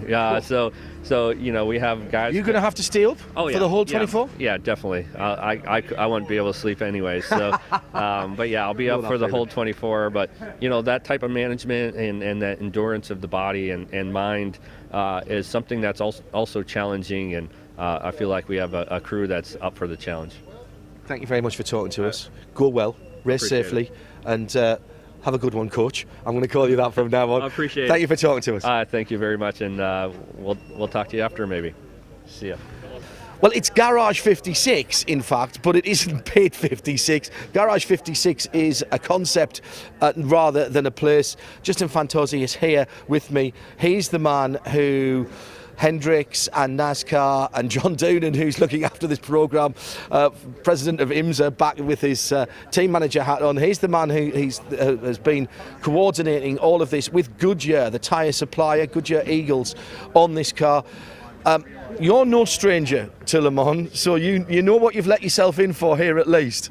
I do, thank you, good morning. Pleasure to be here. Yeah, this is my 5th time here, so we knew exactly what we were getting into relative to GT cars here at the circuit. Now there's the first thing that you've mentioned there, and I can tick that question off my list. This is a NASCAR entry. It looks like a NASCAR Cup Camaro, but you've just mentioned GT. So what challenges have you had in particular as the tyre supplier? You start with a known quantity with the Cup car. I suspect that's moved on quite quickly.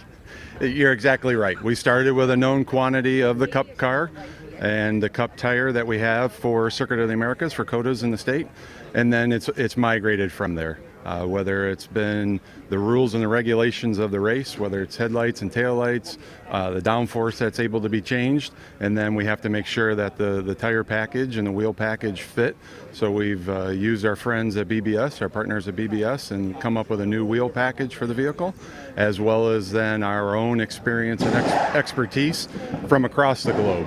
Been very fortunate to be a global corporation with a global footprint, leveraging associates from South America, North America, here in Europe, to come up with a package that'll allow the vehicle to perform.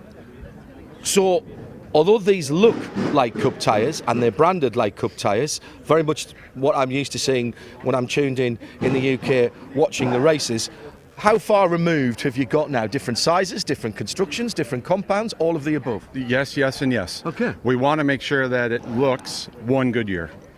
So the branding is proper. So we'll have yellow branding on the sidewalls for the dries, and we'll have white branding on the sidewalls for the wets. Oh, thank you for that as a play-by-play commentator. Yeah, 10-4. So we have a package that for the dry, and then we'll have intermediates as well as full wets. So you will see, and that's exactly the same color sidewalls that we would use in the Cup Series as well as Xfinity and Truck. So we're fortunate that we were able to carry that forward.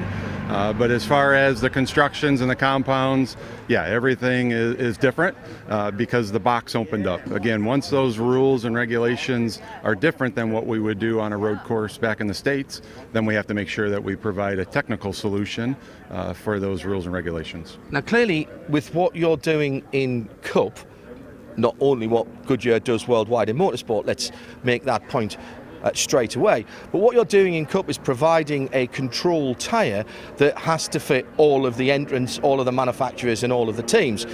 Is it a slightly different procedure then, Justin, given that you are working as a bespoke, what we might call in Europe as a confidential tyre manufacturer to one effort?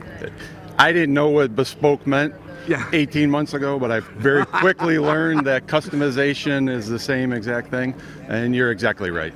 What we're asked to do, what we're asked to deliver for Cup and Xfinity and Truck across the NASCAR brands is a little bit different. Mm-hmm. And we do an awesome job of doing that, but once it opens up and you can customize it and make sure that Mike Rockenfeller and Jenson Button and Jimmy Johnson are happy, as well as Jordan Taylor had a lot of influence on what we came with. It's been wonderful. It's been wonderful to get back into that open competition. You know, as we were talking before the mic went hot, you know, you're in your own class, but when you put this many racers in one spot, you're still racing, you're still digging, you're trying to be as fast as you can. I'm intrigued to know, with those four drivers, I presume that was probably 5 or 6 different interpretations of what was going on, because we know what drivers are like. How much has that influenced what you've had to do, along with working with, of course, Chad Knaus, who's engineering the car, and where have those challenges come from and how have you addressed them? Very similar to the Cup program, even though it's a controlled tire there, a lot of inputs. A lot of inputs, whether it's drivers, engineers, Greg Ives, Chad, the drivers themselves, making sure that then we listen. That's the number one job. We've got to listen and then make sure that the changes that we do make are down the right path, headed down the right, always forward. But no, it's been great. Le Mans is a unique challenge. 24 hours, a circuit like no other, a circuit on which you cannot try out these tyres until we get to test day. What have you been able to, what experience from Goodyear's global motorsport have you been able to draw on to at least give you a baseline? Because at the moment, yes, you can do simulations, yes, you can go to other places and even do 24-hour tests, but you've not been down the Mulsanne straight yet. You've not been through the Porsche curves. Where has that baseline come from in the experience that you can draw on? And that's exactly what it has been. As a global corporation, you can lean on that experience. Then you grab those little nuggets of expertise. You know, for instance, the runoff areas being stones. Yeah. We don't have that at Martinsville, right? So but we know from experience and from expertise that when those rocks get kicked out onto the circuit, there's a lot of cuts, a lot of punctures. So we have to make sure that we built that in, and we've done that. And then you have to make sure that the 7,500 physical test miles that we did on the Goodyear side, then line up with the multiple simulations in the multiple places and all those inputs to make sure that what you did bring does hit. Obviously, this is a very American entry, celebrating a massive milestone for NASCAR this year, also harking back to the mid-1970s when we had the competition coming from across the Atlantic to Le Mans, a little bit before I was here, but I do, deep in the depths of my memory, I do remember those couple of years that they came across. It looks American, it's going to sound American, and we've got some big names, particularly from America, with Jimmy Johnson, Chad Knaus back together, with Hendricks running it. But is it fair to say, from your point of view then, that this is a global effort because you've had to go out to everywhere around the world that you compete? There's no doubt it's been a global effort. When you throw Jensen in the car, you're already there, right? When you throw Rockefeller in the car, you're already there. Jimmy's added on top of that. A couple of the milestones. It's 125 years for Goodyear, it's 100 years for Le Mans, and it's 75 years for NASCAR. So when you add that up and you put those 300 years together, it's pretty incredible. But it has been very fortunate then to lean on the expertise and the experience from a global standpoint to make sure that what does look traditional American does fit the right box when we get here. It was part of the goals that we all set for each other 18 months ago, was to make sure that you not only looked the part, but you executed, and no mistakes, always forward. And we've been asked to bring even traditional NASCAR pit stops. So you're going to see a pit crew that is going to pit the vehicle very, very similar with a floor jack, and we're going to raise the car no air jack. So you're going to see very traditional stuff. Even not having a door. The guys are going to egress in and out of the window. Very traditional. But still, it needs to compete. It needs to be fast where it needs to be fast. It needs to carry speed where it needs to carry speed. So we're ready to go. What would you say would be a success? As you say, the invitational class, Garage 56, isn't strictly speaking in competition, but you've got a very competitive group here, as we've referenced. It's dangerous sometimes to set goals, particularly this far out away from a very long race. But I suspect that there are some things you'd like to tick off the list come 4 o'clock on Sunday afternoon. Well, the first one is to see 4 o'clock on Sunday afternoon. And that has been steadfast the entire time that we've laid out what the goals are, not just Go Goodyear, but from Mr. France and Mr. Hendrick and everyone involved. So John Doonan has been incredible as far as a leader. I've been very fortunate in my 25 years in motorsports to come across a lot of characters and a lot of knowledge, but I don't know of anybody else on the planet that would have been able to cross the ocean as many times physically that he has. From a rules package, understanding, guiding, making sure that we're headed down the right direction. So what John has done from a leadership position is just simply nothing short of incredible. Wish you all the best in that. It's going to be a fan favourite car. Final question for you, because I know there's a lot going on here, and it's a one that perhaps we don't ask enough as enthusiasts for the sport. We accept the sport, we love the competition, we like seeing people racing. Beyond that, what does Goodyear get out of this? This is not an insubstantial investment in time, money and resources, both here with Garage 56 in the Camaro and in LMP2. What does Goodyear, and therefore Goodyear's street road car customers, get out of this? That's the key. It is an investment. It is a takeaway on the marketing side. We want to make sure that the brand is represented properly and that we're top of mind when a customer, whether it's on a consumer tire or a radial medium truck tire, the big, what do you guys call them here, lorries, are able to then go. So we have close to 200 folks coming on Saturday that are customers. Wow. So they can experience it and feel it and know what the brand stands for, interact with our upper management, but also interact with our engineers. So they can ask those questions that they may have from a technical standpoint and give them an opportunity and experience that they wouldn't otherwise be able to have. I hope this isn't the only time we see this car. We've we'd love to see it in other places around the world. We've got an Aussie here for the first time this year, Richard Craill, and he and I do the Bathurst 12 Hours together, and I think this would be a great addition to go down there and do another iconic circuit. Let's have a Hendrick and Goodyear Garage 56 World Tour. Been very fortunate to be in 49 of the U.S. states and on 4 continents. I believe that will go up. My passport is ready. I just need to go. Thank you very much, and thank you for being with us on Haggerty Radio Le Mans, 91.2 FM around the circuit, around the world on RS1. And you're welcome in our booth anytime during the race if you want to come down and have a word. Thank you so much.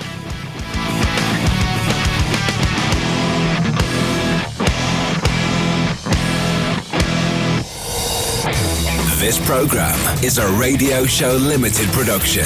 Tell your friends there's more at radiolemans.com.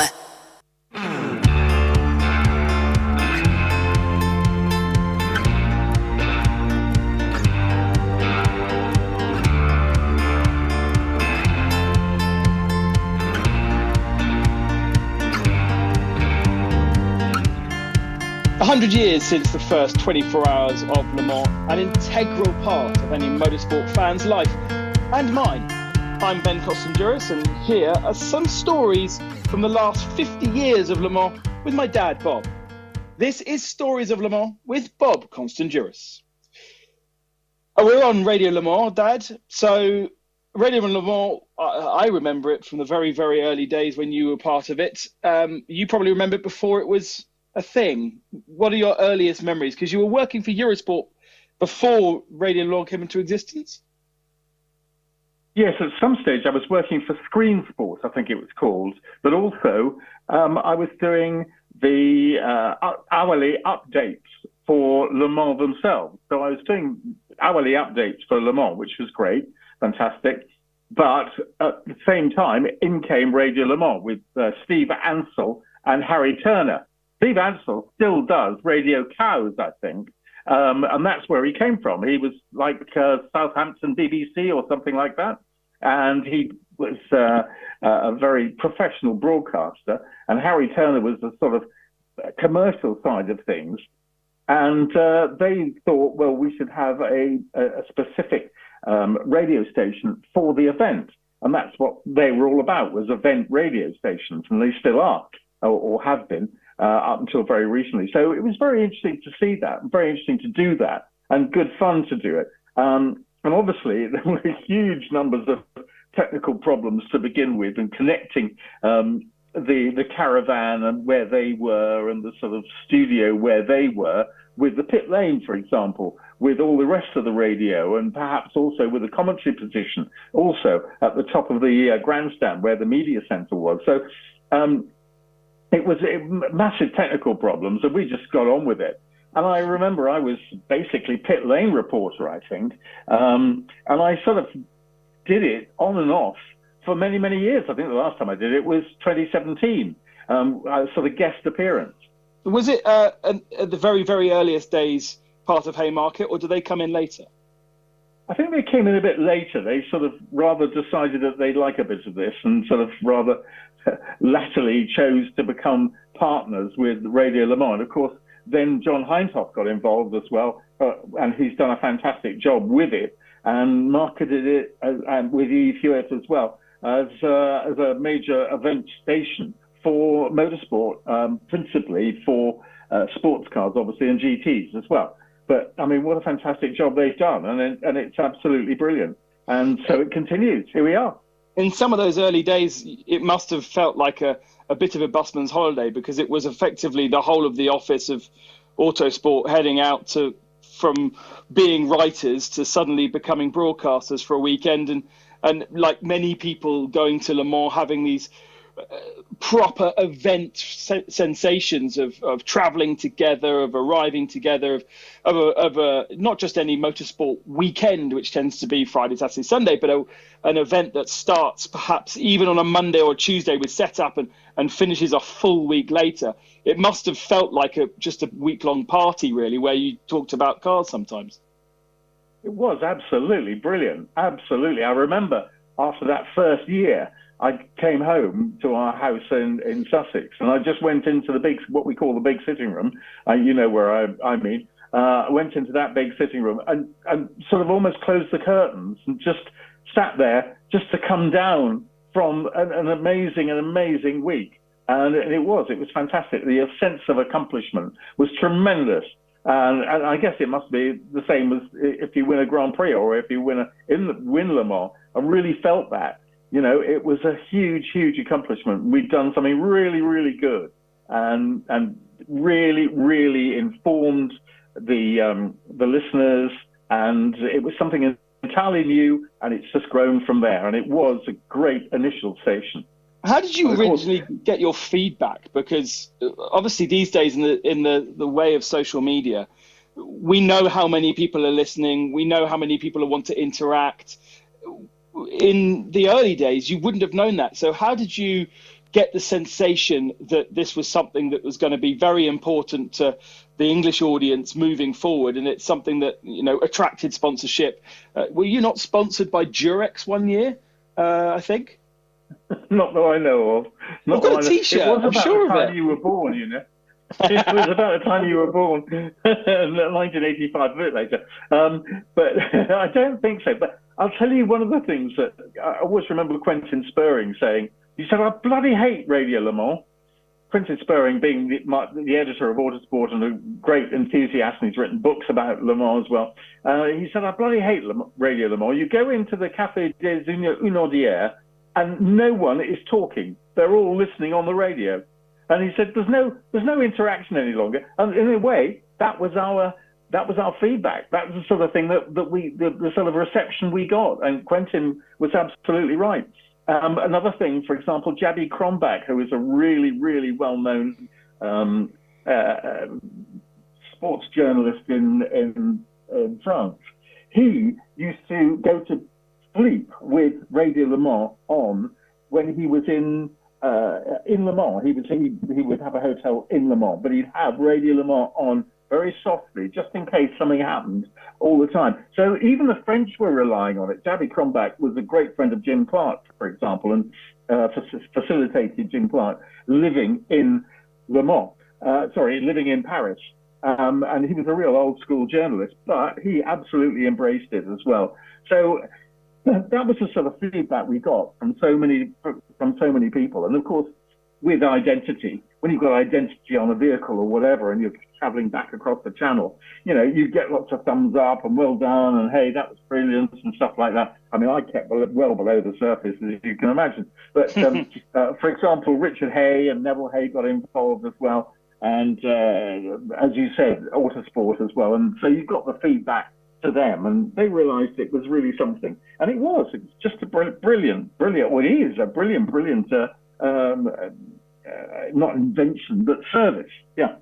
Do you have any kind of memories of, let's say, the new guard coming in, kind of these young people who'd never done commentary before, who are now people like Martin Haven and the likes? I remember Henry Hope Frost, I think, did 1 year but didn't last very long.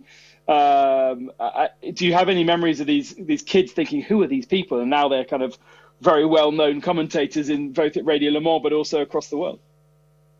I'd like to think I could remember Joe Saywood coming in, because he was working for Autosport at the time, and he did it 1 year. Really? And he remembers. And I can imagine he might have found it a bit tough. And it is. It's a different discipline, isn't it? And we're going to talk about the British press at some stage. And the British press who did Le Mans were a different British press than did, say, a Grand Prix. And the likes of Peter Windsor, for example, I don't think he liked Le Mans at all. Didn't like it, couldn't understand it, used hay fever as an excuse for not going. That's fair enough. It's awful. It is. So he never used to go, and somebody else always used to do autocars or coverage. So that sort of thing. I can't actually specifically remember anyone walking up and down the pit lane thinking, I'm never going to do this again. But I'm sure there were a few people who did do that. And it is. I mean, it's a fantastic, Joe Bradley would tell you, it's a fantastic experience going up and down that pit lane, knowing all those people in those respective pits, having a relationship with them, knowing that they're going to tell you what's going on and giving you a great feedback and telling you what's happening, and maybe telling you also what's happening in the pit next door as well when they don't tell you or whatever. And of course, it's so international. And also the Americans sort of throwing their weight around when they get into the pit lane as well. So, lots and lots of memories of doing the pit lane reporting. Just a brilliant experience.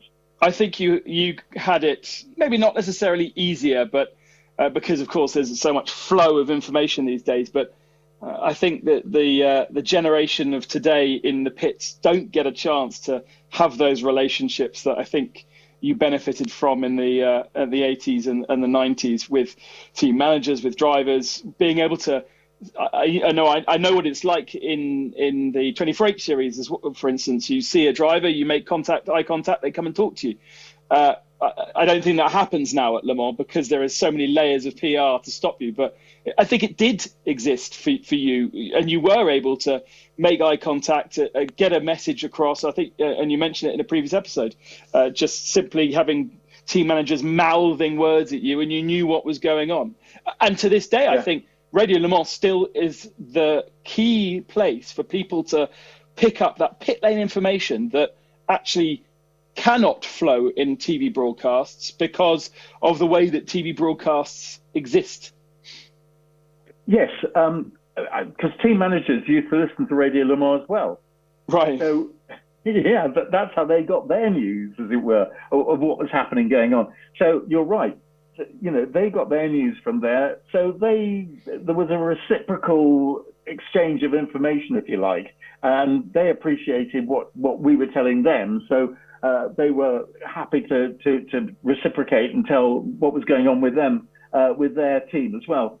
So yes, you're absolutely right. I think there's too many layers of PR these days.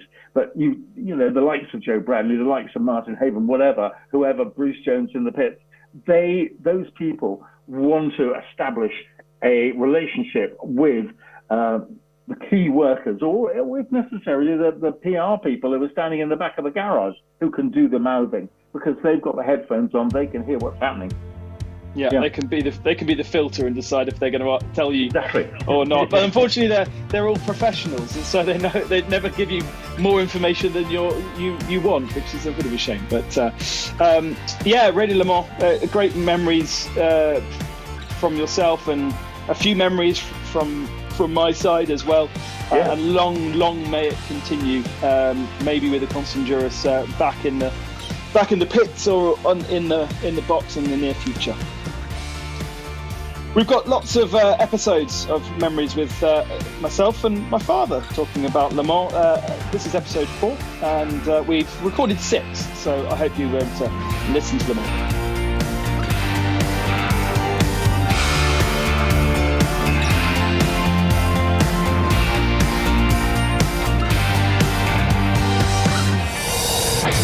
This program is a Radio Show Limited production. Tell your friends there's more at radiolemans.com. Radio Le Mans weather. Clouding over just a little bit overnight, and the temperature not dropping too much actually. It's going to go down only to 16 degrees. Tomorrow, Thursday, 29. Chance of a little bit of cloud. Looking forward to Friday and Saturday. Maybe some rain on both Friday and Saturday. At the moment, it's 25 degrees on the bottom of the Bugatti circuit.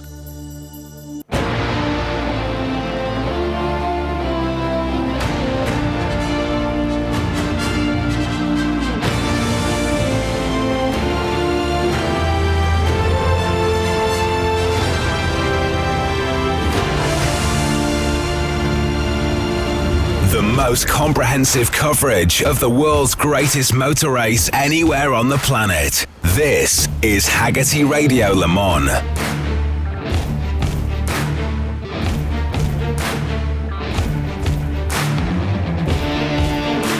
Well, we know who is going to be the top 8 in each of the classes. That means from 9th on down, the grid has been set. Yes, that's right. Just that one qualifying session for you if you are outside the Hyperpole runners. They'll come back tomorrow. Their times are scrubbed, and we'll have that all for you here on Haggerty Radio Le Mans 91.2 FM around the track and around the world on RS1. This then is free practice too. The opportunity for the drivers to get some darker running, not that dark in fairness, as the sun is only just officially setting here over the Circuit de la Sarthe. But we'll take you right through all of the action for the next couple of hours here on Haggerty Radio Le Mans. Hashtag Haggerty RLM 2023's great race looming large this weekend. And to take you through the action, Paul Truswell. But first, the dulcet tones of our Aussie first-timer at Le Mans. That would be birthday boy Richard Crail, and he thought he was going to get away with that.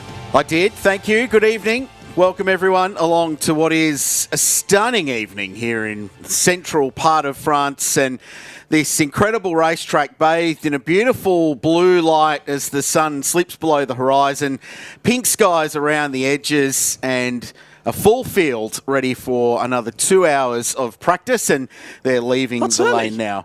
No, the clock ticking. They're away. Right on 10 o'clock, 15 seconds past. They're all good. All right. Oh, first session, mate. Don't catch me out like that this early in the day. In what's been a dramatic day here for the centenary running of the Le Mans 24-hour, a dramatic 3 hours of practice earlier today, damage to several cars.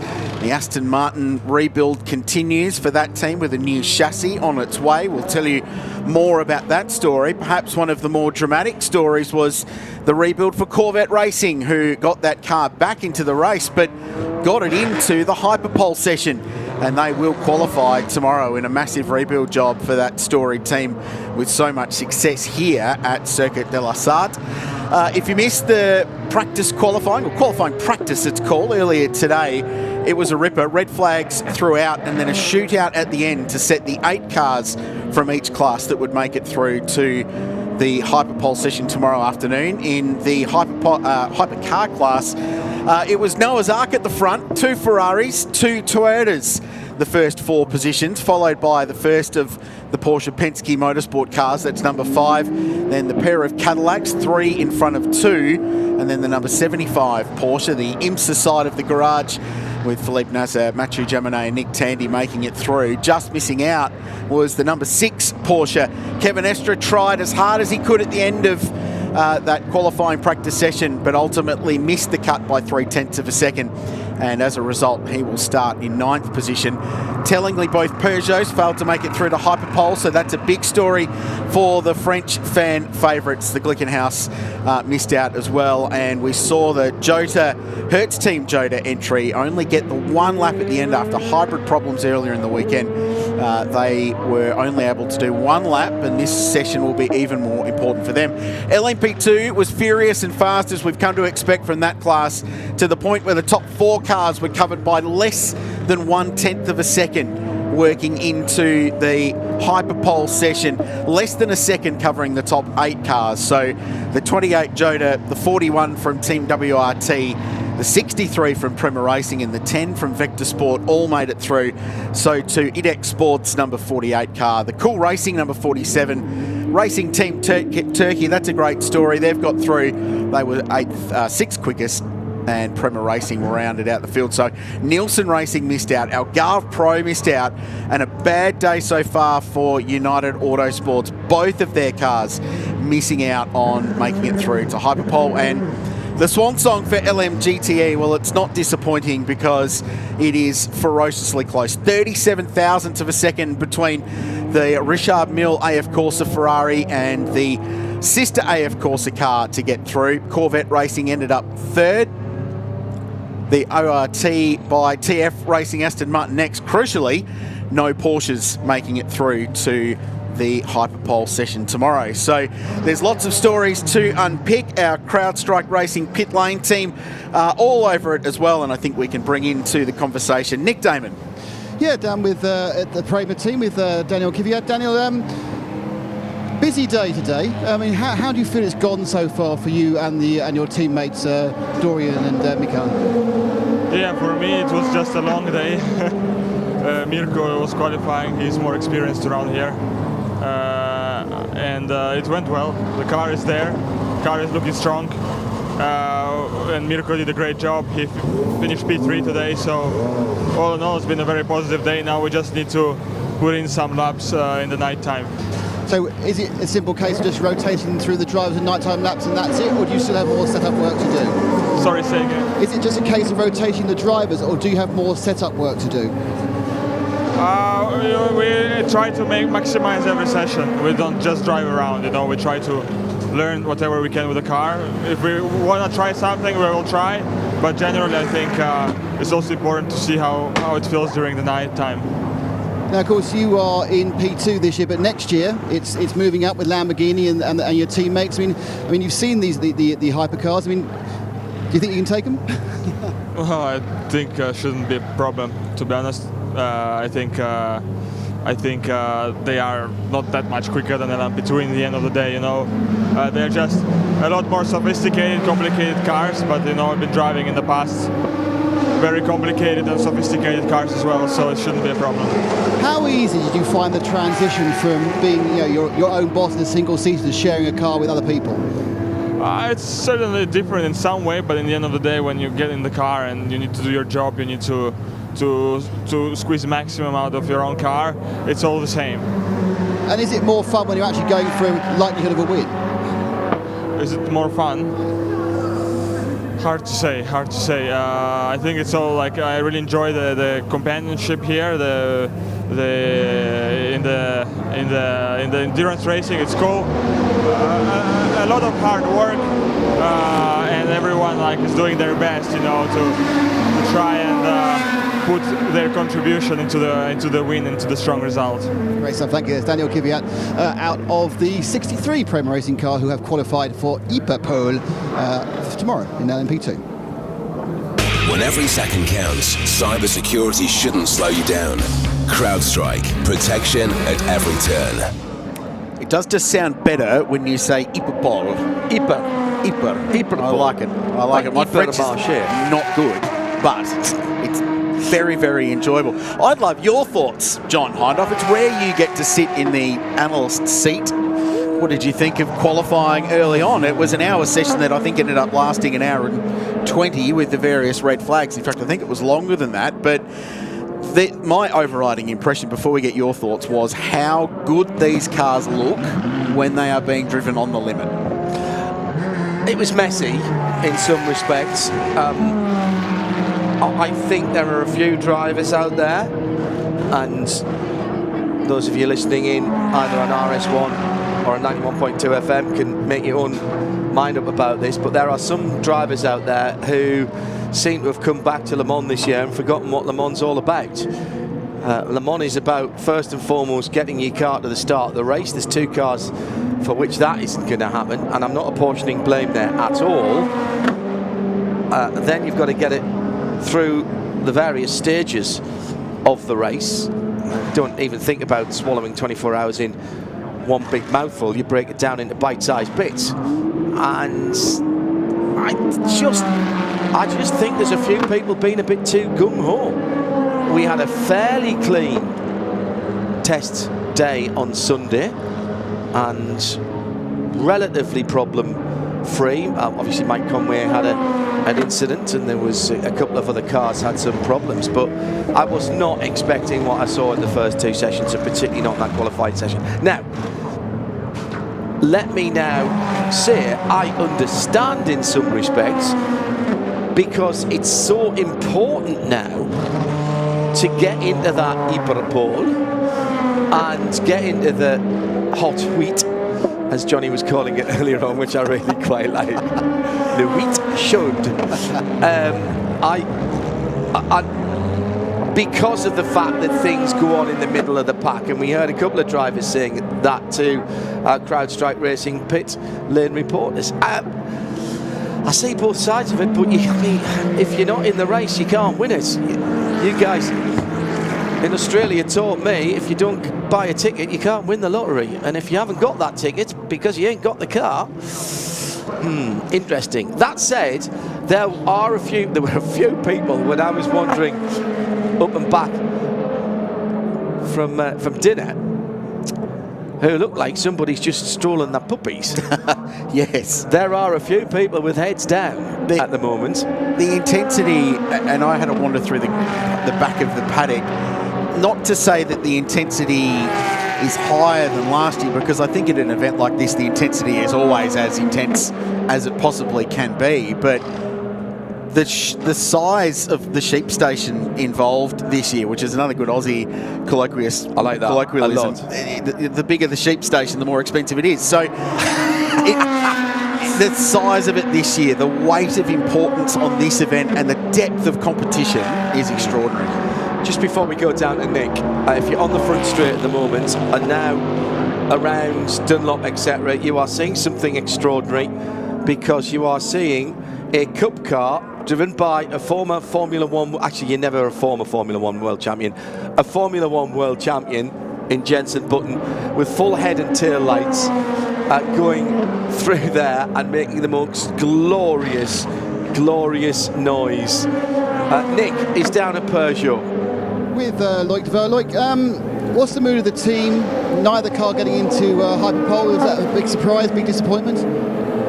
No. I mean, it's. I think we are where we deserve to be honest. I mean, of course, we had some good laps during the practice early on today, but we knew that the qualifying would be a bit more difficult. And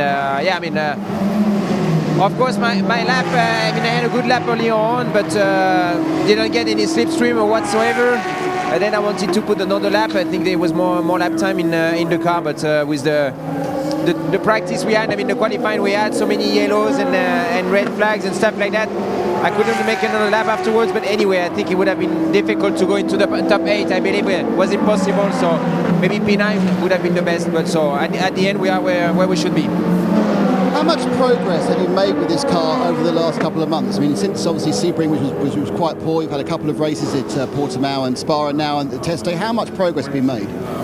Quite a lot. I mean, we are getting closer and closer, but for sure, I mean, you cannot, close the gap as quick as you want. It takes some time. I mean, we are facing and racing against really competitive teams and constructors, so we are catching a little bit step by step. But I think once again, I mean, we don't have the pace right now to fight for a pole here at Le Mans for sure. But we will work hard to get as close as possible, and also for the race, to try to be as consistent as possible and to have a clean race. Are you aware of where you're losing out to your competitors? I mean, are you thinking, right, if we fix this one thing, it will solve it, or is it kind of a more of a general, we need to get every element working properly?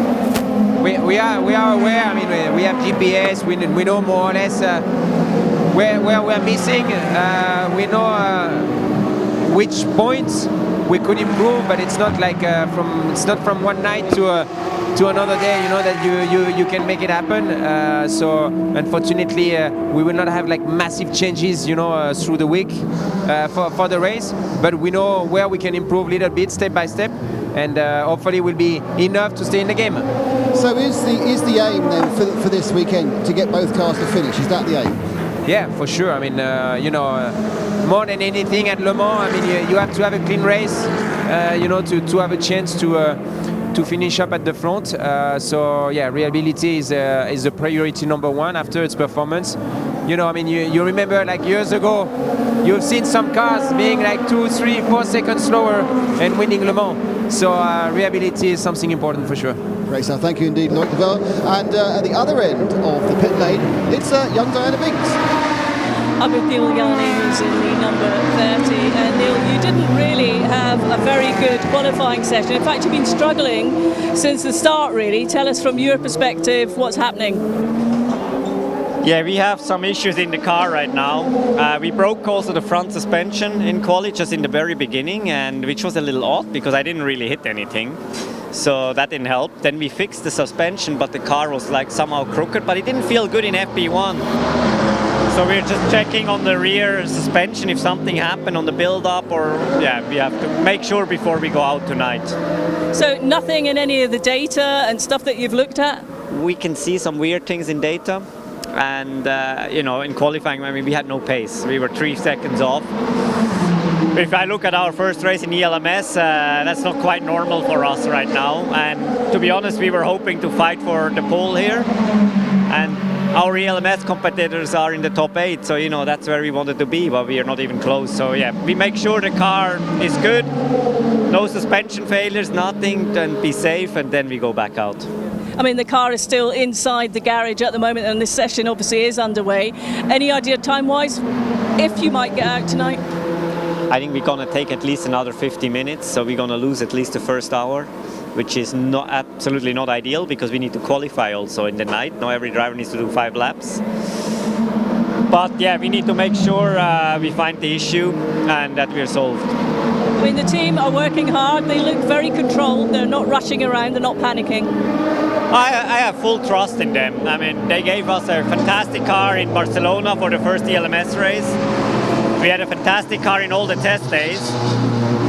And there's something not quite right now. So we have to figure out, because as I said, the suspension failure was odd. The other things on the rear were odd. And Le Mans is a place you better be safe than sorry. So that's what we're doing right now. Thank you, Neil. Thank you. With AI and industry-leading threat intelligence, CrowdStrike keeps you one step ahead of cyber threats. Visit crowdstrike.com to learn more. The very sensible thoughts of Neil Yarni, Swiss driver for the Duquesne team, car number 30 in that remarkable LMP2 fight. That's the words of a driver that's been here many a time and understands how to win this race, but probably more importantly understands how to lose it as well. Don't forget, send your tweets in, #HaggertyRLM. I know I often say Haggerty because I'm Australian, that's the way it goes, but Haggerty RLM. Send us your tweets or at Radio Le Mans. Hello to an old friend, Paul Dunk. Dunky says, evening all, the dog cannot wait, and he's attached a photo of what is just a massive black furball. So I assume the dog is excited about it. And here's one we need to say a big hello to is our friends at Sacred Coffee Sport, who have tweeted in and said they're listening in. John, thank you for the coverage. I'm going to say thank you for the coffee, because when I got off the 16.5-hour flight to get to your part of the world, the 15 Sacred Coffees you made me in quick succession probably saved my life. So thank you. I need to say thank you to them. The fact that they're listening is merely a bonus. And there is a Le Mans 20 code, all capitals, Le Mans 20 code. If you are ordering wherever you are in the world, anything over orders over 35 quid will also get you free postage and packing as well. And while we're talking about a shopping list, Krilsey, how about this? Now, before qualifying, remember Nicky Katzberg squeezed in at the last minute? Brilliant stuff for the 33 Corvette that he shares with Ben Keating and Nico Varone. It's Varone. Varone. I love it. Now, this is not as extensive as you might think it is, but I'll run through it anyway. On the list was, and wait till you hear this, right side suspension, right side brakes, floor, rear fascia, rear wing, deck lids, seat belts, right side front fender, right side rear fender, right side rocker, right side door, and other stuff is the line I like the most. Well done to Corvette Racing. All I see in that is dollar signs. Yeah. That is enormous, on top of an already significant investment that General Motors is making in this race with the pair of factory Cadillacs, the Action Express racing car, of course the Hendrick Motorsport Invitational entry, which has just been so popular, and this wonderful swan song for the Corvette Racing C8R, which is probably going too soon, you'd think, from GTE competition, because that car is still so brand new. It's almost a shame, isn't it, that we didn't get to see that particular car in the full peak and pomp and circumstance of Corvette racing here at its absolute peak level. I suspect there's a lot of people in Detroit and at the Renaissance Centre where they were racing around on Sunday in the Michelin Pilot Challenge and in IndyCar, will be seeing exactly the same thing. That is the newest car in GTE, and I'm just thinking, and the other that is still the current shape of the car, of course, because the road car is still that shape. The Ferrari is not, the Porsche is not, the Aston still is, although it isn't that different, in fairness. The Aston, I think, is the oldest car now in that lineup of GTE. Aston or Ferrari? It's the Aston's aged extremely well. A fine design, yes, and it's still a very handsome car indeed. Yeah, that is the previous version, isn't it? Yes. Yeah. So it is only the Corvette that is the right body shape for the car that you can go and buy at your dealer, and of course that's part of the driving force from going to GT3 next year. Busy times in pit lane, and the CrowdStrike Racing team are all over it. Nick Damon. Well, I've been camped out for a little bit at the 38, mighty 38, the Hertz team Jota pit, because obviously there was problems with that car coming in, well, all through, of course, the first qualifying practice, and they only end up doing a couple of minutes of a shakedown. That car has actually left the pits the first time. I'm not quite sure if there's anything sinister about it sitting in the pits for 15 or 16 minutes, but they actually have now rolled off. A fellow Porsche, but in a different team, one of the Penske Porsches, the number 6 car, has just come out. The other two have already gone. This one is now on the apron as well. Andre Lotterer aboard. That one appeared just to be being strung, which of course is where they do it lasers now. They make sure everything's aligned properly. So they've probably done something quite major. Decided they needed to string it, and at that point they then launch it down onto the pit lane. That one will be leaving quite soon for its first laps of this night's practice.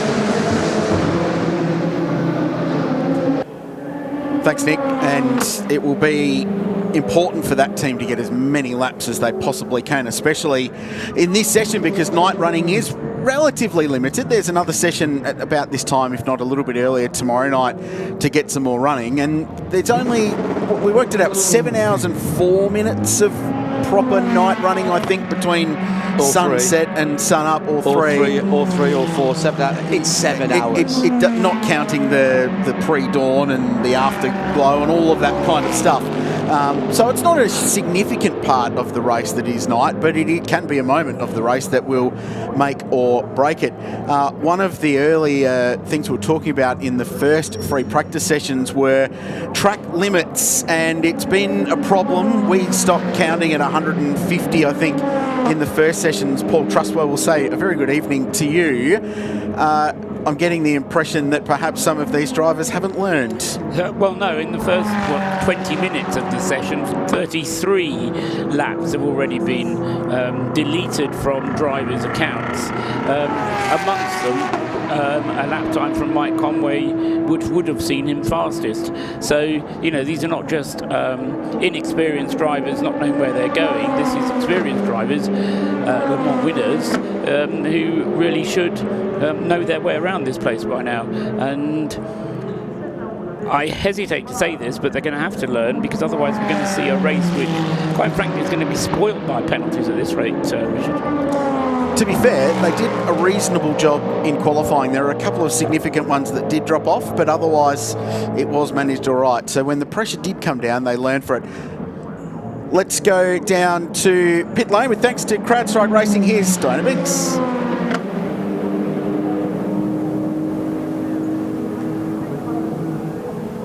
Are you there, Binksy?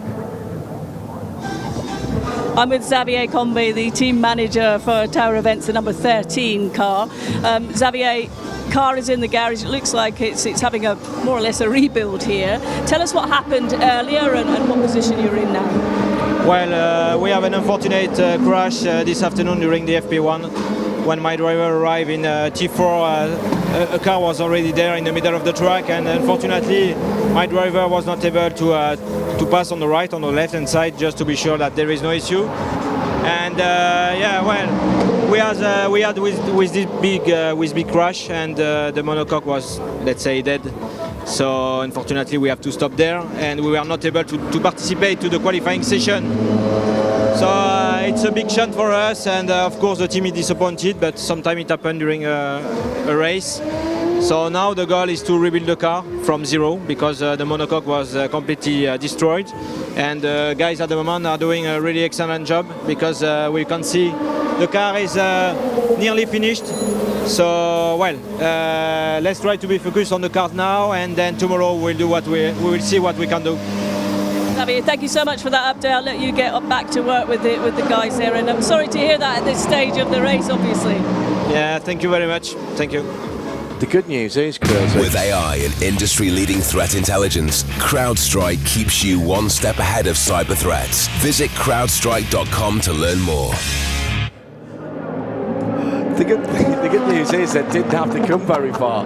That new chassis, the spine of the car, actually from the Technopark through the new Port Sud, Port Sud, and it's here. And it was sitting up in the back of the garage, waiting for various bits and pieces to be brought across. The other car that was involved in that incident, the TF Sport 777, the word from Tom Ferrier's team is that they are going to bring an assembled car over from the UK. They have actually got a spare monocoque here, but clearly they're going to plead their case and try and get a car. You're not allowed a full spare car built up, so how that will work with the ACO and what letter they might have to write, as Paul Trustwell was saying before, intimating how well they can plead their case, I presume.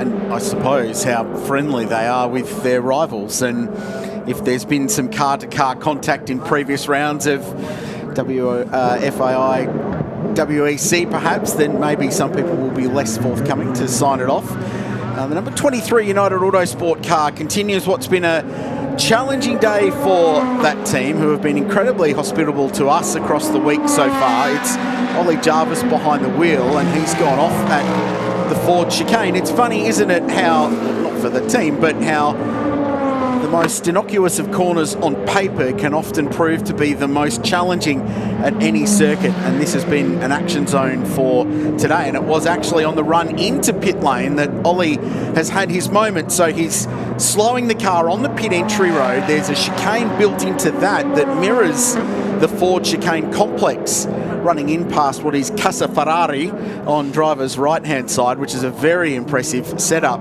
But Ollie's clipped that curb on one side and it's flicked it round, and he spun through 180 degrees. Fortunate enough to not be stuck in the gravel trap, and will live to fight another day. And in fact was able to drive what is probably 200 metres further up the road straight into the United Autosport pit box, which is the first in pit lane just before the factory Toyota Gazoo Racing entries. So challenging day for Autosport. They got away with one there. Hour and 33 minutes to go in this session. Ferrari on top in front of Porsche. It's the 51 car in front of the 5. Jota Sport with Pietro Fittipaldi on top in LMP2 at the moment. Though Ollie Jarvis, as I say that, with that moment coming into pit lane, actually had gone second quickest in that session. And then Richard Leeds fastest in LMGTE AM. Ferrari are in pit lane, throwing a new nose on one of their two entries, the fastest at the moment with Alessandro Piergaudi. And this team going to work. Big cheer, JH, when that car went quickest in qualifying earlier today. That was a huge moment, Paul Trustwell, for Ferrari, who have continued to show their one lap pace that they've had so far this season.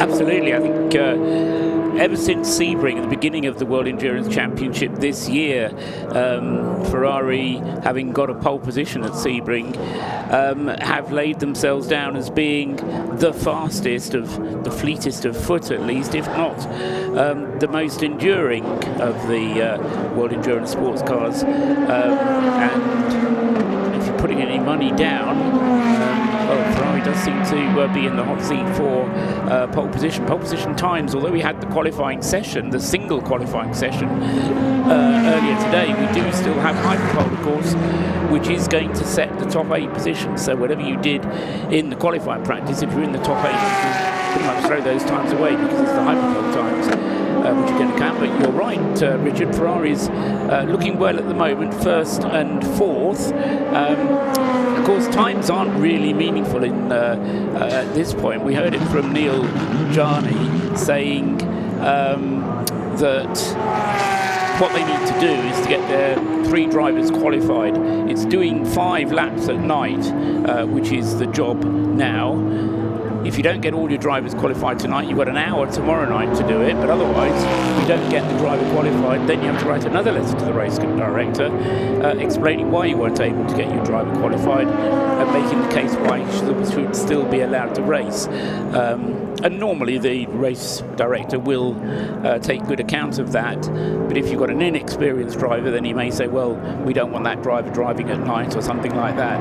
But the main job for tonight is to get your drivers doing their 5 laps. Mike Conway has already done 7. Alessandro Pierguidi has done his 5 and has come back into the pits. And in fact, he's on his way again, isn't he? Because that car is now in the hands of James Collado.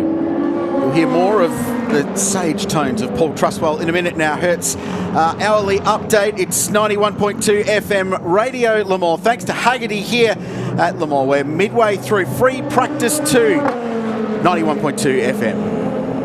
The Hertz hourly updates, getting you to your let's go moments for over 100 years.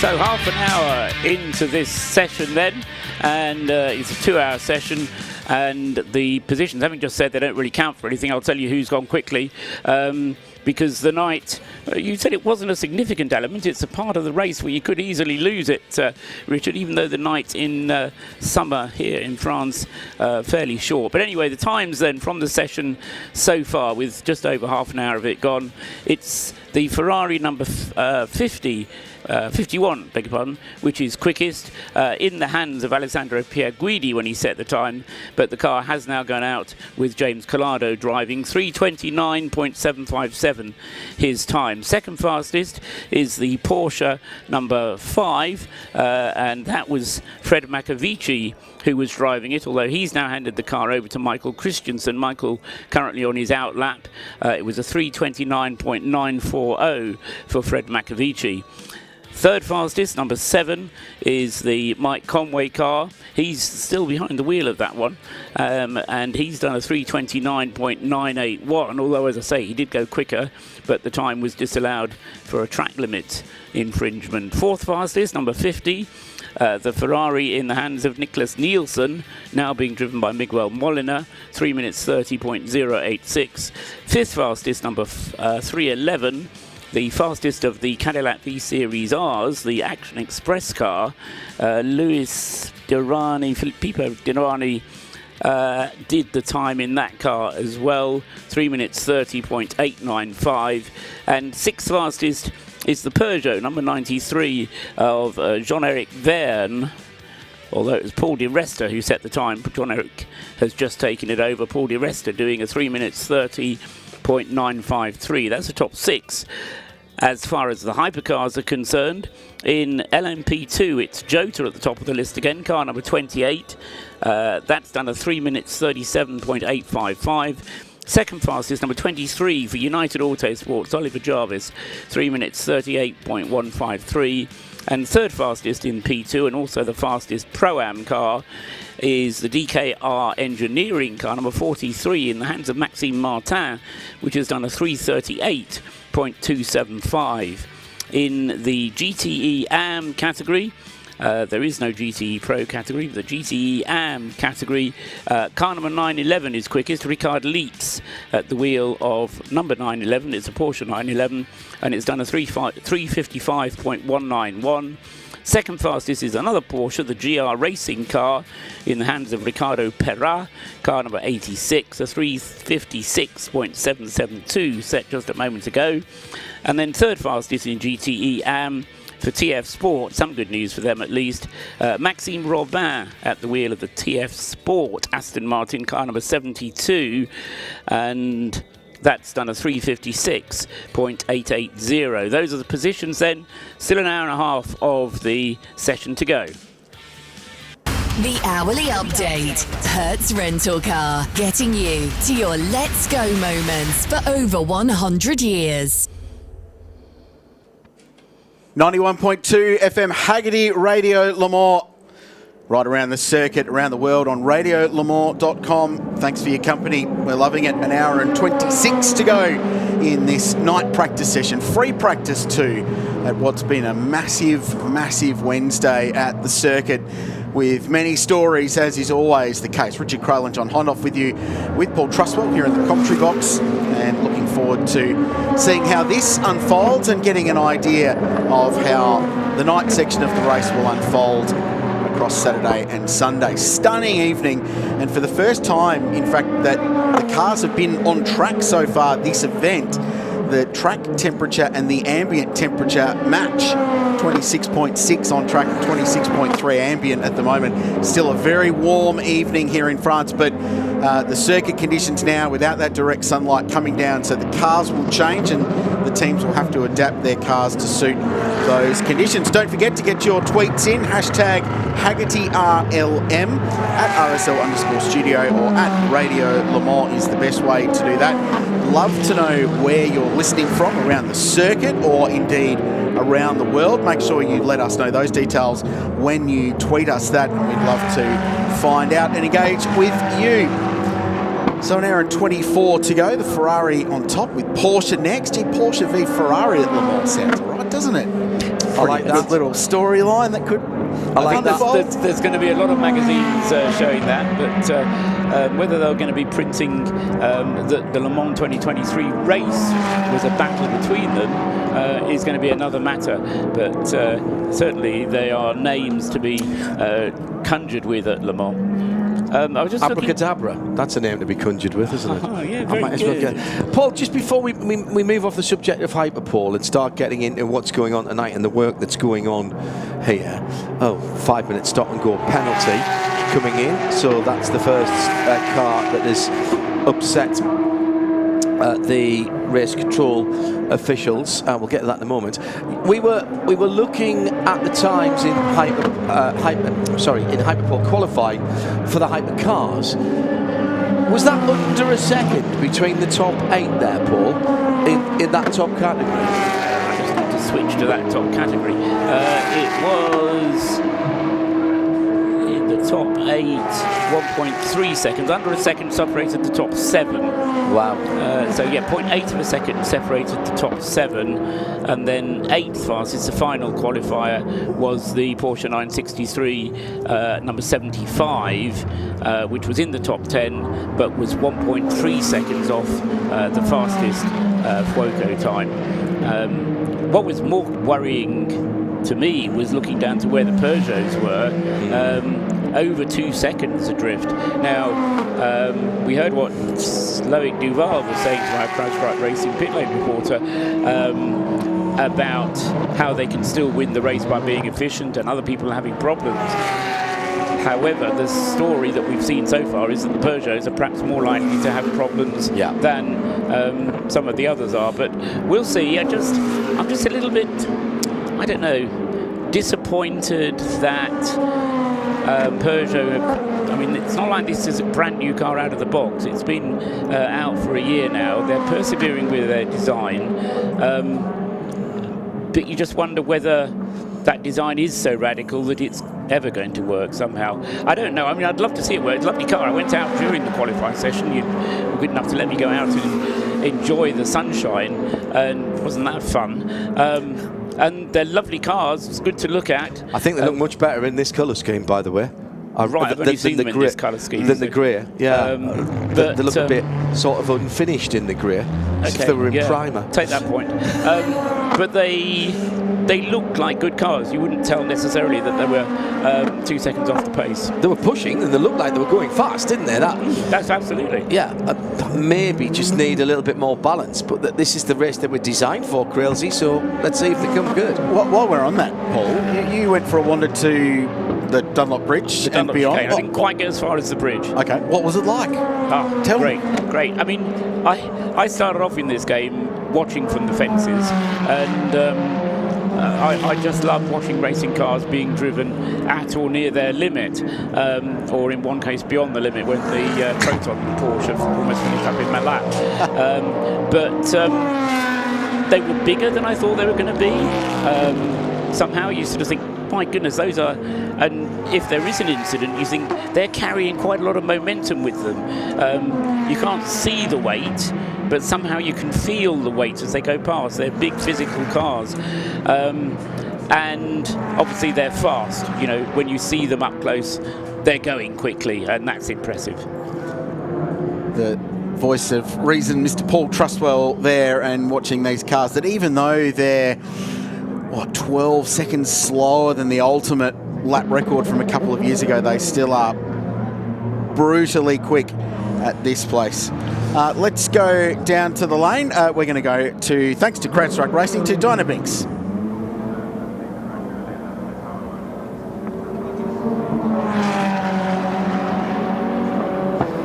How satisfied are you with your session out there this evening? Yeah, I mean, we all have to do 5 laps on the night session, so it was just easy going. Just make sure all the car is okay, and we had a lot of things to change, sensors, camera, so we just have to make sure everything is ready. Yeah, on our side everything is okay. And what were the conditions on the circuit as we go into nightfall? Well, at the moment the track is good. It's quite busy, to be honest. There are some very slow cars at the moment. I think maybe the gentlemen, they need to get the rhythm. So yeah, but well, it's part of the game, and yeah, it's like a normal Le Mans. Are you back out in the car tonight, or is that you done for this evening? Well, I don't know. I think there is a plan, an option A that we'll get back in the car, but let's see. We lost a little bit at the beginning of the session, so well, anyway, if I'm not driving now, I will drive tomorrow. Thank you, Nathaniel. Well, Dubai, Daytona, Spa, Mugello and now Le Mans, what they have in common, me chatting to Ian James. Ian, do I get around or do you get around? I think we both get around this year. It's I'm glad I'm seeing you multiple times. That's very sweet. So, talk to me how it came about that Heart of Racing took over Northwest Entry, or now here at the big race. Yeah, so unfortunately, Paul Dell'Alana had to call time on his racing, and we have a great relationship with. We have a great relationship with Aston Martin and ProDrive and Aston Martin Racing, and they called up to see if we'd like to take it over, and of course we jumped at it because it's always been on our list. So now you're here, how's it going? Oh, it's wonderful. I mean, to be here for the 100th year of Le Mans is an absolute honour, and so far so good. The car's been running great. The boys won the pit stop competition yesterday. All 3 drivers are having a lot of fun, and yeah, we're feeling good. And you haven't got to worry about the pesky drive time rules, have you either? So you can put whoever you want in the car at whatever point of the day. Yeah, that's kind of nice. So I'll definitely be doing the smallest amount of driving at this one, but will you start? Because you've always started the Preventic races. Probably not. I think the plan is Le Mans is the fastest guy starts, and let the race come to us. But with the safety cars this year, all that could change a little bit, so it's a bit up in the air. So I heard you have said that makes the race more American. You obviously have huge experience of racing under American rules. Do you agree that makes the race more American, the change the safety car rules? Well, I don't think they're going to use it as often as they would in America, but I'm sure they're going to want to bunch the field up and have a great race at the front, and it's definitely going to keep the GT and LMP2 classes closer together if it happens. And finally, what's the plan for this evening? For the season or for this evening? This evening.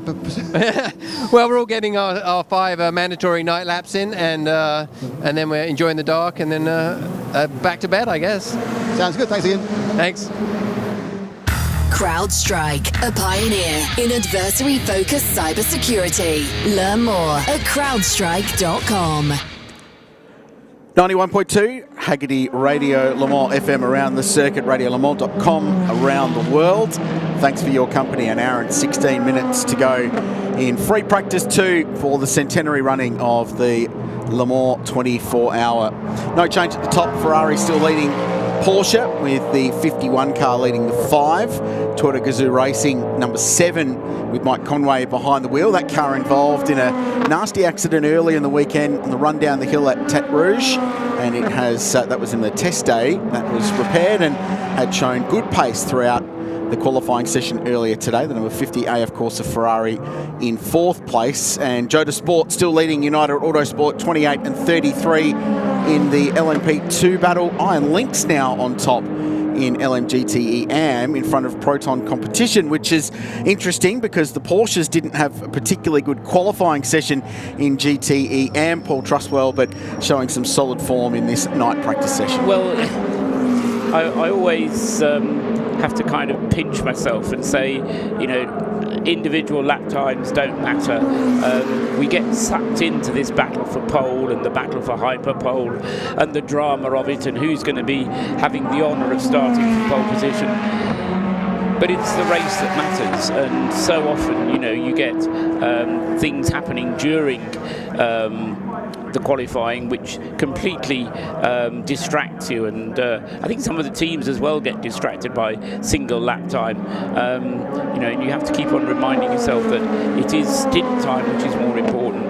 There was one thing that I was just slightly concerned about, looking down for who we haven't seen so far, because as we go through the session, you know, we've got had 3/4 of an hour and 15 minutes still to go. There is this need to qualify all of your drivers. Everybody's out now that we would expect to be out on the circuit, obviously with the exception of the D-Station Racing Aston Martin, that hasn't been out, don't expect it to. The number 13 Tower Motorsports LMP2 car, the Orica, that hasn't been out, we don't expect it to see that. Neil Jarney told us about the Duquesne entry, car number 30, when he was talking to Diana Binks from the CrowdStrike Racing pit lane team. So we don't expect to see him for another, 10 minutes or so. He said it was going to be about an hour by the time they were going to come out. But the one that we haven't seen that I did expect to see is the number 33 Corvette, Ben Keating's car, which Nicky Katzberg has got into Hyperpole, but that car hasn't yet been seen in this session. So I just wonder why not, whether they, having had all that work to do on it, whether they're now doing that work, and Nicky Katzberg was even more of a hero to do the lap time that he did in the qualifying session. Yeah, it was a huge effort from that team, and John Hondoff ran through the list of parts that Corvette threw at that car, Peugeot in.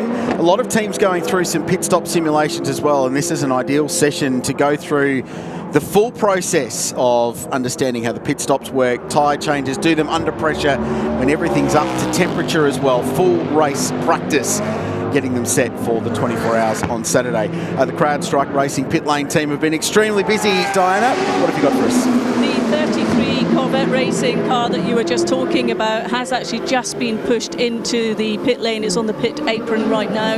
They're refueling, and just the driver is in now behind the wheel, and that car will be back out on the track in just a couple of minutes' time.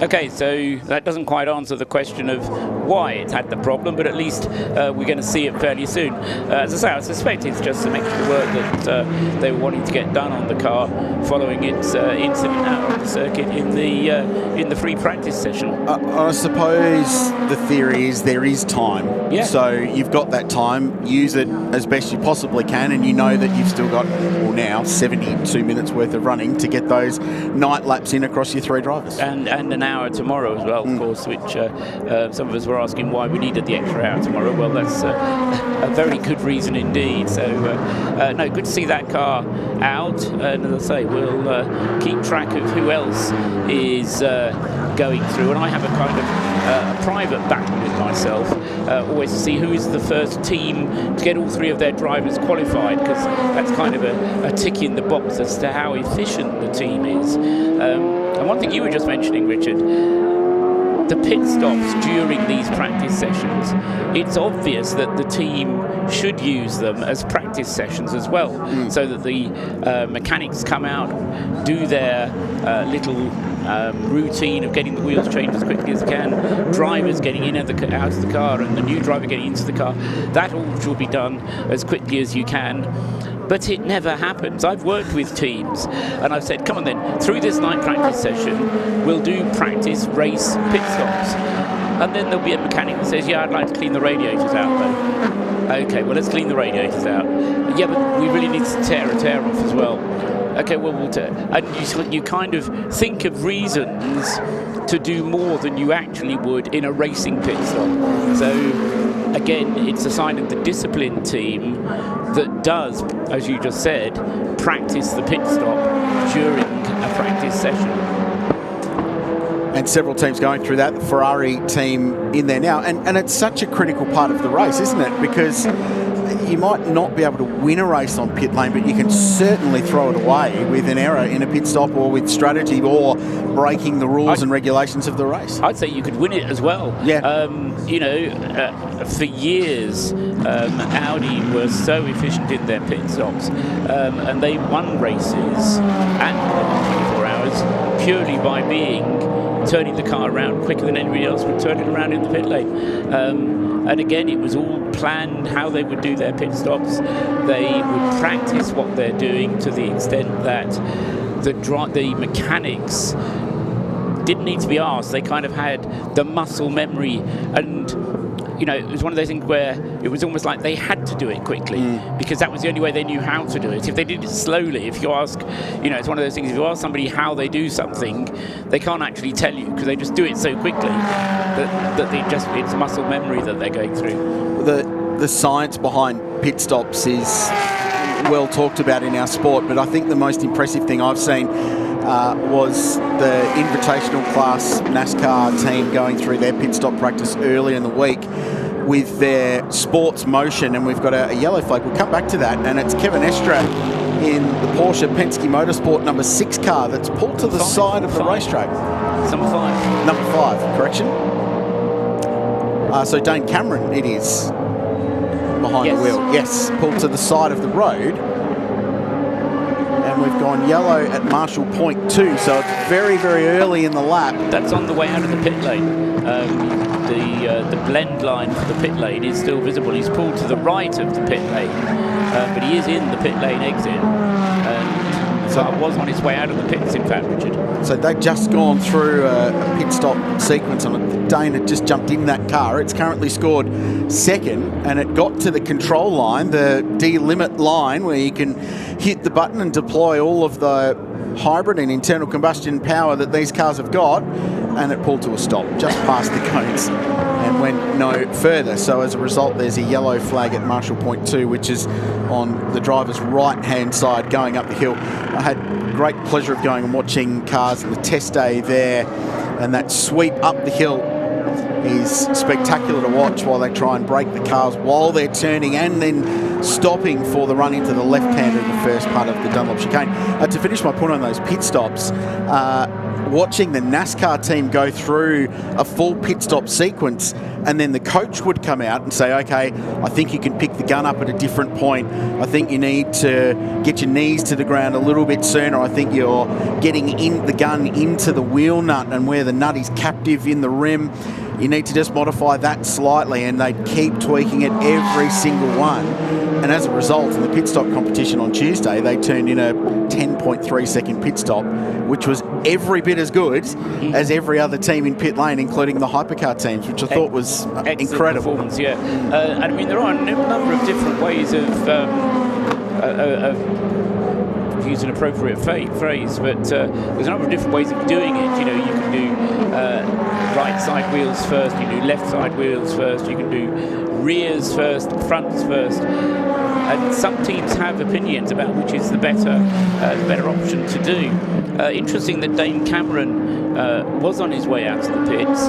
He was the third driver, if that makes sense, Does that make sense? He was the first third driver to get into a car. Yes. But he didn't get very far. No. So he would have been, if he'd have completed his 5 laps, the first to complete the routine. That car, the number 5 Porsche, has already had 5 laps from Fred McAvici. It's had 5 laps from Michael Christensen. But it hasn't yet had any laps from Dave Cameron. Dramas as well for the Action Express Racing Cadillac.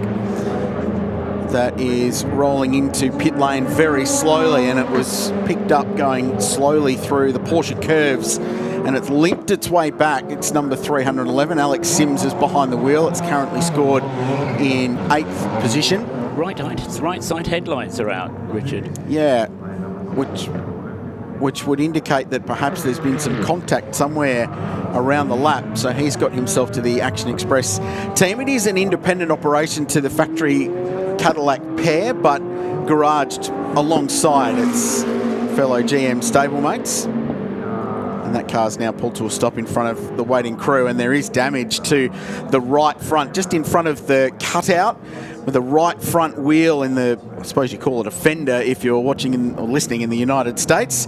So the cutout above the wheel, which releases the air pressure from the wheel arch. Just in front of that, it's torn the carbon fibre bodywork away, and there's been something, it's almost as if there's been a piece of debris that's been flicked up inside that wheel arch and torn it away, or that's been bounced up into the path of that car and caused damage. CrowdStrike Racing pit crew in action. Nick Damon's down there. Nick, what do you see? It went past me actually. Well, you can see that it had a big chunk out of that right-hand front wing, and then the most obviously was the right-hand side light wasn't working either anymore, Krause. So, looking at it as it went past, it didn't. It looked like it had an incident where it hit someone. It does seem much more likely to be some sort of debris, or perhaps even an internal failure which had thrown some more, something relatively heavy up through the those wheel arch openings designed just to reduce the downforce. But yeah, it didn't look like an accident, but certainly damage. Something that we occasionally see are tyre pickup. There's been tyre pickups the size of tennis balls, which sometimes get thrown up there. So, so that's a problem then for the 311 Action Express Cadillac. Other drivers, third drivers, for Peugeot, the number 93 car, Mikkel Jensen is now in that car. He's the third driver of that one. Both Paul Di Resta and Jean-Eric Bern have done their 5 laps, just beg your pardon. And Mikkel Jensen currently on his 3rd lap. So Peugeot looking as if they might win my little efficiency prize. I like it. We need to. How do we make that? The index of the Trusses Index. Only for night practice. It's, who can get through their 5 laps the quickest? The 3 drivers each doing 5 laps the quickest. The Trusses Index. It sounds like something that would be on the stock exchange. Yeah. TRX. Yes, it would be, wouldn't it? I love it. That's excellent. Jimmy Johnson's just jumped aboard the number 1 or the number 24 Hendrick Motorsport car, wandering through the paddock. And I've got to tell you, the amazing people you see in the paddock. I bumped into Jeff Gordon, of all types, is here. He's now a director of Hendrick Motorsport. Nick Damon, the people you meet in the paddock here at Le Mans. Yeah, with Mike Conway. Mike, it looks like we're in for titanic battle tomorrow between you and Ferrari for ultimate pole. Yeah, let's see. I don't know, I'm not sure everyone showed exactly what they had today. I think everyone just did a lap to get into the hyperpole. So, let's see tomorrow. I don't think that's everything. How much of a problem has the late addition of 37 kilograms been to your car and your overall program? Yes, well, it's definitely hurt the pace. Especially around here with the tyres and everything, it's harder.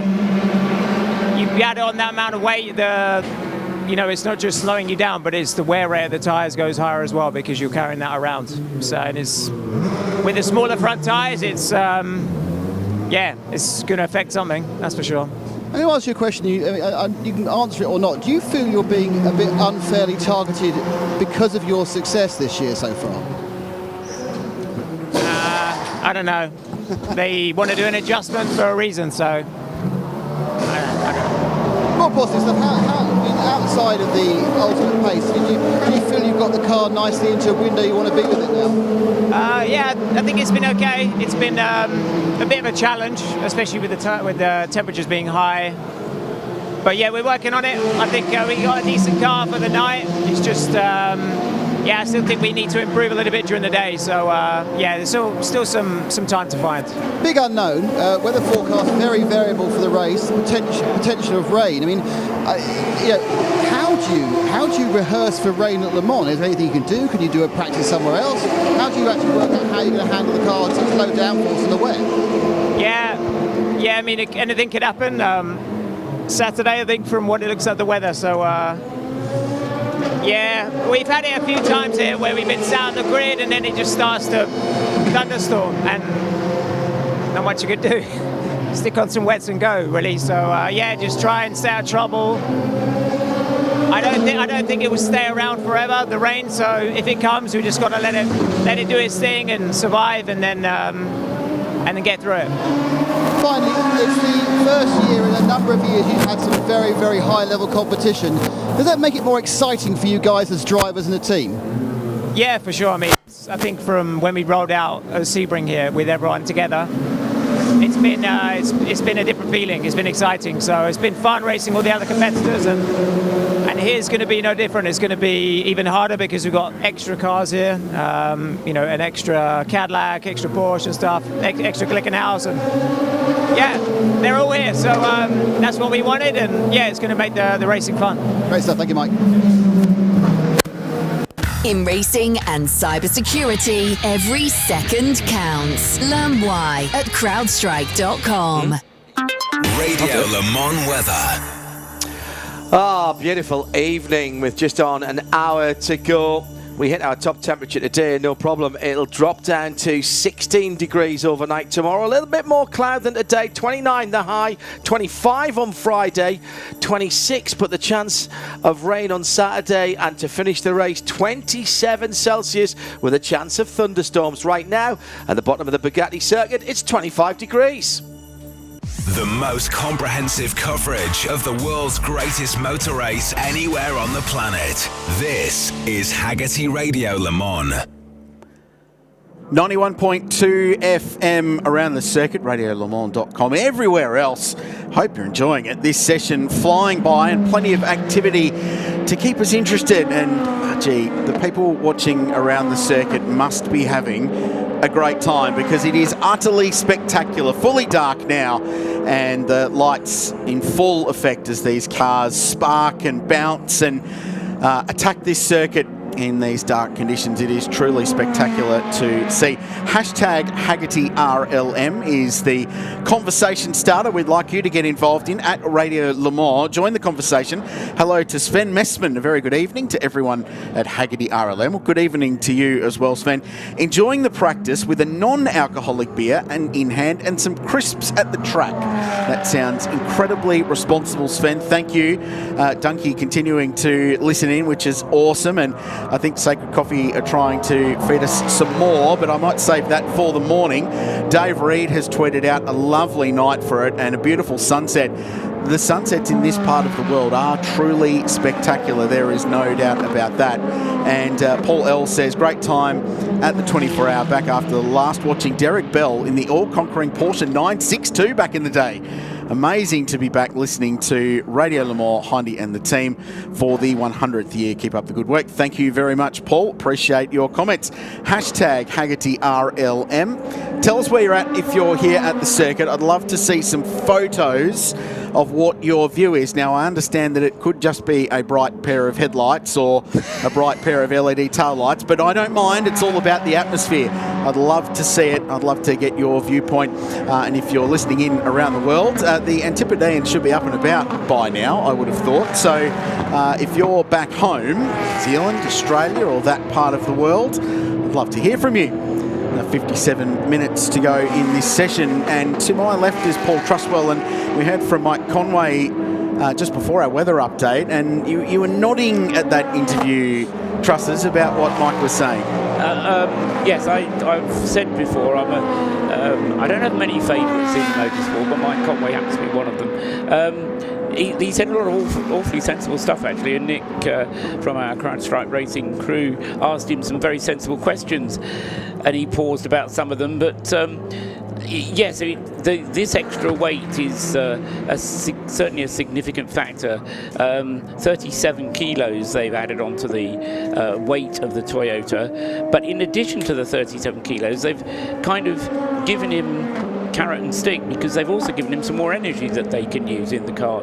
So it's not just more weight, it's more weight and more energy. But as Mike says, it's got to do something, and that could be to do with tyre wear. And for my money, one of the crucial things for this race, and I've said it before earlier in the week, is the way these teams use the tyres over a full 12 or 13 lap stint. Is going to be crucial. If they start having tyre drop off towards the end of their stint, or they can't do double stints on a set of tyres, then they're going to be in trouble, and that's where the hot weather could have an impact. Plenty more than I'd like to say about that interview, but wasn't it lovely the way when Nick asked him about the competition, without hesitating, Mike had hesitated about all the other answers before he gave them, but without hesitating, as soon as Nick said, what about all this competition, Mike was, he loves it. He loves having the more intense competition against him. It's a good point. It really is. Our CrowdStrike Racing pit lane team in action, and Joe Bradley's found his way down to the Toyota end of pit lane. Brad, is the atmosphere down there? What's it like? There's something about this place at night, and having left the pit lane earlier for after the qualifying session, it was still daylight, and having come back, it's now dark and it's well lit, it's well illuminated, just to kind of give you a feel. The teams have their own lighting systems that they put on gantries, so all of the pit aprons are well lit, like floodlit, like a football pitch, and it's kind of like daylight, but just outside of the pit apron, it's pitch black. You can see the crowds still in the grandstands opposite, and still sort of taking note of what's happening in the pits. I'm standing right next to number 7 Toyota. The Toyota Gazoo Racing team is still going through this process of swapping off and on nose sections, and I'm pretty sure they're just kind of bedding them in and seeing if they're working and they're giving the car the right balance, because they're quite a technical piece of kit, especially the underneath. The bit we can't see, I think, is where it's creating the downforce that gives the front end what they need. And as I say that, you might have heard the door just shut in the background. It's still on the jacks. It's been refueled. It's taken on some tyres. There's definitely a conversation going on. That was the jack. That was the airline coming off the jack. You'll hear nothing as this car pulls away, because it will pull away in its electric hybrid system, and then the petrol engine side of things kicks in when it's well away onto the pit here. We're still sitting here. It hasn't moved. Oh, and it proves me wrong. It's completely proved me wrong. It barely picked away on the hybrid, and then the engine picked up straight away. So the Toyota there just pulling away. So just going through the motions, but yeah, atmosphere building. And of course, we might be wondering what the teams are achieving here. We've got to align the headlights, making sure the drivers report back that the headlights are actually doing what they see, as well as drivers cycling through their mandatory nighttime laps. It's quite an important session, this, because, tell me if I'm wrong, boys, but this is the only nighttime session we're going to have for these cars. Well, one more tomorrow, Joe. One more tomorrow, but just an hour. We do run in the night tomorrow, do we? Yeah. Right. Okay. It's a little bit earlier, but just that 1 hour. Thanks to Joe Bradley, a CrowdStrike Racing pit lane team, busy tonight following all the stories. The whole drive away on hybrid thing is great. Don't get me wrong. It's not great for radio, is it? No, do you know? But it is when you hear it splutter interaction part of the way down the pit lane. Sounds amazing. And the good thing about what Bob Dawson and Joe Blaisdell have done is they were up on top of the ACO Tribune last Friday morning and rigged us up some FX mics up there, and so they're pointing directly at the pit lane. So those noises, that if I shut up a second and Quailsy just fades up what we've got, there's a load of cars going through.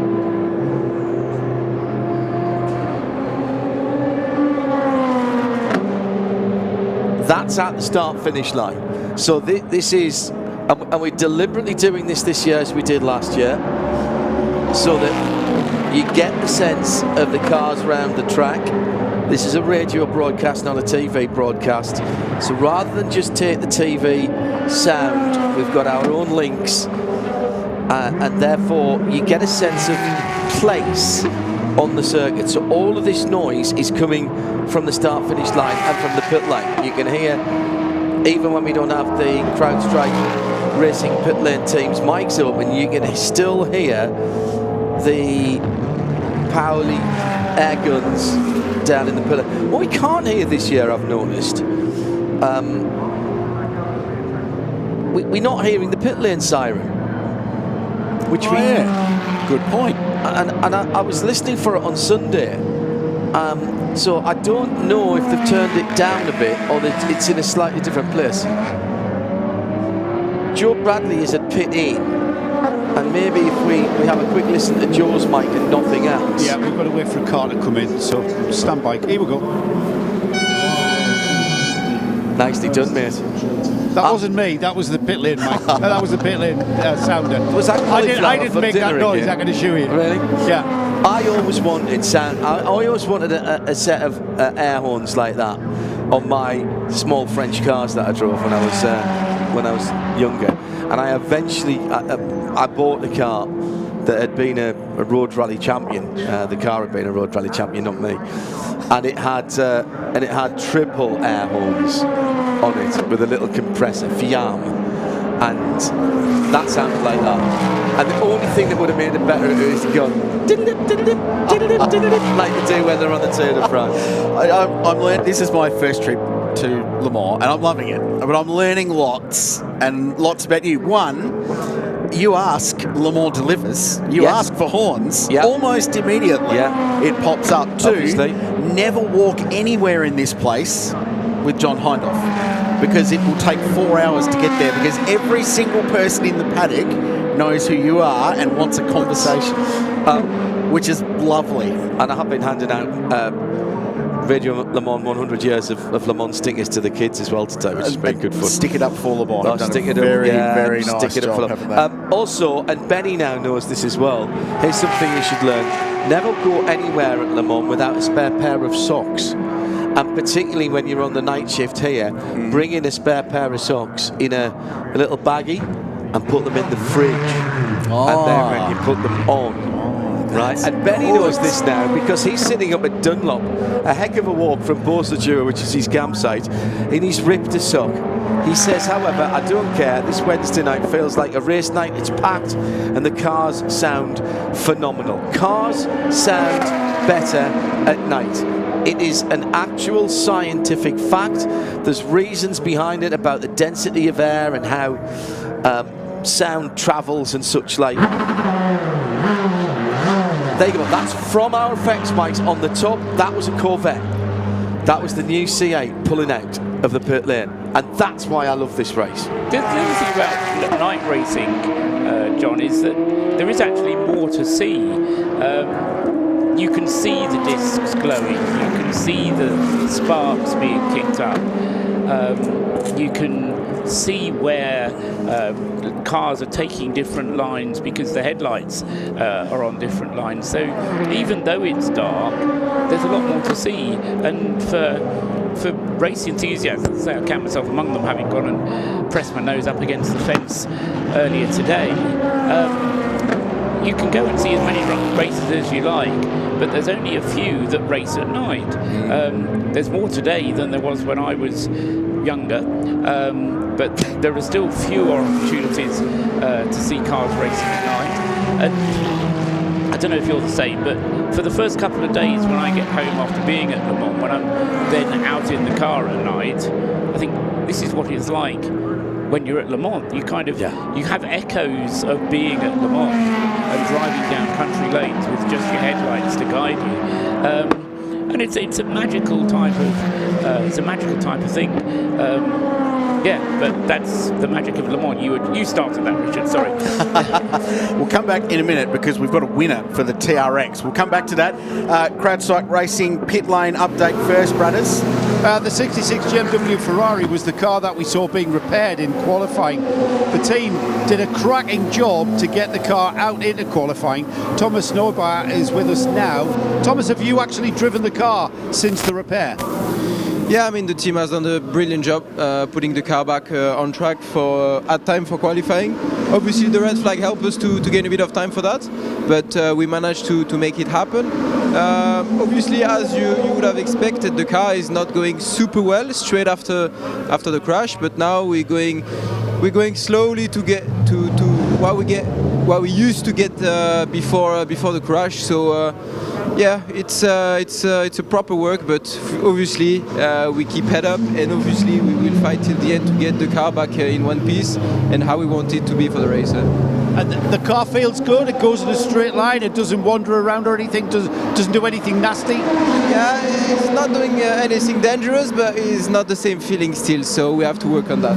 Okay, thanks, Thomas. There you go.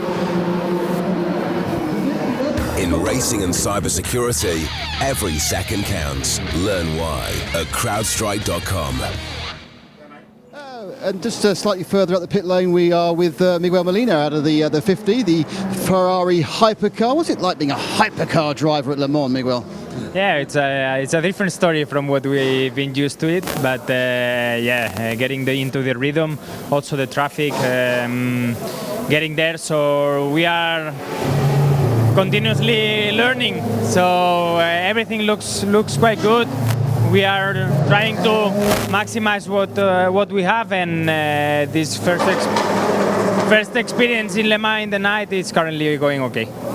We were chatting with Toyota, and they said that neither you nor they showed your full hand in qualifying practice today. Do you think there's a lot more to come tomorrow?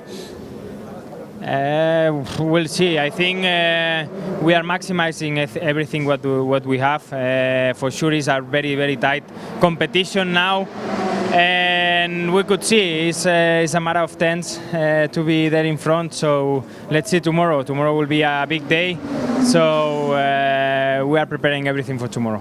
As a team, you've been getting closer and closer and closer to Toyota over the course of the season. What do you need to do here to beat them? Well, I think first of all we need to finish the race. We have to take in mind that again this project was born in July of last year. It's a couple of months ago, not even 1 year yet. So let's see. I think we are doing the best what we can, and every time we are one step closer. But they are still the favorites here, and they are the benchmark to catch. Miguel, thank you very much indeed. Miguel's about to get into the 15 in a few seconds to his night laps, I think. Krelze, I have a question for Trussers. It's come in from Dunky actually, but there's a couple of people asked about this. Are the teams throughout the classes, Paul, required to use a single grade of fuel from a designated supplier? He's assuming Total Energies, which I think that's right. Everybody's using Total Energies. And is it all the same grade of fuel for each of the classes nowadays? Yes. And is it all this it's renewable? Yes, it's on the website somewhere. If you look up on the Total Energies website, they talk about it quite extensively. And I started reading it, and then it started going over the top of my head. But it's oh fuel. God, we've got no chance then if it's gone over Truss's head. It's made from the waste products of red wine or something. Yes, it is red wine. You're right. That bit, interestingly, that bit I took in, Paul. It's funny how you remember things, isn't it? Honestly, you can judge me on that if you want to. I can't tell you the calorific value. I can't tell you what ron or din it is. But I picked up on the red wine. Yeah. Well. But importantly, it's waste products. Yes. And it is renewable. But it is the same for everybody. Always has been at Le Mans. Some exceptions to that when obviously we had the diesel powered cars. but there is a single fuel store at Le Mans which has delivered, which they get their fuel delivered to them. So in some ways it saves them money because the teams don't have to turn up with expensive refueling equipment themselves. They just have to bring along the equipment that fits onto the end of the Le Mans supply, and that's as far as it goes. So yeah, it's all the same fuel though. I seem to remember when it first came in last year, the works Ferraris didn't like it at all, but the privateer ones didn't seem to mind it, which obviously begged the question in what slightly what different works Ferraris doing differently. And this was the GTE cars, of course, GTE Pro, GTE Am. What was the different state of tune, perhaps, between the 488 that the works cars were? Oh, actually, sorry, that's not fair because Ferrari don't have a works GT team. But if they did, it would be AF Corsa. It would look and sound and smell like AF Corsa. But it looks like that everybody's got, you know, what they need out of it, and Total Energies have even come up with a greener fuel solution, was the word I was looking for, literally, for the tyre warming cabinets as well, so people aren't burning kerosene. Think crazy that looked like we might have a 9X8 going into the garage shortly, unless they're just, unless they're tilting it at 45 degrees, and I could it's now back in its garage. So, and the front end's coming off. I think that's Joe's end of the pit lane, isn't it? Yeah, the 94 Peugeot came by me and then looked to swerve towards the pit apron and then changed his mind because, well, he was at the wrong pit apron, that's why, and he'd already driven past his garage. He basically stopped the car. The crew came running down the pit lane and pushed the car back to its proper pit garage, which was quite some way away, I think. So easy to do, remember. First time they've been in the pit lane at night, remember, so everything looks differently, and it's very, very easy. It's an absolute cluster of people and colour and pit boards, and it's it must be very easy for drivers to just totally miss and be zoomed past at 60 k's and then realise, oh, I've missed my pit box, I better just stop.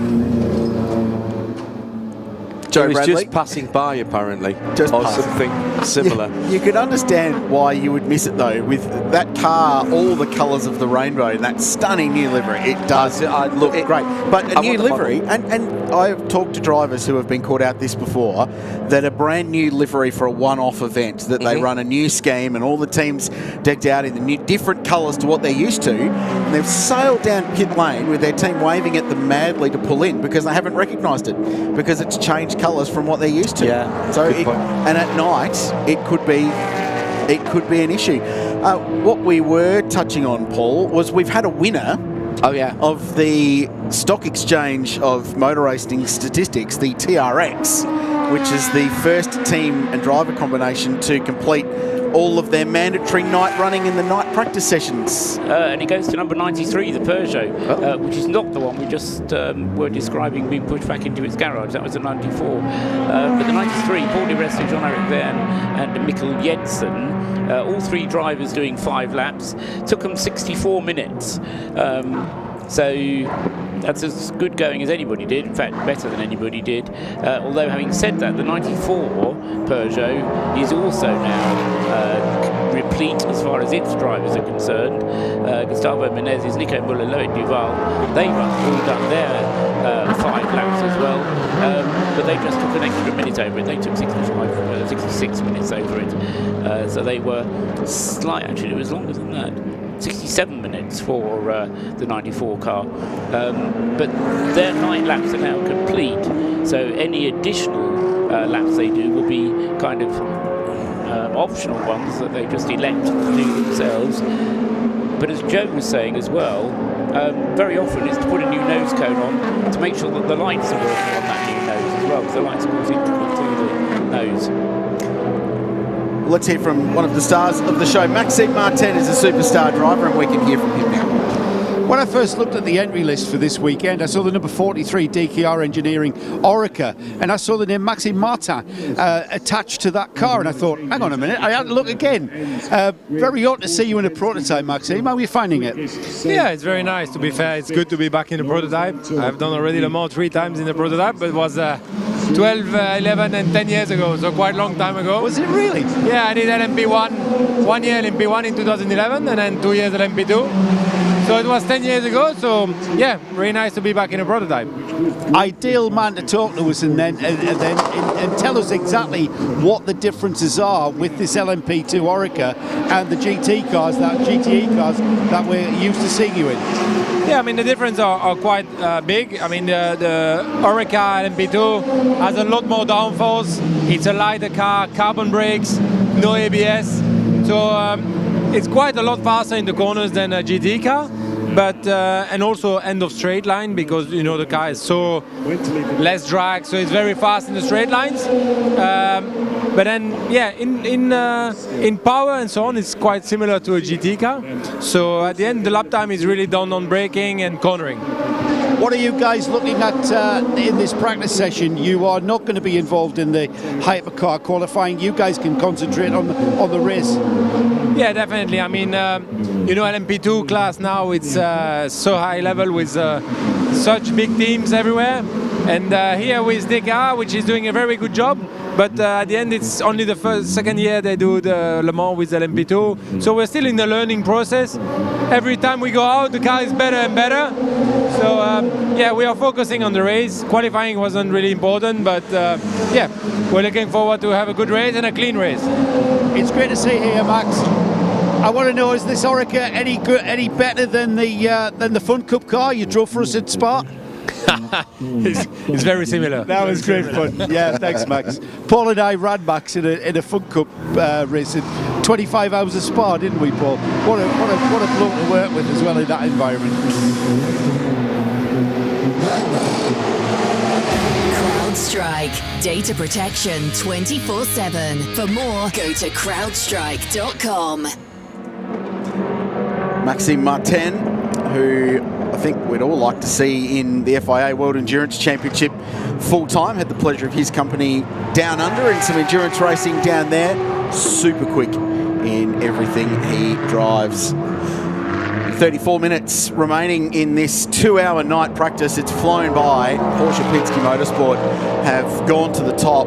Bring you up to speed with the full results soon, but Laurent Vanthoor quickest at a 3:29.1, and once again those tiny margins that we've been seeing all the way throughout. So even though it's now not qualifying spec, the pace has dropped off from where they were, and they were all cranked up to 11 early on. The margins between these cars are tiny. Yeah, just go back to Maxime Martin for a minute. If there's anybody else listening who's as old as me, you may not be aware, but if you aren't, I'll let you know. Max is the son of Jean-Michel Martin and the nephew of Philippe Martin. Jean-Michel and Philippe Martin finished second in the 24 hours in 1980, and then competed between 1983 and 1985. So, you know, it's not as if Max has suddenly broken in on the scene. He's been coming to Le Mans since he was a nipper to accompany his father and uncle. It's amazing when you look back in the history of Le Mans how many families have taken to it. I think we've had 4 now father and son combinations who've driven in the race, not necessarily always together, but have driven in the race, and that's of course added to this year by the Robins. I haven't actually done the sons, but I'm surprised it's not more than 4. Yeah, me too. I thought that too. But no, Arnold is Maxime's father. Yeah. In the Robin family. But yeah, it's one of those things that can go away and research. I'm sure one of our Twitter correspondents will also have the answer. They're relatively, relatively recently as well, of course, because we had Nigel Mansell with his son. We haven't had Seb and Andy in the car together, and I'm not sure whether they have been in the race together. certainly you've got the Bells, you've certainly got the Rosiers. Yeah, they were there. They were in the McLaren. I could do the Rosiers in 1950. So there must be more than there must be more than 4. And we've just done 4 easily now. So whoever told you 4, I think there's more. Yeah, I think you're right. And as I say, that can be a competition on Twitter. We've got a prize for it, John. Yes. Save me having to do the research for tomorrow. Stickers. Kevin Magnussen and Jan, I've just realised as well. We've had some issues in this session for the number 80 AF Corsa Orica Gibson. I think we can find out a little bit more with that with our CrowdStrike Racing pit lane team. Yeah, the number 80, which is the Orica P2, is going to go a quick word actually with Norman later, because they've all sat there staring at the front right of this car for a very, very long time. Norman, I've seen you and Francois and Ben just staring at this front right of the car. What's the problem? Yeah, we just broke like a part of the car. Like we're still trying to investigate exactly what happened because we're still not sure. But yeah, we've broken something. So yeah, unfortunately we can't go on track. We can't go back on track at the moment. We have to investigate, change a part, and so yeah. Do you not know why it broke then? No, we don't know yet. Apparently there's some of the car who has the same issues than us. So now, for now, it's too early. We're still investigating what happened. Can you tell us which part it is? Well, I don't know exactly. The mechanic are still trying to investigate exactly what the parts are now. Okay, thank you very much, Norman. So that's interesting. So there's a part now which has broken on the 2 cars, and they're not sure why. It is in the front right suspension. Thanks, Nick Damon, with our CrowdStrike Racing update from pit lane. Busy times here as we approach the final half hour of night practice on a beautiful Wednesday evening. You're listening to 91.2 FM Haggerty Radio Le Mans. The Hertz Hourly Update. Getting you to your Let's Go moments for more than 100 years.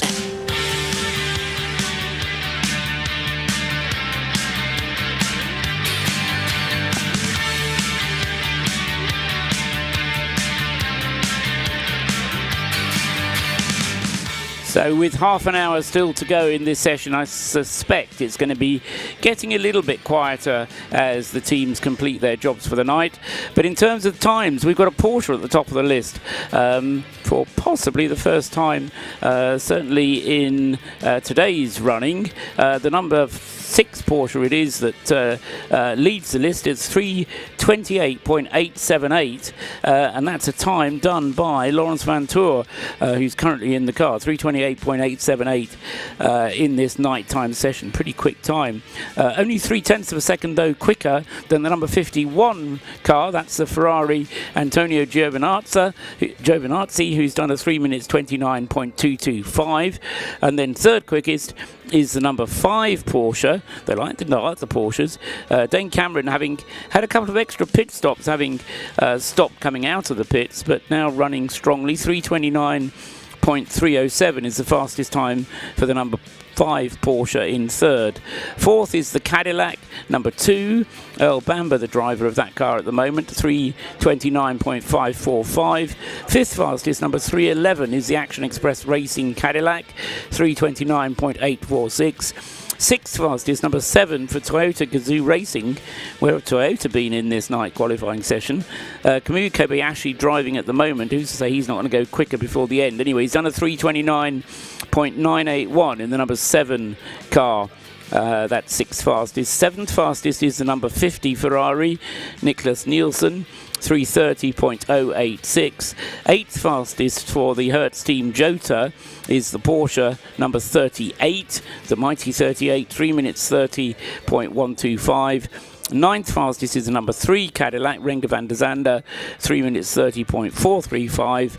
And 10th fastest is the number 8 Toyota, Brendan Hartley. Again, the 2 Toyotas quite a long way down, 3 minutes 30.500. In LMP2, the fastest LMP2 is the Prema Racing car, and the Prema Racing is number 63, Mirko Bortolotti, the driver who set the time just a moment ago, 3 minutes 36.863. Second fastest is the Jota Orica, Oliver Rasmussen, car number 28 that is, 3 minutes 37.855. And third fastest, number 23, United Autosports, and Tom Blomqvist with their Oreca, 3 minutes 38.153. In GTE AM, the leader in that class is the Iron Lynx Porsche, Matteo Cressoni, car number 60. That's done a 354.080. Second fastest is the Rexy Porsche, car number 56, the Project 1 AO entered car, 3 minutes 54.172. And third fastest in GTE AM for Kessel Racing, Naoki Yokomizo in the Ferrari, so 2 Porsches and a Ferrari in the top 3 of this session, and that car's done a 354.589. That's your hourly update for now, the last one of the day. The hourly update. Hertz Rental Car, getting you to your let's go moments for over 100 years. 91.2 FM Haggerty Radio Le Mans. Good evening, good morning, good afternoon, wherever you might be around the world, certainly around the circuit. There's 26 minutes until you can maybe sneak off and grab a few hours sleep before we roll around and do it all again tomorrow for another action-packed day. There's so much going on track here. The off-track stuff is quite extraordinary as well, and you could use more than a full week and still have not seen everything there is to see around this incredible precinct.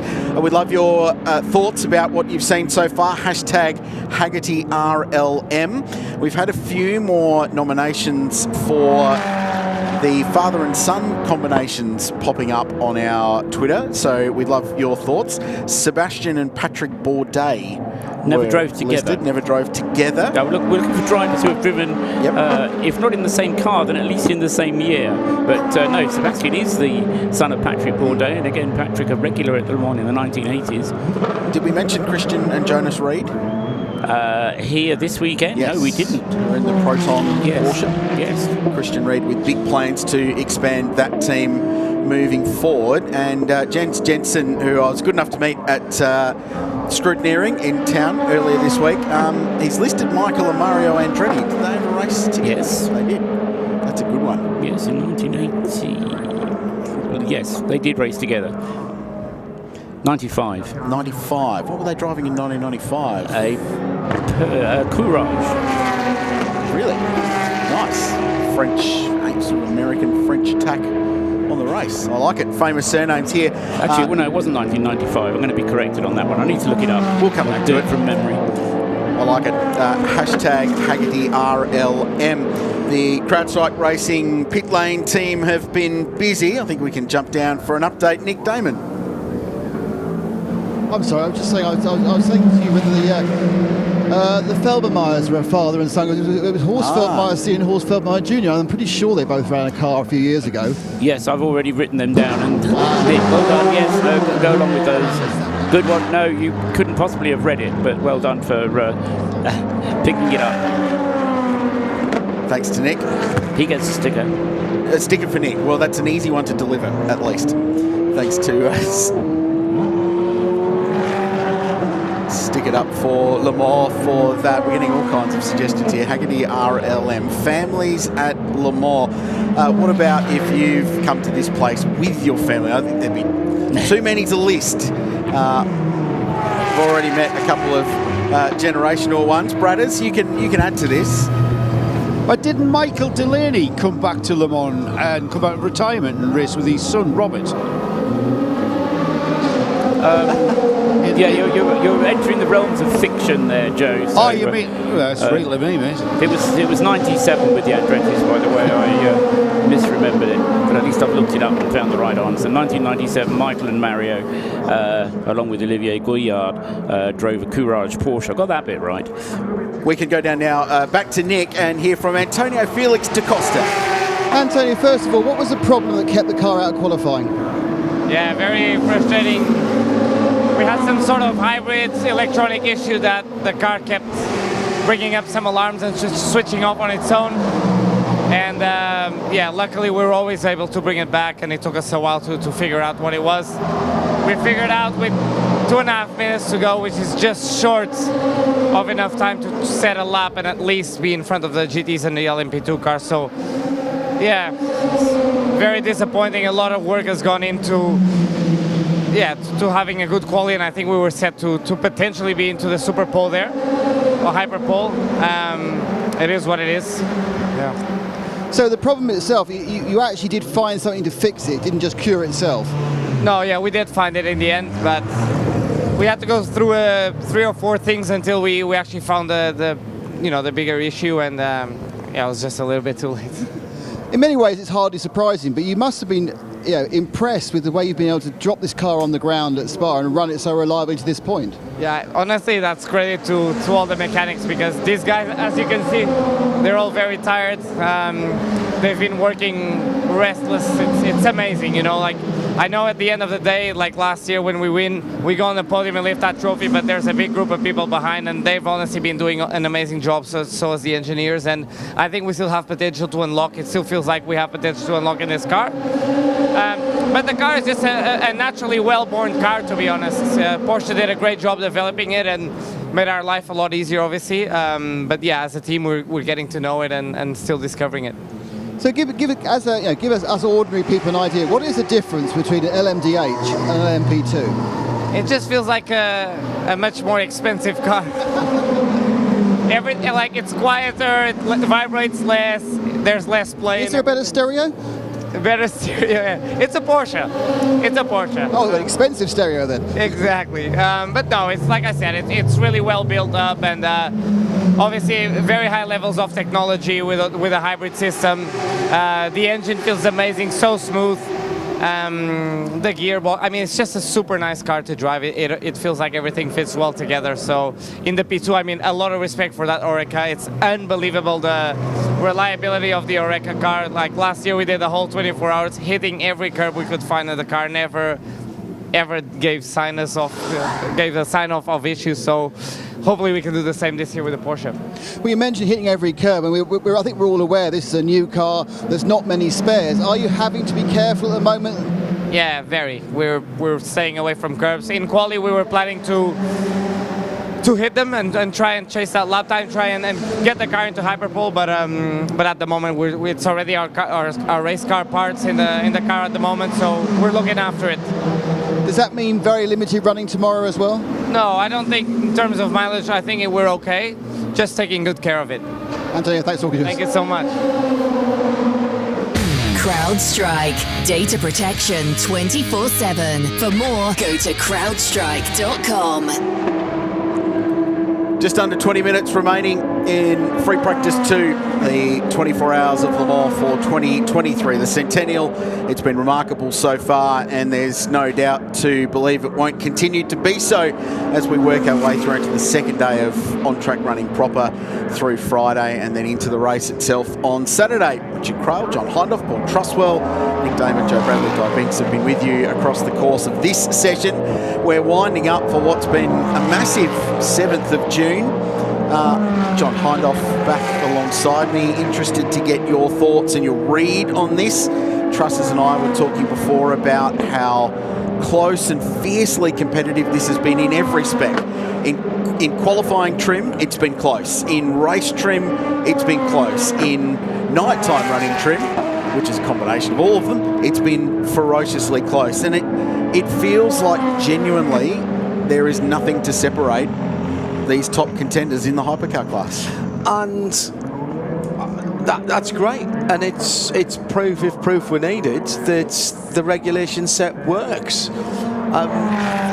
The situation, as we came into this, we didn't know about. And what would the situation be? But I think we've got to let this settle just a wee bit and see where we are. Yes, I know this is a big race, but you know, we're in a very, very early stages of this new rule set, and there is a team who have an advantage running the car that they've got because they know it and they know its predecessor. And the new teams that come in, most of their cars weren't on the track this time last year. And I do think people aren't taking that into consideration so much. Let's nip down to Joe Bradley. He's down with the CrowdStrike Racing team, and George Kurtz. The number 45 Orica has just been brought in. Driver swap. George Kurtz gets out of the car. George, I believe this is your first nighttime experience here at Le Mans. It is, yeah. And no matter how much simulator work you do, nothing can prepare you for the real thing. And just, you know, it's lit well in a few spots, many spots actually. So that was good. But there's just some spots where you really have to be careful, and number one thing is just hit your braking points, and that's what I focused on. Talking of braking points, the braking points that you established in the daytime, well, they must disappear when it goes dark. Yeah, it's a little bit by feel. You really have to pick up in the first and second chicane. You really have to count the signs because you can't see the numbers on them.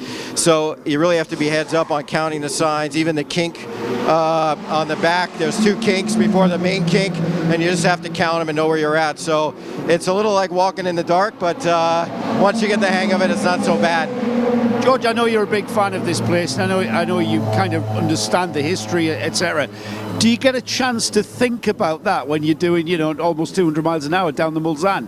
Do you get even a blink of like, this is where I am? You know, I think it hits me when I get out of the car. At 200, I'm just trying to focus on brake points and rolling some speed.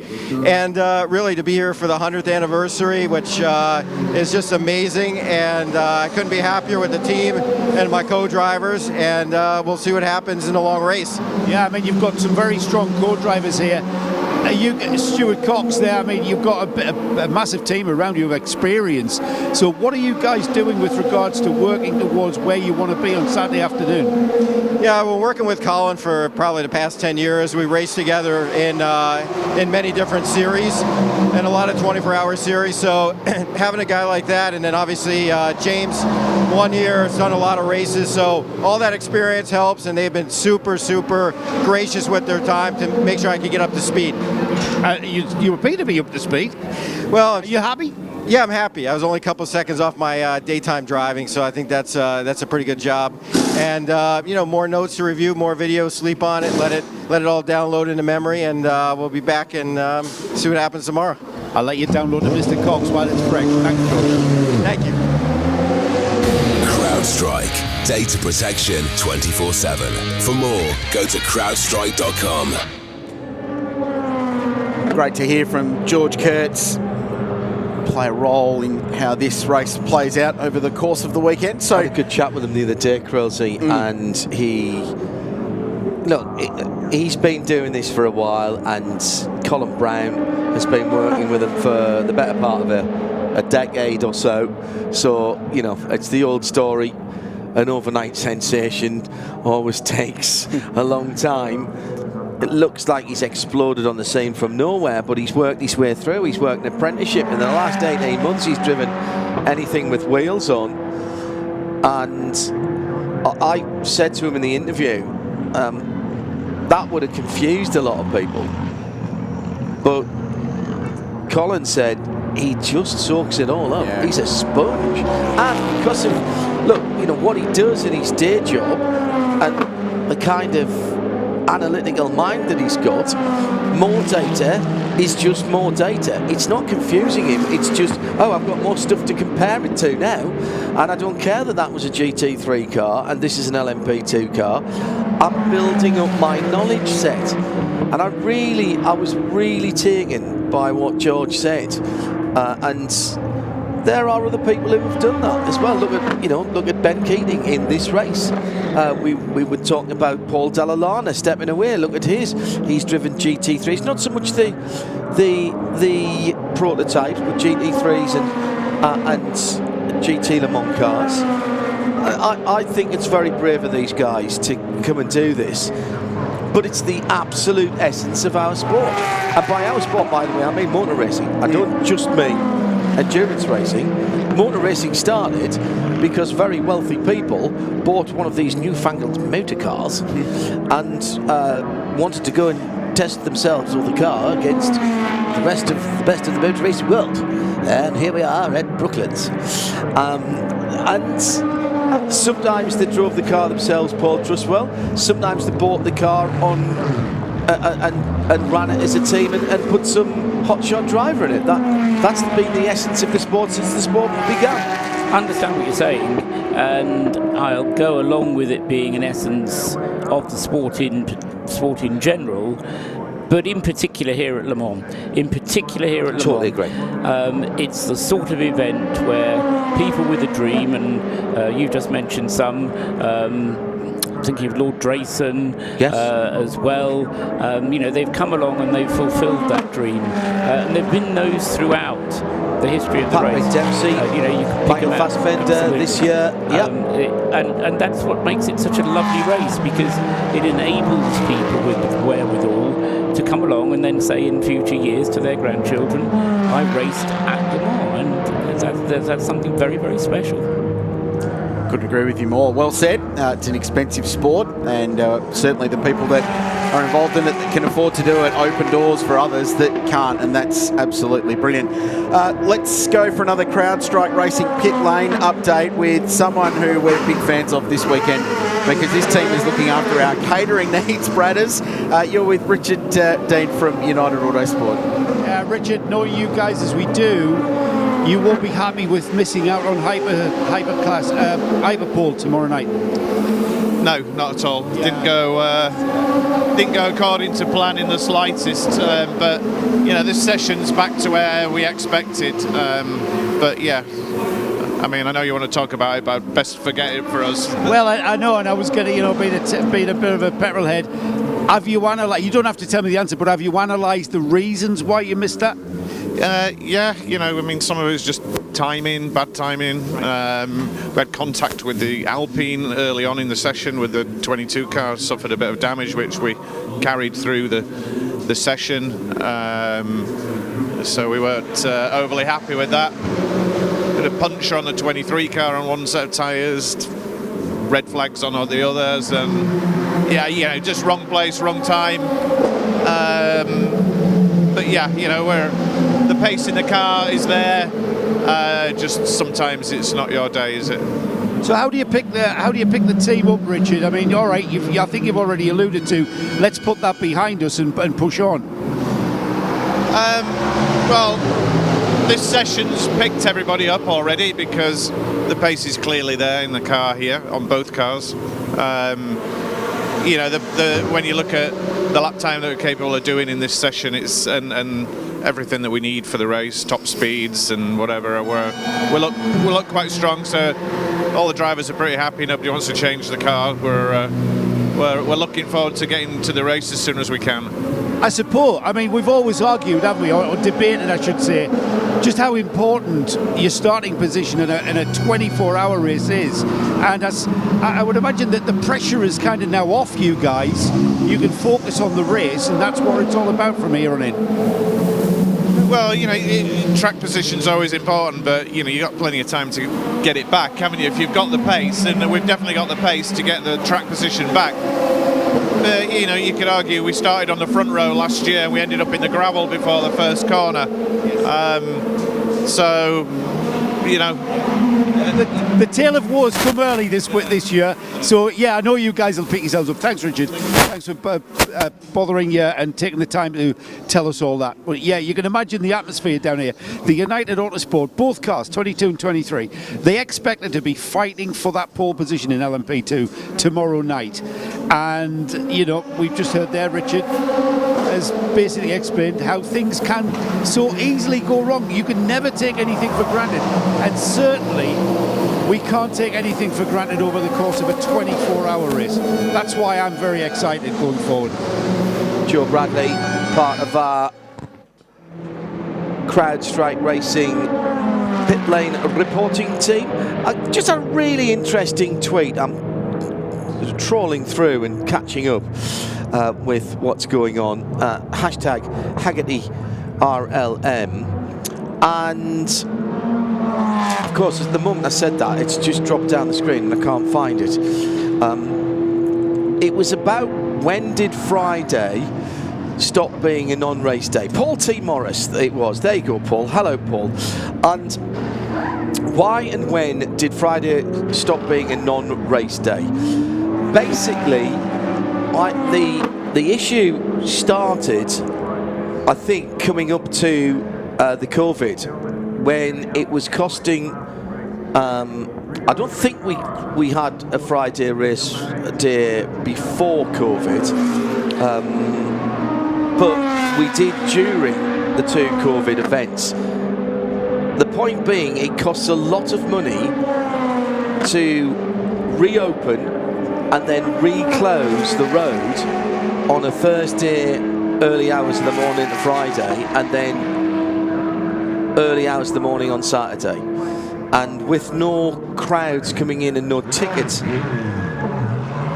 income, the ACO spoke to the local council, and basically there are enough alternative routes now for it to be able to be sensible to leave the road closed on Friday. Now, it's not sensible to leave the road closed on Friday if you're not doing anything on it.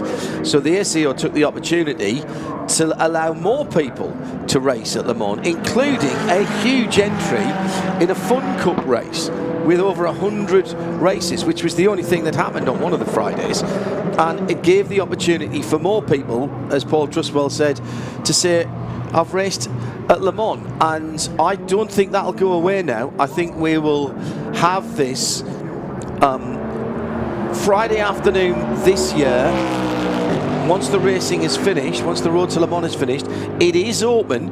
The track is open for people to cycle around and walk around. So there will be no traffic on it, and that's something you could never have done before. That includes what would normally, Paul, be the public roads down at Lindois and Adier, and all the way down through Arnage and Indianapolis and the Porsche curves, and then back round the Tertre Rouge again. And I know it's a little bit of a change of direction in the last few years, but that said, I can see both sides of it, and the public still get an advantage. Chad Knaus first walked the track last year here on the closed part of the roads on Friday afternoon. Yeah, I know. The whole event has evolved over the years, and you know, whether you've been coming here for 5 years, 10 years, 20 or even more years, you know, there's changes that you will have seen and noticed. They're all perfectly, there's been good reasons for all of them, and you kind of add them all up, and you know, like everything, it evolves, it changes. I actually misunderstood the question, I must admit, when you first posed it, because I thought it was, when did the 24 hours cars stop running on the Friday? Yeah, because they used to in the past. That is a very long time ago. Correct. And when I say that, certainly it's never happened since I've been coming, and my first year was 1981. And so I think Friday has, like, not always been Correct. a rest day, but it has nearly always been a rest day. And that was for the reasons we were talking about, because keeping, as the public roads became busier, it became more important to get them back open again for commerce and for people to move around. In the 1930s, pre-war, they didn't actually close the roads for practice. I know. They were left open. You were advised not to use the road if you didn't have to, but the local people could come out and go and do their shopping whilst the Alfa Romeos were doing their practice laps. There was, I've been devouring gently, if you can do that. That's kind of a mixing of my adjectives there. Richard Williams' book on the 24 hours, and Richard, I know you'll be listening. Hope you get well soon. And there are contemporary reports from various times in the past where people's practice and potentially qualifying laps were ruined by a cyclist at Tertre Rouge or something like that, and that to me is that's a bit scary, but I can see why they closed the roads. Well, I mean, even during the race, you would have course vehicles going out to check the course and such like. So yeah, as I say, it's all part of the way things evolve, and you know, it's only by looking back at history that you realise where you've come from. Jackie from Belgium, talking about course vehicles, says, it saddens me to hear Le Mans is doing safety cars like IMSA this year. I find the IMSA way very strange. Makes it unnecessary to do an endurance race. It'll be like 10 sprint races spread out of over 24 hours. Well, you're entitled to your opinion, Jackie, but quite a lot of what you've said there is entirely wrong, I'm afraid, because they're not doing it the way IMSA do it. They're taking some parts of how IMSA do it and adapting it to the requirements of Le Mans. And also, you're assuming that safety cars are required, and how many times safety cars might be required on a track where we can use slow zones and, if necessary, full course yellows as well.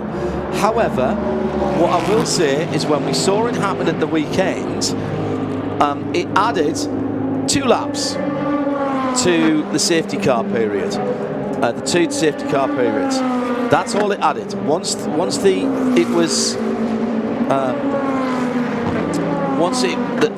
incidents were cleared, it added 2 safety car laps, and that's all. Now, every single driver who I've spoken to who isn't in a hypercar or the top class absolutely thinks that this is the right idea, and as do all the teams. And quite a lot of the hypercar drivers do as well, because they've been in it.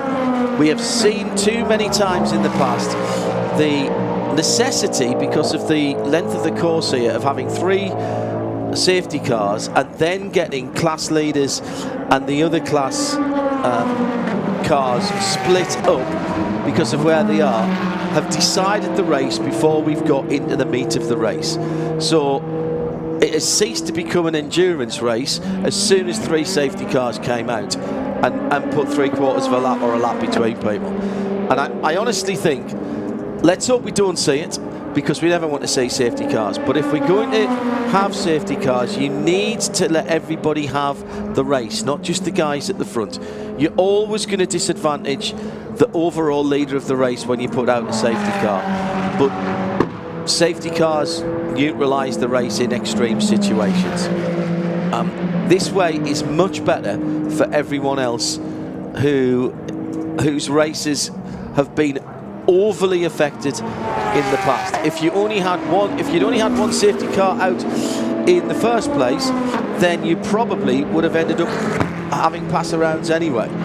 All you're doing basically is closing up. And interestingly, this subject has been tackled many times in the past on our post-race tech programs, and this exact procedure was suggested by several of our listeners to try and stop spoiling a GT or a PT race. So anyway, hashtag HaggertyRLM. 91.2 FM, it's nearly the witching hour here at Lassart. Radio Le Mans weather.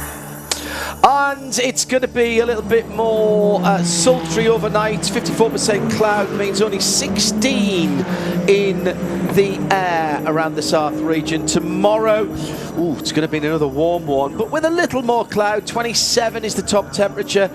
28 on Friday with a chance of some rain. Also a chance of rain over the weekend. At the moment, here at the Bugatti circuit and in the TV compound, it is still a very pleasant 20 degrees Celsius. The most comprehensive coverage of the world's greatest motor race anywhere on the planet. This is Haggerty Radio Le Mans. With the checkered flag flying over the famous start-finish line here at the Circuit de la Sarthe as this practice session comes to a close.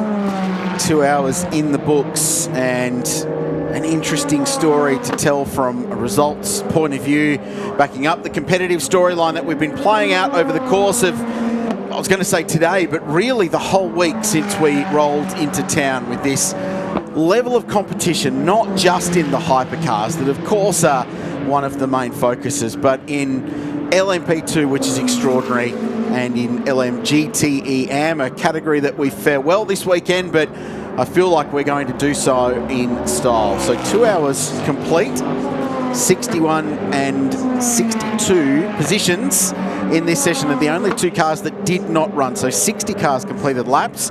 Those 2 cars, of course, were the cars involved in that crash earlier today, the Tower Motorsport number 13 and the 777 D-Station Racing Aston Martin from LMGTE. Otherwise, 60 cars have all completed laps, all of them in the double figures. And at the very top of the charts, as the final flying laps are completed with the checkered flag out in this session, we find the number 6 Porsche Penske Motorsport, 9:63 on top of the charts. And the time set earlier by Laurent Vanthoor, the very, very fast Belgian. The AF Corsa Ferrari, Alessandro Piaghetti, was second, and the next Porsche, number 5, was in third. So Porsche, Ferrari, Porsche, Cadillac and Toyota in the top 5, all covered by under a second. Thanks to CrowdStrike Racing. Let's go down for another update from our pit lane team, Joe Bradley. Well, fastest tonight in GTEM is the number 60, the Iron Lynx Porsche, and it was Alessio Picarello who put the time in. Alessio, tell us a little bit about the session. You must be very happy with that, surely. Well, we are always happy when we are driving at night in Le Mans. It's always a special feeling. I love driving at night, and especially here, it feels always amazing. So, yeah, the car feels great. So far, we had a smooth weekend, really productive. We are really working for the race. And, yeah, so far, everything goes according to plan, so quite happy. Was the objective to be the fastest car in the class this evening? No, not at all. We are, like I said, we are working for the race, so we are not trying to set a time. But if the time comes, then it's even better. Yeah, absolutely. Thank you. Thank you, Alessio. Thank you. It's getting very busy here, so I'm going to start, but thank you. Thanks, Joe. Yeah, there's about to be a whole host of cars rolling into what is one of the most cramped pit lanes you're ever going to see at a racetrack. Big or small racetrack, it is absolutely packed down there with 60 cars in this session, all trying to get in at exactly the same time. And those cars heading in now as we roll into a new morning. Good morning, wherever you might be listening. 92.1 Haggerty Radio Le Mans. 4 minutes now past that session. Nick Damon. With Laurent Vanthoor from the number 6 Porsche team. Well, you are the fastest in night practice. Yeah, I mean, it's quite cool to drive here in the dark again, especially with these hypercars. Just trying to prepare the race as good as we can. Trying to gather some last homework for optimizing tomorrow, but it went pretty well. Still have work to do, but so far so good. Can the Porsches get close to the Ferraris or the Toyotas in Hyperpole? I don't know about Hyperpole, but I frankly don't really care about Hyperpole as long as I get a Rolex on Sunday. And I do think we can get close to them on the race. Well, I don't expect us to be the strongest competitor out there, but hopefully the smartest. So. Do you think the balance of power is slowly shifting from what we saw in Sebring and Portimao and Spa? Do you feel it's coming more towards Porsche now? I mean, the only thing I can say is that we're improving every time we go out. We had a good preparation for Le Mans as well. I think the car is good for us. Afterwards, what the others can do or cannot, I can't influence, unfortunately. So just trying to focus on our own and do the best we can. You managed to get some testing done, I think, in Barcelona. Did that help you move the car along? Working with Joe, testing in Barcelona, did that help to move the car along? We didn't go. I didn't went to Barcelona. No, I don't know. I was told it was Barcelona. No, we did definitely had the Le Mans preparation test, which went pretty smooth, where we learned quite a bit of stuff and improved the car, which is normal. You know, it's still a new car in the beginning of the year, so we're learning every time out, even here in Le Mans. You can't replicate Le Mans no matter which track you go to. As we saw here as well, we came here in the first lap. Everything reacted a little bit different than we expected, but I guess it's for the others the same. Great stuff, thank you, Lawrence. See Barcelona on the brain, that's a problem for two F1 still. Thanks, Nick.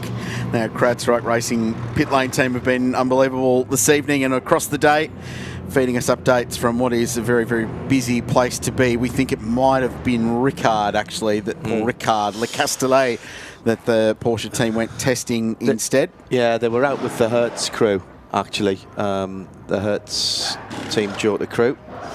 And so I think they've probably had 4 cars there getting data, which is pretty significant. Good. Yes. Yeah. So at the end of a big Wednesday, Porsche Penske Motorsport do end up on top in this second practice, with the number 6 car split by, and the number 5 car split by the number 51 Ferrari in LMP2 at the end. Prema Racing, the number 63 entry on top in front of United Autosports, number 22. So that's a positive end for United after what's been a really challenging day. Philippe Albuquerque was behind the wheel at the end of the session in the 22 car, while the number 28 Jota car rounded out the top 3 in LMP2. And on the United story, which we've been following, the 23 car was 4th in that session. So positive end to the day for a challenging day for that team. Nielsen Racing 5th in LMP2. Solid day of work for the Garage 56 NASCAR. They ended up 40th outright, so directly splitting the LMP2 field and the LMGTE AM cars. Jimmy Johnson did a bulk of the work in that session. Ticked off all the night laps for the drivers there as well, is my understanding, and they ended up with a 351.9, qualified in the 47. So decent pace from the 7-time NASCAR champion. It might have been Mike Rockenfeller who did the lap in that car early on there. Kessel Racing were on top in LMGTM, 41st outright in their Ferrari, continuing the good form from the prancing horse, the Scuderia there, but the Porsches showed up well in AM in that session, with the Iron Lynx number 60 car in second, and the Project 1 AO Rexy. It's here and it looks tremendous, despite dramas in qualifying where it came back to the back of the paddock on the back of a flatbed truck. Ends up 3rd place with AF Course's number 54 car. 4th in LMGT AM and Dempsey Proton Racing. Julian Andlauer rounding out the top 5 at the end of a very competitive day. John Hindhoff, still lots of entertainment coming the way of people listening to 92.1 FM Haggerty Radio Le Mans. Or even 91.2. 91.2, what did I say? 92.1. Oh, that's close enough. I'm giving discount this week. Yeah, I like it. You know, it's pop next door. Yeah. Yes, coming up next, we'll have our preview for our road to Le Mans, and that will be 2 races that we will have tomorrow, one tomorrow and one on Friday. It's the Michelin Le Mans Cup, but here it's the Road to Le Mans, and there's plenty of non-full season entrance in that. And again, that comes back down to what Paul Trustwell was saying before. People want to say, I have raced at Le Mans. And as we go through the night, there'll be the night here in Europe, the opportunity for those of you in the US, a few hours behind the almost 10 past midnight here, to catch up on what has happened today and some of the shows you might have missed. In particular, the Garage 56 NASCAR project, with a look at the car and a chat with the drivers. Thanks very much indeed to everyone who's been involved today, whether they've been down in our CrowdStrike Racing pit lane, here in the Haggerty Global Broadcast Centre, or of course back at base up in London. Curry has been doing the last shift tonight, but Rob and Tim have been involved as well. From all of us here at Haggerty Radio Le Mans, for the moment at least, on 91.2 FM across the circuit and around the world, on RS1, we'll bid you a very good night, but stay tuned and make sure you keep that radio locked in. Don't touch that dial. See you tomorrow. Bye-bye. This program is a Radio Show Limited production. Tell your friends there's more at radiolemans.com.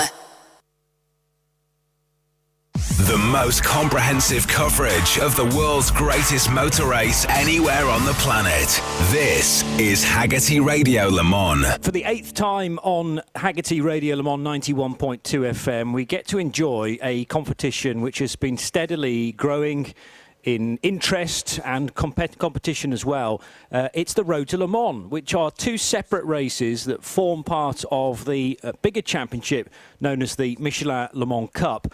And it was back in 2016 that some drivers that had never raced at Le Mans before got the opportunity to go onto the full 8.5-mile circuit in GT3 and LMP3 material. Now, in those days, and for many years after that, neither of those categories of cars were actually allowed in the main race. That will change from 2024 when the GT category becomes exclusively GT3. So there's a little bit of movement beneath this championship, but still a great chance to race the baby prototypes that are yet to feature in the 24 Hours of Le Mans, in the fact that the LMP3s now boast as many as 38 cars for this year's Road to Le Mans event. So this is a chance here on Haggerty Hagerty Radio Le Mans 91.2 FM to look ahead to the qualifying sessions and the two separate races, one on Thursday as usual, but one on Friday this year rather than Saturday morning. It's not just me, Johnny Palmer, but I'm delighted to say that I'm joined by one of our CrowdStrike pit and paddock reporters, Joe Bradley. And Joe, you've had the chance to interview drivers in the middle of certainly Saturday's race and catch up with winners as well. It's been a real emotional affair, I remember, in the past, with people actually breaking down on air with you. Well, hello, Johnny. It's a big deal, this race. Incredible to think that this is going to be the 8th running of the Road to Le Mans as a support race to the big race, the 24 hours. And it really has become a big part of race week. And if you consider that the regulation change coming in 2024 will see the main GT class in the 24 hours of Le Mans kind of taking on board what we've created in the Road to Le Mans series, then that's quite incredible. GT3 has been the mainstay of this series, and it's become a feeder series to regulations as well as drivers and teams, hasn't it? And I think the key to the success of this, Johnny, has been a bucket list occasion. There is lots of drivers that I know personally that are able to say, by competing in the Road to Le Mans support race, I've raced at Le Mans. Yeah. All right, you don't need to quantify that by saying I've raced at Le Mans in a support race. It's racing at Le Mans, period. That's what this event is all about, and that's what this series is all about.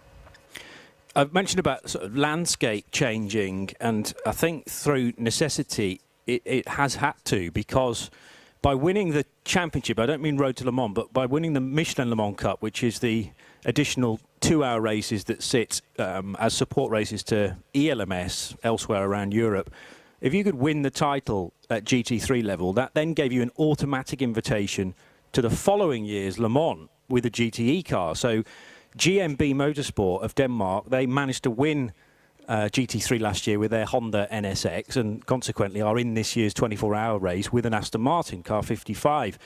Now, because it's become GT3 rules for next year, I'm yet to